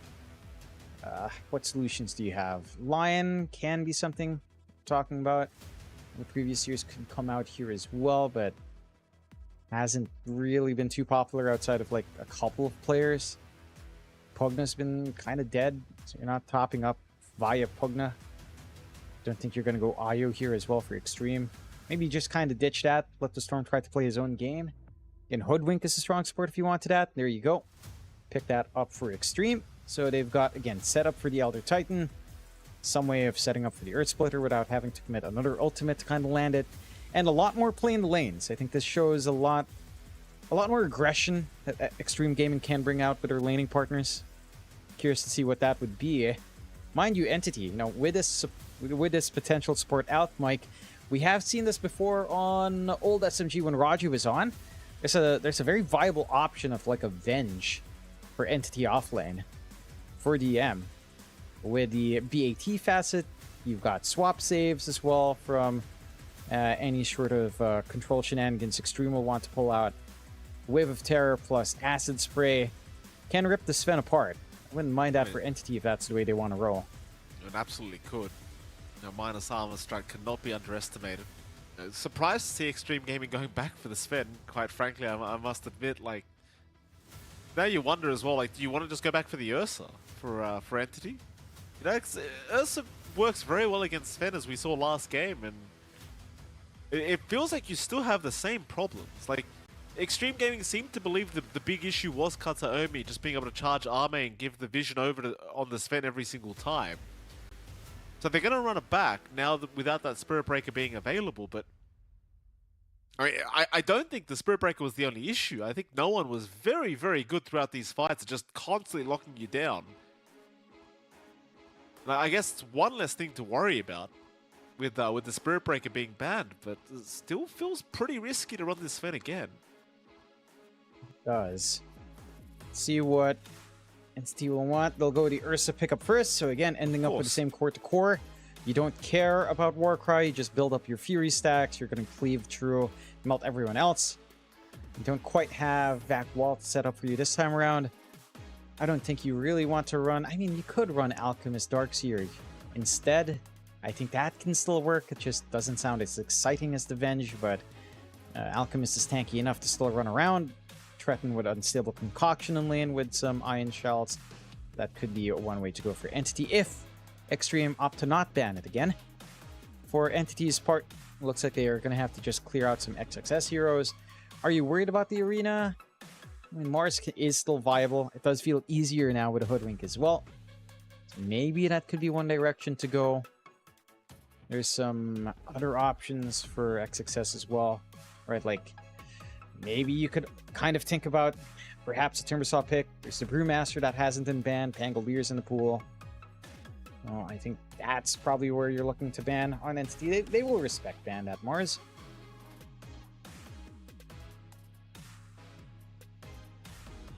Final bans to come here, Extreme Gaming. They'll get rid of the Ember Spirit.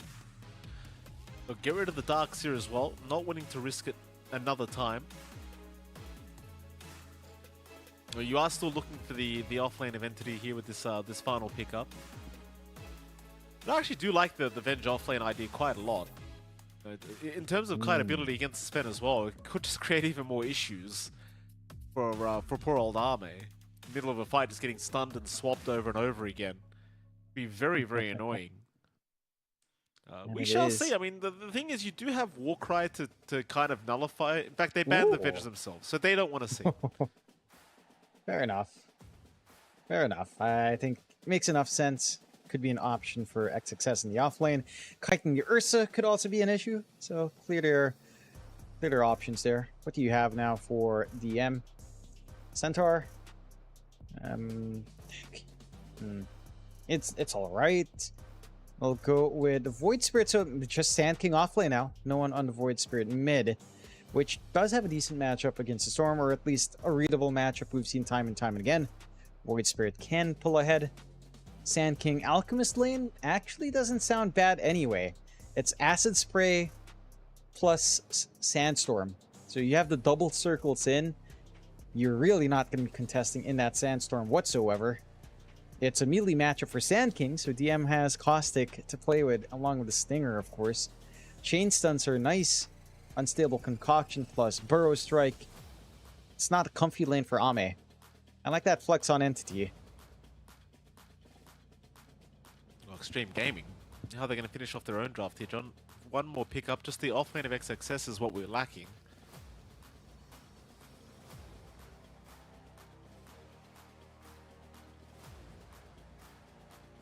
Deep think about it here from Extreme. 20 seconds of reserve time left for this final choice.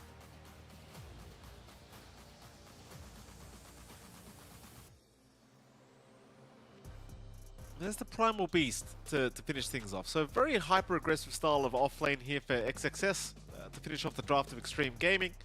I mean, I do like it. We've seen Primal Beast creating a lot of havoc throughout a lot of games and a lot of fights. What do you think of that? I mean, do you like this draft from Extreme Gaming a little bit better than Game 1 per se? I think I do. I think, again, like you mentioned, there's a lot more aggression that Extreme Gaming can play with. I like the solution of Primal Beast to deal with Ursa, as, again, Pulverize does not care for status resistance, so it is a consistent hold. If the game scales on, you get your talent spike at 25, you're just going to lock in Watson forever. There are no saves here on side of Entity to try to disable that, so XSS should have a decent time. Laning-wise, maybe not as smooth, but you do have Uproar at least to try to mitigate the full commitment out from Watson and Fishman. I am very curious to see more so on how much Kataomi can get out here. And always goes for the seed money, always tries to focus in on those first few moments in the lane, and usually he rushes something like Solar Crest Ags, if I'm recalling right from the last time we saw this from Entity. I'm wondering who will get that Ags priority. It does feel pretty big on no one. The AoE silence does make it a hellish for XM if he is caught out. So that could be one way to go here. Free Ags for DM could be massive as well, with the Sandstorm plus the Burst Strikes, of course. So there's a lot of value here for the Alchemist in terms of getting that additional utility out for the team.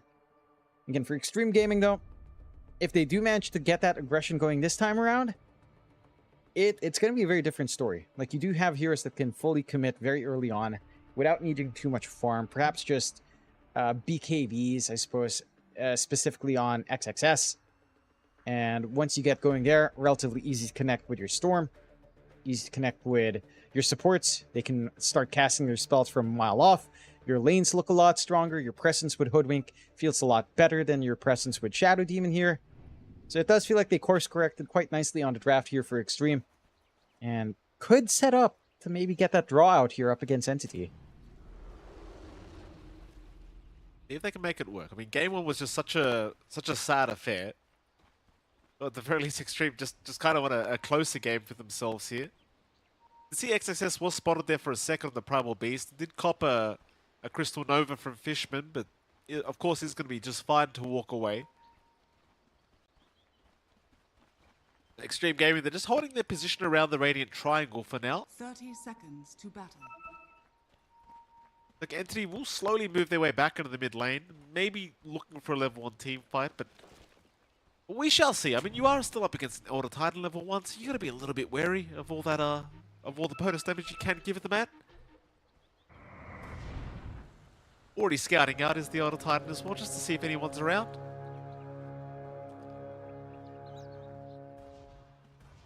Kataomi thinking about moving in, but this could be dangerous for him. He will try.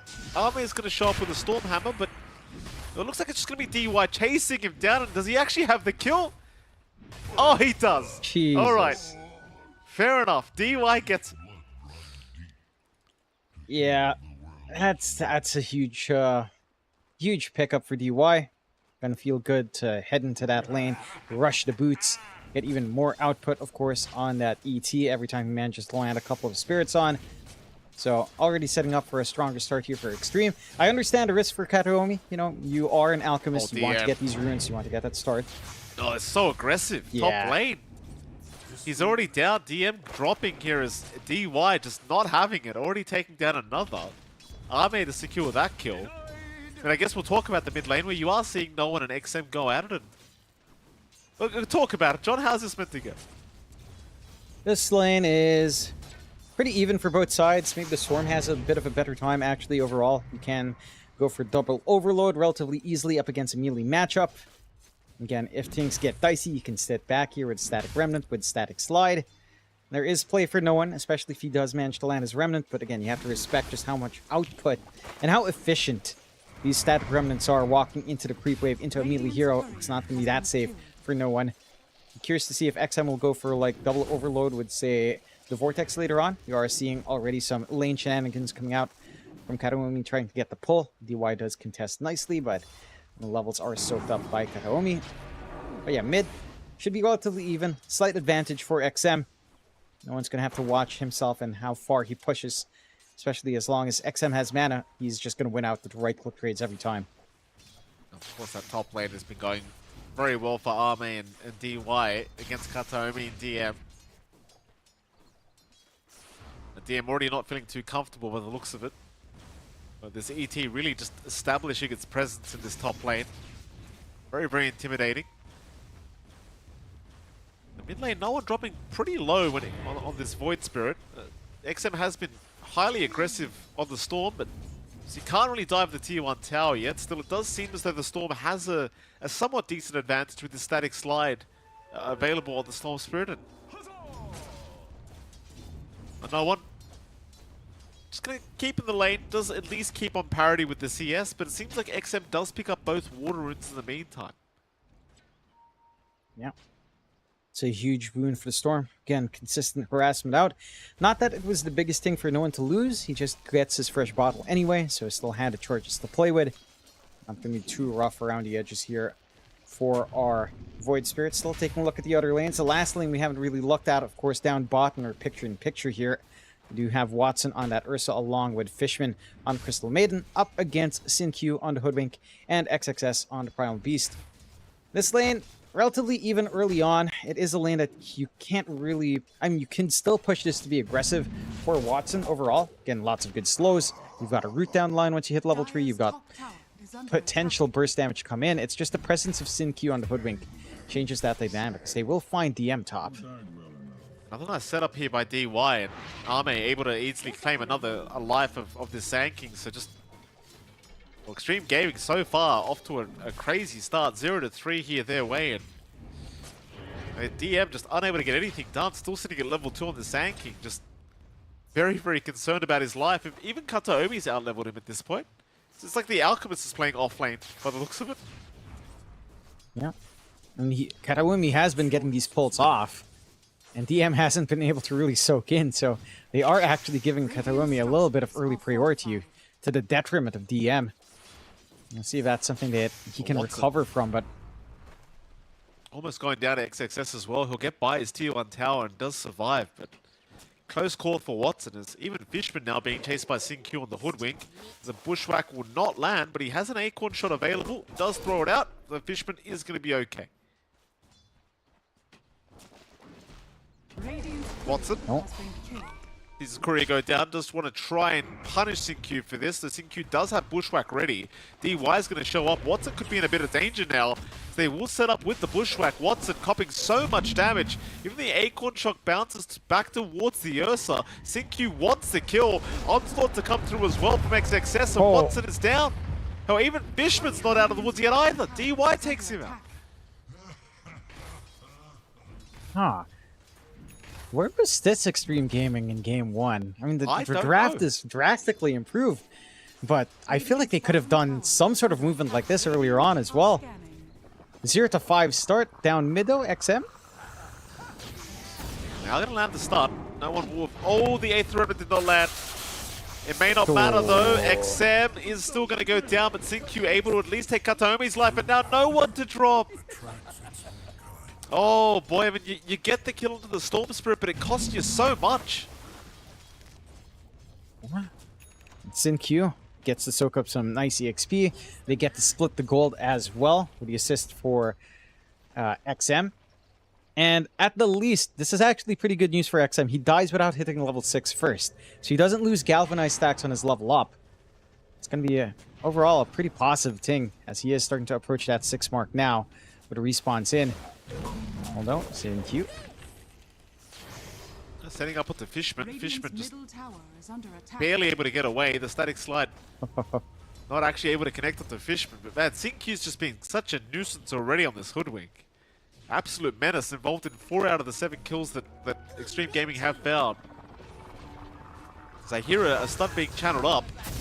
He's going to be mid lane again. They've made the jump in on to the Storm. The XM is still alive for a little bit longer.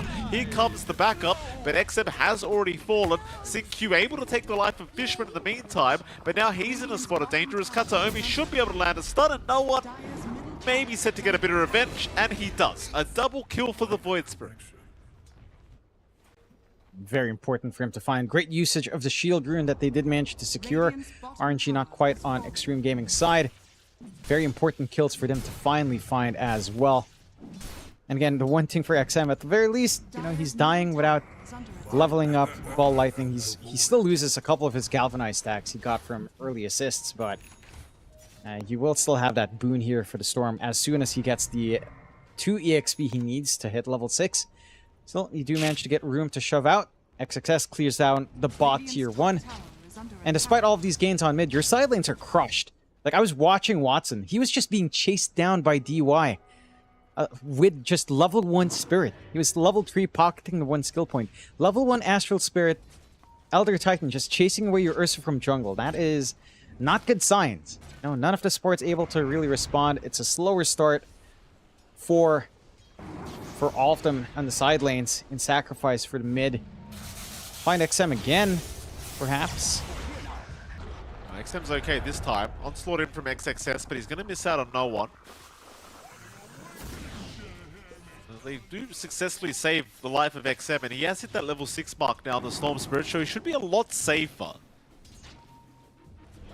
Extreme Gaming, they're not really taking any risks, are just continuing to hang around that mid lane just in case XM does fall victim to entity once again.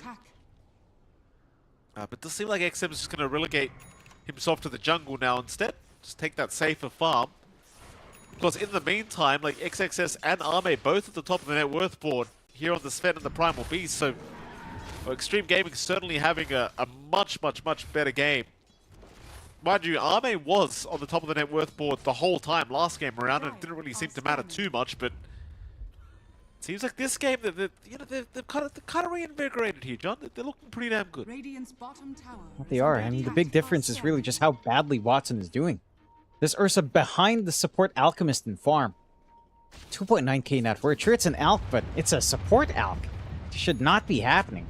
Entity with a smoke out might be able to get that flank onto XXS, but he will just go through the gate. Oh, and he's made it to... No. Yeah, no one's not going to make it in time. Massive escape here from XXS. They're still putting so much pressure on DM as well. Like, DM's not able to defend this tier 1 top tower. Sin-Q's going to find it. But Bushwhack does not land. But you see the confidence from Extreme Gaming. As they do take the top tier 1 tower. This'll come in handy. For the side of Entity right now, there's just no stopping. Just kind of sit back and just hope for the best at the moment. Yeah, try to scale up, try to get some room to farm. And it's going to take a lot of time. This Battle Fury time for Watson's way off the mark. Not even a single component in yet for the Ursa. Again, DM forced to go for Aura build-up instead of like a much more aggressive Sand King build with maybe a fast Blink. Is forced to just go Pipe, try to sustain for the team. And one consistent thing has been no one's movements onto mid. Onto XM, at least in Trenton, but they are getting the prioritization for the runes now as, well, XXS. Onslaught in onto Kataomi. XXS, he's in. DY will be around to help out, but it seems as though Extreme want to back out as no one actually misses another Aether Remnant. They catch Kataomi with a Bushwhack, but Kataomi going to be okay to retreat. nobody dies. It does feel like at least somebody should have died from Extreme Gaming, but a bit of a missed Aether Remnant at the end of that team fight, and they'll miss out on everything. Radiant's top tower is under attack. Again, this is all well and good for Extreme Assault. Oh, no Jump in one. again. That was a very aggressive jump, trying to go onto the Hoodwink. He's got no Astral Step charges left, but ooh, maybe not thankfully for him. He does get hit by an Echo Stomp, but DY, well, there's no follow-up to it. XM's not farmed enough yet to really hope to kill the Void Spirit, but he could think about Fishman on the CM. Bushwhack will land onto Fishman as he is trying to survive, but he is still being taken out. Meanwhile, no one copping so much damage from Ame, who has joined the fight, and no one's gone to boot. So Extreme Gaming just grouping up everybody here for this mid-tier 1 tower, and they do secure it. A massive set of events for Extreme. Good early activity for Ame. Showing up with just the Echo Saber. Mask Madness, again, in stark contrast to Game 1, where Ame was just basically in the jungle for at least 20 minutes. Already getting that early activity out. XXS may have gone a bit too far, but no, he still actually ends up getting out of there. He's fine. They can't chase him. They go ahead with the smoke. Maybe they can catch him now. No, they'll try. Fishman? Oh, no Frostbite. The XSS still gets out of there. Yeah, it's unfortunate for Entity. And again, they need so much time to farm here for Watson. Like, this is not a game, man. 4.3k net worth. Sin-Q is nipping on your heels in terms of net worth. Again, Kataomi on support Alc is more farmed than you are. There's not enough room to sustain all of these heroes farming either, because you have Kataomi eating a ton of space up as the Alchemist. He's actually eating the jungle farm. Why is he eating the jungle? Like, he's going Solar Crest into the Ags, but this is greedy. It's greedy, alright. Extreme Gaming, they're not done yet either. They're moving in into that Radiant jungle, trying to make sure nobody's farming that area.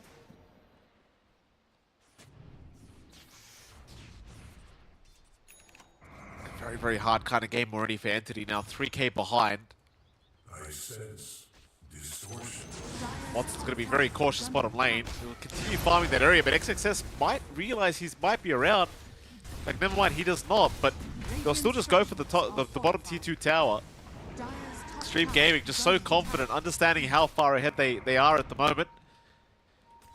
Glyph forced out. DM's going to rotate as well. Sin-Q, though, already scouting all this out. He will die, though, but he doesn't really mind too much if it means his team gets away. In fact, his team does pick off Fishman. No one trying to Astral Step out of there. Does dissimulate instead. It is going to be okay. Entity still looking to move in for a big team fight. We'll continue rushing towards Extreme Gaming, but it doesn't seem like anyone's going to get within range to land a stun. You don't really have a blink up on DM either yet, so just a 1-for-1 trade on the supports. Still setting up for these runes.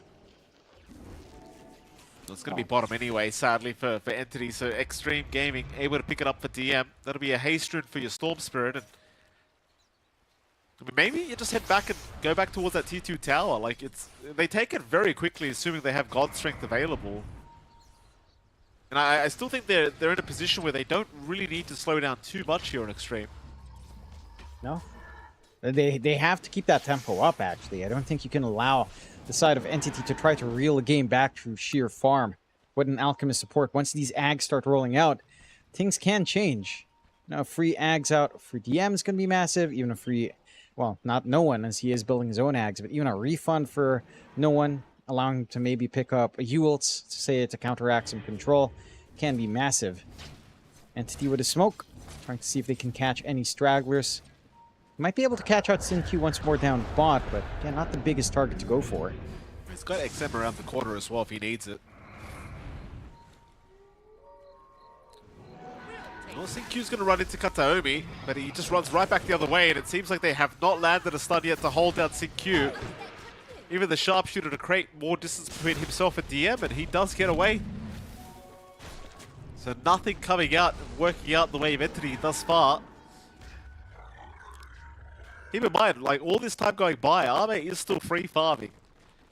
He is already working towards that BKB now, and that's gonna be the big timing. Well, once the BKB's up, no Spirit Breaker to worry about game, so you are certainly gonna have free reign while the BKB is active. Yeah. Even this BKB for XXS, I think, is the bigger deal. Doesn't need to care about this Ags timing eventually coming in from no one. Nothing to stop the Pulverize. You can get that full control on the Ursa if you run into him. You don't care about the Enrage. Full Orchid up now as well, so they get the jump onto no one. I certainly do. No one going down so quickly with the chain stuns out from Extreme Gaming. Even heading up towards top lane now. Arme will take over that Radiant Triangle. Pops the God Strength and takes some Ancient stacks, and they are going to have a look around for Watson. Watson does escape, but it seems like Extreme might even consider that top tier 2 tower now. Or maybe not. They will retreat. I mean, I thought with the God Strength being popped, they would go for it, but they decide better on it. Yeah, they respect the counterplay from Entity again. You are still up against the Sand King. There is still a lot of damage output there. It can maybe even connect with Epicenter plus the Freezing Field. So you do have to be a little bit cautious. Again, the one thing with Entity is they're really trying to sustain this greed. And Kataomi is eating significant space in the jungle. At the very least, the Watson is getting more farm now. So that is good news, but they really are trying to enable this Ags rush on Kataomi. And to be fair, Extreme has not punished that in any recent time. So this time could pay off. 3 Ags up for DM could be a big game changer. Heck, even on Watson to try to bail out with the Enrage could be one way to go about it as well. Let's see which the priority is down the line. 4-12, 4K lead for the side of Extreme, looking like they've fully awakened compared to the last game, which, well, it feels like Entity is playing what Extreme did last game. Just trying to sit back, farm, get that build up. Can't really fault them with this draft. Just try to maybe, again, reach this critical Ags timing from Kataomi to give some free net worth away. Extreme, done waiting around, will go for an actual objective into Roshan. Not going to take too long. They do have God Strength ready as well. And we'll just go for it full SNY for Ame. So not going to be as worried up front even without the BKB. The stat resist is going to be significant enough. And Roche will just fall. No counter action from Entity. Again, still trying to soak up what they can.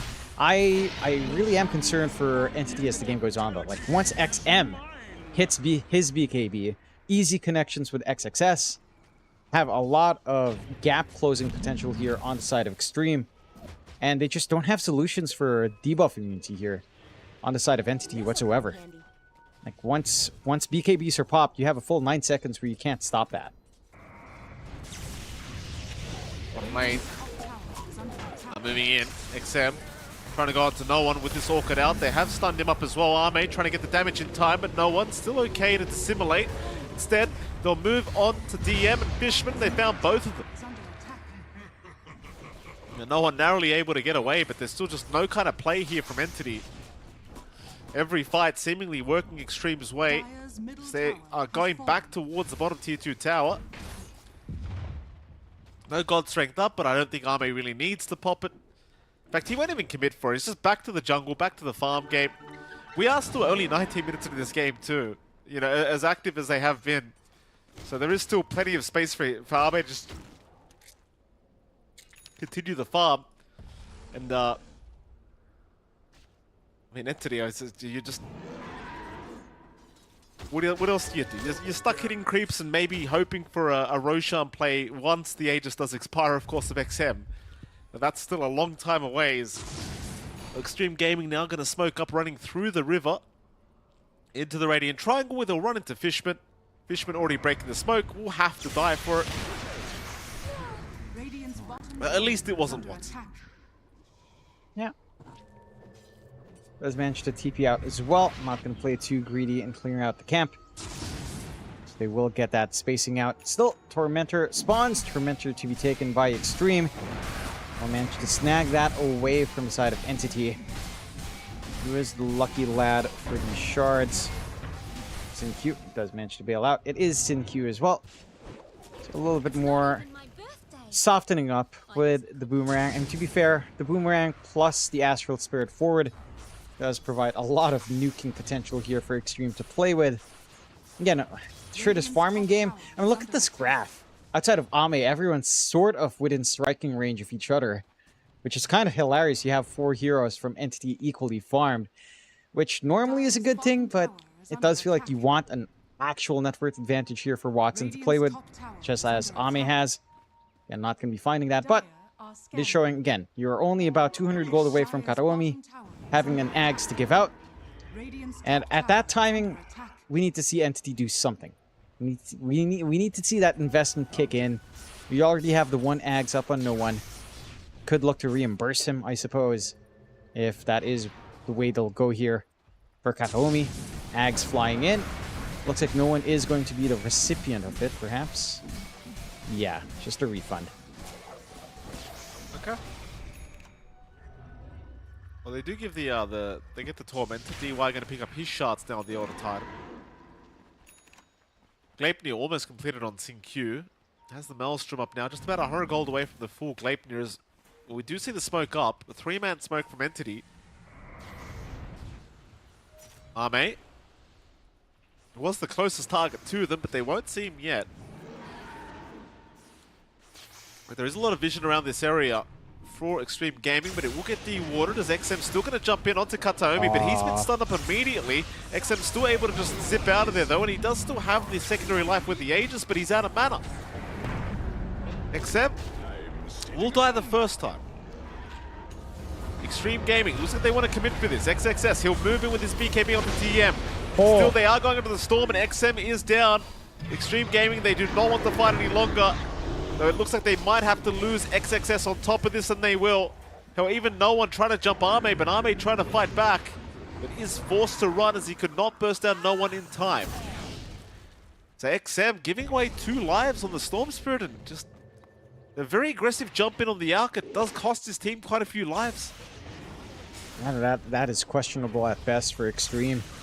Didn't need to push the envelope that hard here on XM. Instead, they managed to bleed out a good 3.5k gold swing in terms of losing gold and gaining gold here for Entity. Entity, for their part, already making a great use out of that reimbursement. No one with a refunded gold buys the Manta style straight out, going straight for the Deso, wants more output. With the Manta up, has protection up against that Orchid that we saw picked up here from XM. So it does allow more play. It does allow an actual front line now on the side of Entity to set up. And for the side of Extreme, they were in control for such a long time, they just can't afford to be reckless. Right? Especially while Ame is just sitting back and farming, trying to go into the Harpoon as his movement solution to catch heroes out. Kind of need to just wait for that, along with a BKB on XM. Without that protection for the Storm, he is a sitting duck from the chain control. Is flying out now from the side of Entity. Let's see if they manage to maybe catch someone out with a smoke, dragging Ame in for this as well.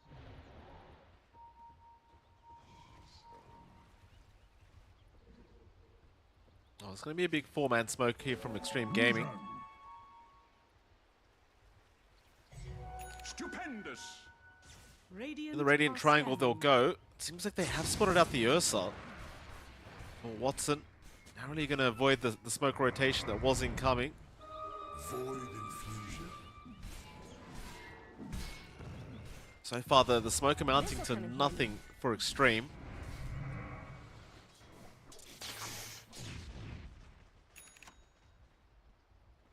In the meantime, you have put up a blink on Watson, you've got a blink now on Kataomi, so items are coming up for this side, and the net worth lead is down to 2k. Like, it's really all the gold is still on Ame. If this Sven dies, you are in dire straits as Extreme. It's really awkward. Like, the farm game for Entity actually has paid off. Again, with the reimbursement for no one, his net worth almost matches Ame. Watson and DM have managed to recover. It's XXS and XM now taking the back seat to allow Ame all of the space in the world. At the least, he'll hit that BKB time, and for XM flying in now. Going for the Kai next. Meteor Hammer more than likely afterwards. They can't afford to bleed out Roshan here on Entity. Like, that's something Entity can clear out quite fast. If Extreme does give it away to Entity, things start to get dicey. This net worth advantage of 3K doesn't feel that significant any longer 25 minutes in. And they bled out quite the fair bit of that lead. Have to see XM with the BKB start to make some moves up front. But the burst damage coming in now from the side of Entity is starting to rack up. Again, Deso up fully on no one. Going for the AC next. Again, Blink BKB for Watson. Blink for Kataomi to jump in. 2 Solar Crest on hand as well. Good barriers to stack. Extreme. Mid lane, they are forcing a fight by the looks of it. Jump in is there, but the silence out onto Primal Beast immediately. Still Arme going to jump in onto DM, does take the Sanking down. Watson has moved in onto Arme, but the Enrage looking to wear off pretty damn soon as the chase is continuing onto Watson. He's out of his BKB to boot, so Arme does find a double kill. And now no one also caught by the Pulverize, still running. Does Astral Step away, but the Gleipnir is going to lock him down. He's got another Astral Step charge. He'll try for the TP play up, but do they get the vision? They do not. And no one barely able to survive that, but the 3 down for the side of Entity, and Extreme still establishing dominance here in this game too. There they are. Managed to finally find the angle in that they're looking for. They get activity out from Ame with a Harpoon. Feeling a lot more confident to, again, not get kited around here. A little bit unfortunate for Entity. Making their way down to the regen. Managing to get themselves that tool at the very least, but Extreme in the right spot with XXS taking point. And again, this BKB makes all the difference for XM. It does allow him to finally play his game forward. Not care about the AoE silence, not care about the roots. And just be that big nuisance you'd expect him to be on the Storm as he was earlier on in the game. Entity, that loss could open up Roshan for Extreme, but respawns are fairly short. They can kind of group up, look for their own fight. BKBs are going to be coming off cooldown as well for Watson. There are tools to play with. We've got forward vision here, watching on the cliff side, below the tier 2. Extreme Gaming, for their part, also moving as a unit up top. Already have some forward vision to watch in that cheeky area right below the tier 1 in the camps for the Roche fight. See if they find angle in and maybe get that objective off of it. Radiant are scanning. Extreme, they're ready for it. Entity, Radiant's bottom tower is under very, very cautious here. This could be Roshan to go the other way if they're not too careful. Jump is there from XXS. They're going to find Kataomi first. DM missing out with the Burrow Strike. Could be in a lot of danger now on the Sanking because he has been caught out and does go down. And that'll be Roshan. The way of Extreme Gaming is... Well, Entity now lacking a few too many bodies to really contest. That's a pretty big loss for Entity. Like, this is an Ursa draft missing out on this Roshan. Aegis and Cheese to go your way on Extreme. And well, now with the Aegis back up on Extreme Gaming, I imagine they'll probably want to play that very aggressive style of Dota once again. But they will have the full Satanic up now on Ame with the disassembly of the Harpoon into just buying out the Harpoon once more. Secondary life for XM. They catch out no one. Well, they certainly have no one. Trouble. Gonna at least take down XM. It does take down DY along with him. In fact, it was Watson who found both of those heroes. Fishman dropping to Arme. I mean, Entity, they still managed to punish quite nicely here, fighting the Storm a couple times.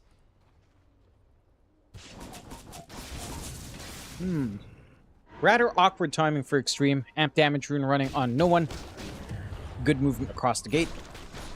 And does manage to clean up Extreme. And that does take the bite away from this Aegis quite a fair bit. You're not going to be able to just fully commit onto the high ground just yet, although they find CQ as well.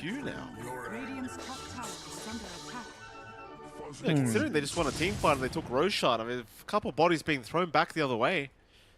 A little bit on the sloppier end from Extreme, and it cost them heavily. And it does. Again, this advantage they've built up for themselves is just sort of equalizing with these pickups for the side of Entity. I mean, you're at the point now where Kataomi is already starting to build into that secondary Aghanims, so you can get that freebie out for DM or Watson to simplify their own games. Probably Watson, just ensure the Ursa doesn't get kited around. I'm trying to... Extreme should still be playing as a unit. They should still be in a very happy position here. I am rather curious with XM's build-up.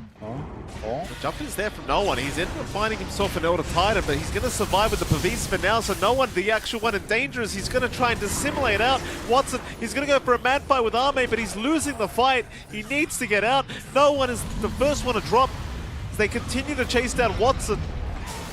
They've caught him as well. DM with the Pulverize to lock him down, and the Ursa is dead. Even more DM caught. Fishman not out of the woods yet either. Also set to go down. 4 heroes gone. In Extreme Gaming, and now surely looking to try and go up to the high ground if they can. Yeah. I mean, they still have the cheese ready to be dropped around by Sin Q. They get big kills across the board. They punish Entity for actually going the aggressive for once. And that movement out from Watson. And with the BKB usage, Ame just holding his ground. So much armor on this fence still. Again, you need some time to build up the stacks there on the Ursa. It's just disconnected. No one was diving further out, not able to back the Ursa up. The rest of his team was slow on the uptake. And this time it's Extreme bound to match. It feels like each fight that both sides are finding themselves winning in, it feels like the other side has their pants down a little bit. Not quite ready, a little bit disjointed in the response. And this time it's Extreme to take that advantage for themselves. One outer tower left for Entity as Ame shoves in mid. Has a full basher now on the Sven into the Abyssal to take control through the BKB of Watson. And Entity, they're in the back foot yet again. Extreme, and they're hitting big spikes. They managed to secure this shield rune on top of it. So XM, again, very secure now on his dives forward. Going back for the Lincolns and Yasha Kaya Sanj, which you don't see too often. But I suppose the stat resist does have some value here over the added mana regen amp that the Meteor Hammer will provide. Radiant's top tower is under attack. So, let's see if the side of Entity can, again, find some mistakes from Extreme.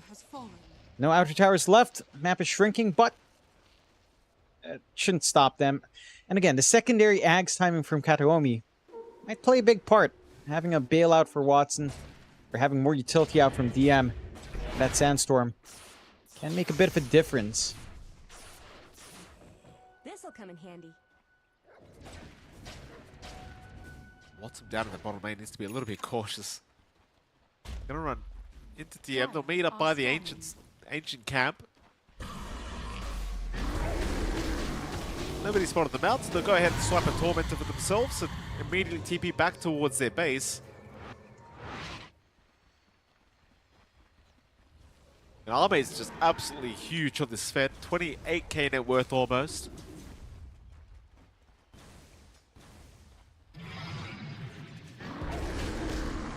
Wait, do you wait for the next Roshan? Is that what we were, what they're anticipating here for Extreme Gaming? Just, I suppose they probably are. Like, the high ground's not safe even if they are this far ahead.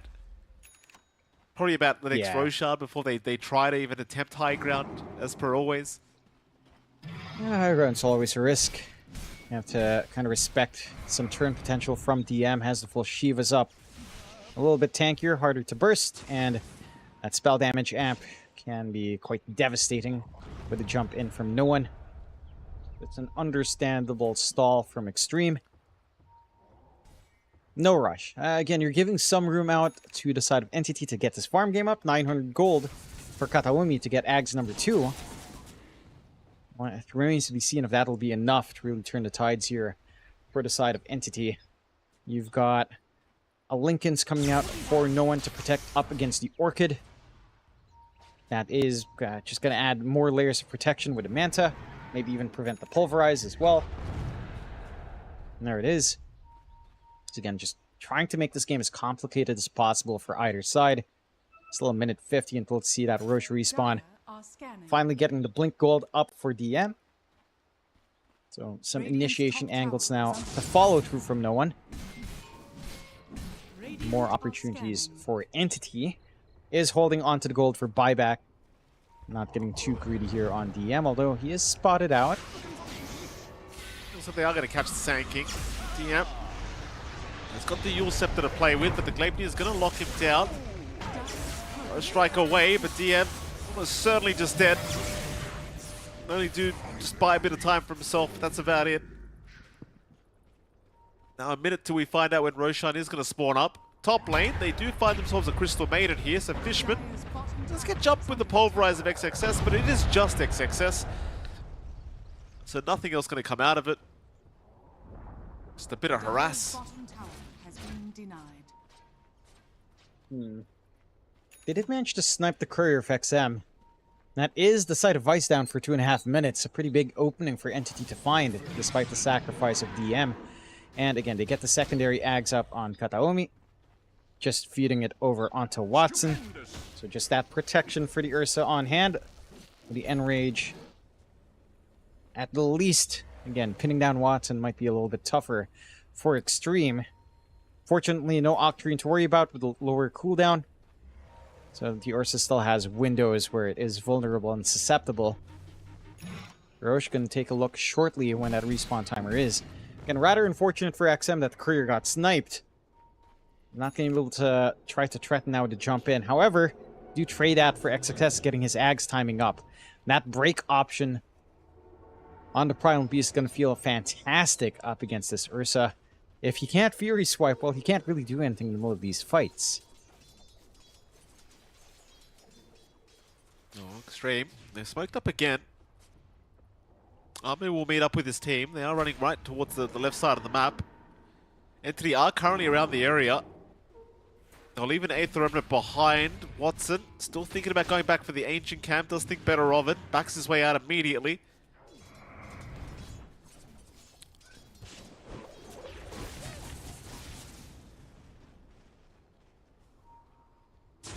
Smoke amounts to nothing thus far. The lines have been drawn out towards the bottom lane now. Entity doing a very good job of just completely avoiding the fight.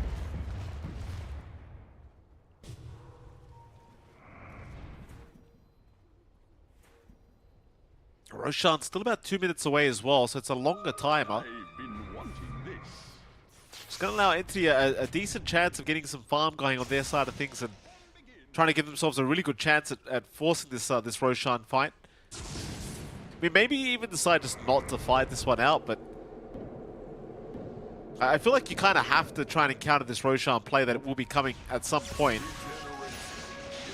DM was spotted, bottom lane. They'll go through the Twin Gates and they do find the Sand King. Yules himself up. Burrow strike down to the low ground, but it may not matter as they can just continue to chip away from the high ground they do get. Another kill onto the DM Sand King. He is buying space for his team, and this is space they are utilizing at the very least. Getting that farm all across the map. Octarine for Watson being formed up. Does have the full Abyssal Blade now on the Ursa. No one. Crystallis into the Daedalus, just trying to look for that burst damage with the Astral Step jump in. So some tools again are starting to present themselves here. A minute away from Roche for Extreme. With the Courier of XM back up, he does have a Sight of Vice ready. Can just use the Orchid as a Linken's Popper, along with his full Kaya and Sanj. So that added mana regen, gonna feel good. The stat resist gonna be helpful as well, especially as the BKB fades out. Entity doesn't feel like they're gonna be able to get control in 20 seconds, and DM will be back up at that timing. And is leaning towards a daytime Roche, at least where overall you have a very small window for Extreme, but they do have the damage to clear out Roche in that window. Should still be able to find it no problem. See if Entity maybe tries some gate shenanigans, or just setting up some wards early on. Roche does spawn, and if they don't go through that gate now, not going to be able to find anything. No, absolutely not. Roshan will go down way too fast. Yeah, Entity, they are waiting by the pit, but now the Roshan Roar is out. The mode is happening, and that is going to be Extreme Gaming securing a free Roshan with the Axe Blessing and the Cheese. On top of the Aegis, they'll go through the Twin Gate, but the Aether Remnant catching Arme first off. It won't matter though, there was no follow-up to it. DM's still going to jump up with a double Burrow Strike. Arme dropping low now, looking to fight back against Watson, but Watson manning up against the Sven. Surely has him, and it looks like Arme is going to go down. a pretty big team fight, though. He is going to buy back on Fishman. So it seems like Anthony want to keep this fight going. Watson, though, dropping low now, losing half his HP as the Gleipnir going to lock them down. They'll at least find the Aegis of the Storm, but Watson is still in huge trouble. He'll man up again and fight back against the Primal Beast, trying now to XM. Somehow Watson's still alive, but finally dropping here to the Storm. There's no one now being targeted. They'll buy back on DF to try and help out against this Storm. It looks like XM will finally leave, but it is going to be almost a full team wipe here for Extreme. XM the only survivor. Yeah. It's a costly chain of events. Again, just running through the gate. No respect for that counter control, that vision coming out from Entity. They are punished severely in that area. 5k gold swing back for Entity, but it does cost them 2 buybacks. So you do have to expend those resources early on the side of Entity. For Extreme, there's no threat onto the high ground. The lanes are mostly shoved in their favor, except for mid. Actually, mid and bot are shoved in favor of Entity, but again, still have the tier 2s to deal with that anyhow. So not the biggest problem in the world. Extreme, again, it feels like, again, for both sides, it's down to just these mistakes that they have been capitalizing well on either side. But Extreme getting very hasty going through the gate, not respecting that they did not see Entity whatsoever, that the roar is audible, that they could have set up on the gate, are punished for it. They still maintain a 17k lead overall, but they do have to watch it.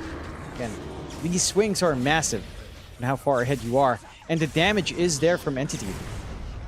They did give the free Ags earlier on as well to DY, so he does have that debuff immunity and the magic resistance, which did a ton of work in the last fight.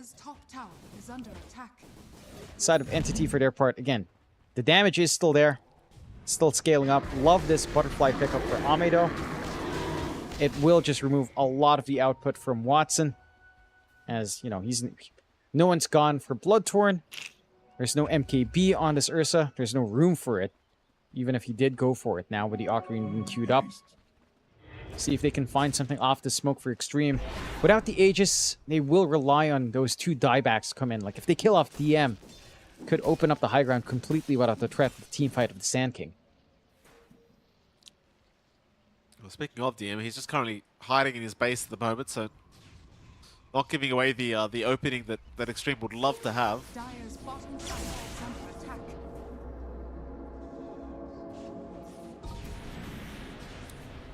They'll just take over the Radiant Triangle here, Extreme Gaming. The Heart of Taras now completed on an XXS, so he's got like 5k HP on this Primal Beast. It'll be a bit of a mission to get through that. Entity, again, not allowing any kind of opening. They're just not showing on the map whatsoever, so Extreme Gaming have no options but to just get back to the farm game themselves. You have got it to a stage of this game, though, where no one and Watson, they have finally caught up in the farm department against this Sven, so you start to question how much more Ame could do. I think the big difference maker is maybe this farm distribution on your supports. Look at DM's net worth and then SinQ and DY. Sure, there was that 1 free Ags for DY. Kind of compensates for that, but SinQ is heavily farmed. The Gleipnir has a full nullifier to again help get some hold. Has decent enough output on the Acorn shot. Going for a Scotty next as well on this Hoodwink. And they have some pretty good scaling out on these supports. Do have the full AC now done and dusted on no one. So again, the armor and protection on that Void Spirit is big. It's going to be a little bit of a slower process, even from the poking and prodding of SinQ and trying to find kills. The Invis Rune for XXS to scout out forward. They catch out Watson, and he still has... He actually doesn't have buyback. He bought out for the Demon Edge. Could be a big one to open up high ground if he does decide to show up. I mean, they're going. Watson's still smoked up, but he will break it very soon. No vision around the area, though. All XXS right around the corner. So close you can almost smell each other here, but Watson will successfully retreat on the Ursa, not getting caught out. It's alright. Radiant are scanning. The ping's coming out towards XM and DY. It seems like they might be aware that there are some people farming that right side of the map, and Wait. there is vision around this area though, so they are going to see no one. Jump is there, Hex is out, they've caught no one on the Void Spirit. This could be huge, and they do get him. No buyback on no one. They're even going to find the Crystal Maiden now. No buyback on Fishman either. That's dieback for Fishman, but again, you bought out here on no one for that AC and Daedalus.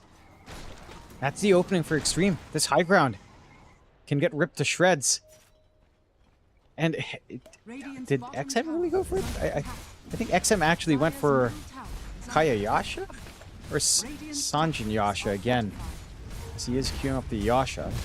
Rather interesting from XM, just stat padding. But again, the high ground begins in earnest. Extreme. Big opening from finding that Void Spirit kill.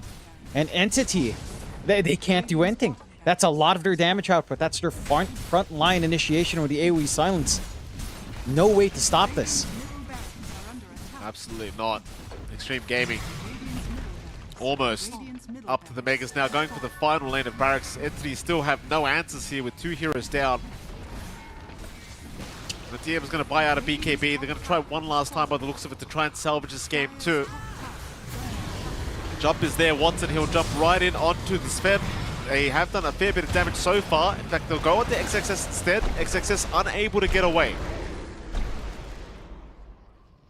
And Extreme Gaming, they see all that and they TP out. They don't want this fight any longer. Not without XXS.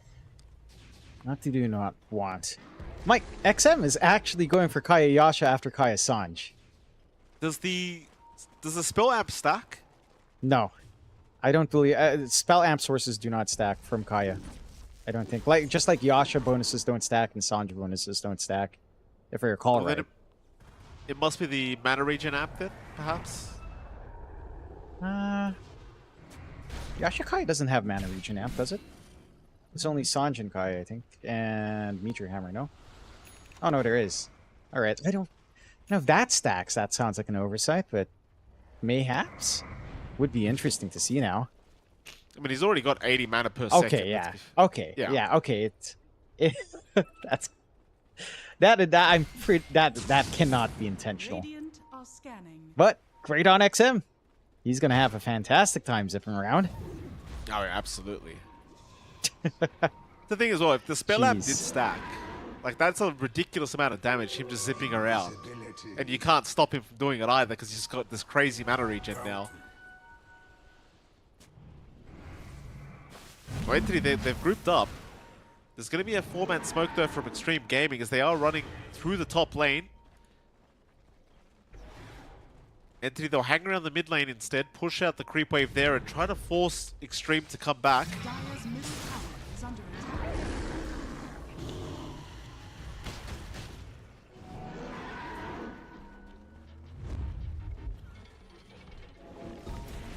Dire's middle tower is under attack. Right for the racks. Arme doesn't want to mess around. He'll just go straight for the mega creeps.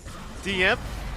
Burrow strike out, but they are still just focused. Still fortification is forced. Extreme 1 hit away from having the megas up, and Arme does not look like he wants to retreat. But Extreme feel the need to. They will play it safely as there is going to be a 5-man smoke now from Entity.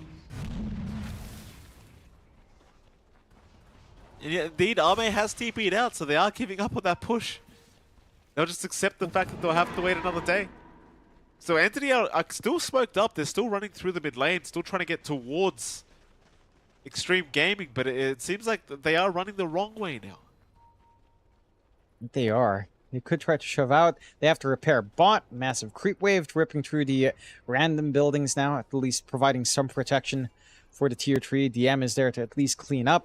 Next rush in 20-ish seconds. The Extreme again are set up for that, although it should be a daytime spawn at this point. Oh, not again. See if they make... Not... No way, no way. Oh. They can't. Okay. They think better. I mean, you can't make that same mistake twice. There's no way you go through the twin gates blind like that again. They were not with so much on the line here. The temptation's there, Mikey. Can't help it, but you have to use that TP. Still, daytime, Roche is up. Entity set up quite nicely. They've got the vision game as well on the ramp. Can Extreme break through? This is the area they've lost a lot of fights. Here we go. XXS being jumped straight away. Watson trying to burst down the Primal Beast, but XXS is going to be able to reset and just escape for now, as Arme has now rejoined his team.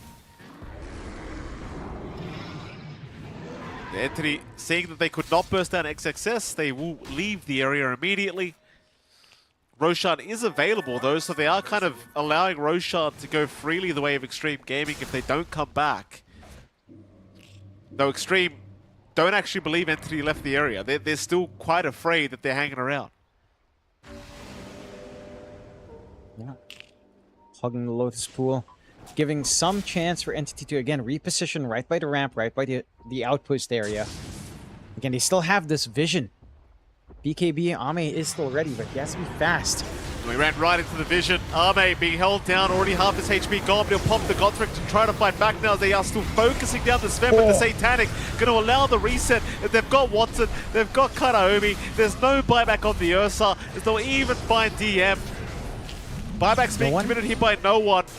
And Fishman, no one trying, but the GG is called. They've seen enough. They cannot defend without the buybacks. And Extreme Gaming, they make the game 2 work out. That they do in very strong fashion. Honestly, not form I expected after game 1 there, Mike. It looked like a completely different team for Extreme Gaming coming in there. They get this aggressive style rolling early on. They managed to, get these connections that were lacking in the last game. And all the possibilities open up, after that course correction. Again, maybe a little bit in draft was a little weaker in game 1 as well. Certainly the corrections in draft here for Extreme Gaming in game 2 look a lot better. But a very important draw for Extreme to find to keep their position open here, at least in the middle of the pack for Group B. Still maintaining some of that dream to have a upper bracket start as well. And for Tundra, again, this series probably didn't matter as much for them. It felt like they were sitting back and farming too much. There was a lot of aggression coming out. DY and the ET this time, even just forcing Watson away from the jungle by himself, finding those early kills as well, was a huge difference in comparison to game 1. The presence of the Elder Titan was certainly felt here. A couple of sloppy moments there for Extreme into that gate was some moments of brilliance there for Entity in setting up, but in the end, the lead was just way too wide from the side of Extreme. I will say for Entity, again, they've been pushing this Alchemist support quite hard. The fact that they were able to at least get 2 Ags out is nice, but again, all the space eaten by Kataomi was just a little bit of an issue. And that's where maybe the Alch support has to be a little bit of a question to ask. Like, are you really willing to give a support that much space to get the Ags? It cost them a lot here for Entity. It certainly did, and I mean, props to Extreme Gaming. Like, they ran a very similar draft to game 1, and you and I were questioning it a little bit during the draft phase, because you did still have heroes like the Ursa that you were up against, like the Sand King, but it certainly did not matter as much in game 2 as Extreme Gaming just understanding where their problems did lie, and apparently that was with the Spirit Breaker in particular. So that ban was all that was required here against Kataomi to really ensure that they did not repeat that game 1 loss. And again, that does force a draw, John. I'm not sure exactly what that does for the standings. I mean, we're pretty sure we're going to see the standings sometime down the line. I mean, later on in the stream, Jonathan. Not yet. We'll get to see exactly how things have changed up. But at the very least, they don't get 0-2, right? Which is, it's better than, an 0-2 loss would have been pretty detrimental, I think, to Extreme Gaming. So at least a draw is a little bit better. That it is. And again, it kind of keeps them with fairly good shot in ending up in the top 4 for Group B, getting that upper bracket start for themselves. So a very important draw to find, and there was a lot more pressure on Extreme to kind of get that done. And yeah, they set themselves up for a fairly straightforward last day. Shouldn't be too much risk on hand for them. I'm keen on seeing, maybe down the line, if we have an interview later, we should have, I believe, our MVP ready to be shown here as well. And this time around, it is XM. Maybe a little bit rough in game 1. Game 2 certainly flexing his muscle on that Storm Spirit. This double mana amp regen build with the double Kaya, I do not think is intended to work that way, but hey, look, he had 78 mana regen per second you can't fault the guy for just going this way and zipping around like a maniac. Again, had a much better time here in game 2. No, it certainly did, and XM pulling off a very good game here for game number 2. Props to him, definitely deserves the MVP here. With that again, Jonathan, that is a draw forced for the final series of the night between these two sides. Again, I'm more intrigued, if anything, to see what the standings look like now, because there was a bit of a fight as to who was getting that last spot into the upper bracket of the playoffs before we do get to those playoffs. As Group B has already got Tundra, Team Liquid and Entity confirmed for the upper bracket now, so there was only one slot left, which I think, I can't confirm yet. I will find out very, very soon, but I think now with a draw, Extreme look like they've barely inched their way through. Yeah, it's still relative to the results tomorrow. I think there's still some chances to swing, as we do see some highlights from our MVP player, that is XM. And he had some fantastic zips. His itemization allowed him to keep that aggression up. And that Sight of Vice pickup along with the Orchid just giving some initial control necessary for Extreme Gaming to get the job done. And again, so much more activity out from XM here in comparison to game 1. Very different story, especially in this movement this time. Across the gate, did manage to utilize the Aegis to a further extent. Although this fight was overall a little bit of a back and forth one for Extreme once more. But this storm certainly opened up all of this potential for the side of Extreme, just on that mid-game tempo. I think early on we can attribute it to DY for sure, but once the storm was rolling, XM, he was pretty hard to stop. Yeah, well, we did see during the early stages of game 1, game 2, they were trying very, very hard to shut down the storm, but it just wasn't enough in the end. XM just kind of getting back to the jungle and securing his own farm, and eventually getting to a stage where he could kind of be that real menace on the Storm Spirit. I believe we do actually have an interview as well, so we can head over to that and see exactly what's going on. Have a bit of a chat with somebody from Extreme Gaming, see what they think about that series overall. Do we have the interview? Yes. Okay, we do. Hello, yes, congratulations. We do. Thank you. Oh, Mike. hello, Thank you, Jin. John. Hello to you too. Now I have with me here DY, the position 5 player from Extreme Gaming. DY, first of all, congratulations on winning game 2 and adding yet another point to your team's current record. Now, I have a few questions. First of all, what exactly went wrong in game 1? Because you guys had a very similar draft and it was close until suddenly it just wasn't. Can you tell us, like, what do you think was the main issue? What went majorly wrong in game 1? 首先 ，DY 恭喜你们，就是第2场战胜了这个 NTD 战队，然后又给你们战队加了一个积分，就想问你们，首先关于第一把，就是你们因为阵容也算是比较相似的，但是你们就是前面打的还是比较接近，然后突然之间呢，这个经济差就拉开了，然后就想问你，你个人认为第一把当时主要问题出在哪里呢？前期是正常度过，但是当对手的等级达到一定的，因为白牛的那个从众心理，他酱油等级太高了，当他们技能的那个强度上来以后，我们这边就招架不住了。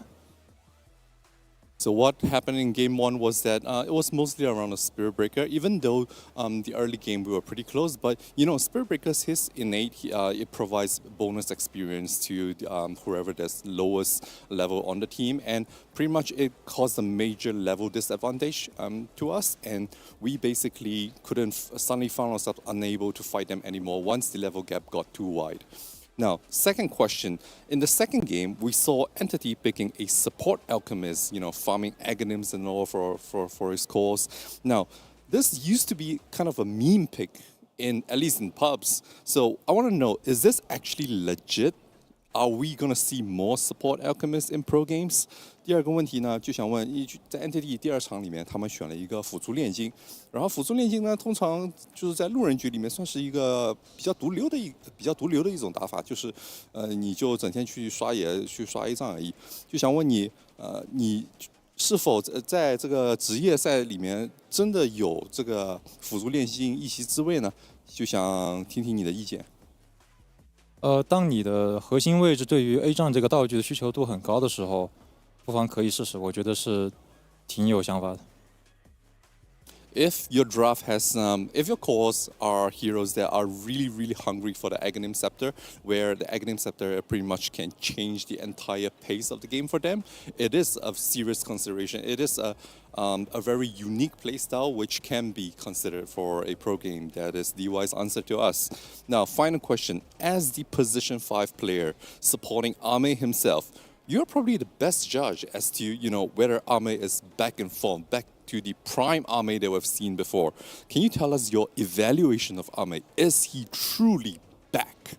就是你作为这个辅助萧瑟的5号位选手，你可能是全球当中最适合评价这个萧瑟的现在的这个复健状态，是否已经回？那请问一下，你个人认为他是否已经回到了复健到了这个巅峰期呢？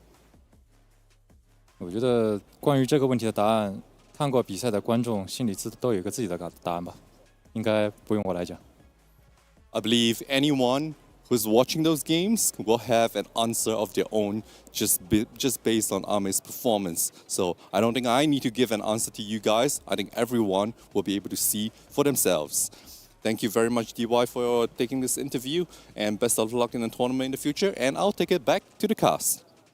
Oh, thank you so much, Jin. A fantastic interview, Jonathan. Props to you, John. That was probably the best interview you and I have ever done. We're really moving our way up in the world, aren't we, Jonathan? My goodness.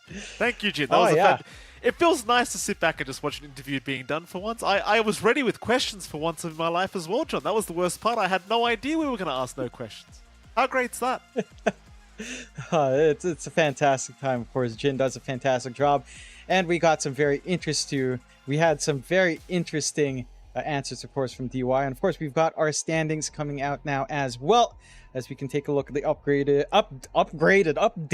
Group B standings off of that result. Tundra is still maintaining their top 1 position, 10-2, and Extreme Gaming going 7-5. Still in a really good spot, like you said. Not quite cemented in. There are some results tomorrow that can force a tie. Let's say if Extreme Gaming go 0-2 and Quest manage to 2-0, then, well, that's already one set of ties there, 7-7 on a dividing line between upper bracket and lower bracket start. So there is some potential for deep drama tomorrow. I do believe, though, that today's results has fully finalized the position of Mouse. It does not... Mouse is gone. You are correct. Yeah, for sure. Like, they have no way of climbing out, unfortunately, for that squad. So already we're seeing some red lines in the groups. Kind of established. Group A is a little bit more open. There's potential for even ties for lower bracket, ties for upper bracket potentially, and ties for elimination. Group A is a little bit more of a mess.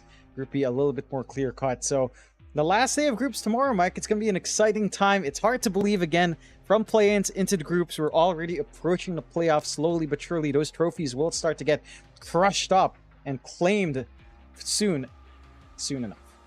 Yeah, they certainly will, Jonathan. I can't wait to see some trophies getting crushed here.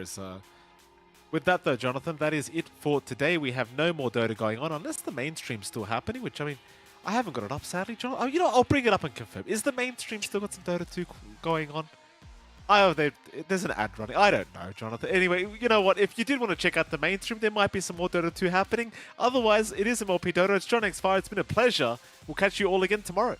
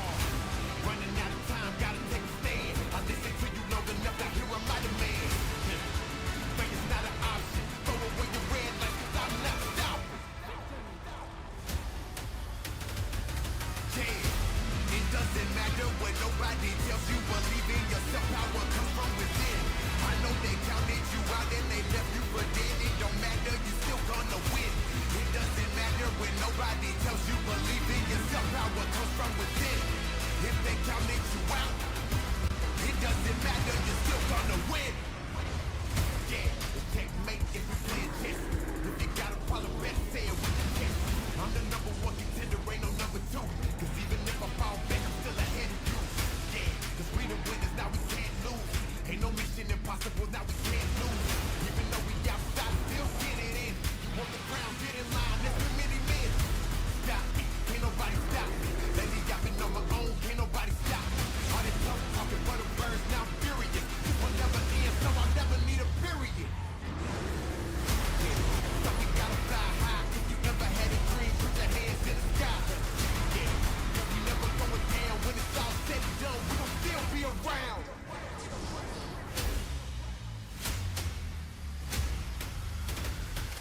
Yeah, it doesn't matter what nobody tells you. Believe in yourself, power comes from within. I know they counted you out and they left you for dead. It don't matter, you still gonna win. It doesn't matter when nobody tells you. Believe in yourself, power comes from within. If they counted you out, it doesn't matter, you're still gonna win. It doesn't matter when nobody tells you. Believe in yourself, power comes from within. I know they counted you out and they left you for dead. It don't matter, you're still gonna win. It doesn't matter when nobody tells you.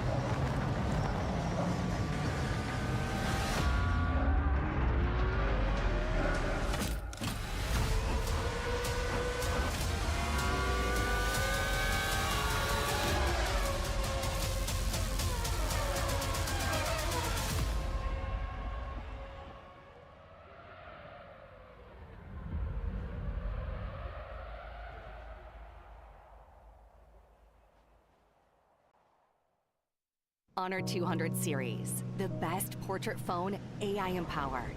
Studio level, AI portrait camera, 3 hardcore portrait modes. Color, vibrant and classic to capture portraits that truly stand out. AI empowered magic portal. Snapdragon 8S Gen 3 AI chipset. 5,200 milliampere per hours silicon carbon battery, 100 watt. Honor Supercharge. This is Honor 200 series.